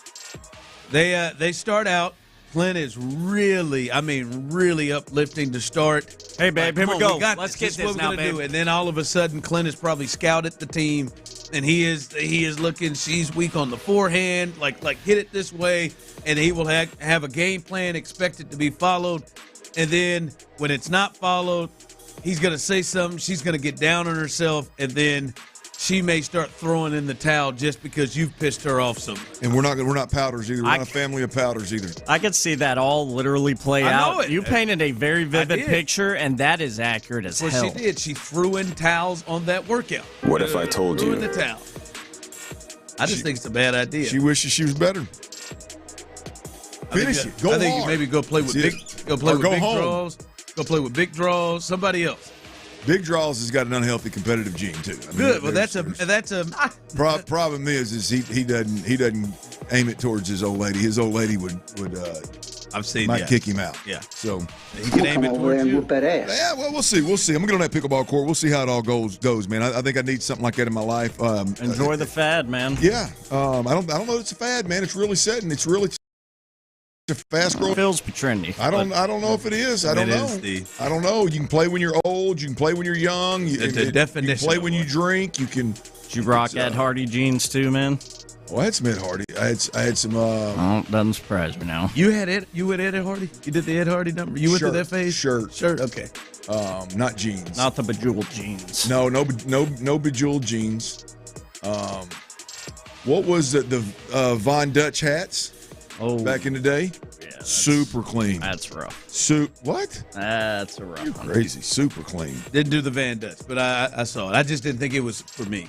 I just didn't think it looked good on me. So I've seen some recently. It's like somebody they're in vintage shops now. I guess they're coming back around. That's what the whites used to do. I have to check my old suitcases that I have with Razorbacks or Cowboy Star on them, see if I can't find any of them old ones, them old collector's items. Find some affliction shirts in my mom's storage unit. Some affliction. I had an affliction shirt, definitely. Oh, Clint. Yeah, I had one. It was nice. It was I don't nice. want to know anymore. It was nice. All right, C.J. Stroud. We've talked about the Texans fixing their offensive problems from last year. And I don't know that we're ever going to know what's fixed and what's not until rubber meets the road and we see what this offensive line is about. But I'll tell you this. They're all fixable. No, I don't hear that anymore, D'Amico. I don't hear that this year. Here's the thing is, I think as I've said from jump, there's layers to why the Texans' pass protection was as bad as it was last year. And I think one of those, which is a very fixable, to steal a phrase from D'Amico, I do think is very fixable, is the approach to playing the quarterback position by C.J. Stroud. The messaging that's coming from the coaching staff to C.J. Stroud on a daily basis, right? Are we aggressive? Are we five-headed monster? Are we pushing the ball down the field? Or are we, hey, let's protect ourselves. Let's be smart. Let's stay ahead of the chains. Let's help our offensive line. Which one are we, right? I think that's the biggest question. Of all the problems that are being addressed in order to fix the pass protection issue, I think this is the number one. I think if C.J. Stroud plays a different brand of football, more year one, less year two, I think the offensive line benefits greatly. I think the play caller benefits greatly. I think the wide receivers and the tight end benefit greatly. And ultimately, I think it's the best version of C.J. Stroud that we're going to get. Well, C.J. Stroud was at that Fanatics event where it seemed like anybody that's a celebrity in the game was in attendance. In any game. Yes, in any game, any sport, was in attendance. And what they did was they put Bryce Young, C.J. Stroud, and Caleb Williams were all on stage together. And they asked C.J. Stroud, I believe it was, what's the look-out's name? It was Kay. I think it was Kay Adams. Oh. And by the way, Kay Adams looks like she's about 8 years old amongst some of these dudes. I mean, she is smaller than I ever thought. Good for you, Daniel. Wow. No way. But she asked C.J. Stroud, and this was a little bit of a joke, but then he went ahead and answered it. Stroud, given that he's going into year 3 and Caleb Williams is going into year 2, if C.J. Stroud had any advice for fellow quarterback Caleb Williams, and here's what C.J. Stroud had to say. I mean, honestly, like I just said, like teams, they prepare more. They know what you're good at. They try to just cut that off. It's like playing basketball. If you find out a guy can't go left, they're going to try to force you left. So whatever your weaknesses are, whatever you put on tape and film, that's what defensive coordinators are watching every single day. And they're just trying to find twists and schemes. And the main thing, they want you to extend plays every time. And if you learn how to just sit in the pocket and when it's not down, we're playing in the shell league. It's cover 4, cover 2, cover 6, cover 5, all these different 2 high coverages. If it's not there, bro, just get it out your hand, And I think I told you on the field, and just the less hits you take, the better, because it's a long season. I know you went through that, because it's 17, 18 long weeks, and then you add playoffs on there. It gets long. So the more you can get down, get rid of the ball, check it down, and just be smart. That's the advice I would give, and I think you're going to do great like you always done. So, as I said before, I don't know that C.J. Stroud should be giving Caleb Williams any advice. It's like the guy that got hit just two fewer times than me is the one that's going to give me advice on how not to get hit. That seems a little bit odd. But I do like the thought of where C.J.'s head is at. It seems like C.J. Stroud is that it's being preached into his head. They're watching Brady film from 03 or whenever it was. And this right here of, hey, man, get the ball out of your hands, stay upright, avoid sacks, avoid hits. It's a long season. That is precisely what I want to be hearing from our quarterback at this point in time. It's precisely the way that I think we get the best version of C.J. Stroud, and it's precisely how I believe we start. Now, there's several layers, but I think that the quarterback's mentality and the messaging to the quarterback is the number one factor in turning around what we watched last year, one of the worst pass-protecting teams in football, and getting to an average level in the NFL to where the quarterback can operate consistently. I think it starts and stops ultimately with C.J. Stroud. Two things with the C.J. thing. One, I will not say. When you have that thing in your mind where you tell yourself, should I say this? When you have that angel in your on mind the shoulder, multiple devil on the times, other, you should just probably not say it. So I'm not going to say the one. But the other one here is, so are we led to believe that at this point, with him speaking like that it was like, man, F that last year. Like, in his mind, the conversation, F that, man. Throw that bad boy down the field. Throw it. I mean, the hell with that. The hell with that. None of that. Throw that. Unload it down the field. Is that what we're led to believe? Because that doesn't seem like that was the consistent thing last year.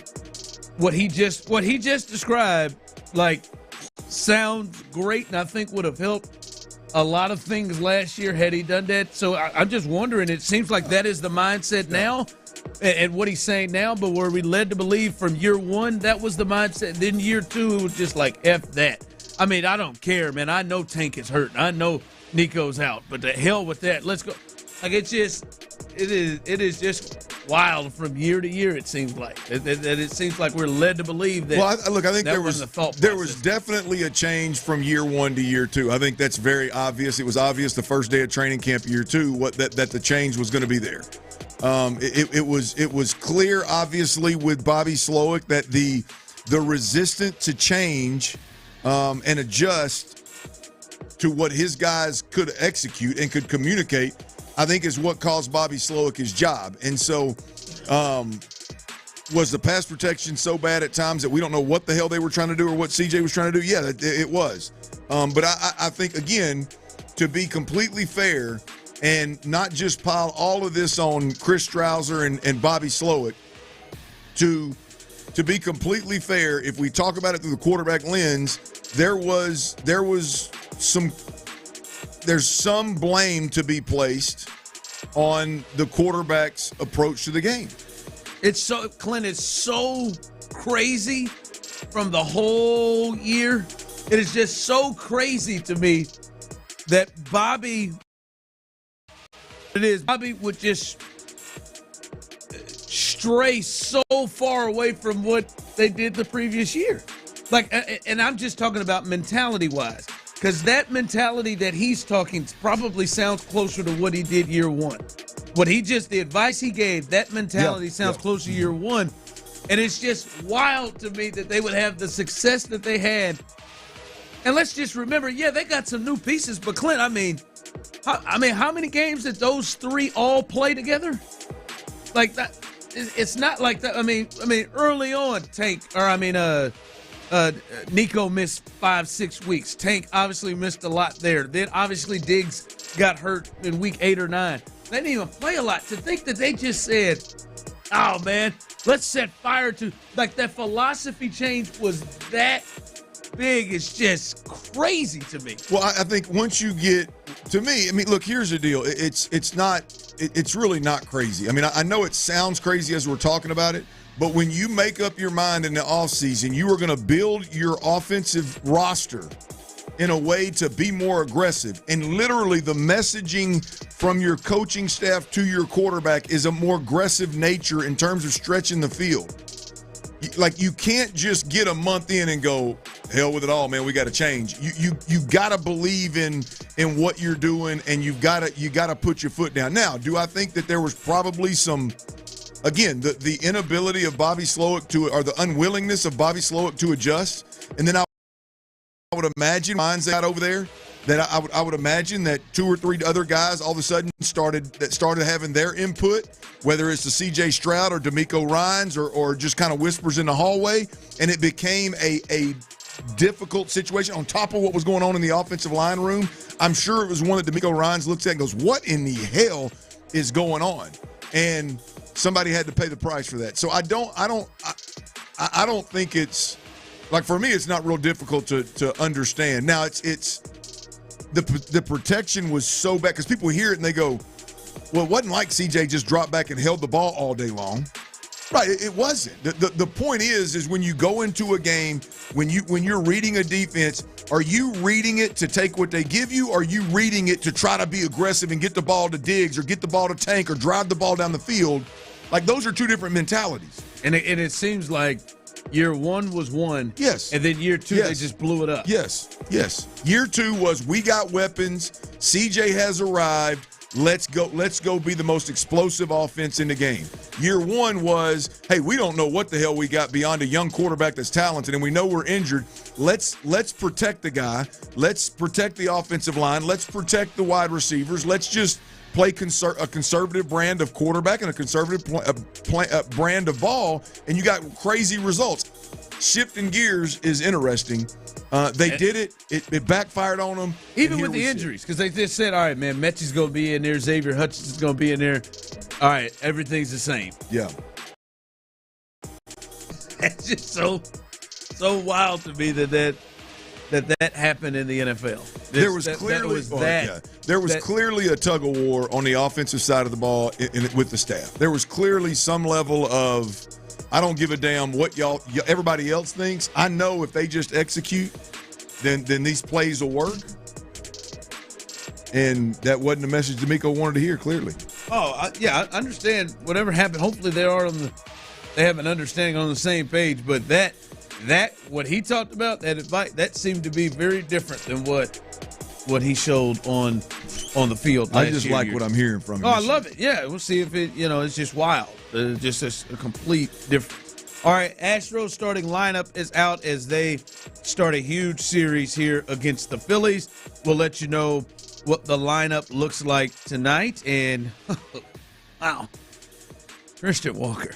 All right, we'll let you know what the lineup looks like tonight, and some news coming from maybe this team's MVP this year. Some news happening that could affect the Astros down the line. We'll discuss that coming up next. All right, y'all. Cold Coors Light, baby. They've been keeping Texas chill.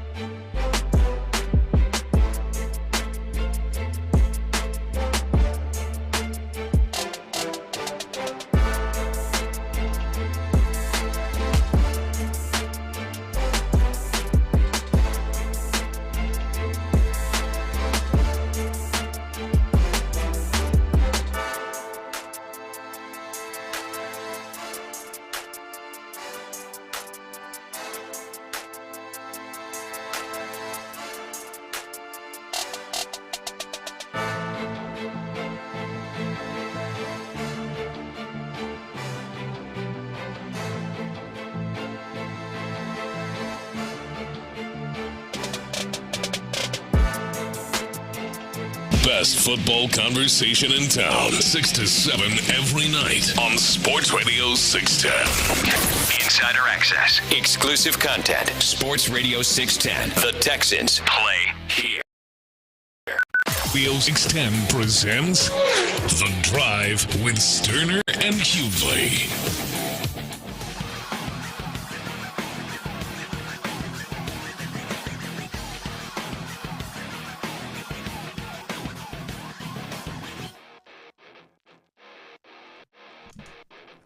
All right, welcome back in to The Drive as we roll through. The Astros, they start a huge homestand against really good teams. We got a chance to really see where they are against. It feels huge. A couple of first-place teams. They'll first take on the Phillies starting tonight, and that lineup is out as Framber Valdez. It's Framber night. Are you going to try to get out there tonight? Come on, I'm thinking about it. I'm for sure going to be in the house out at Old Dyken tomorrow night for that game. But I'm So we got Framber tonight, Hunter game 3 of the series on Thursday. And you said I know for a fact I'm going to the Colton Gordon start. I got to get in there for Big C. Got to get in there, man. Big C, baby. That's big. Yeah, I mean, you're got to get a white shirt made that just says Big C. Big C. And you put the hands clapping right below it like that. There you go. There you go. Now you're on to something. Hell yeah. And don't forget, while I'm mulling it over, if I'm going to do this thing where I go tonight and tomorrow night, tonight is so. Telling you. Mash you some dogs? I'll keep my thoughts to myself. You weren't impressed with the dogs. You weren't impressed with the dogs. Why is a hot dog called a glizzy? It's not the dog. Like, for me, Tyler, I just don't. I don't think the dollar dog thing is a big thing for him. Like, I just don't think Tyler's going to be the one to go out there and like, hey, man, it is dollar dog night, and I'm about to go rough shot. Like, I do love a good ballpark dog, but I think what you're saying is fair. Yeah, like it'll take Tyler. You're doing it for the people. You're reminding them for the people, T. Yeah, he's out there for the game. It'll take Tyler 3 innings to eat a hot dog. Yeah. Tyler Milner, God love him, one of the slowest eaters in America. I can't even deny it. No, you are. I mean, he's got to be top 10. Like, I mean, listen, I know I'm overweight. Oh, King Ding-a-ling in there. But like Tyler's the person I hate going to eat with. I believe it. It's bad, man. It's just like, dude, man. Like, I had to ask myself, man. That's why I like when Clint's also there. And I can look and say, all right, man, I'm eating I'm at a good pace here. Normal pace. I've started to look at the other tables, and I'm like, my God, man. No, it's rough. I've always been that way too. I was always the last one at the dinner table growing up. I just eat real slow. We went to that Twin Peaks that one time. I ordered that lobster roll or that lobster roll they had, and I mean I let loose on that lobster roll. And now I'm fries in between, but I'm looking. I've got fries, man. Plenty's taking one bite off his tendy. Off his 3 tenders. They're Buffalo tenders, okay? And then kids don't eat those. And then a couple of fries maybe here, and I'm just like, hey, man. Tyler, I got this is on me. What am I doing here? Show just reminded me. I overheard a conversation about tenders.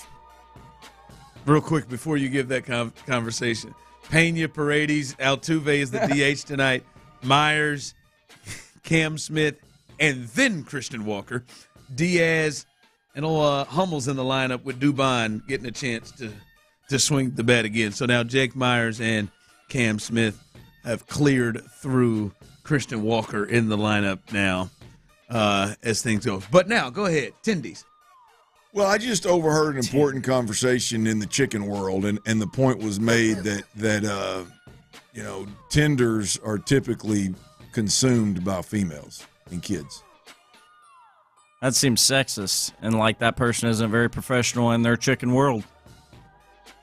Just telling you, man. I think it was. It's white meat and it's protein. If that groups me in with some ladies, what's up, ladies? It's white meat. I love it, man. Protein. Stay 10 toes down on that thing. Let's have a tender. I'm a good tender. It's hard to beat a good moist tender.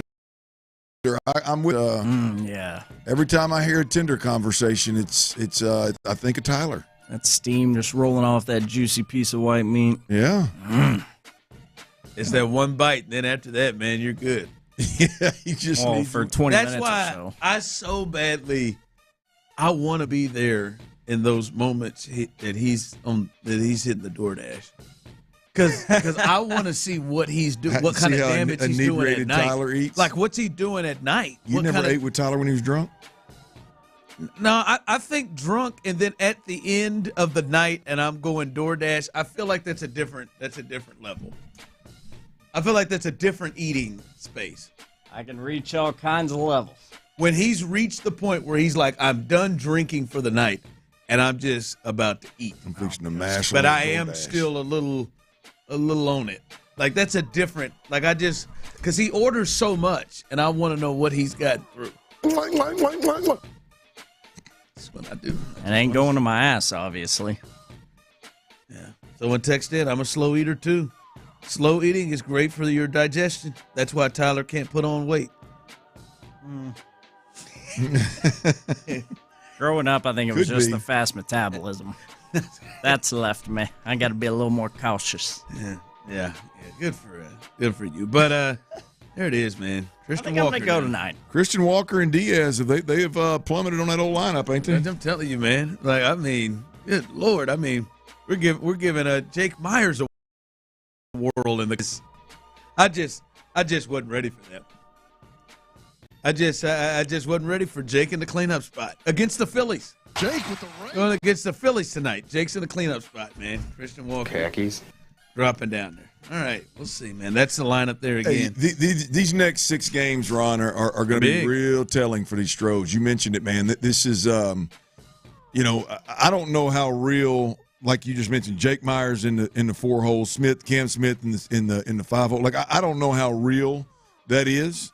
But boy, if they get through this 6-game homestand here with the Phillies and the Cubs, and they continue to impress, it's going to be hard to deny. Oh, yeah, I mean, we know. Hell, if you get in that spot and you do what you do, Jeremy Pena, they're gonna keep running you out there as they should. So it's a panty dropper. It is. It is a panty dropper, and so does I think we should get your lineups tonight for the Astros. No, I've made a decision in my mind. The next time I'm giving them. Okay, can we know? The next because time. It's been once this baseball season. You lied to the people. That was not a lie. That was just a moment of forgetfulness. I'm starting. And then I came back and did it. Really next time I'm doing the lineups is when Yordan Alvarez is in it. All right, I like it. We've gotten it once this year. Okay, this ain't. I'm not saying we got to go back to doing it every single Astros game night like we used to, but come on. No, hey, this has got to be. He's That's done more lineups. than special. You're making it rare. He's done lineups this year I don't think as many times as Reed Shepherd has signature shoes. He's got one. Well, they come in pairs though. Fair. 200 2 colors. $200. 210. 210. 209. You're right. Shepherd. You gotta be kidding me. No, Yordan Alvarez. It feels like it's only right. All right. Last time I saw him in person was at the zoo. Thanks for Yordan letting us Alvarez. The next time he gets into the lineup, we're going out. And love it when you call me Big Poppy. I have been able to say that. I'm not doing it. Don't tease me now with something you know I really would get excited about. I had some new ones there on the last one. I had a who knows? Who knows who's going to be in that lineup? Last time I went out with either of you dingoes. Again, man, like if this Hummel character is in it, man, I don't. But how about BC? I don't do pictures. I don't tend to do pictures. All right. Coming up is kick his ass, Seabass. Okay. It's my favorite when it goes like he's a far distance away. All right, coming up, we'll get into the Rockets and who's affected most by KD being here in terms of importance. Whose season is this hugely important for outside of KD for the Rockets? We'll discuss that next. I'm so high on the Rockets. Texans training camp is just a month away.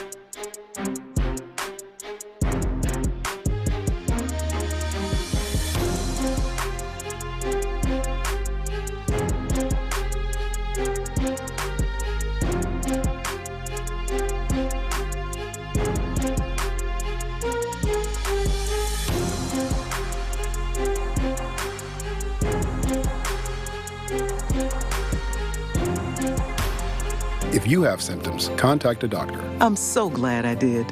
Visit notimetowait.com. Sponsored by Bristol Myers Squibb and Pfizer. Live from the Mokaram Injury Lawyers Studios, Sports Radio 610 presents The Drive with Stoerner and Hughley.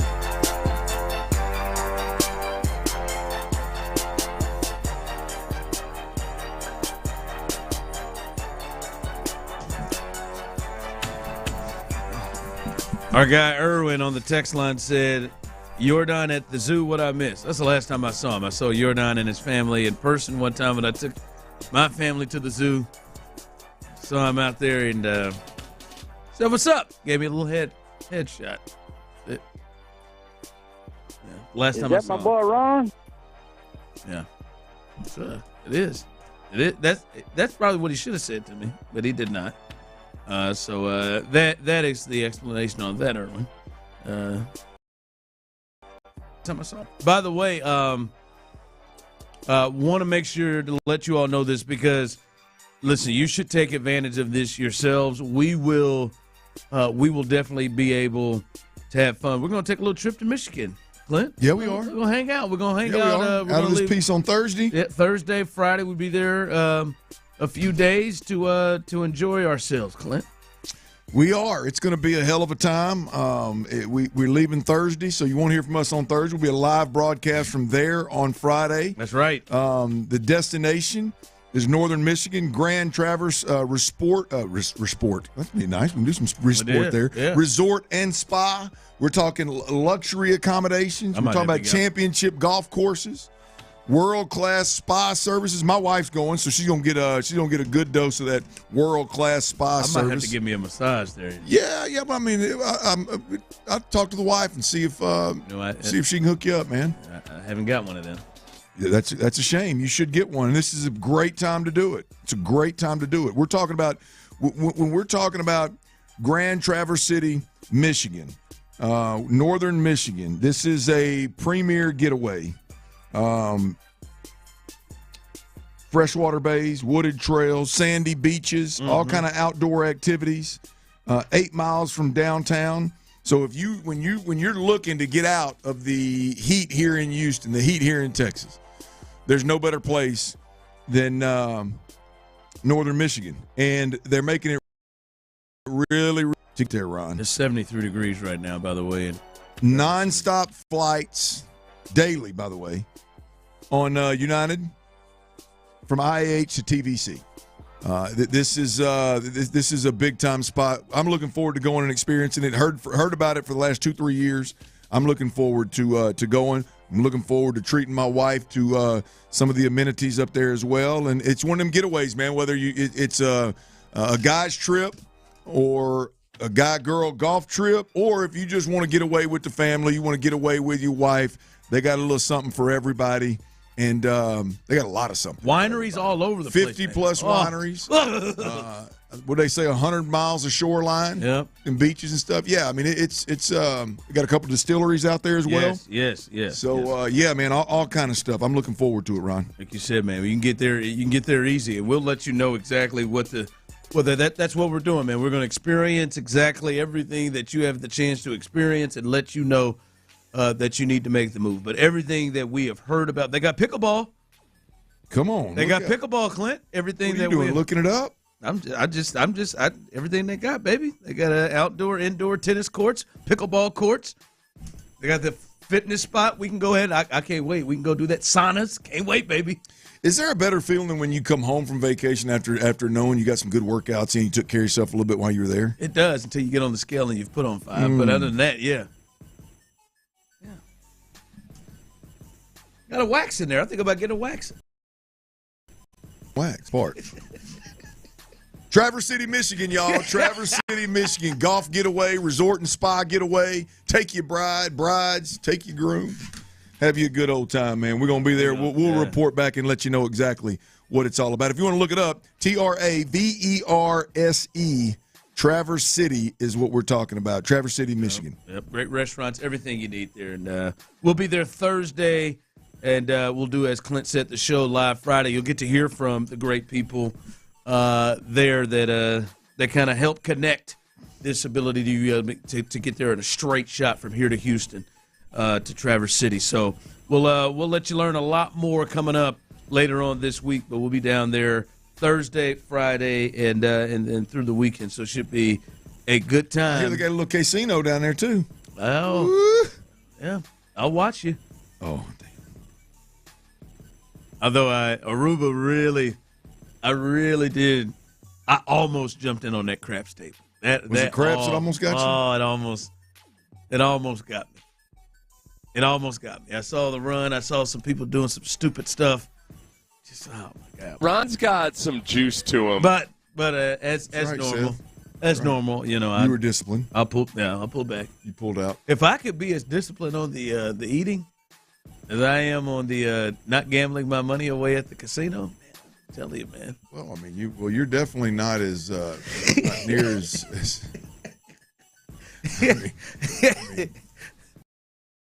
you appreciate food. You are not wired in a way to spend money. I mean, to gamble it. I mean, don't know. It ain't just gambling. It is to gamble it. Tyler, what do you think?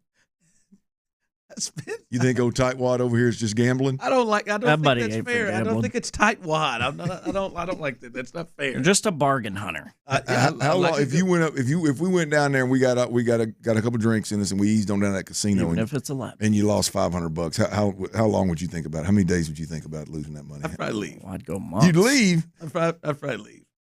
I'd say weeks on weeks. There's not a chance in hell I'm losing $500. I mean, you would have to take my bank. No, I'm not. Never say never. I'm telling you that $500 is not leaving me to the table. You remember them college days you had? It's not. Yeah. But if you did, how long would you lose sleep about it? I mean, forever. I can't even. I wish eternity. I wish I didn't think he was serious. Forever. He's dead ass for a long He'd time. beat himself up always, about it. I would. Every time he saw a casino, he'd have a bad. Thought. I wouldn't even walk in them. I would. Man, we were out there in Aruba. Scary ass hoes. I am.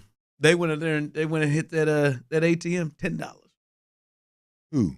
That's how much it cost to get. Oh, I thought you meant they got $10. I didn't even know that was real anymore. That's how much it cost. Damn, $10. I said $10. The hell with that. You could have got it out in the States for $2 or whatever the fee was. In the States. $10? Man, hell with that. Oh, that's why you got to take your cash when you go, man. Yeah, man, forget the that. show, man. Yeah, no, I can't. I can't do that. I can't do that. All right. If I were to say this, would you agree? If I were to say, when you look at the Rockets, as we know their team has changed with Kevin Durant, who is on TV right now.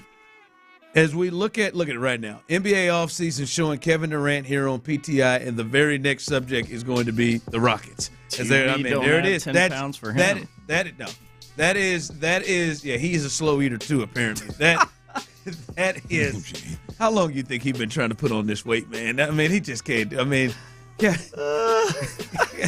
What planet are him and Chet Holmgren from? I know I took this off another. I bet you he's a lot bigger in person.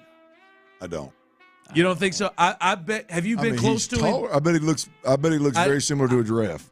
I've seen him at Toyota. I bet you he would, because right now I'm with you. He looks, I mean, slender as hell. Baby giraffe. Like you can, but I bet you if you got closer to him, I bet you he's a little thicker, bigger than you think. I don't think maybe, but I don't know. think so. I bet that hair looks worse. But I mean, it looks as like you get closer. It looks like a map. It looks like a globe. It looks like my geographic tongue. Like there's water. There's the water. There's the land. That's what it looks like. No, I bet he's a little bit. He feels very wiry. I bet it's like, you know what, his arms. No. No chance. Like you could snap them. I think so. Twigs, man. Long twigs that can shoot at lights out. I think it is. Skinny ass longhorn. I bet like Kyler Murray was a lot bigger than I thought he was. Is he? Like in person. Yeah. In person. I think that's different. He ain't. He would, but I'm just saying he was bigger. Like he was bigger. I was like, oh, okay. I I mean, he ain't just gonna get his ass kicked. Now, Bryce, I don't know. I've been up close to Bryce, but I mean, but Kyler was a lot bigger than I thought. Aaron Brooks looked just as small as I thought he was back in the day. I'm just trying to think of small fellas out on the hardwood. But Clint, if I were to say to you, someone not named KD, with KD arriving and now the new attention as we're seeing the Rockets are going to get on him. If I were to say Amin Thompson this season outside of KD of everybody else on the roster, because that's the one that everybody's looking at to take the step. If I were to say Amin Thompson this season is most important to him with the arrival of KD of anybody else on the roster, would you agree with that? Say it again. I got to see. If I were to say to you, now that KD has come here, obviously with KD, he's going to be the focal point. But anybody else not named KD, the rest of the roster, you got KD, Şengün, Jabari, Cam, Steven Adams, Easton Shepard. Would you say that Amin Thompson this season is most important for him to really take his game to the next level of anybody else on the team? No, I don't think so. I think as it pertains to the Rockets being the best version of themselves, I think I'm going to go off script here. I think it's Reed Sheppard. I think if Reed Sheppard is a guy that, wherever he fits in the rotation, is a guy that can come in and shoot it lights out and becomes a shooter. You add Kevin Durant, who obviously checks the shooter box, but I'm talking about a guy that can spot up in the corner and is knocked down, just dead-eyed, own it. I think that takes this team to a different level.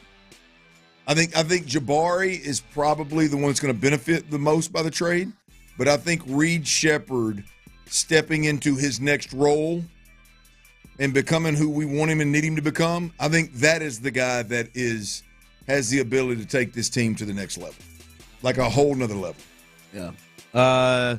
Someone did text in, I think it's most important to Jabari to develop under KD. Reed Sheppard averaged 12 minutes a game, played 52 games, played 52 games and averaged 4 points a game, shot 33% from three.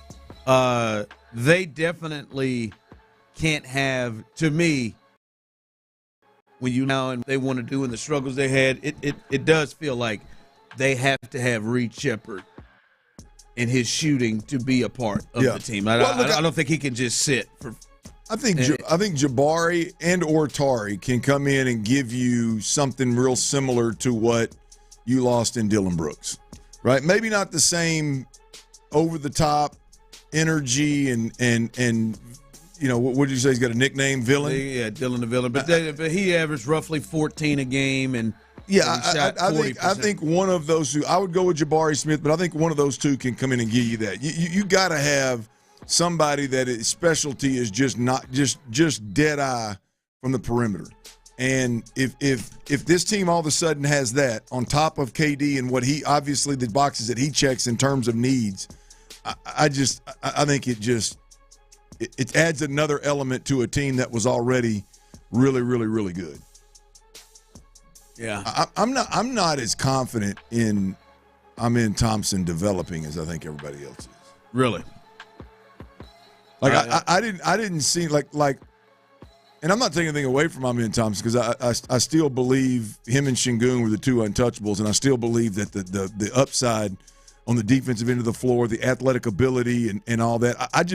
I'm having a really hard time with Amin Thompson seeing a guy that can be a ball handler, bringing the ball up the floor, the shot, developing the way in which I hear, a lot of folks hoping it does. Like, I don't know how confident.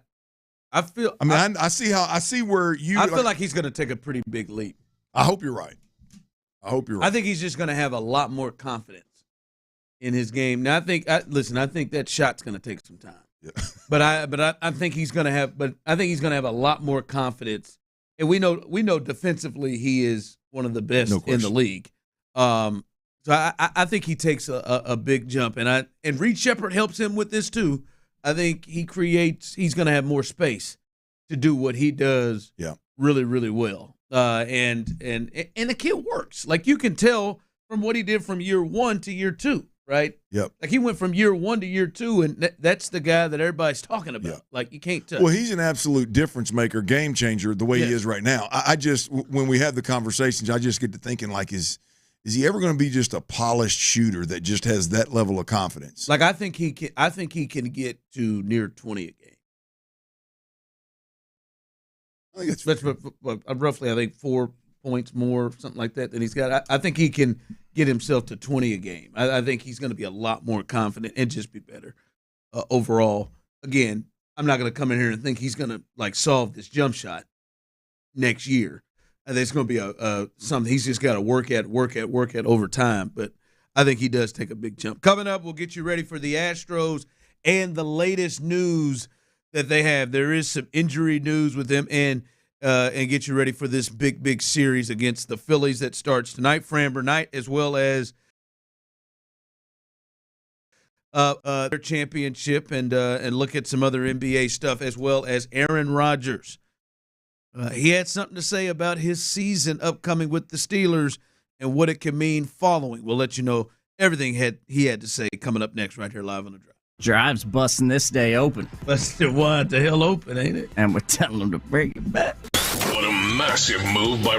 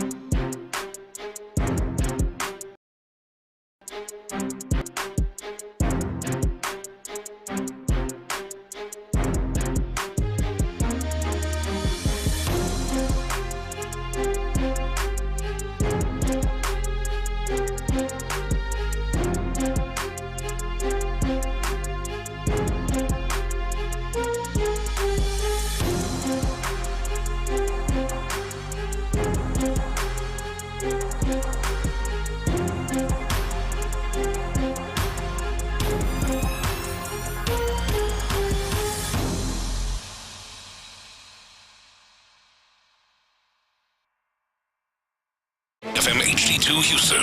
Insider access, exclusive content. Sports Radio 610. The Texans play here. An Odyssey sports station.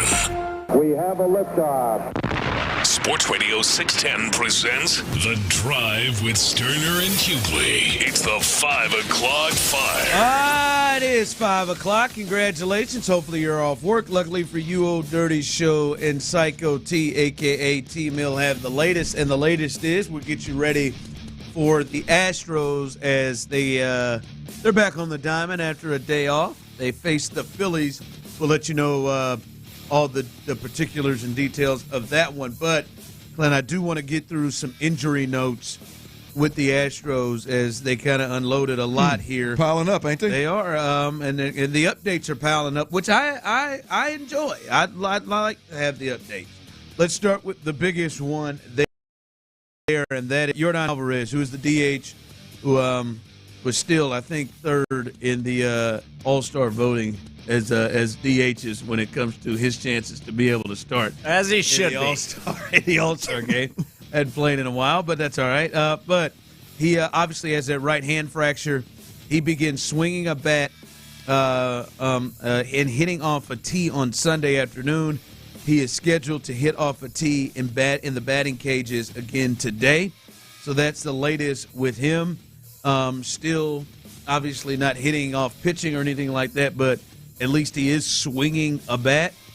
Spencer Arrighetti, another big one there with the broken thumb, reported to Florida last week to continue his build-up to get to game action. And then I think Lance McCullers is the other big one there with that right foot sprain. As remember, he was scratched from that start last week against the A's. He's been playing catch at Daikin Park. He threw off the mound yesterday for the first time since the injury. So those are kind of the big three there, the starters with Lance and Spencer Arrighetti, and then obviously Yordan Alvarez. Yeah, look, and moving forward we got 18 games before the All-Star break. Is that right? Something like that. And I think those 18 games are going to be very telling for the Astros, not just this next 6 at home, but really all 18. Except for those Rockies games. Yeah, the Rockies are. But you got Cleveland, you got L.A., you got the Phillies, you got the Cubs. You got some really good baseball teams in that stretch of 18 games there. You do have a couple of ducks, but you got some really good baseball teams in that stretch. And we're going to find out that these youngsters carrying the Astros really are. But if you can get there over that period of time, the cavalry's coming. You mentioned Spencer Arrighetti, Lance McCullers, Yordan Alvarez. If this group can keep the pace that they've been at so far through the next 18 games, and we get good news on those three guys coming back at some point in time, and you're plugging in that caliber player to what already is going on in Houston, the sky's the limit. So good to hear that those guys are at least moving in the right direction. Seems like to me, as I read those, I'll be honest with you, I don't know about Yordan. I don't know why you would rush him at this point in time with a hand. With a broken hand, I don't know, a fracture in his hand. I don't even know why the hell he's swinging a bat off a tee or anywhere else. But I'm fine with whatever he's going through. Lance McCullers and Spencer Arrighetti, which one gets back first? It seems like Spencer is in build-up mode. It seems like Spencer's recovered and in build-up mode. There's the injury was a freak accident. It does feel crazy that it seems like this team right now may need Lance and Spencer more than they maybe at more of a rush than Yordan right now. Absolutely. Just because of the fact that you wonder is the Gusto, Colton Gordon, and Walter situation. You don't want to play with that as much. Obviously, you want Yordan up there, but you really like to have these guys who you plan to be in the rotation. Absolutely. I mean, beyond Fromber and Hunter Brown, I mean, you are razor thin, man, and that the wheels could come off of these guys at any point in time. They've held water so far. They've done more than expected, to be completely honest. We'll see how it goes over the next 18. Other news: JP France, he threw 26 pitches in live BP on Friday. This was his third live BP since his shoulder surgery. Luis Garcia, right elbow surgery, recovered from Tommy John, threw his first live BP today, tossing 20 pitches. Christian Javier, same thing, threw 20 pitches in a live BP on Friday. That was the first that he has thrown since surgery. Zach DeCenzo has not started to progress to hitting yet. He is still out there with that left hand issue. and then Chaz McCormick and Jacob Melton still are going through hitting and throwing progression. So that's where they are. Brandon Rogers as well included into that. The lineup tonight, Clint, as they face the Phillies. Jeremy Pena obviously leads off with Paredes behind him. Altuve's the DH tonight. Myers, Cam Smith, and then Christian Walker behind Cam Smith and Jake Myers, with Diaz, Hummel, and Dubon following them. That is the lineup as Framber gets the ball tonight. And as you said, Clint, this is the start to a hey, we're going to maybe learn a little bit about the Astros homestand. The Phillies are a really, really good team, first in the NL East. The Cubs come behind them, first in the NL Central. But we're going to learn a lot from them in this series. You get Hunter Brown and Framber Valdez pitching both against the Phillies to book in the series with Gordon in between. So this will be a big one to just kind of look as a measuring stick to see where you are against really good offenses and pitching. Well, look, I think you got Pena and Paredes. Can they continue to rake? And then Myers and Smith in the middle of that lineup, two guys that are young, that have taken monster steps and have contributed in a big way. Can they do that against elite caliber opponents? Or is that just a weak part in the schedule, a hot run, at this point in their career, or is this legit? I think there's something there, and I think we'll find out more about them over this 6-game stretch. T-Mill's best bets, man. He better be. This feels like a take the under type of game on whatever the runs are between these two teams. With no, that doesn't show up on best bets, but I did bet the over for tonight. Did you? What is the over at? 7.5. Oh, with Framber and Ranger? Yeah, I guess in a way the over it'll come into play. You'll see. I guess, man. ERA of 2.20 for old Ranger Suarez and don't believe Framber. Me, just watch. All right, here you go, man. An explosion from one of these teams, maybe. Looks like a low-scoring pitching duel to me, but we'll see what happens there. But that's tonight as they get this thing going. Should be a fun series against the Phillies, and then obviously the return of Kyle Tucker coming up behind that. Tyler Miller says he's still real optimistic. Yeah. 5 o'clock fire. Thanks, John. Aaron, quarterback of the Pittsburgh Steelers, just obviously here recently made that official. He spoke with Pat McAfee today, Clint, and Pittsburgh Steelers quarterback Aaron Rodgers said Tuesday he's pretty sure that 2025 season will be his final NFL season. Yeah, I'm pretty sure this is it, Rodgers said on the Pat McAfee show on Tuesday. That's why we just did a one-year deal. The 4-time NFL MVP signed a one-year deal worth $13.65 million with the Steelers earlier this month. The deal includes a $10 million guarantee, and it can be worth up to $19.5 with incentives. But this is one of the all-time greats and one of the best quarterbacks we've ever seen here. You think this is it? You think this is potentially it for Aaron? I think it depends on how it goes, man. I think if he plays well, if things in Pittsburgh are kosher and it seems to be a smooth season, and it doesn't have to be Super Bowl caliber, but I mean a good season where they make progress and he still plays and he stays healthy, and it seems to be kind of like a work in progress offensively, and they're getting better throughout. I could see him maybe signing on for one more. But if there's any level of dysfunction, any level of come apart, if you will, on the offensive side of the football, I would say that he is completely done immediately. Yeah. He will be 42 in December. Yep. Like he is Gage. I get the feeling it is, Clint. It did seem like it took him a little bit more to get himself to make the decision to get here. And not only does he have interest outside of this, and he's doing it he's clearly football isn't just his life, and that this isn't a situation where I was watching Michael Jordan, oddly enough, The Last Dance. They got me caught up. And my man said Some people said, I've heard other people say they're gonna drag me off the court. I said, no, I'm walking off the court. I don't think Aaron Rodgers is a drag. I'm gonna get drug off the field. I don't think he is either. I don't think. I think if the Jets thing would have went a little bit better and wouldn't have been just an absolute mess, I think he probably would have retired. I mean, look, it's once he gets. My overall point is once he gets a little taste, or if he gets a little taste of a normal football circumstances where things are done the right way, at least everything's geared towards winning. I wonder if he'll go, I got a little more in the tank. Like right now, he's got to be in a spot where I'm like, damn, I can't let this thing end the way it did the last 2 years in New York. Yeah. So it wouldn't shock me at all if his opinion didn't change. Now, I don't know if Father Time's going to get him or not. We'll see that.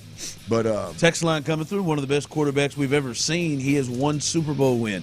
Lamar Jackson has never even been to it. He's one of the best quarterbacks we've ever seen. Never won a Super Bowl. He's one of the best quarterbacks we've ever seen. Josh Allen's one of the best quarterbacks we've ever seen. Never been to a Dan Marino. Dan Marino never won a Super Bowl. One of the best quarterbacks we've ever seen. That was a good list, Ron. Yeah, it's right at the top of the dome. I just listen. I mean, it's no secret. I'm not a huge fan of Aaron Rodgers. Aaron Rodgers is one of the best quarterbacks I've ever seen.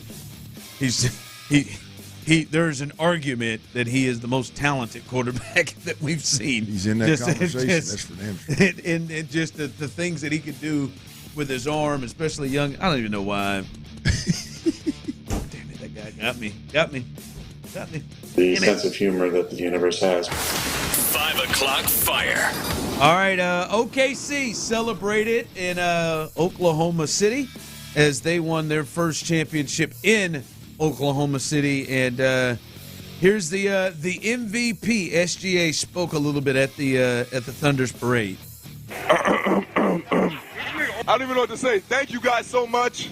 Don't ever forget this. Like, moments in life like this, they don't come and go often. Make sure you guys enjoy this moment with your family, your friends, your loved ones. We love you guys. If you guys aren't the kids, drunk off candy, and the adults, drunk off you know what tonight. Y'all have fun tonight. We love you guys. Thank you. Drive safely, very safely. And if you drink, don't drive. Yeah, we're getting candy wasted. Yeah, he's spreading the good word, isn't he? Crap ton of Smarties on a Tuesday. If you drink, don't drive. Do the watermelon crawl. That's good advice. Great advice. That entire exchange right there is why he's not going to be the face of the league. That entire exchange. Start with that clearing of the throat. Starting with the person who corrected me, yes, he is wearing Converse for some reason. Those were Converse and not lugs that were put around his neck after he won the game. Is he a Converse guy? Yeah. Chucks, baby. Is he really? Yeah. Mm-hmm. Come on. Oh, man, he's like that. If Tim Duncan didn't just come back to life in the National Basketball Association, right there it is. Doesn't that sound like a Spurs celebration? I mean, he couldn't even say, he wouldn't even say what they could go get drunk off of. Eat some candy. I know there are going to be some people say, but like, oh man, that is exactly why. I want to get chocolate wasted. Well, he clearly, they're two best players. Boys. One of them has never drank before until last night. Well, shout out to him, Jalen Williams. The kids drunk off candy, and the parents drunk off candy. The parents drunk off you know what. And also, if you're going to drink, don't drive. And don't text either. And if you drink, don't drive. Y'all better leave SGA alone, man. You can't put him in Tim Duncan category. That's Tim. He is Tim man. Duncan. The adults drunk off you know what tonight. Exceptional player on the floor, and I don't think I would pay a ticket. Exceptional, all time, Hall of Famer, great. Tim Duncan is somebody you went to pay the ticket to who he was playing against, and not because it was going to be him. Yeah, you had to wait till somebody good was coming to town, huh? Yes, SGA is the same way, right? I'm not going to the old SGA and Kings game. No, sir. Drive safely. Man, with that drive safely. Drive safely. And I ain't gonna lie to you, the state you was in on Good Morning America, I wonder. which, by the way, they got to quit that. That looks like the usage of certain substance, allegedly. I don't know why any representative says, "Yeah, night after an NBA championship, let me get my guy up at 8 a.m. to be on Good Morning America." Come on, man, what are we doing? Yeah, someone said, "Ron, are you saying he's too PC?" I'm just saying that is not a draw me to him personality. The adults drunk off you know what tonight. Shout out to him. Oh. All right, coming up. When we look at where the Rockets are now, for this trade to be a successful trade, the Houston Rockets have to do what? We'll discuss that coming up. The kids drunk off candy. Payne and Pendergast. The strides that Cam Smith has made in the last couple of months, it's remarkable.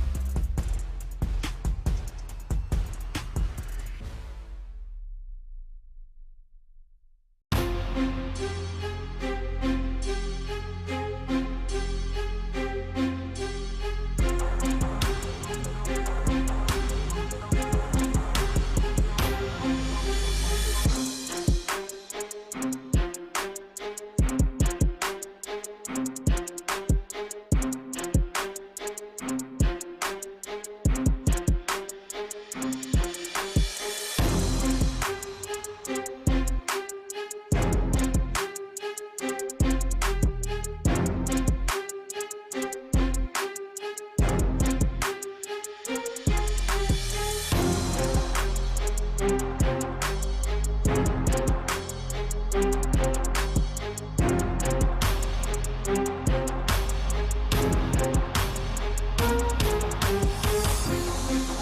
to 7 every night on Sports Radio 610. Insider access, exclusive content. Sports Radio 610. The Texans play here. Sports Radio 610 presents The Drive with Stoerner and Hughley.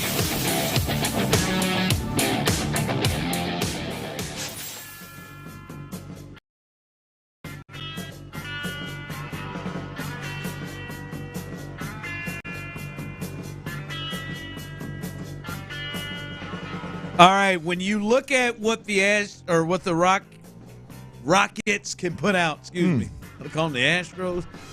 When you look at what the Rockets can put out potentially, Clint, of a lineup, Fred out there at the point, Amen Thompson at the 2, Jabari, Kevin Durant there at the 3-4 spot, then Şengün with Steven Adams as a backup big, Tari Eason, Reed Shepherd, Cam Whitmore over there. I think they will also add somebody else to this team. So that's something you should look out with, especially when you hear the likes of Kevin Durant talking about taking a little bit less for them to be able to add to this team. So I think there's probably somebody else that's not on this roster that will be a bench player that'll be in the rotation that isn't there yet.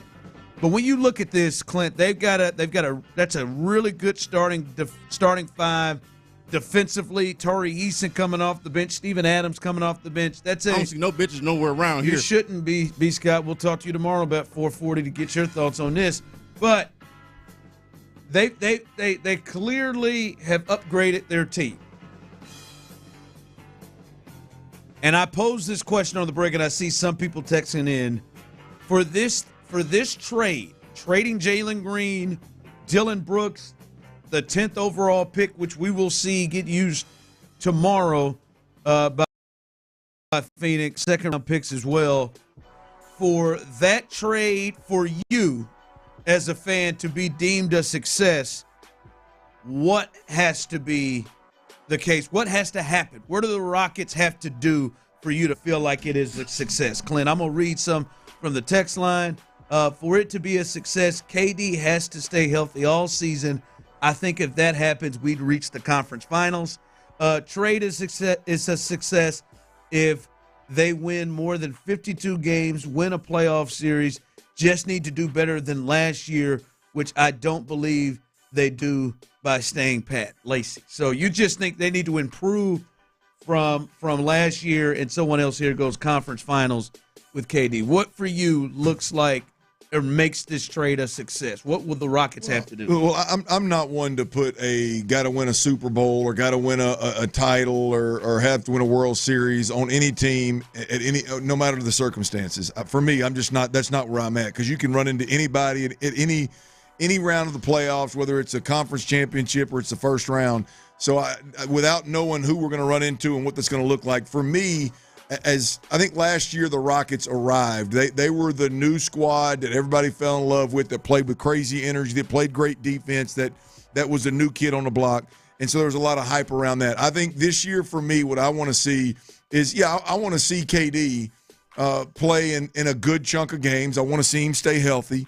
But I think the next step for the Rockets for me, as we get towards the end of the season, as we roll through the season, is this a team? You didn't feel they were that last year as the 2 seed? No. Did you talk to anybody that thought that that's a legitimate, like the legitimate 2 seed, much less a title contender? Yeah. Like I thought that they were underdogs to the Warriors. There you go. So I mean, that's kind of where I'm going. Like, take that next step of, hey, these guys are for real. It's not a young team that's playing above expectations. There's expectations coming in. Meet those expectations. Be a real contender based on the product, the basketball product you're putting on the floor every single night. Be a real contender. And when you get to the playoffs, be playing your best basketball. So for you, a real contender doesn't necessarily mean how their season ends, right? No. Look, I'll be disappointed. The second round. I will be disappointed if they lose in the first round. I'll be disappointed if they lose in the second round, especially if they're as good a basketball team as we think they're going to be with KD and whatever moves that they make. I'll be disappointed, but I won't view it as this was a terrible move for Kevin Durant if they don't get to X round.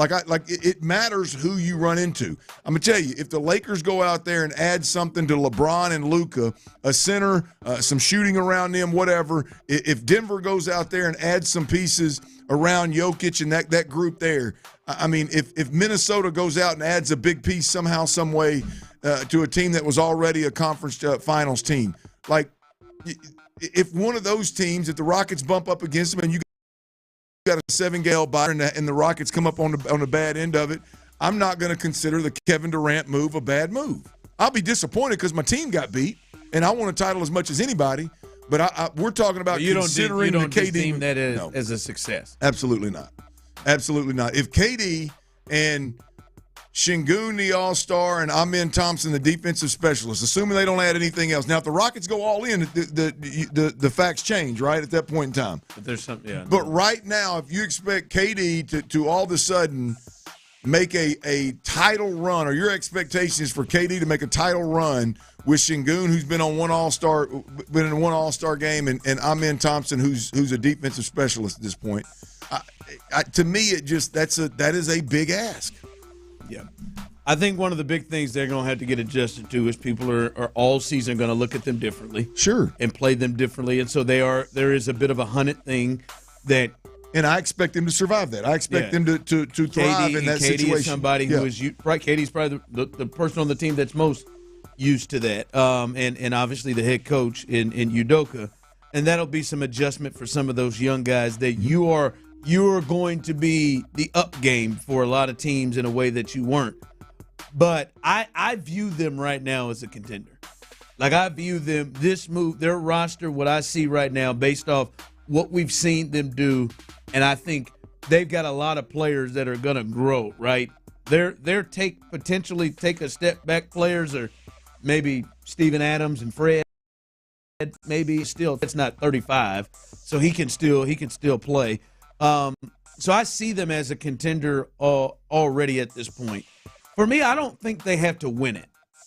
Right? I've seen that. I see some people saying wasted years on Harden, not performing in the playoffs, got rid of Jalen early for not performing. I like it. See some others. Western Conference Finals has got to be where they have to hit.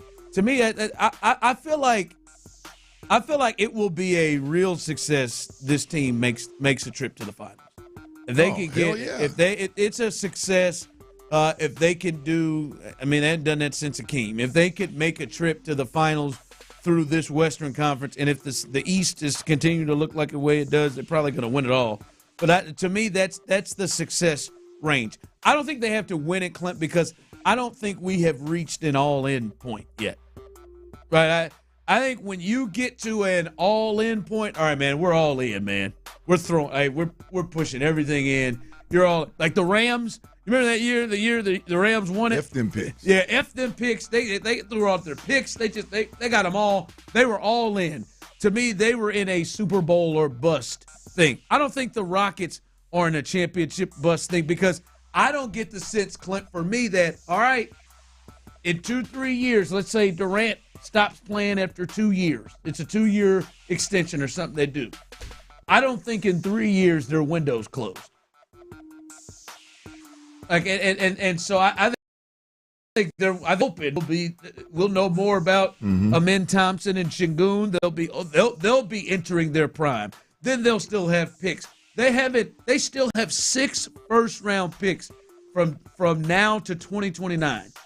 So they can still add to their team, and they still got these young guys developed. So that's why, to me, it's not you got to win it type thing. You got to win this thing because they ain't pushed it all. Like I said yesterday, man, they was able to get Kevin Durant and still maintain their future and still maintain things. So I can't get with that. The thought they've got to win it. Someone texted in, Tyler, your hosts are totally counting their KD eggs before he hatches them. I didn't know y'all could lay eggs. Either.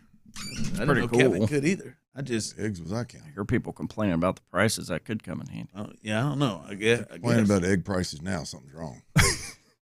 Down about 300%, Chief. I don't pay attention. I don't know how much. Grab my dozen eggs. Remember how much they cost the last time I spent on them. All right, coming up as we continue here, there was something that old Jarrett Patterson could be the center for this team had to say that caught the ear and kind of excited Clint Stoerner. We'll let you hear that, discuss that coming up next. Texans training camp is just a month away. Just a few more weeks until this. CJ guns long down the left side. Double coverage.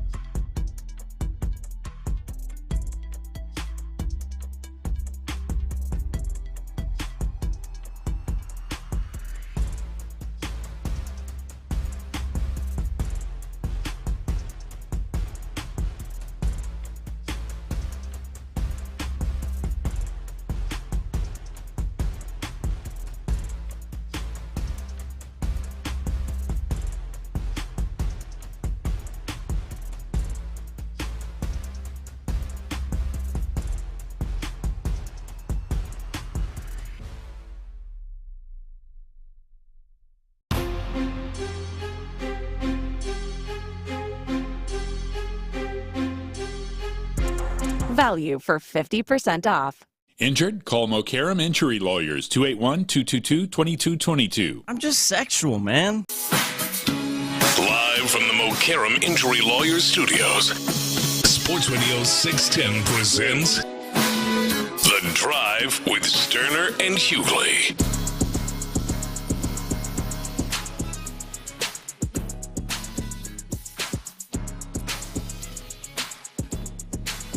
All right, welcome back in as we are live here on the drive. Coming up a little bit behind us, the fellas from Texans All Access will take Texans Insider over there at the Chronicle. Jonathan Alexander will join the fellas to discuss, so make sure you stay tuned as Mark Vandermeer, John Harris will hold it down for Texans All Access. And Sean Bijani, Patrick Creighton. I saw Patrick Creighton earlier today.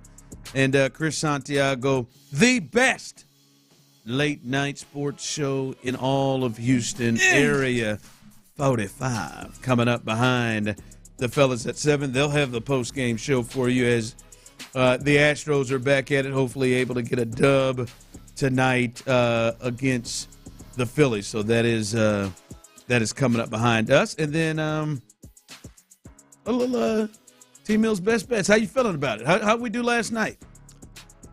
Not in the green, not the worst start to a week we've ever had. 2 for 5 last night. So we're starting at 40%. Used to working uphill, but feel good about the board tonight. Gonna be a good Tuesday. Right. Plums are tingling. What were they last night? Were they tingling last? No, last night I just kind of felt it a little down in my plums. This is a different stage. Step. All right. Yeah. This is a different step. Gotcha. All right, so they take with that what you want with that, folks. Maybe tell him. Should have just took a night off and let Dirty have the bets, man. Maybe you fade him. No, well, at least I got 2. That would have been over. No, he doesn't quit, man. I mean, it's just a break. Let a buddy take over for one. Scared money don't make money. That's what we say on this program. I didn't say you scared. I didn't say you scared. If I were to take a night off, that's what it would insinuate. Just maybe get 8 hours of sleep. God. Why don't you just focus on instructions, okay? He said when he counted to 6. You're still on that, huh? That was ruined my moment. That was literally 2:04. Yeah, and I'm still pissed. That really pissed him off. 2:07. But stole my answer. It's all right.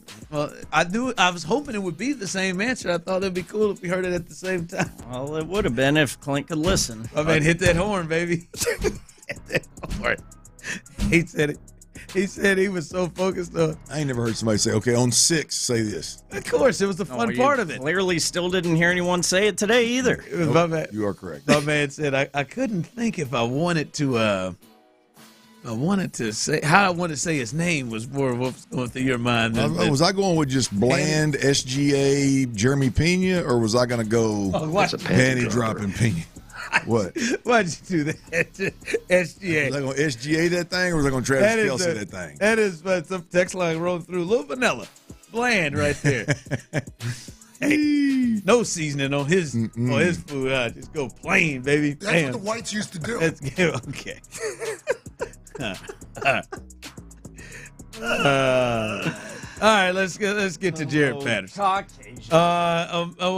Patterson right here had some words talking about the offensive line. He talked a lot about the difference from his first 2 years here into what it's going to look like right now.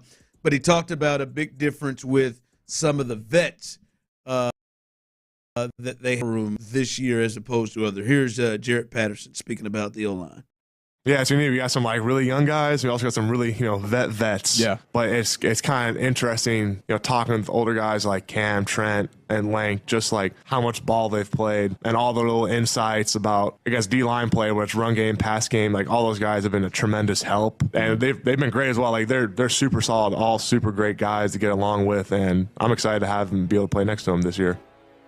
All right, he's excited to be able to have these vets in the building. The Cam Somebody Robinson. needs to tell these guys how silly vet sounds. I'm going to go with it. It sounds silly as hell. Vet. They got to get away from that. That's terrible. The Cam Robinsons of the world. They heard somebody say that, and they're following their ass off and just been repeating. Vet Trent Brown of the world. They say no. I do like Vet. I do like the young center that's, I believe, third year in the league. I do like the fact that he's talking about really, let's be honest, the difference between the past and now is you've got veterans that are pouring into the young guys. You got veterans that are saying, hey, man, I've played a lot of football. Cam Robinson, Laken Tomlinson, Trent Brown. Some of these guys, we played a lot of football. Titus Howard is even in that mix in terms of playing a lot of football. Has seen a lot. Like that, those guys pouring into the younger players, to me, is a huge plus. That's an advantage that if you have it,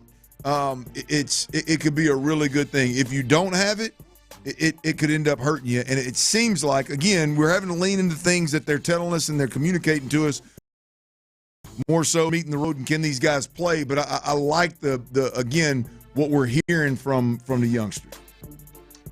Yeah, it does feel like a difference there of just because we've talked about this.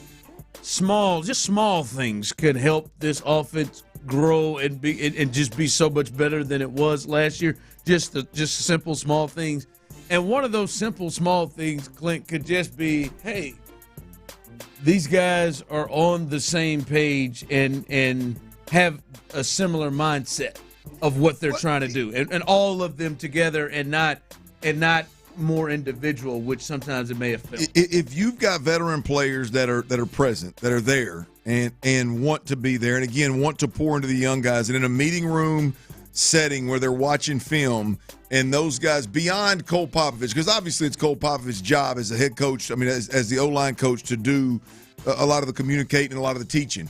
But if you've got veterans and you've got 2 or 3 extra sets of eyes in that room that have played and seen a lot of football, then it can be very, very beneficial to the young guys. And it sounds like that wasn't happening before, whether that's Shaq Mason or Laramie Tunsil or Chris Stroud or the head coach, whatever, the former O-line coach. It sounds like that is new this year, and it sounds like it's happening on the regular, and it's greatly appreciated. To me, it's a big plus if you've got veterans that care enough to be present and care to help bring the youngsters along, and it sounds like that's what they're doing. That's yeah, and then and then if that understanding of what they're doing, everybody kind of pulling at the same rope. If they can do that and then execute and play, then that's obviously the next. Yeah. That's obviously the next level. I just think at times before, Clint, maybe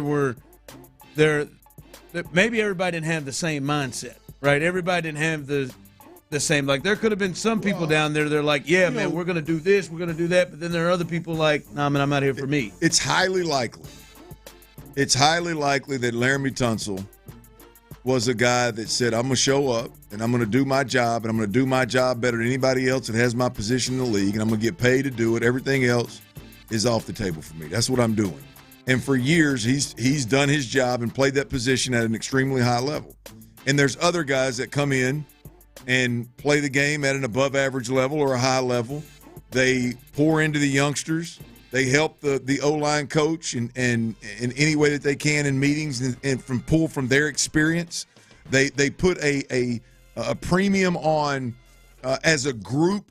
How do we perform as a group? If we can't protect the quarterback, it doesn't matter how good I am. We all 5 have to protect the quarterback. They take pride in being able to run the football. They take pride in being able to again, as a group, protect that quarterback. And if you don't, then nothing else matters. Like there's just different ways of going about it, different mentalities for players. And it sounds like they've got a group of guys, veterans team on the O-line now that are more so the latter than, hey, I'm going to show up and do my job and get paid to do my job and go home. At least that. It's one if you got some guys that can't play and then we're all over the place and mindset. Yep. At least now they're pulling in. Yep. And that could, as I said, get them to a space of just being average. Yep. Just being average up front. That's got to be the next step. I ain't worrying about being great, just being average is that next step. All right. Yesterday, Tyler was one away from getting into the green. Let's see if he can do that tonight, as he's got 5 more bets, and the Astros, I'm sure, are on the table in some of these bets. Make the people some money and get into the green. Let's get into the into the green, please. Yes. Can we see a green day? Yes. There you go. American idiot. What's the bet, Dookie? 5 MLB bets once again tonight. Really not all that disheartened by last night, to be honest. I mean, obviously we wanted a green number, but a couple of those 3 losses and those 5, they were bad beats. We're right there on You're the getting on the close. Cusp. Swing is getting there. You just some people are just kind of catching some atom balls. I got you. Yeah, plums ready for the farmer's market. It's about to hit. Going to the nuts again. 5 best bets. If you tell any of these, or maybe you fade them, let me know on Twitter at TMillRealDeal. I'll also post the bets there. Here are your 5 bets. First off, Cardinals, first 5 innings, money line at -105, almost even. They host the Cubbies, a little old NL Central battle between the Cubs and Cardinals today. D-backs money line in their game as they travel to Chicago to take on the crap-ass White Sox. However, that Chicago White Sox team has been winning a little bit more lately. But I'm on the D-backs money line tonight at -120. Next, we got the Tampa Bay Rays, +1 run at -130 as they travel to Kansas City to take on the Royals. And then your last 2 best bets, of course, pertaining to the hometown squad, the Stros, as they begin this series at Daikin tonight